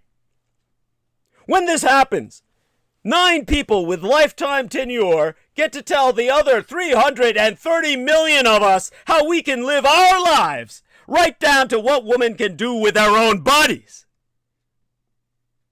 No one can tell me this is what Thomas Jefferson and Madison intended for the Supreme Court. Let's be clear about this much. The end of Roe won't be as bad as people think. It will be far worse. Just take a look at the draconian anti-abortion laws already being passed in Texas, Oklahoma, and other red states. They don't just seek to outlaw abortion. They want to put women who seek them in jail. They seek to intimidate doctors who might consider civil disobedience with the threat of imprisonment as well. They want to equate bodily autonomy with manslaughter. That's where we're headed. At least 24 red states will seek to ban abortion as soon as the Supreme Court gives us the green light. So we will arrive at that horrifying destination faster than anyone expects. The culture war over abortion has always been part of a larger battle between left and right, and that has never been more true than now. Expect other long-standing rights to be on the table now, too.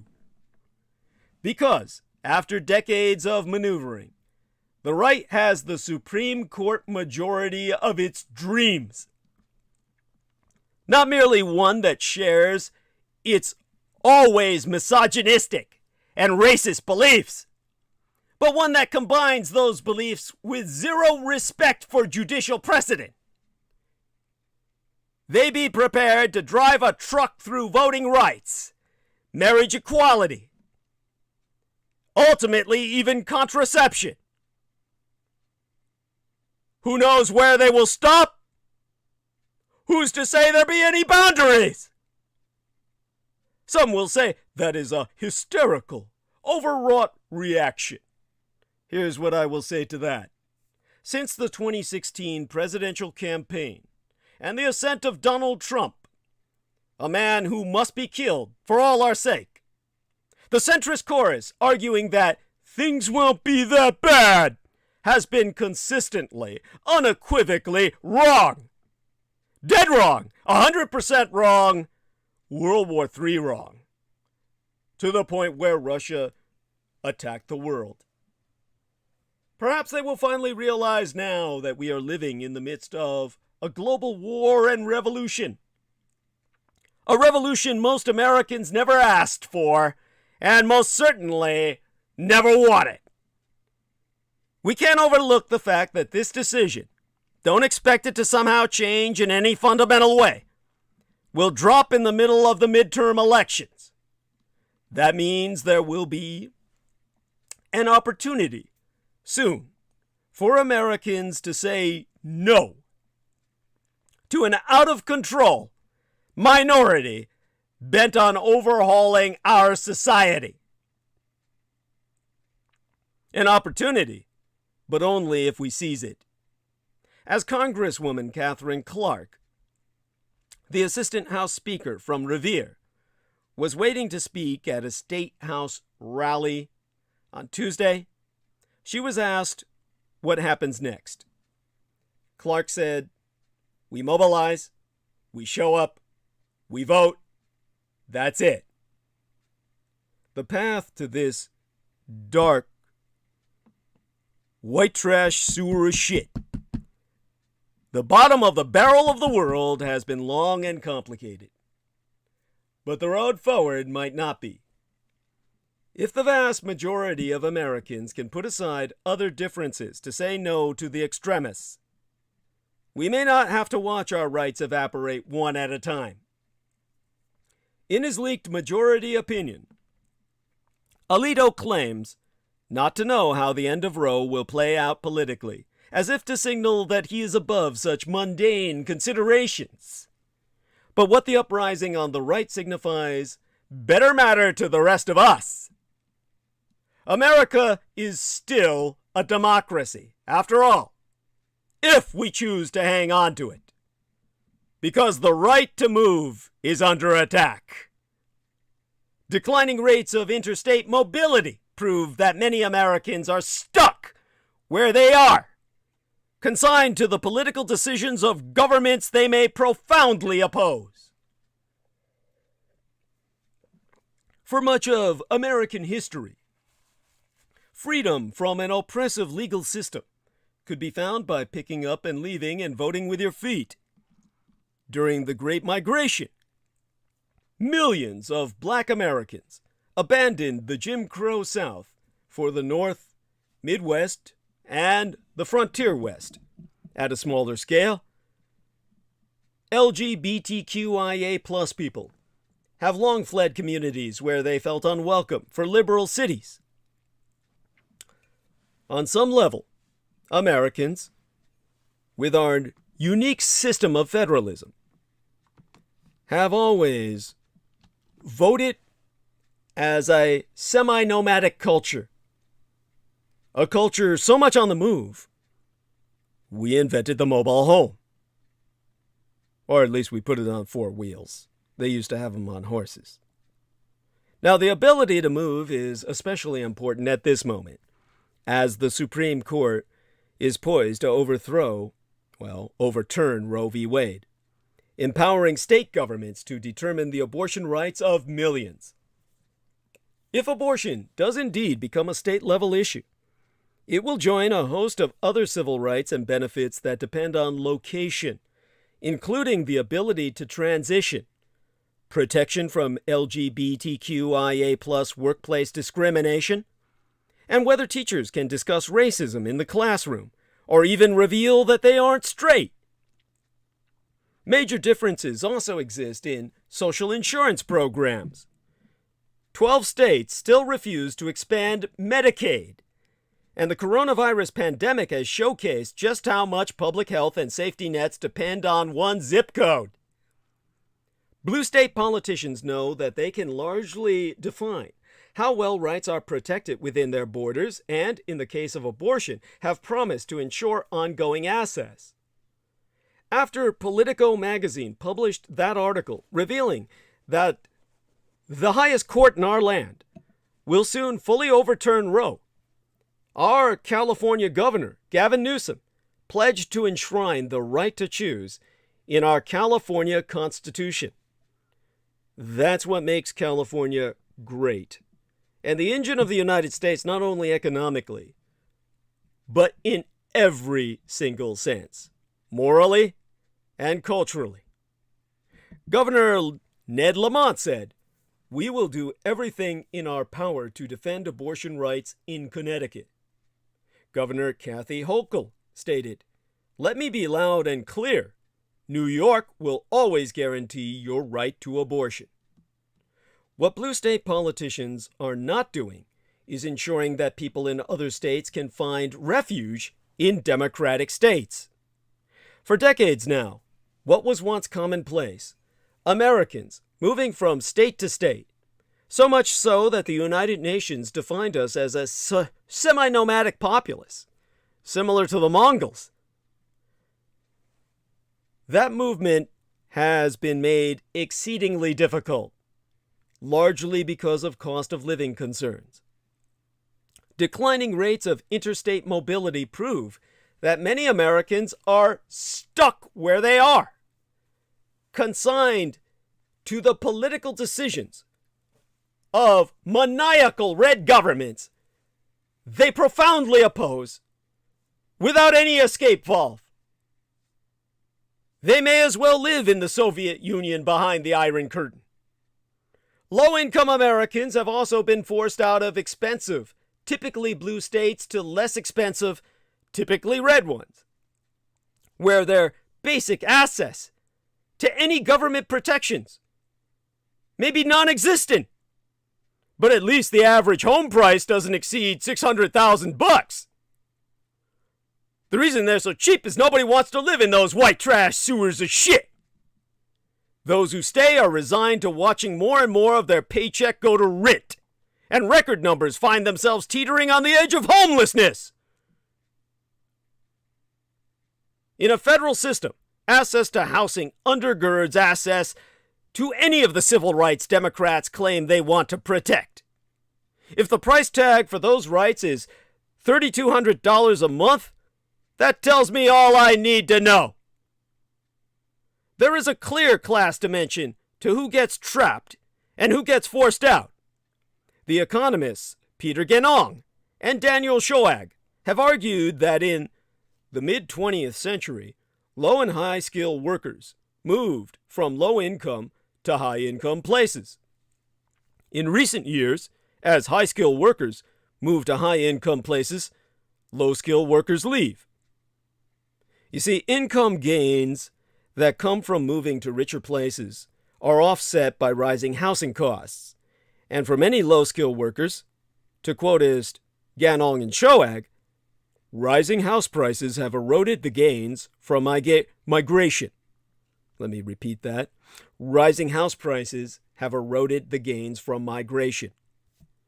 Nowhere is this story more obvious than in my golden Bear State Republic, the former republic and now state nation of California, which the Public Policy Institute of California finds has, in their words, been losing lower and middle income residents to other states for some time while continuing to gain higher income adults.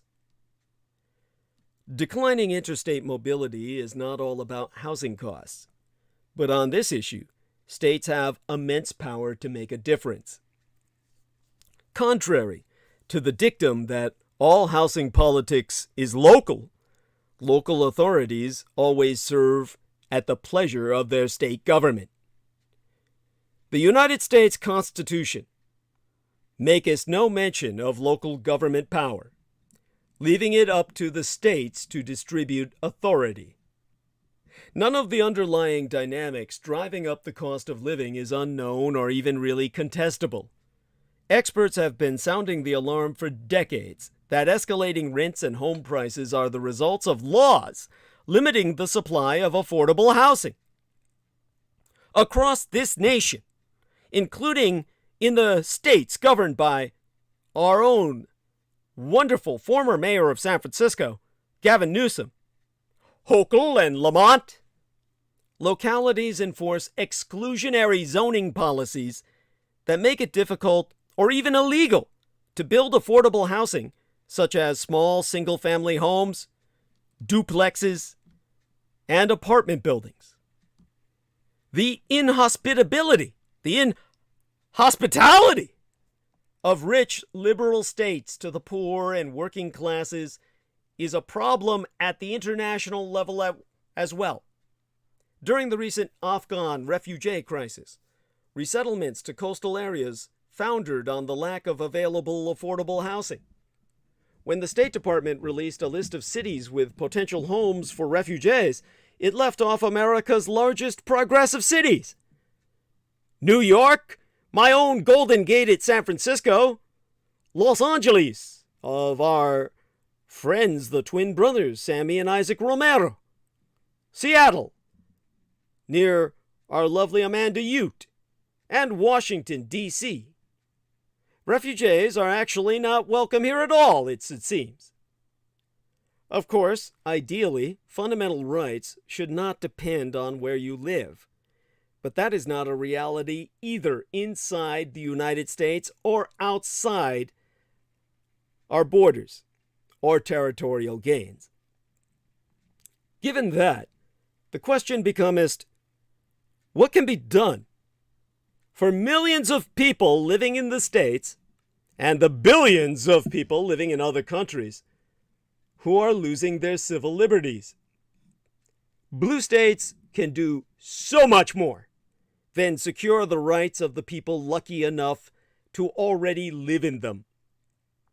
They can choose to become welcoming to those unlucky enough to live in places where they feel under attack.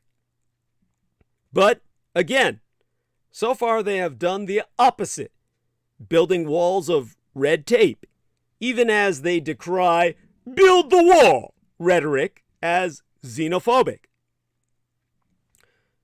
The Republican Party has made abundantly clear that its vision of a just society does not include access to abortion.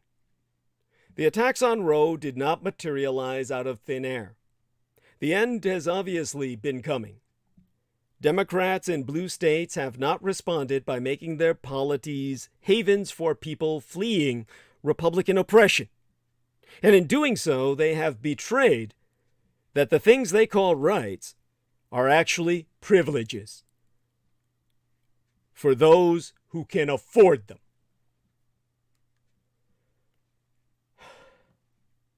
Now, aside from all of that, in the time we have remaining, 9 to 10, 10 to 11, 11 to 12, 3 fucking hours. Oh, and more sex bots. Let me get rid of those. Or see if I can do that. And our lovely Vivian Sanchez says, nachos with jalapenos forever. I'm convinced she's bilingual. Okay. That having been said, with the 3 fucking hours we've got remaining, the one thing that I can bring up, among so many other things, there are far too many to count. Oh my God, what to bring up about this? Now, I was attempting to explain something earlier, and attempting to remember what it was that I was attempting to explain, aside from everything that I've covered so far about Roe v. Wade and its demise, Once it's overturned, women will face innumerable health risks. There are going to be women who will die from pregnancy because of this decision, period. When the Supreme Court overturns Roe v. Wade, the change will pose a profound threat to maternal health in these United States. All obstetrician gynecological experts concur.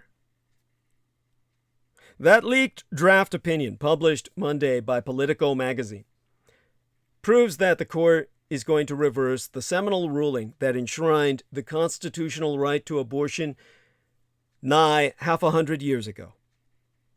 The court confirmed the authenticity of the draft. The final decision isn't expected until late June or early July. When Roe is overturned, nearly 24 states are going to ban abortions, at the very least, severely restrict all access.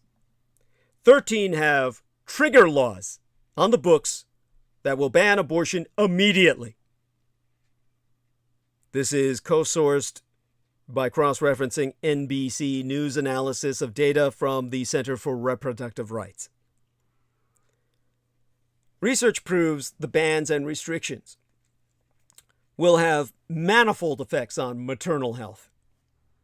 For one, if more pregnant people cannot get the abortions that they seek, they'll shoulder the risk of the United States' relatively high and rising rate of death from pregnancy-related causes, which is particularly elevated among people of color. Doctors almost seem to be intentionally killing black mothers and colored mothers while delivering their babies. So Dr. Amy Adante, an obstetrician gynecologist in Illinois and a fellow with Physicians for Reproductive Health, has testified that there are going to be women that will die from pregnancy because of this decision, full stop. In addition, pregnant people will face the risk of prosecution for seeking to end pregnancies in states where abortion is banned, and research has proven that unwanted pregnancies have many harmful long-term consequences for mothers, including a higher chance of financial hardship and a severe toll on mental health. Now, experts have been concerned for years about the rise in maternal deaths. Why is the United States unable to deliver babies safely? The United States has the highest maternal mortality rate of any developed country on earth. In total, about 700 women die every year of pregnancy-related complications in these United States, and at least 3 in 5 of those deaths are completely preventable. This is according to the United States Centers for Disease Control and Prevention, your own federal CDC. Lauren Ralph, an epidemiologist at the University of California, San Francisco, who I spoke with, UCSF, of which I am an alumni, as was my late and sated womb matron, my mother, my Cyrus. Lauren Ralph said, "One of the things I worry about the most is what we are going to see, an increase in maternal deaths in this country when Roe is overturned." Now, the U.S. maternal mortality rate in 2020 was 23.8 deaths per 100,000 live births, the highest it had been since before Roe was overturned, according to the Commonwealth Fund, which promotes better health care for underserved communities. That rate was far higher among black people, 55.3 deaths, which is nearly 3 times the rate for white people. A rise in maternal deaths, therefore, will most certainly be concentrated among people who are living below the federal poverty line, people of color. The U.S. maternal mortality rate more than doubled from 1987 to 2017, and here I'm sourcing CDC data. By contrast, maternal mortality in high-income countries decreased slightly every year on average over roughly the same period, as proven by a 2016 study. Now, some research suggests that women who are denied abortions face an especially high risk of pregnancy-related health issues, due in part to an increased likelihood of delaying prenatal care. A study published but yesteryear proved that although most U.S. states had similar rates of maternal mortality in 1995, states that restricted abortion access had significantly higher rates by 2017 than those with more protective policies. Unintended pregnancies are at higher risk for medical complications, which can extend beyond once the baby is delivered. Now, that was the finding of a 5-year research project at the Bixby Center for Global Reproductive Health at the University of California, San Francisco, my own alma mater, and my late mother's, called the Turnaway Study, which looked at 1,000 women who sought abortions across 30 facilities in the United States. Of that group, women who were denied abortions had more serious health problems, such as high blood pressure, seizures, than those who had abortions. 2 women who were denied abortions died from conditions related to their pregnancies. So, the study's researchers concluded officially, we can definitely say that if these people had only been able to get the care they wanted, those maternal deaths would have been entirely avoided. Now, safe abortion options will be hard to access. Experts concur it is unlikely that overturning Roe will lead to more unsafe abortions in the United States immediately, although they will as time goes on. Susan Wood, directoress of the Jacobs Institute of Women's Health at George Washington University, has affirmed that in terms of unsafe abortions, back alley or unskilled abortion providers and women dying from unsafe abortions, I truly hope that is not what we're seeing. It's a risk, but I hope not. You know, hope isn't good enough. A major difference for women seeking abortions now, compared to the pre-Roe era, are the abortion pills the Food and Drug Administration approved in the year 2000, Anno Domini. The FDA regimen consists of mifepristone, which blocks progesterone, and misoprostol, which induces contractions. The combination can be taken up to 10 weeks after a patient's last period. FDA regulations require the pills to be dispensed only by registered providers. By 2020, the drug combination was used in half of all U.S. abortions. That's according to the Guttmacher Institute, which is an abortion rights advocacy group, as I've articulated. In December, the FDA decided to permanently allow patients to receive the pills by mail after telehealth appointments. But 6 states, Arizona, Indiana, Montana, Ohio, Oklahoma, and Red Texas, have made that illegal. Medication abortion is very safe. A 2018 National Academies of Sciences report proved in 2018 that complications arise in just a fraction of a % of patients. A more recent study published in February found that about 1% of people who had self-managed medication abortions experienced adverse effects, none of whom died. Still, that's not the right option for everyone seeking an abortion. It doesn't replace the need for procedural abortion to be available, because that's going to be some people that it's just the safer option, or for personal reasons, it's the better fit. If Roe is overturned, when it's overturned, some pregnant people will not have access to either option. Experts concur. They worry about the legal repercussions.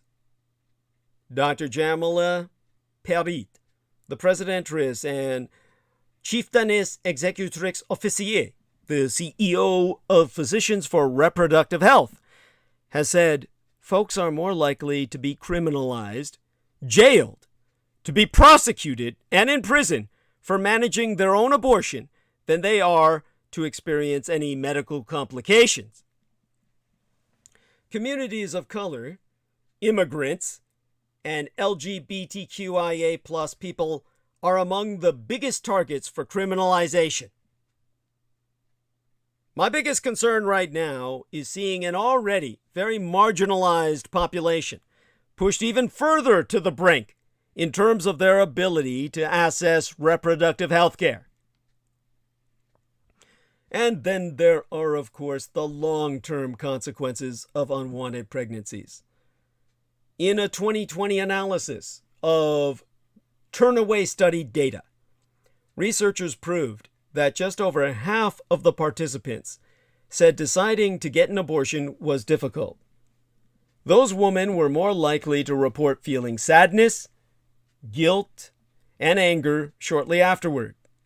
However, by 5 years out, 84% reported either positive or neutral feelings. Experts characterized the negative effects of denying someone a wanted abortion as not only long-lasting, as in lifelong, but intergenerational. Because, of course, you're raising kids you don't really want. And they know when they're not wanted. Aside from that, so many other factors. The fact that their father is, their mother's father. Or the fact that their father is their uncle, their mother's brother. Oh, the fact that they were the product of a serial rape and Satanist. And raised to be a human sacrifice. But the sacrifice never got carried out because, the child got too old. Or the father enjoyed raping her better instead. All of this is the breeding of a subrace of slaves by forced delivery. A 2017 United Kingdom study looked specifically at the mental health impacts of unplanned motherhood on women with partners and found that 9 months after birth, they were twice as likely to experience psychological distress as women with Planned Parenthood.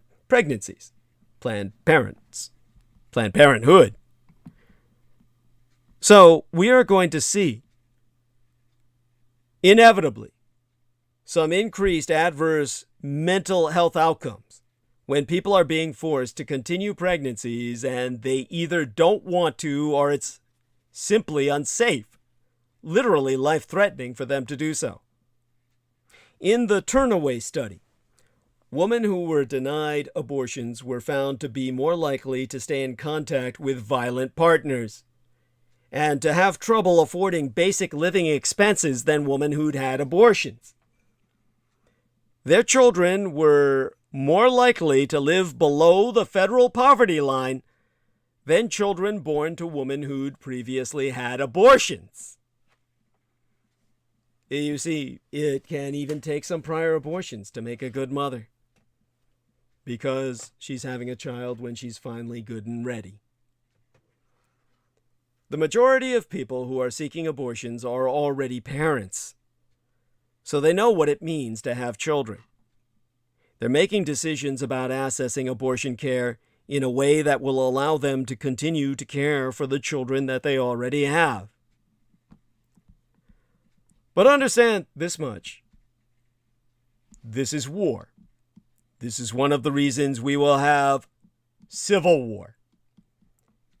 And the reason they're waging war, the Russians, in this manner, is because they already lost that war.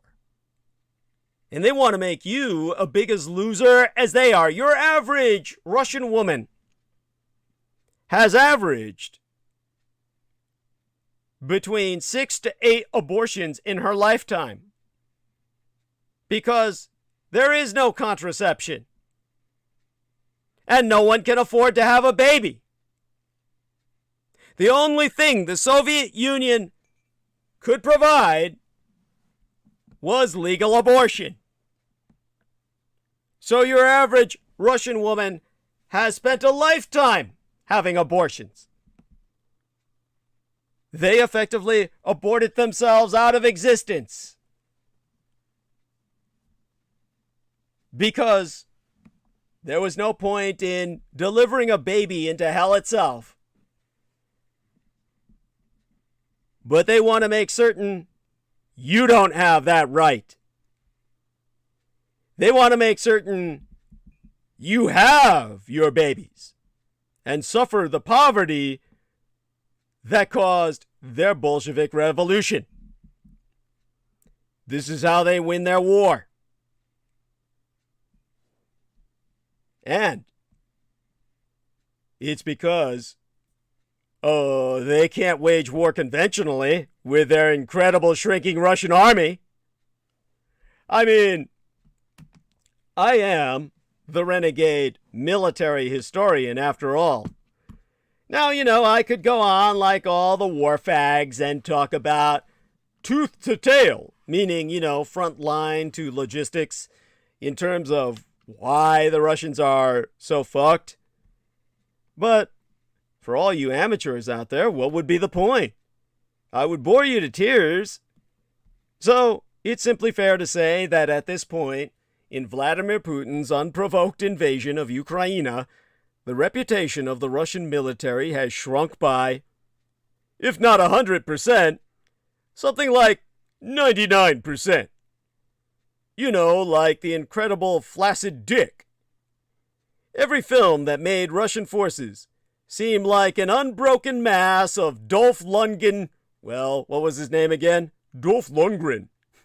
An unbroken marching mass of Dolph Lundgren clones, marching perfectly along in their smartly tailored coats, needs to be updated to represent the combination of sniveling incompetence and thoughtless brutality that is so much more representative of the truth. In a purely physical sense, the United States Department of Defense estimates that the Russian Empire has lost about 25% of the force it sent across the Ukrainian border. On top of that, the United Kingdom Ministry of Defense estimates that about 25% of the BTG, the battalion tactical groups, that remain are combat ineffective due to lacking either personnel or equipment. In recent days, there have been reports of assaults from Russian forces that were far below the supposed scale of a BTG, and there have been translations that show that a BTG with just 2 remaining tanks deliberately sabotaged one of them to keep from being sent into battle. Now, I can translate it from the Russian for you. Our tank, we broke it ourselves in the morning as to not go. BTRs went without us, and they have a lot of 200s killed and 300s wounded in critical condition. But losses on the battlefield and a withering loss of reputation aren't the only ways the Russian military is shrinking like Putin's penis. Based on some analysis from the Ukrainian Ministry of Defense, it seems like the standard BTG was literally never what it was cracked up to be. Now, I've spraken several times about the nature of Russia's BTGs and what they're meant to do. Or maybe I haven't, and just seem to remember that I did. Kind of like, our lovely Vivian Sanchez says I was talking about interdependability or something. I absolutely do not remember. Anyhow, a BCT, a Brigade Combat Team, is the United States Army's basic maneuver unit. That is the smallest deployable unit able to stand on its own, with intelligence, artillery, support, and other assets to render it viable, relevant in the field. Russia is organized around the much smaller BTG, which is what we see in Ukraine. Problem is, as all reports seem to state, it doesn't take a lot of casualties to knock a BTG out of commission. Now, exactly what constitutes what comprises a BTG has always been something of a question. But in general, it's supposed to be a somewhat self-sufficient army in the field, like a United States Brigade Combat Team, a BTC. Only a BTC includes around 4,500 soldiers. A BTG contains something like 800 soldiers, or maybe just 700. Or maybe it's 600. To tell you the truth, I really believe the Russians don't fucking know themselves. They were pulling it out of their ass all along. It was just whatever they could muster. Because as it turns out, that last number of 600 is closer to correct, even if it's still a smidge too high. The Ukrainian military has had a chance to see multiple BTGs in the field, and they've now issued a document describing a typical BTG. The document can be a little confusing because it includes numbers from a series of specialist BTGs, and the columns don't all add up because Russia apparently does not play by American spreadsheet rules. In other words, they don't know how to fucking count. And they have no real accountants. But the numbers at the bottom of the chart, they give us away the game. 588 soldiers and officers.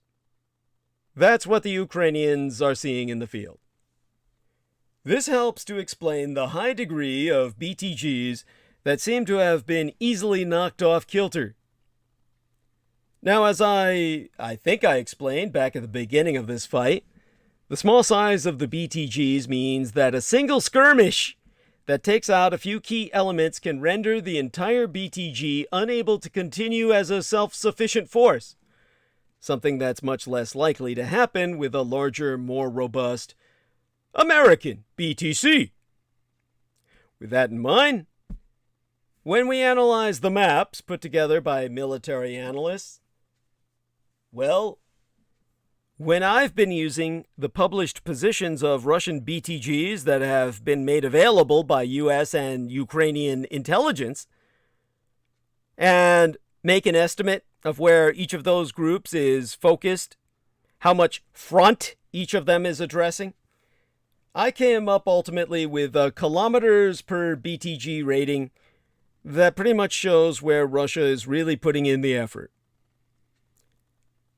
Now, the results of looking at it this way, as I would if I were working with a think tank, they show an order of magnitude of difference between the areas Russia seems to be beefing up for a push and those that seem more like efforts to secure any previous gains. Exemplification: the area northeast of Kharkiv, where Ukrainian forces seem to be taking back towns and villages by the day, has a density of 20 kilometers per BTG. Meanwhile, next door, in the Izium area, Russia's big stack of men and materials results in a 2.7 kilometers per BTG figure. Poor little Popasnia is similar. 7 BTGs are focused on a very small area there, resulting in a 2.9 kilometers per BTG.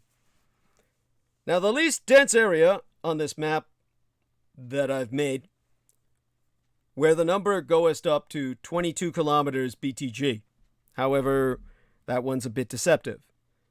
I've calculated that based on an extensive potential line of combat, but most of that line is actually the whole Dnipro River. Both Russia and Ukraine have their forces there concentrated within a much smaller area. And looking at my map this way does seem to provide some kind of information. After all, those least dense areas are the ones where villages have been changing hands. However, the other end of the scale doesn't seem to be true so far. Neither Izium nor Popasna has been the scene of any big Russian advances in spite of incredible numbers of BTGs shoved together into a small space. Why not? Well, that goes back to the other things I've spracked about on a number of occasions. The inability of Russia to coordinate their forces and conduct large-scale combined arms operations. As long as Russia can only send forces down the line 1 or 2 BTGs at a time, it doesn't matter that they have 20 more in theater.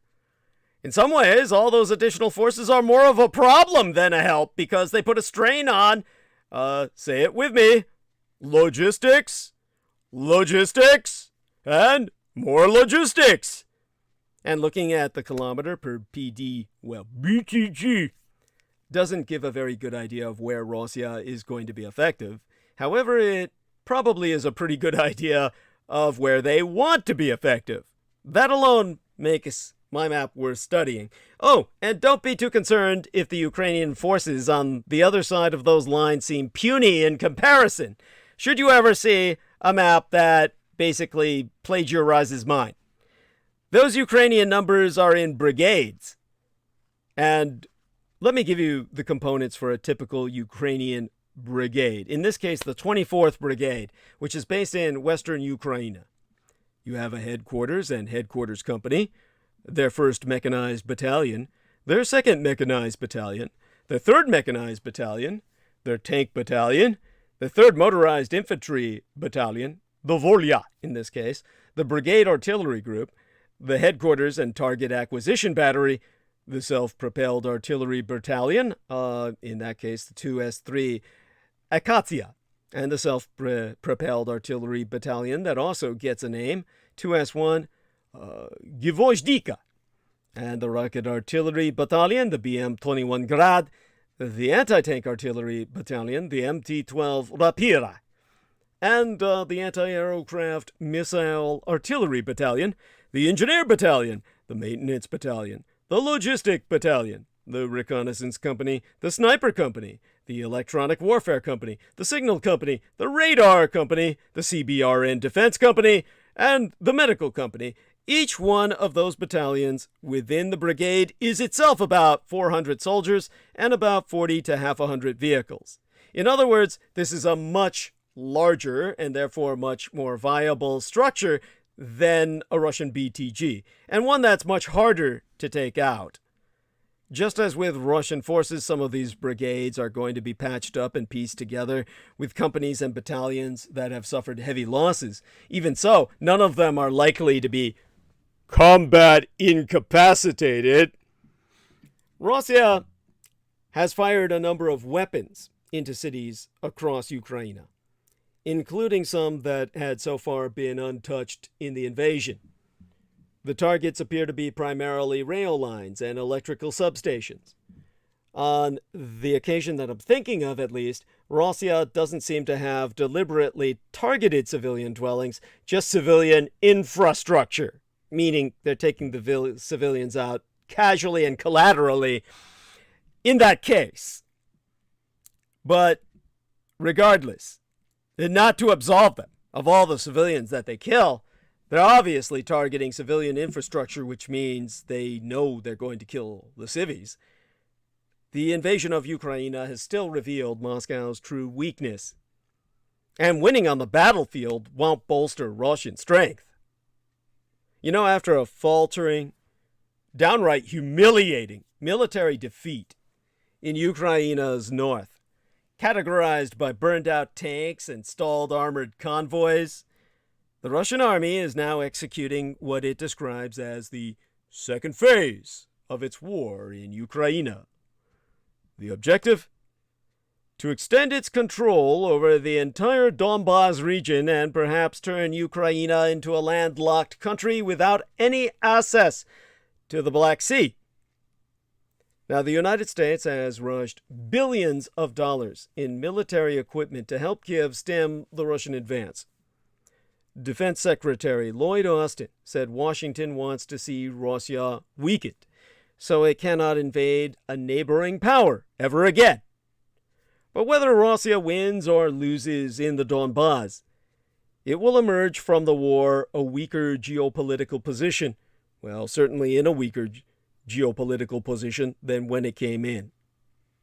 Economically, the sanctions and import restrictions imposed by the United States, European Union, and the Empire of Japan have had a devastating effect on an already largely anemic Russian economy. More than 700 international companies have either pared down their activities in Russia or left the market entirely.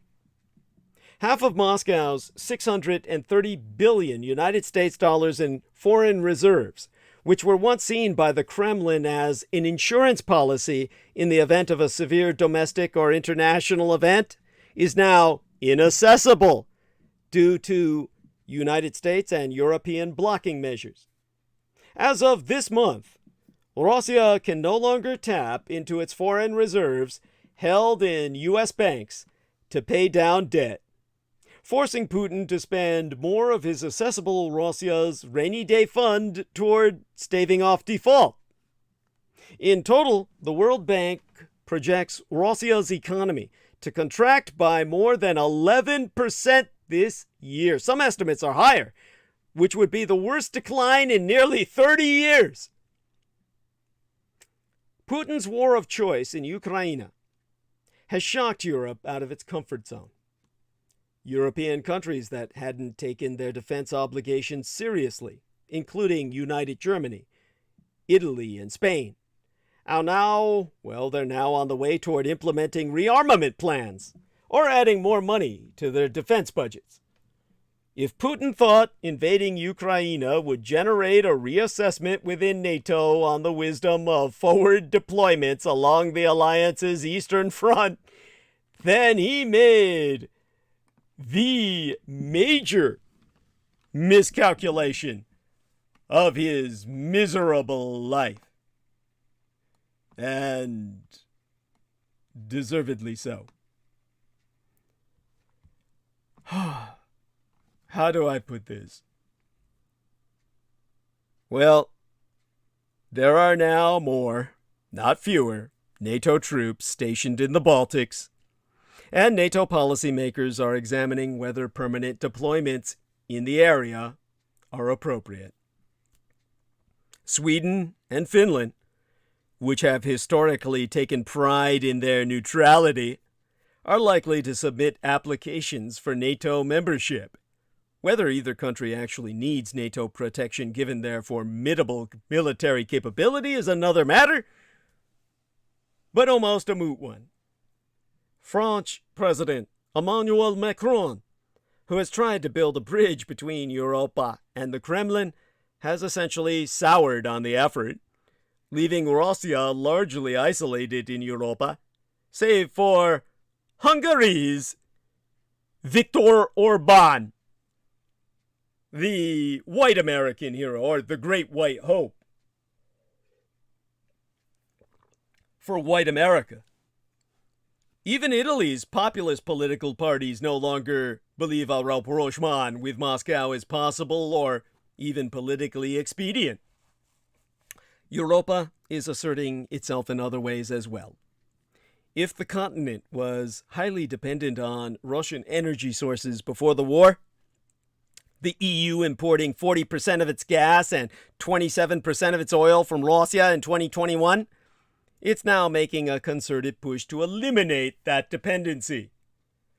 While Die Neue Vereinigte Deutschland, the new United Germany, remains opposed to an immediate cutoff of Russian oil and gas in order to protect German industry from negative economic impact, weaning itself off Russian energy sources is now official government policy in Berlin.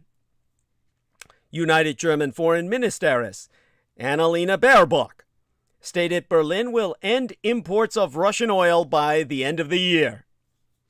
Italy, meanwhile, is hard at work diversifying its suppliers, signing a new energy deal with Algeria this month. Russia, of course, will be able to compensate for these losses by selling more of its oil and gas to Asian powerhouses like the Communist Chinese Empire and chicken shit India. But the Russian government may find it difficult to do so without offering deep discounts. Putin's gamble in Ukraine has therefore altered the geopolitical landscape for Russia in a way the strongman never intended. A special military operation, like Special Olympics, Putin believed would be relatively low cost, has instead transformed into a strategic morass, with thousands of Russian troops dead, thousands more crippled for life, and an economy bleeding talent as high-skilled Russian workers flee for greener pastures. Beijing may support Russia for the time being, but Communist Chinese policymakers have their own interests at heart. They are concerned about the strategic and economic consequences resulting from Russia's Ukraine policy. If Putin hopes his friend Xi Jinping will bail him out in perpetuity, he is at risk of making yet another big mistake. So understand this much. With what little I've articulated thus far, to yield to Putin's nuclear threats would be to yield the free world's fucking future. For all of you who are silly enough to concern yourself with inane stresses about nuclear war, Russia is upping its World War III rhetoric. The Cold War was the Third World War. This would technically be World War IV.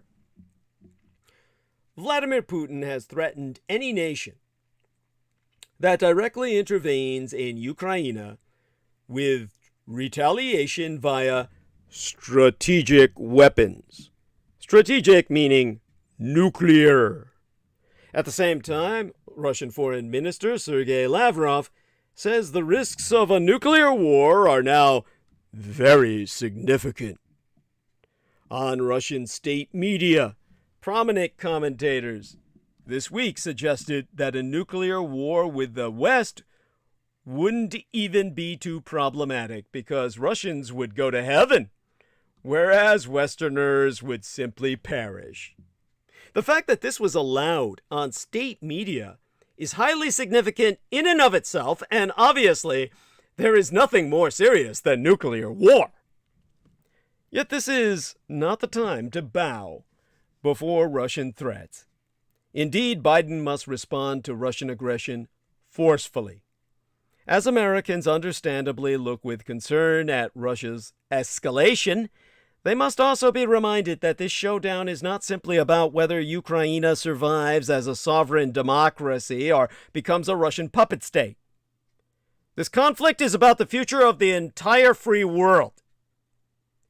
Ukraine's survival matters for reasons that go us beyond its immediate moral and political merits. This moment is also shaping a message about what America, and by association what the free world, will tolerate in the 21st century. A sacred principle, at least so posited, per the post-1945 democratic international order, is that a sovereign democracy cannot be extinguished simply because a more powerful nation desires it. If Biden wavers, he will be sacrificing the relative peace and cooperation that Americans propagandize was hard-won in World War II with their Russian allies. Putin is gambling that the West is too individualistic, selfish, and weak to match its previous successes. He gambles that Americans now lack the spirit that allowed them to win both a hot war and a cold war. At least, per propaganda. But most certainly, against the Soviet Union. He gambles that even as the West's economic and political power has soared, its moral resolve has rotted.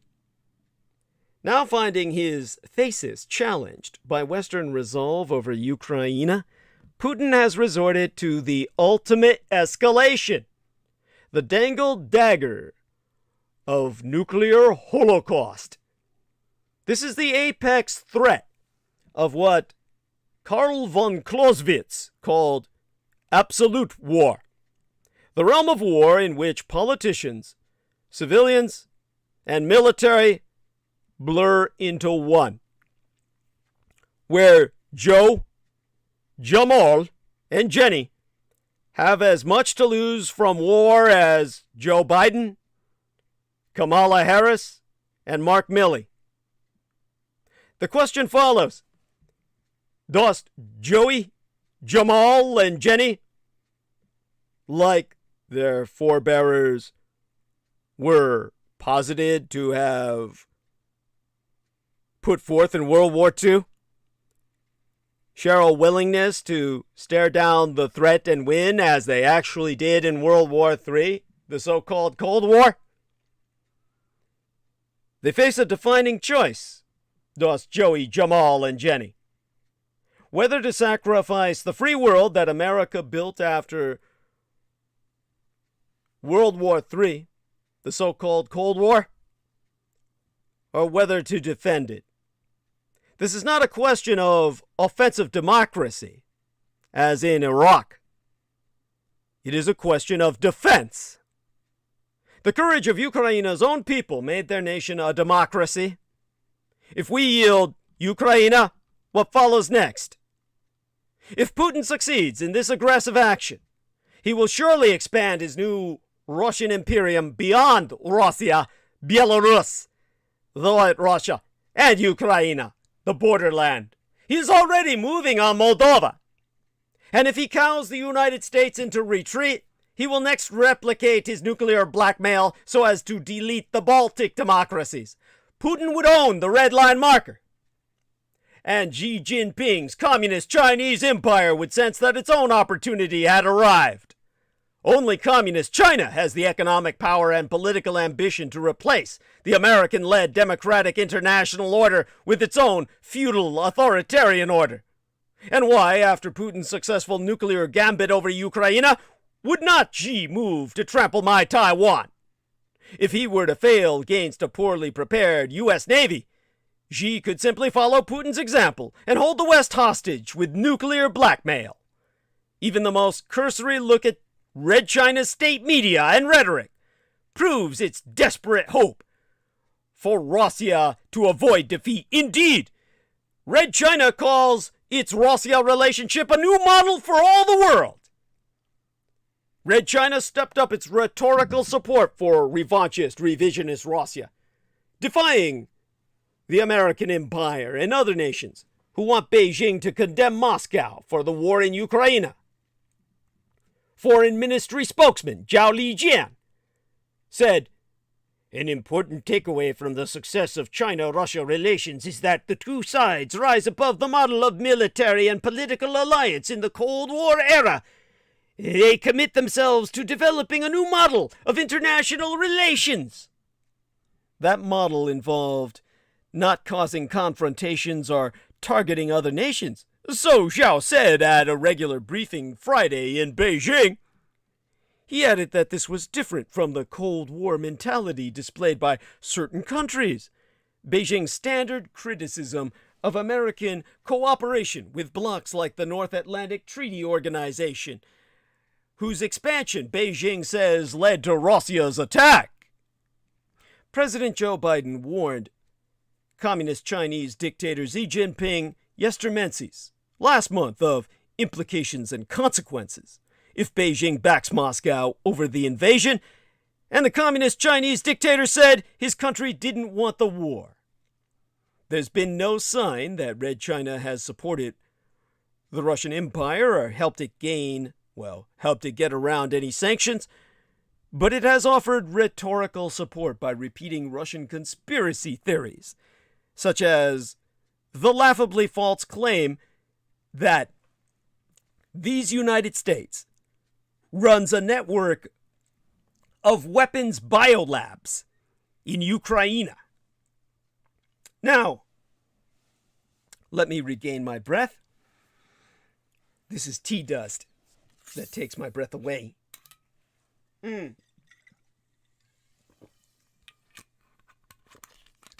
As I said, those biolabs were set up to combat the Russian-released weaponized African swine fever that ultimately backfired and devastated China's pig population and deprived them of their major source of protein, forcing them to eat everything under the sun, even their own national animal, their pandas, resulting in the inception of COVID-19.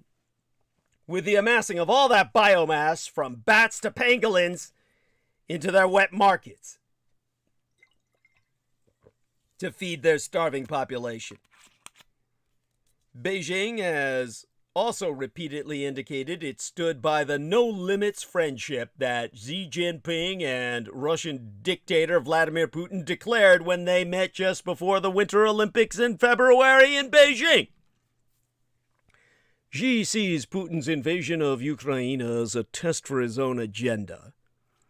At a minimum, an American retreat from Ukraine would give rise to a world in which nuclear blackmail works. Iran and North Korea would then use their nukes to test a depleted American deterrence. Their adversaries, Saudi Arabia, the United Arab Emirates, the Empire of Japan, and the Republic of South Korea, would be forced to develop their own nuclear weapons outside of the traditional United States security orbit. The risk of miscalculation and uncontrolled proliferation would grow in tandem. This is why the answer is not to capitulate, but to push back as hard as possible. The Biden administration must start by reversing its nuclear appeasement policy toward Moscow. Immediately recommence normally scheduled missile tests. Remind Vlad Putin in bright, bold letters that the choice to use nuclear weapons will end his criminal regime. Biden must not forget the principle that has prevented nuclear war since 1945, namely the fact that even though anyone can launch a few nukes, no one can survive American nuclear retaliation. This was proven by American deployment of nukes over Antarctica, which created an artificial Van Allen radiation belt, a second radiation belt around our world, that annihilated the Reich's forces in space and forced a retreat of the 1,000-year Reich from the moon at that time. By destiny and history, Biden leads the world at a critical moment. Demanding more of his allies, he must pass this 21st century test for freedom, proving to Putin that escalation will lead only to Russia's doom. And speaking of taking the fight to motherless Russia, someone forgot to tell the Ukrainians that the war is limited to their borders. Vladimir Putin has cried foul. His defense ministry threatened to attack Kiev if Ukraine targeted troop supply lines in Russia, saying it will retaliate with long-range smart weapons. God, I can only hope his weapons are smarter than his troops. Now, where do you go from there? Putin was referring to the fire at the ammunition depot in Bryansk and explosions in the border provinces of Kursk and Voronezh. He even went as far as threatening visiting Western officials, stating, "The subjects of one of the Western countries present at the Ukrainian decision-making centers in Kiev in the capacity of advisors will not necessarily constitute a problem for Russia in making a decision to retaliate." But that wasn't the only threat.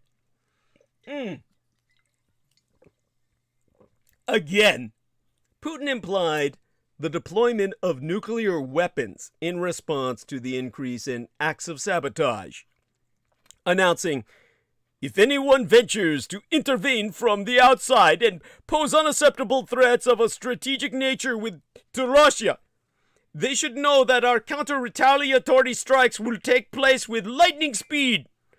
We have all the tools to do this, the kind that no one else can boast of right now.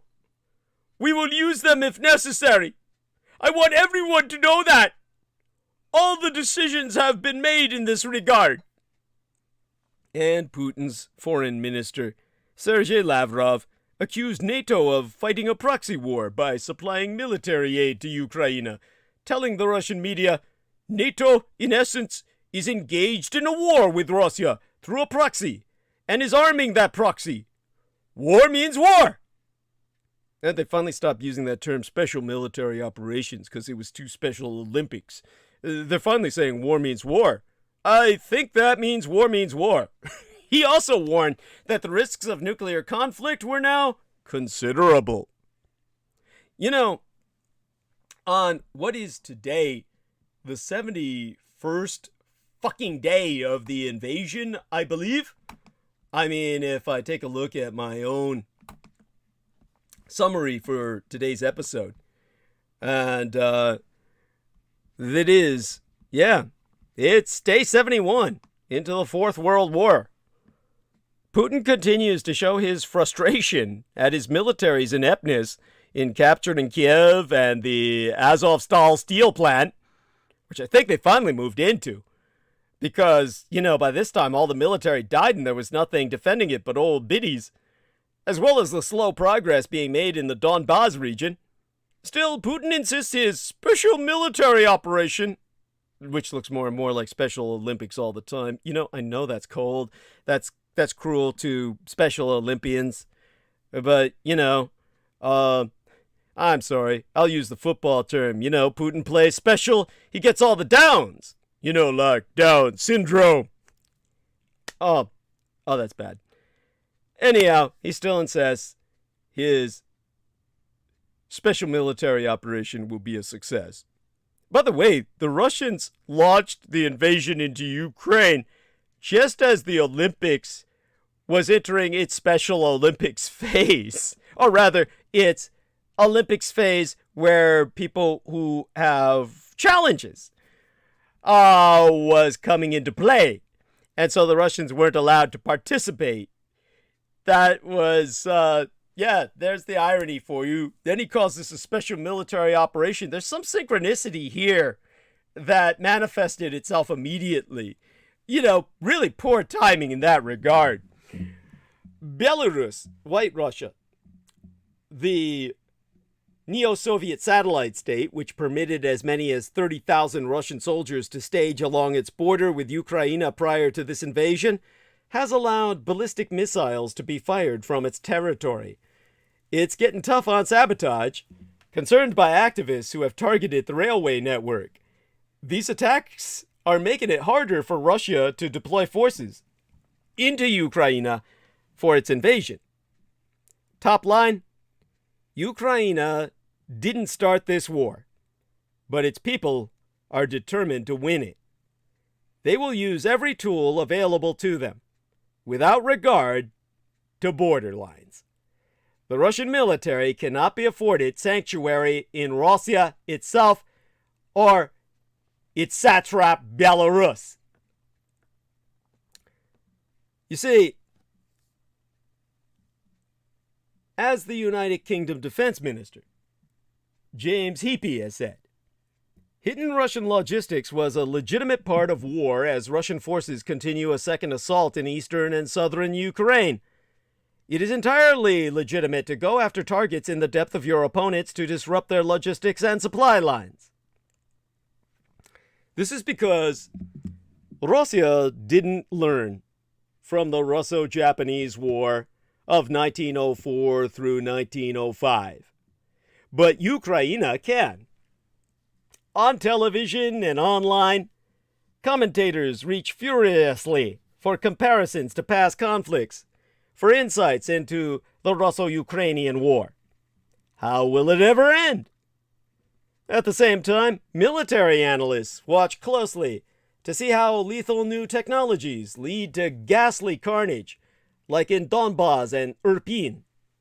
What can we learn about how to fight future wars?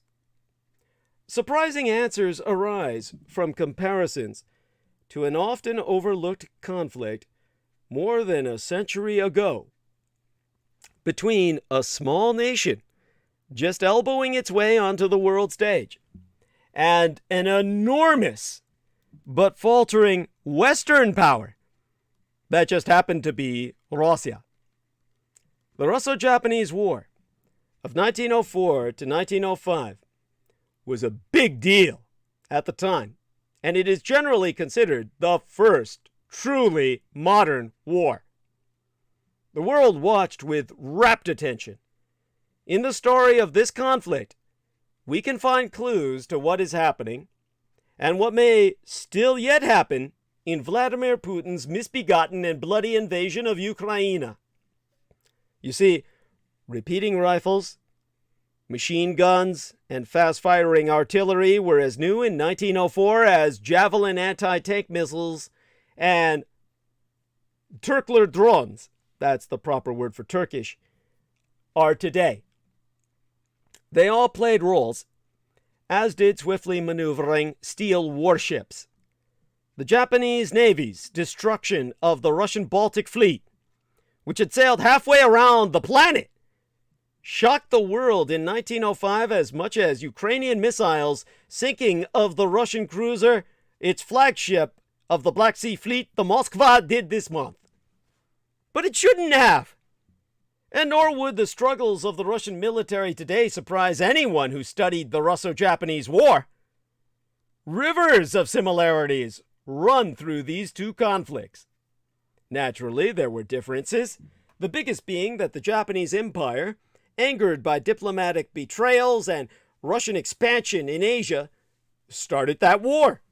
It began with a surprise nighttime torpedo boat attack against the Russian fleet in Port Arthur, their Pearl Harbor, now the Lushunkao district of Communist China. Imperial Japan's navy was modern, its traditions based on Britain's Royal Navy. Japanese sailors even ate curry on Fridays. That's Asian Indian food, like their English counterparts, and they still do. Its warships were state-of-the-art and built in England itself. Thus, a major Western power supplied modern technologies to the smaller of the warring empires, like in the current conflict. The Japanese soldiers and sailors, swept up in their nation's extraordinary shift to modernity, were motivated to fight to the death. They were also trained and well-fed, and they saw Russia as a greedy, overreaching bully. Russian soldiers, meanwhile, quickly found themselves under siege in the barren winter hellscape of Port Arthur, thousands of miles from Russia's major urban centers, and with no real rationale in their heads as to why they were fighting. Supply lines, already extraordinarily long, were easily cut. Russian soldiers' equipment, training, and basic supplies were lacking. Sound familiar? The world was sure the Russian Empire would win. It had a vaunted military in the grand European tradition, and they were white. How could little upstart Yellow Japan possibly emerge victorious? like the conflict in Ukraine that has been live streamed to and from smartphones, the Russo-Japanese War was witnessed globally almost in real time.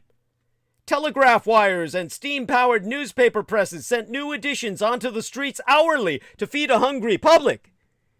The Japanese bottled up the Russian Pacific Squadron at Port Arthur, and so Russian Emperor Nicholas II, ever confident of victory, despite setback after setback, remind you of someone, shifted tactics and sent his huge Baltic fleet on an around-the-world voyage to teach the upstart Japanese a lesson. Around Africa they went, beset by logistical and maintenance problems. The ships were out of date and poorly maintained. The crew's training minimal. So incompetent were the captains that, while off the coast of England, they opened fire on British fishing boats, believing them to be Japanese attackers in the Atlantic. Reparations were paid. Reminds one of the seemingly ungoverned Russian forces bubbling around Ukraine today. Finally, after 7 months, the Russian fleet arrived in the Far East. They were called the Mad Dog Fleet at that point, half their sailors insane, many of them having committed suicide. Alerted by the telegraph from the island of Tsushima, the Japanese admiral Hayachiro Togo set sail with his fresh, eager fleet, armed with the emperor's sword in his hand, to meet the exhausted Russians. In a matter of merest hours, practically all the Russian battleships were at the bottom of the sea. Togo and his command staff conducted the battle from the open-air bridge atop his flagship, the Mikasa. The Russian admiral, by comparison, remained hunkered within the enclosed steel wheelhouse of his ship. Togo thus had a 360-degree view of everything that was happening, and perhaps, more importantly, his crews could see him, in the open, watching it all through binoculars as shells whizzed past. Not unlike Ukrainian President Volodymyr Zelensky's stubbornly visible leadership today.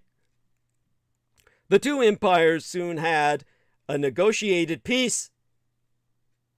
The Japanese Empire had become a world power. The legacy of that war was forever lasting, though not all aspects of it were necessarily positive.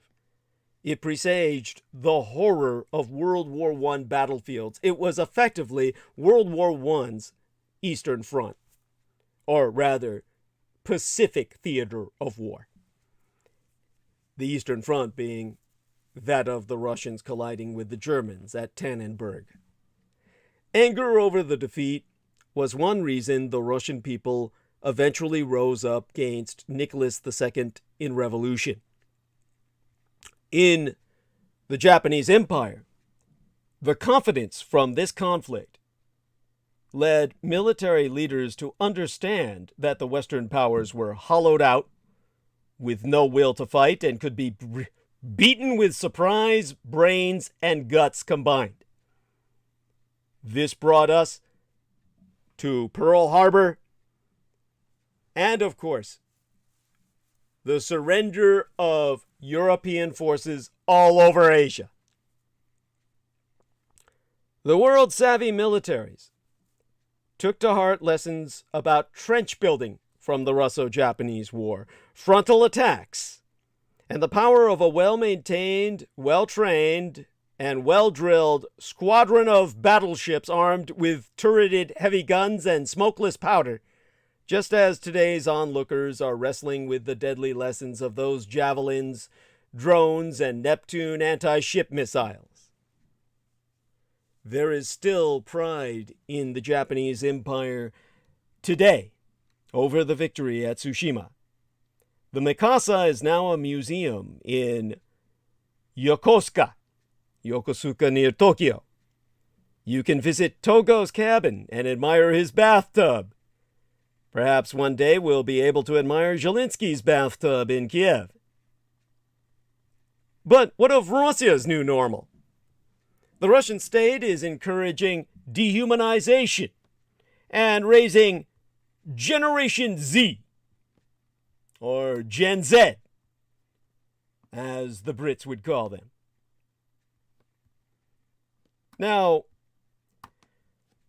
how do I deliver this description?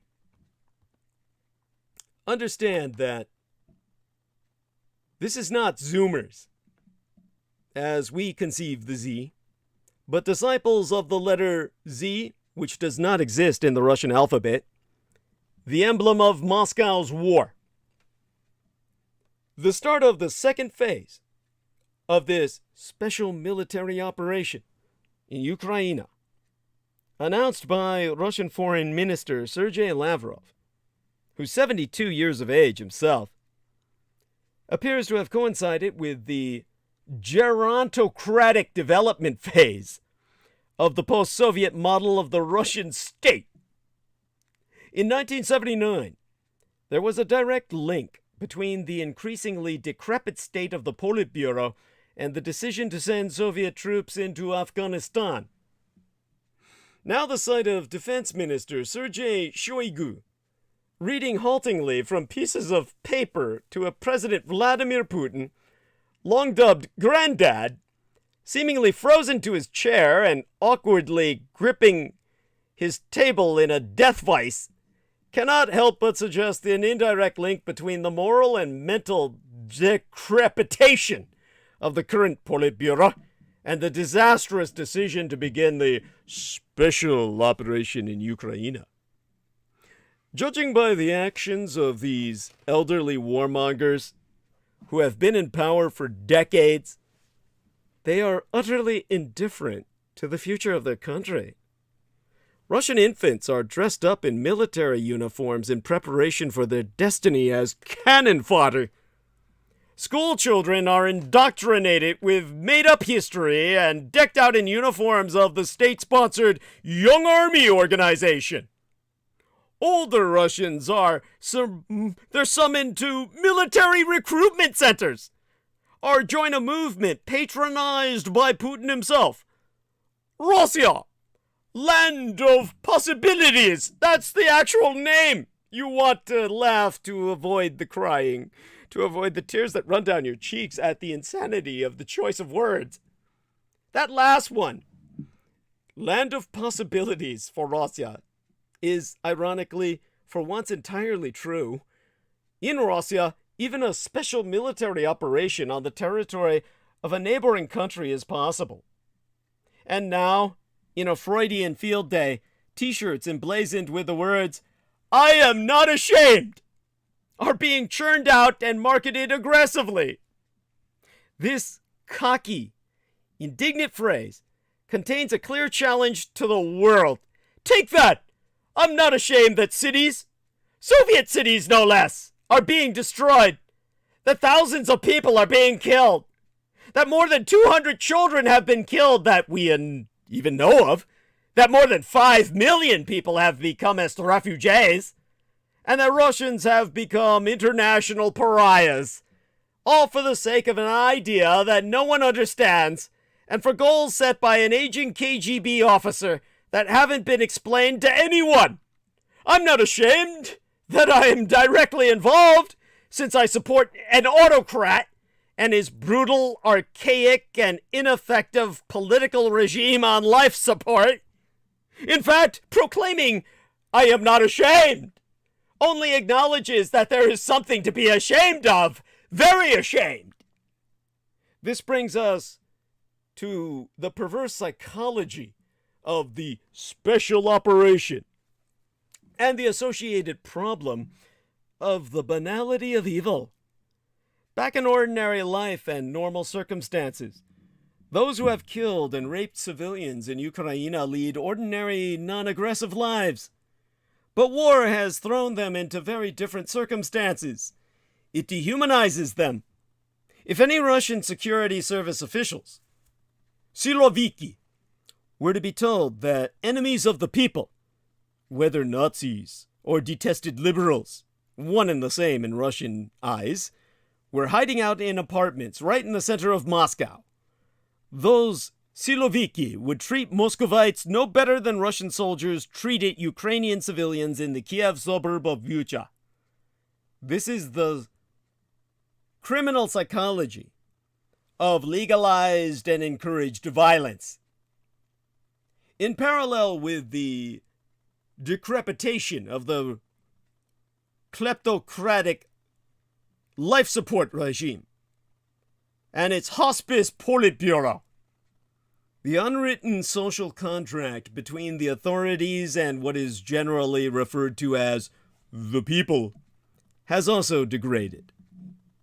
First, that contract was for petrodollar-fueled prosperity in exchange for staying out of the government's murky dealings. Then, when that prosperity dried up as a result of excessive state interference in the economy, the government offered up the annexation of Crimea, accompanied by much patriotic pomp, as a replacement. This model worked well for a while, until real disposable incomes fell and the retirement age was raised. Now the contract is extremely primitive, a special military operation in exchange for patriotic support for the aged autocrat. The visibly aging autocrat getting older by the minute. In the Russian playwright Yevgeny Schwartz's 1944 play entitled The Dragon, a knight sent to slay a dragon finds that the very people terrorized by the dragon have come to accept it and see it as the only way of ruling. And in today's Russia, during the initial peak of this Armageddon, the primitive social contract scheme is working. But this effective rallying round the dragon cannot be counted upon to continue at a time of economic crisis, a crisis that has not yet even really begun. Like Schwartz's dragon, however, Putin understands crowd mentality and the psychology of submission all too well. To quote his tea, cut the body in half, and the man croaks, but tear the soul apart, and it only becomes more pliable, that's all. Souls with no hands, souls with no legs, mute souls, deaf souls, chained souls, snitch souls, damned souls. Those are the words I quote from Yevgeny Schwartz's 1944 play The Dragon. In Putin's Russia, the tool for subduing the masses is not so much the language of hatred, which has become Russia's lingua franca, both for communicating with the rest of the world and at home on pro-Kremlin talk shows. It's basically Fox News in Russian, as the expansion of the discourse itself. You see, the expansion of that discourse to hating everybody, universal hatred, Jameson Reese on an imperial scale. Not so long ago, it would have been unthinkable to freely speculate on the possibility of nuclear war, while now it has become shockingly normal. Acceptable subjects for discussion in Russia now include nuclear war, waging war against NATO countries directly once the operation of Ukraine is over, discussed openly by the rabidly bellicose pro-Kremlin TV host Vladimir Solovyov in front of his millions of viewers, extending the special operation to Moldova's breakaway Transnistria region, the Soviet Union in exile, as hinted at by a very senior military official, and the thinking of many people that the Ukrainians must be finished off. You see, Russian propaganda has gone full genocidal. This broadening into universal hatred, unconditional hatred of what is permissible changes ideas of what is normal. The language of universal, unconditional hatred, and a free focus on topics that are taboo in any civilized society are becoming the new normal within the borders of the Russian Empire. Dehumanization is encouraged by the state, which is raising Generation Z. No, not zombie, though you could say that. not Zoomers, but disciples of the letter Z, which does not even exist within the Cyrillic alphabet of the Slavic languages, the symbol of Russia's war. This is a generation for which a permanent state of war and denouncing their neighbors will be entirely routine. The Georgian philosopher Mirab Marmardashvili believed it was impossible for a person to remain human without making a concerted effort to do so, that the muscles of humanity will atrophy if they are not used. Regular imbibing of an explosive cocktail of predetermined submission and encouraged dehumanization may lead not only to the dystrophy of critical reflection, but also to losing the ability to think for oneself without the ready-made formulae from Putin and all his propaganda cheerleaders, such as the aforementioned Solovyov, Foreign Ministry spokeswoman Maria Zakharova, the RT or Russia Times head Margarita Simonyan, the Defense Ministry spokesman Igor Konashenkov at Alaya. If that ability is lost, then it will take us years and years to restore the soft power Russia once held in the form of science, culture, education, and sport. Now the empire can no longer export any of that abroad, or even disseminate it at home.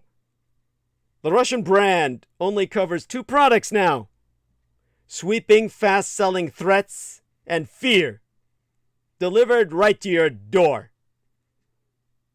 It's no surprise that Gen Z seems so despondent this side of the world. But the earth is not a cold, dead place. Yet, Generation Z, the Zomheads, in America seem lost.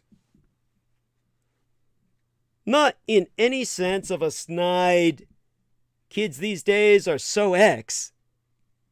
No, Gen Z, Generation Z in the West, seems lost, without hope, despairing.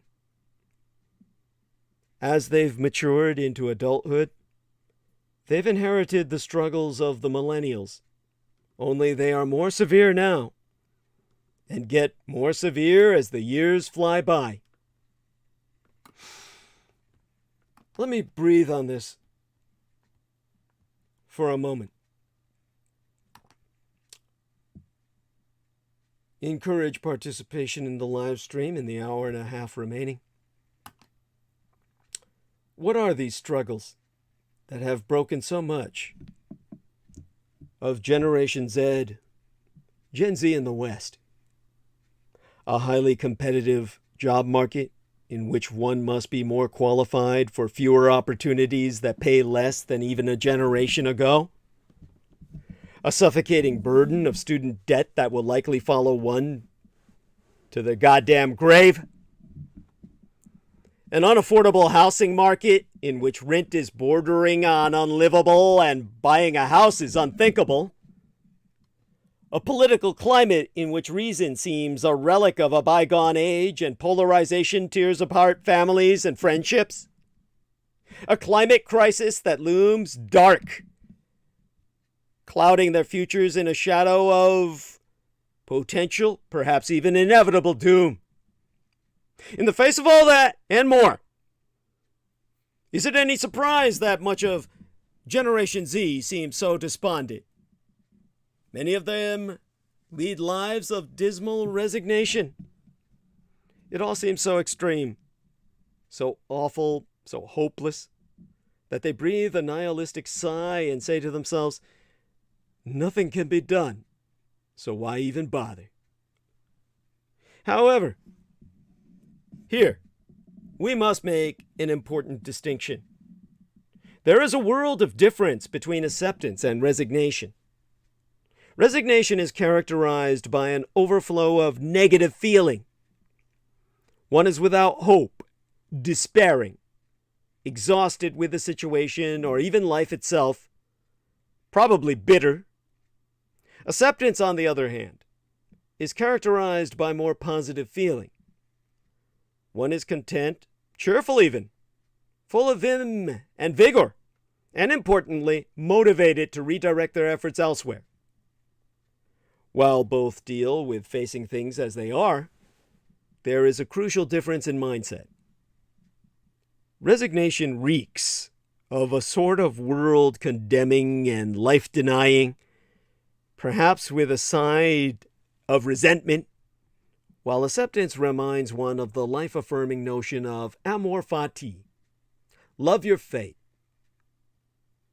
We are now led to another key idea for addressing this existential vacuum: meliorism. Meliorism is an idea going back to American pragmatists like William James and John Dewey. It is a middle ground between optimism and pessimism. It is not a miserable, somber resignation, nor is it a blind hope or toxic positivity. Meliorism accepts the reality of the world, however dismal, but maintains a stalwart faith that things can improve, especially if we take action. We all ought to be meliorists. Thus, I cry out to Gen Z and whoever else stares into this abyss: forsake these nihilistic sighs. Things are grim, yes, but there is hope for improvement. Even if it is hopeless, we must have hope, for in that we may find our salvation. Even if there can be no improvement, we must hope and strive like a tragic hero, for such is a mindset conducive to a fulfilling life, a meaningful life, a good life. Even if a colossal struggle is unwinnable, we must throw our hands up in desperation so that we never do so again. Surrender only to the reality that the struggle never ends, and then never throw our hands up in desperation again. For we can always take smaller steps, baby steps, in our own lives to improve things, even if the impact is minuscule or fleeting. We must accept our reality. We must accept our reality, however grim, but we cannot resign to it. The earth is not a cold, dead place. And for as long as that is true, there is hope for improvement. Where there is life, there is hope. The global system has failed. But Ukraine, the Ukraine, literally the borderland, is showing how the world can build a better one. The current international security system has nearly expired. It's rotted through. Its remains have collapsed and buried the world order beneath. Trying to revive it is futile. Most of all, it resembles a broken automaton. Its limbs are still able to move, but its gears are worn out. Its springs are stretched, and the synchronicity that used to give perfection to its movements has long gone.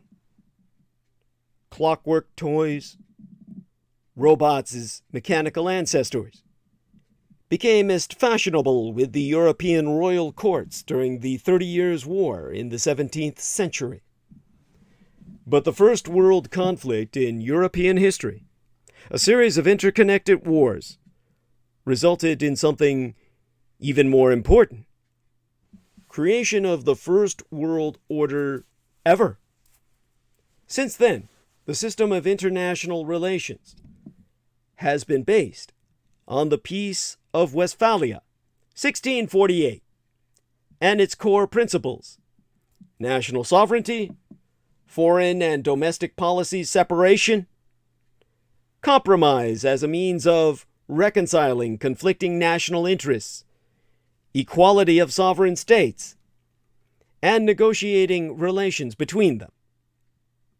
All the subsequent systems were in fact more or less successful attempts to amend this order to ensure the balance of interests of leading states, known as the Great Powers. This tendency was clearly traced from the Congress of Vienna in 1815 to the Potsdam Conference in 1945. Between the dates, attempts to reject any of the principles of the Peace of Westphalia would inevitably lead to new conflicts. The Great Powers' aspirations to impose their own will on the rest of the world by force brought the nightmare of 2 world wars, or, as some historians rightly point out, the Second 30 Years' War of 1914 through 1945. The German Wars of defense against the rest of the world. Now history repeats itself. Russia's war on Ukraine is a rejection of all Westphalian principles. We are denied the right to sovereignty. We are under pressure to change our domestic policy. Under the guise of compromise, we are offered surrender. We are denied subjectivity and therefore equality. Our civilians. And we consider the Ukrainians our own because we are allowing more of them into our country than any refugees in our recorded history, are being tortured and killed en masse for simply being Ukrainian citizens, soon to be United States citizens. It is a crusade against Ukraine in the literal historical sense. It's a sheer aggression accompanied by sadism, rapine, marauding, looting, and systematic malicious destruction under the guise of serving some greater purpose. The purpose that Russian propaganda, statesmen, and religious leaders define as a fundamentally false narrative of protecting the spiritual Third Rome from the spiritless and treacherous West Breaches. And the Patriarch of Moscow blesses with his own hand Russian soldiers to conquer Ukraine, using mass rape to make women's bodies the battlefield of postmodern war. The aggression against Ukraine is a natural consequence of the continuous series of conflicts in which the Russian Empire took part after the collapse of the Union of Soviet Socialist Republics. This is the decisive phase of the Third 30 Years' War. No one can predict how long it will last. There is one thing we can be sure. Moscow has consciously chosen the path of international relations archaization. It has chosen to consistently deny the primacy of international over national law, systematic violations of agreements, and withdrawal from any rules contradicting its aggressive ambitions. It has chosen to disrupt the international bodies. These are all signs of the drive to replace the rule of law with the right of force majeure. Divine right of conquest. We should clearly understand that the Russian regime is not the only one in this endeavor. Russia is but at the forefront of the forces intent on rolling back the international relations system. How far will they go? As far as we let them. That is the key issue. Prior 2014, an opinion was popular among some experts that Russia was counting on a second Yalta, in the sense of the world redistribution by blocs, hegemons. However, Russia is currently unable to create influential international bodies, and all such efforts under Moscow's auspices are purely instrumental. However, the Kremlin is also reluctant to become a junior partner in any international bodies. So where does it go? Its goals move even further into the past, to the pre-bloc era of the Vienna Congress. The European concert as a prototype of the world concert, playing the music chosen by the great powers. The concept is very tempting for Russia. After all, its leadership is still guided by the principles of the Holy Alliance, the League of the Three Emperors, and is using legitimacy to deny the right of nations to self-determination and independent foreign policy, just like the Romanovs did. The current Russian regime is not a restorer. It does not need to recreate either the Romanov Empire or the Union of Soviet Socialist Republics. It is not restoring the empire, but creating a fantasy based on a true story, the way Hollywood does. It is an attempt to replay history, turning moments and cancel or offset unsatisfactory results, including the Caribbean crisis, the dismantling of the Soviet bloc, and subsequent NATO enlargement. The Kremlin has been successfully doing this for a long time, not only geopolitically, but in the minds of all Americans. It has American accomplices. We know their names. Some, like the Hungarian authorities, are still willing to do business with Russia on Kremlin terms. We know how European elites have consistently undermined European values in exchange for Russian money and energy. We remember how Angela Merkel and Nicolas Sarkozy neglected the interests of the whole of Europa to strengthen the positions of United Germany and France. Back in 2008, they transformed the NATO Bucharest summit into a Congress of Vienna ape-alike, monkeying the higher primarchs. The refusal to let Ukraine and Georgia into NATO was a de facto consent to Russia's aggression against both countries. The era of hybridity in modern international relations started. Since then, Russia has resorted to realpolitik to cover up the purely ideological motivation of its actions. And the West, meanwhile, has been using ideology as a facade for realpolitik. The fact is that the values' interests conflict deepens the crisis. That's what is happening now. International organizations have shown a complete inability to stop the aggressor. The EU consensus decisions aimed at deterring and punishing Russia are systematically weakened by national governments. The United Nations is unable to work effectively. The Security Council is in need of dire reform, radical reform. For a country resorting to annexation, aggressive wars, and genocide should definitely not be its permanent member. NATO still allows Russia to intervene in the enlargement issue, both directly and through cautious and amnesiac politicians. As current events does prove, NATO continues to pursue a policy of double standards. Its readiness to accept Finland and Sweden against the uncertain signals and constant delays on Ukraine's legitimate bid. The two states' drive to join the alliance is a direct consequence of the Russian invasion of Ukraine, which remained de facto neutral precisely because of NATO's refusal to provide it with any clear path to membership. The results are clear. Russian missiles are destroying Ukrainian cities.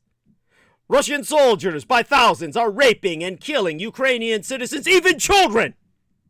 And some of the allies are still trying to avoid confrontation, despite the Russian leadership threatening them with nuclear annihilation of their very capitals. Berlin, Paris, and London have all been threatened by the Russians with nuclear obliteration. And yet they wring their hands helplessly and pee their pants like pussies. Against the background of the helpless Budapest Memorandum, the signal is obvious. If invaded, the states having no weapons of mass destruction and having failed to get under the collective security umbrella can count on unlimited concern. Humanitarian aid and allowing refugees are likely too. But the perspective of punishing the aggressor gets uncertain for those countries. This was the case in 2014 when Russia occupied the Ukrainian Crimea and Donbass. Many in Europa would like to retain the status quo even now. NATO still has a chance to show responsibility and independence. Instead of talking about the doors open for everyone, it's the right time to open them for Ukraine. Right now, the Russian leadership is confident it's got the right to destroy the Ukraine. But Ukrainian people's fierce resistance spoiled the game. Our longing for freedom has proven to be stronger. Only after the tragedies of Mariupol, Bucha, Gostomel, Chernihiv, Kharkiv, and dozens of other places did the international community start to understand what we are dealing with. Each passing day brings horrible footage of the inhumane crimes of the Russian army. But these tragedies could have been avoided if there were leaders who could defend the world order. The great German, Otto von Bismarck, said, "We live in a wondrous time in which the strong is weak because of his scruples, and the weak grows strong because of his audacity." It's now again. The time of leaders who act decisively, making the dreams possible and realizing possibilities. Such people have been in business for a long time. Those active visionaries. People like my son's husband. Not the wannabes like Steve Jobs and Elon Musk are bringing the future to humankind. Now, until recently, such people were very scarce in politics because leadership is a burden of responsibility you take on voluntarily while everyone else shuns it. Volodymyr Zelensky had to bear this burden. The Ukrainian president brought seemingly forgotten virtues into world politics. In the greatest ordeal of war, he became the conductor of the Ukrainian philosophy of freedom in the whole world. So today, Ukraine is not just a country near Russia, not a weak and corrupt state whose leaders used to buy handshakes and minute meetings on the sidelines. Volodymyr Zelensky is different. He is truly sincere. He is brave. He is popular. It's a politician of a new formation. And Ukraine is a state of a new formation. Ukrainians are a model of courage for the whole democratic world. The time of our loneliness is over. Now, the time remaining to us in transmission prevents me from listing all those who camest to the aid of that borderland nation in need on the Black Sea. But be sure, Ukraine is very grateful to all of us. But there have been too many martyr heroes in their history. Each generation of Ukrainians had its own 300 Spartans and its own Thermopylae. So now is the time for the winning heroes. Heroes who will live long and happily in their free state. They have proven they are worth it. This is what the West perceived Israel to have done back in 1948. However, unlike Israel, the Ukrainians need, with all means available, to obtain weapons to defeat the outnumbering enemy.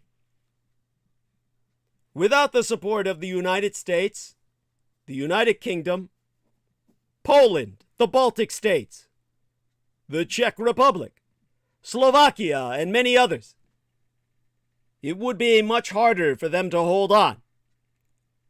Yet, at first, they had to struggle to get support. This was not the same way as Israel had it, where it was simply mandated such from its inception. So by all evidence over the years, the world's democracies have forgotten that someone can be eager to destroy states and nations. Instead, supplying the aggressor, performing ethnic cleansing, as they did the first Israelis. Taking the side of conquest has twisted the West. and made it into but a reflection of the Russian Empire.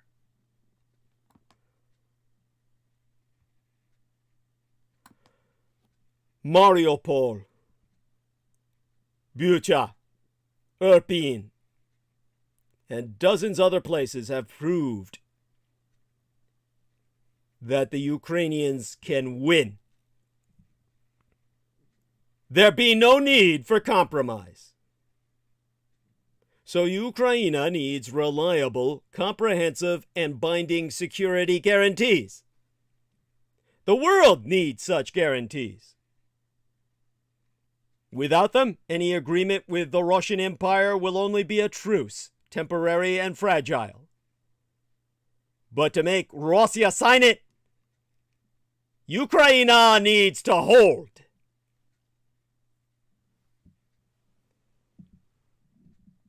Remember what that so oft quoted Winston Churchill said when he urged the United States to launch the Lend-Lease.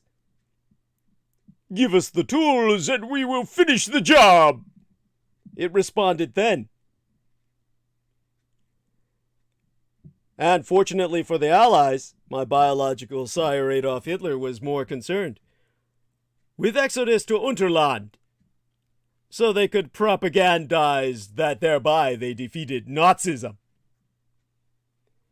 Today, the Nazis are on the front lines to defend the helpless and the weak. And yet we repeat the same call. And we see that we are heard. Lend-Lease will help Ukraine survive, restore the state's integrity, bring back their people, punish the aggressor decisively and severely. This will be our victory. But there is an issue that needs to be addressed right now. We need to understand how the world will live afterwards. We need to make certain that the ambition to conquer gets too costly and painful to pursue. Obviously, the key provisions of the Peace of Westphalia cannot be questioned. Therefore, we need a conceptual return thereunto, with the heavy baggage of experience we have, and with the understanding that talking rationality with fanatics is senseless. Several years ago, Richard Haas put forward the concept of responsible sovereignty, providing a quantitative rather than absolute model of state sovereignty depending on the regime's behavior. That is, the sovereignty may be limited if the regime poses a threat unto others, as Russia always fucking does.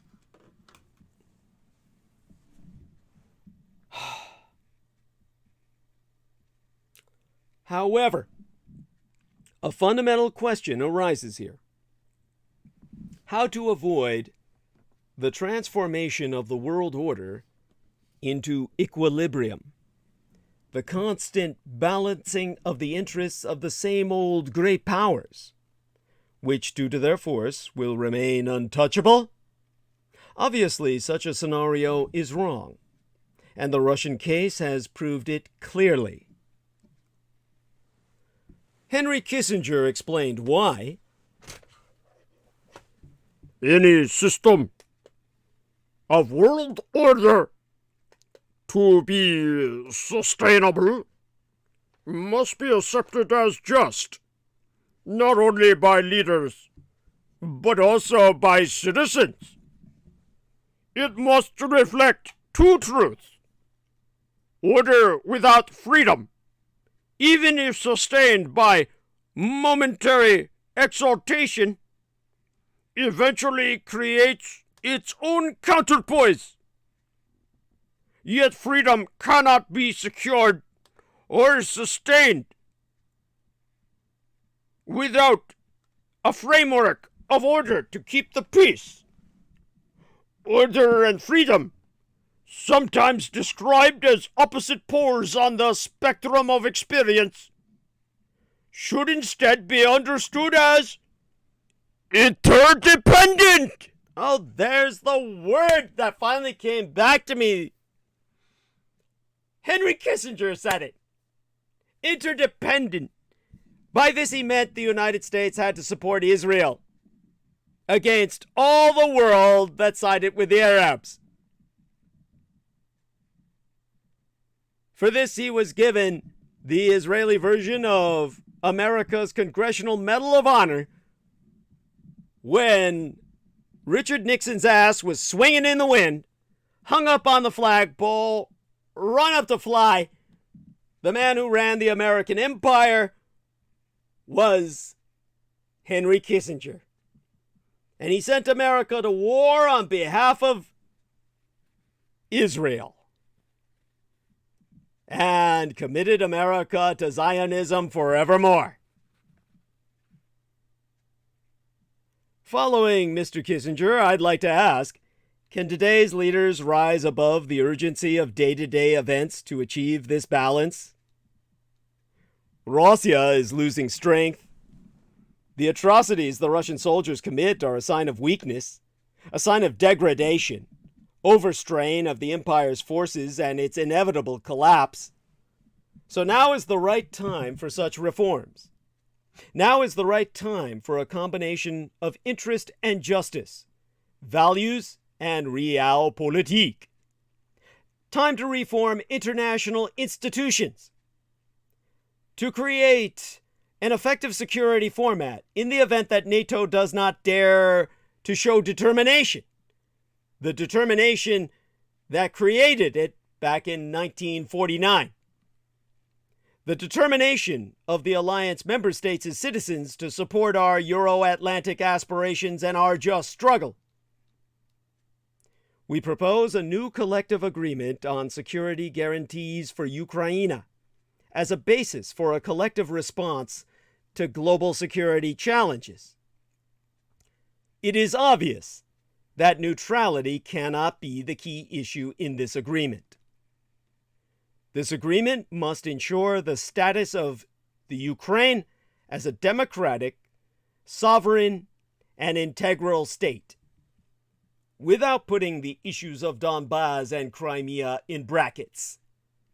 The conditions for securing such a status are a matter for discussion, but it is clear that there is room for both the West and the East among the guarantors. For the Americas, Europa, Asia, and Africa. For the United Nations Security Council members, Poland, Italy, Germany, Turkey, Canada, even Israel. The club is open. Ukraine is one of the leading guarantors of world food security. So securing it is not only a moral issue, but also a purely practical one. Moreover, Ukraine is the shield protecting Europa from invasion, which Russian officials frankly speak of. You may not believe them, as we did not believe until 2014. But history clearly proves that empires have two states only: expansion and disintegration. In the future, the Ukrainian security platform should become the basis for the U-24, United for Peace multilateral format, a kind of rescue service responsible states would provide for the countries in need.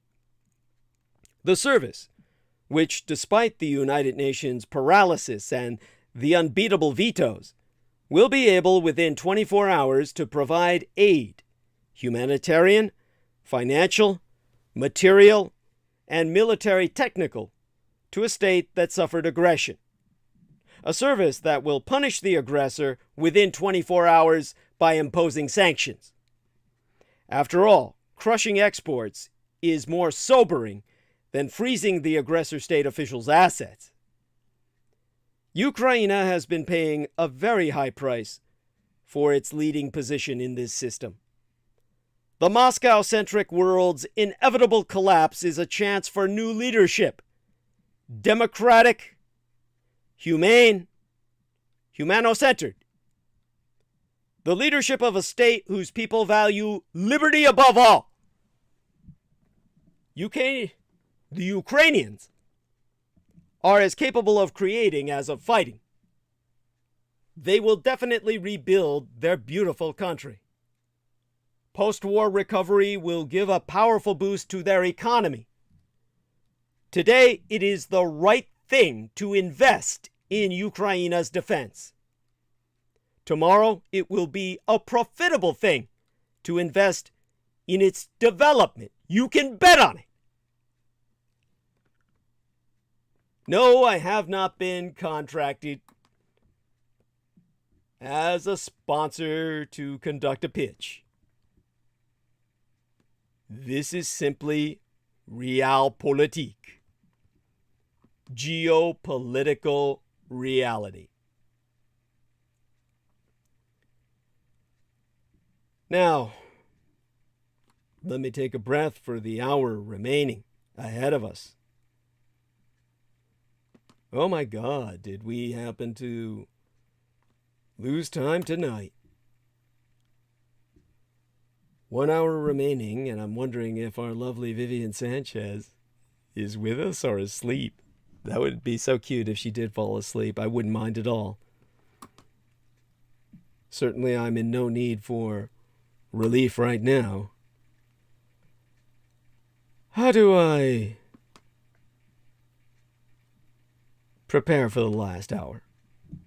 Obviously, our man, Peter Moon, would suggest I stop while I'm ahead. But there are still things that need to be clarified. And our numbers are maintaining. I tell you, sometimes I impress myself. Let's take a quick look at Skype here. And going along good. Thank God our lady Selena Khan never hung up. God bless her. I hope that doesn't kill all the batteries in her phone. God knows, I never understand why people operate using those silly little cell phones. But again, sometimes they're not given any choice. We have precisely less than an hour left by some 30 seconds. And obviously, with still so much more to cover. How do I go about it? And exactly,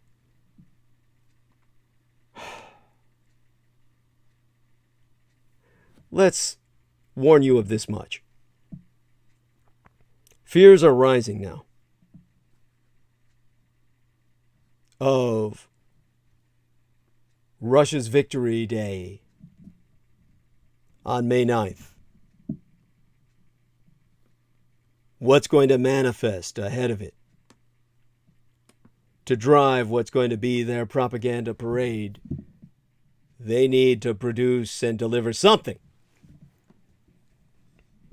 So, what can we see coming between the 5th and the 9th within the next 72 hours? The next 3 days will prove decisive for all the world. We're going to see potentially the worst. By the way, Anon999 says, thanks, D. I've been listening the whole transmission. You rock 100%. Goddess bless you, Anon999. Thank you so very much. Deeply appreciate it. And thank you for being active in the chat. God knows I need that. I know the listeners are out there. And of course, our man, Sammy Romero, has expressed it. But whenever they interact, it's golden. And understand that Western officials are now speculating that Russia's Victory Day on May 9th could see, at the very least, the escalation of the country's assault on Ukraine. Now, Russia honors May 9th as the day they propagandized that the Soviet Union defeated Nazi Germany in 1945, with the Soviet Union losing more than 127 million people during World War II. Now, Russia commemorates the day with military parades, festivals, and fireworks, but Many observers fear this year the country will exploit the national holiday to intensify attacks on Ukraine. So officials are concurring that the Russian dictator Vladimir Putin could declare an official war against Ukraine, after so far referring the invasion only as a special military operation. The British Defense Secretary, Ben Wallace, previously told LBC Radio that I think he will try to move from his special operation. He's been rolling the pitch, laying the ground for being able to say, look, this is now a war against Nazis. And what I need is more people. I need more Russian cannon fodder. Russia has claimed that its invasion is necessary to save Ukraine from its neo-Nazi government, despite Ukrainian President Volodymyr Zelensky being Jewish.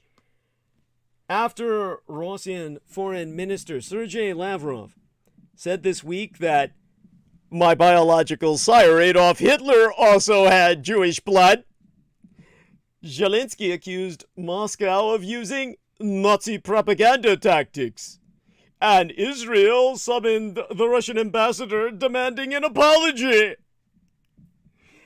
Now, U.S. State Department spokesman Ned Price said this week Russia will likely exploit the Victory Day celebrations to double down on those neo-Nazi propaganda efforts. Price saying, there's good reason to believe that the Russians will do everything they can use Victory Day as a way to bolster propaganda against Ukraine. With Price adding that I've seen the speculation that Russia may formally declare war. I suppose I would add that that would be a great irony if Moscow used the occasion of Victory Day to declare war. Now, Ukrainian citizen Yurzhy Horal told the New York Times he is leaving the city of Lviv to go to a safer area before May 9th out of fear the war will escalate. He said, I'm worried about them and about myself. A lot of people I know are talking about it. So, despite the rumors of a big maneuver by Russia on Victory Day, the Kremlin press secretary Dmitry Peskov said that it was all nonsense, that the country would move to categorize the fight with Ukraine as a war. He said, there is no chance a declaration of war will take place. Well, regardless of the terminology, Ukraine is bracing for Russia to up its efforts to annex Luhansk and Donetsk, an area of eastern Ukraine that Russian forces have focused on in recent weeks. Dmytro Gurin, a Ukrainian member of parliament, told The Hill that major action is expected on May 9th as Russia aims to destroy Ukraine. Gurin saying they need to show something for their population. And this may imply a nuclear first strike on the Ukraine. You see, Vladimir Putin has run out of options to win the Ukrainian war at all. So, anticipation is building over whether that Vladimir Putin might use this World War II victory celebrations on May 9th to put his country on a broader war footing. But, of course, any analyst can observe that the Russian dictator has simply run out of options to win in Ukraine in any meaningful sense, which may lead instead to destruction, as in mass destruction being the only option, to quote-unquote destroy Ukraine. Nuke it till it glows. To make his point to all the world. The annual Victory Day parade celebrations in Moscow on Monday will mark the end of what Russians call the Great Patriotic War, when we will all see a lavish event in Red Square in which military hardware and troops will parade past Putin himself. Now, 2.5 months, 3 months, and more after invading Ukraine, what Russia says is a special military operation has gone badly and is beset by losses of troops, material, and all morale. Still, there is speculation over whether Putin might use May 9th to bolster his campaign, either by declaring victory or announcing greater mobilization for participation amongst the Russian population. Anton Barbashin, a Russia analyst who is the editorial director of the online journal Riddle Russia, he said that the war has gone too far and that there are no longer good options for Putin or the Kremlin. So his position is that state propaganda may have convinced the Russian population that their forces were fighting a proxy war with NATO and Ukraine, but questioned whether Putin could declare victory on May 9th by saying that he had liberated the eastern Donbas region.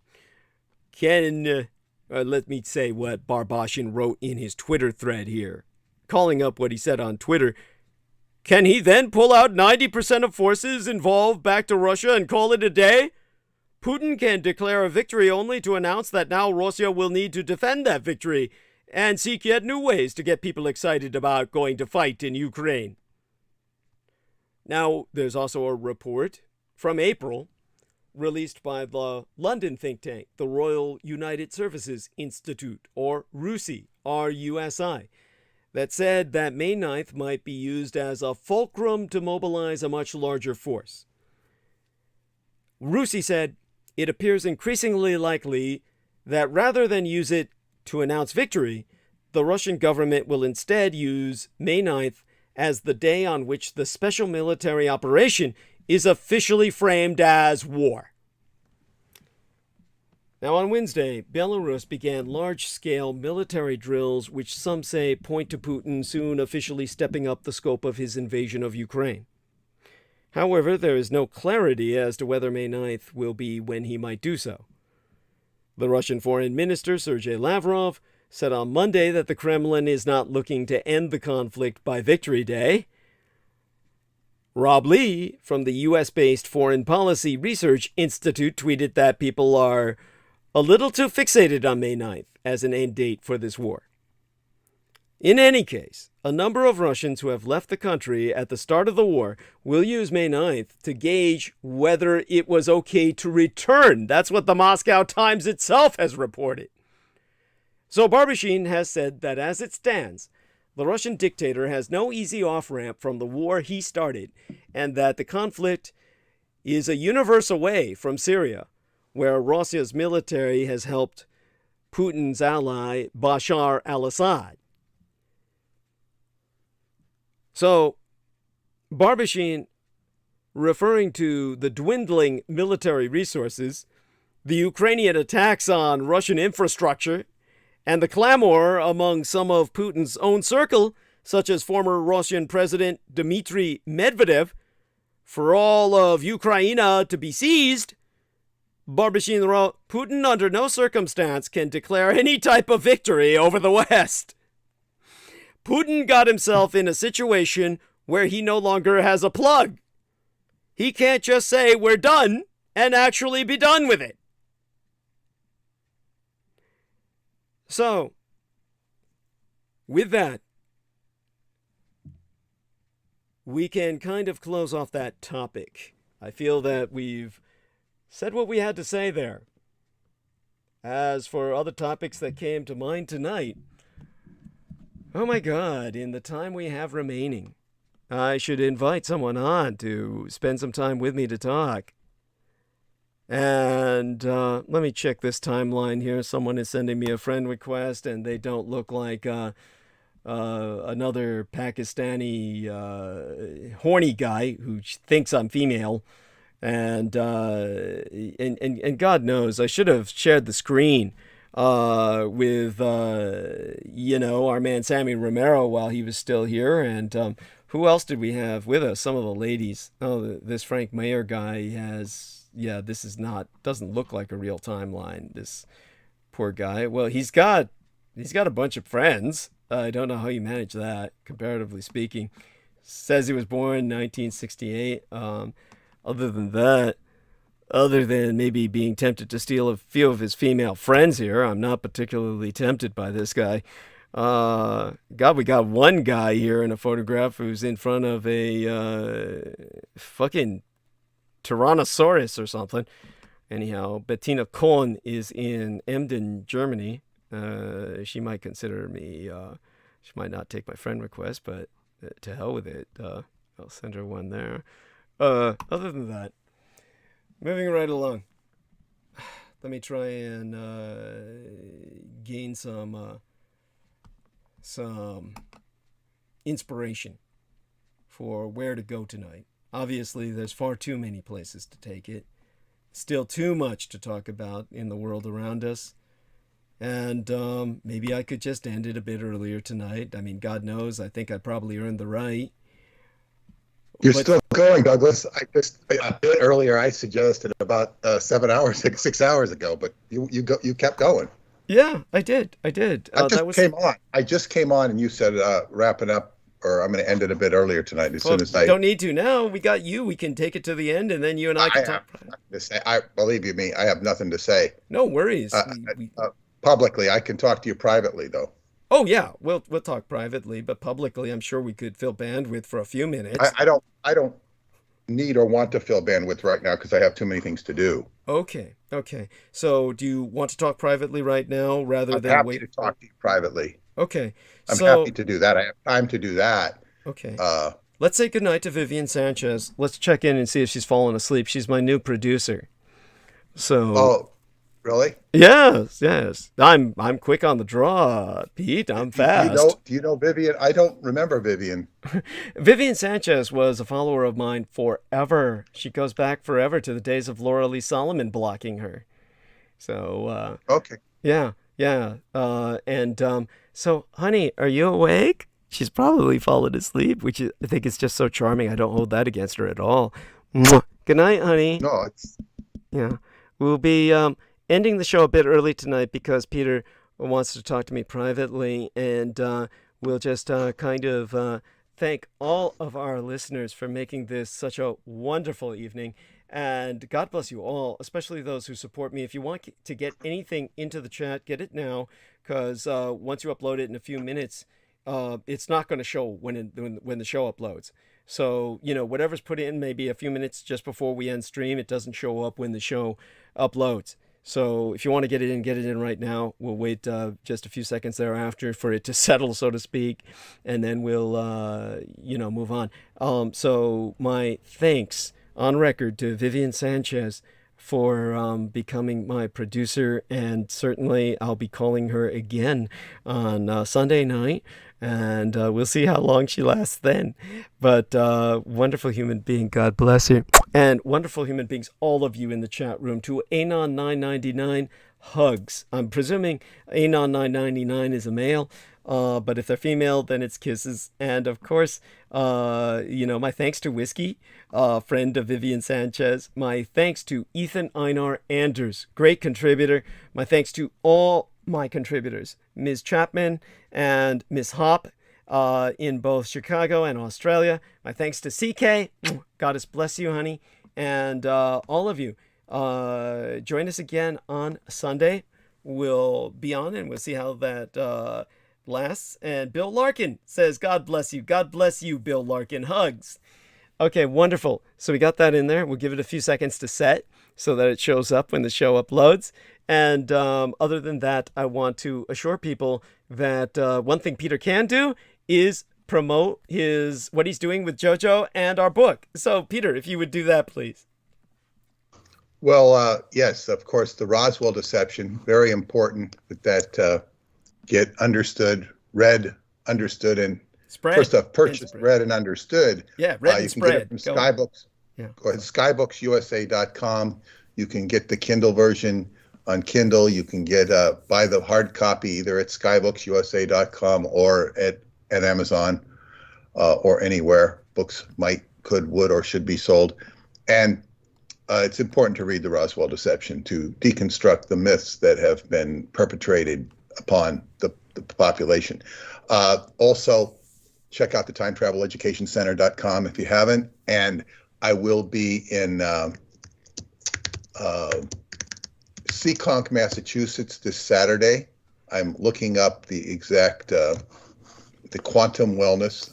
I'm going to give you the exact website, quantumhw.com, quantumhw.com, Qigong workshop with Peter Moon. Saturday, May 7th, Seekonk, Massachusetts. That's Seekonk.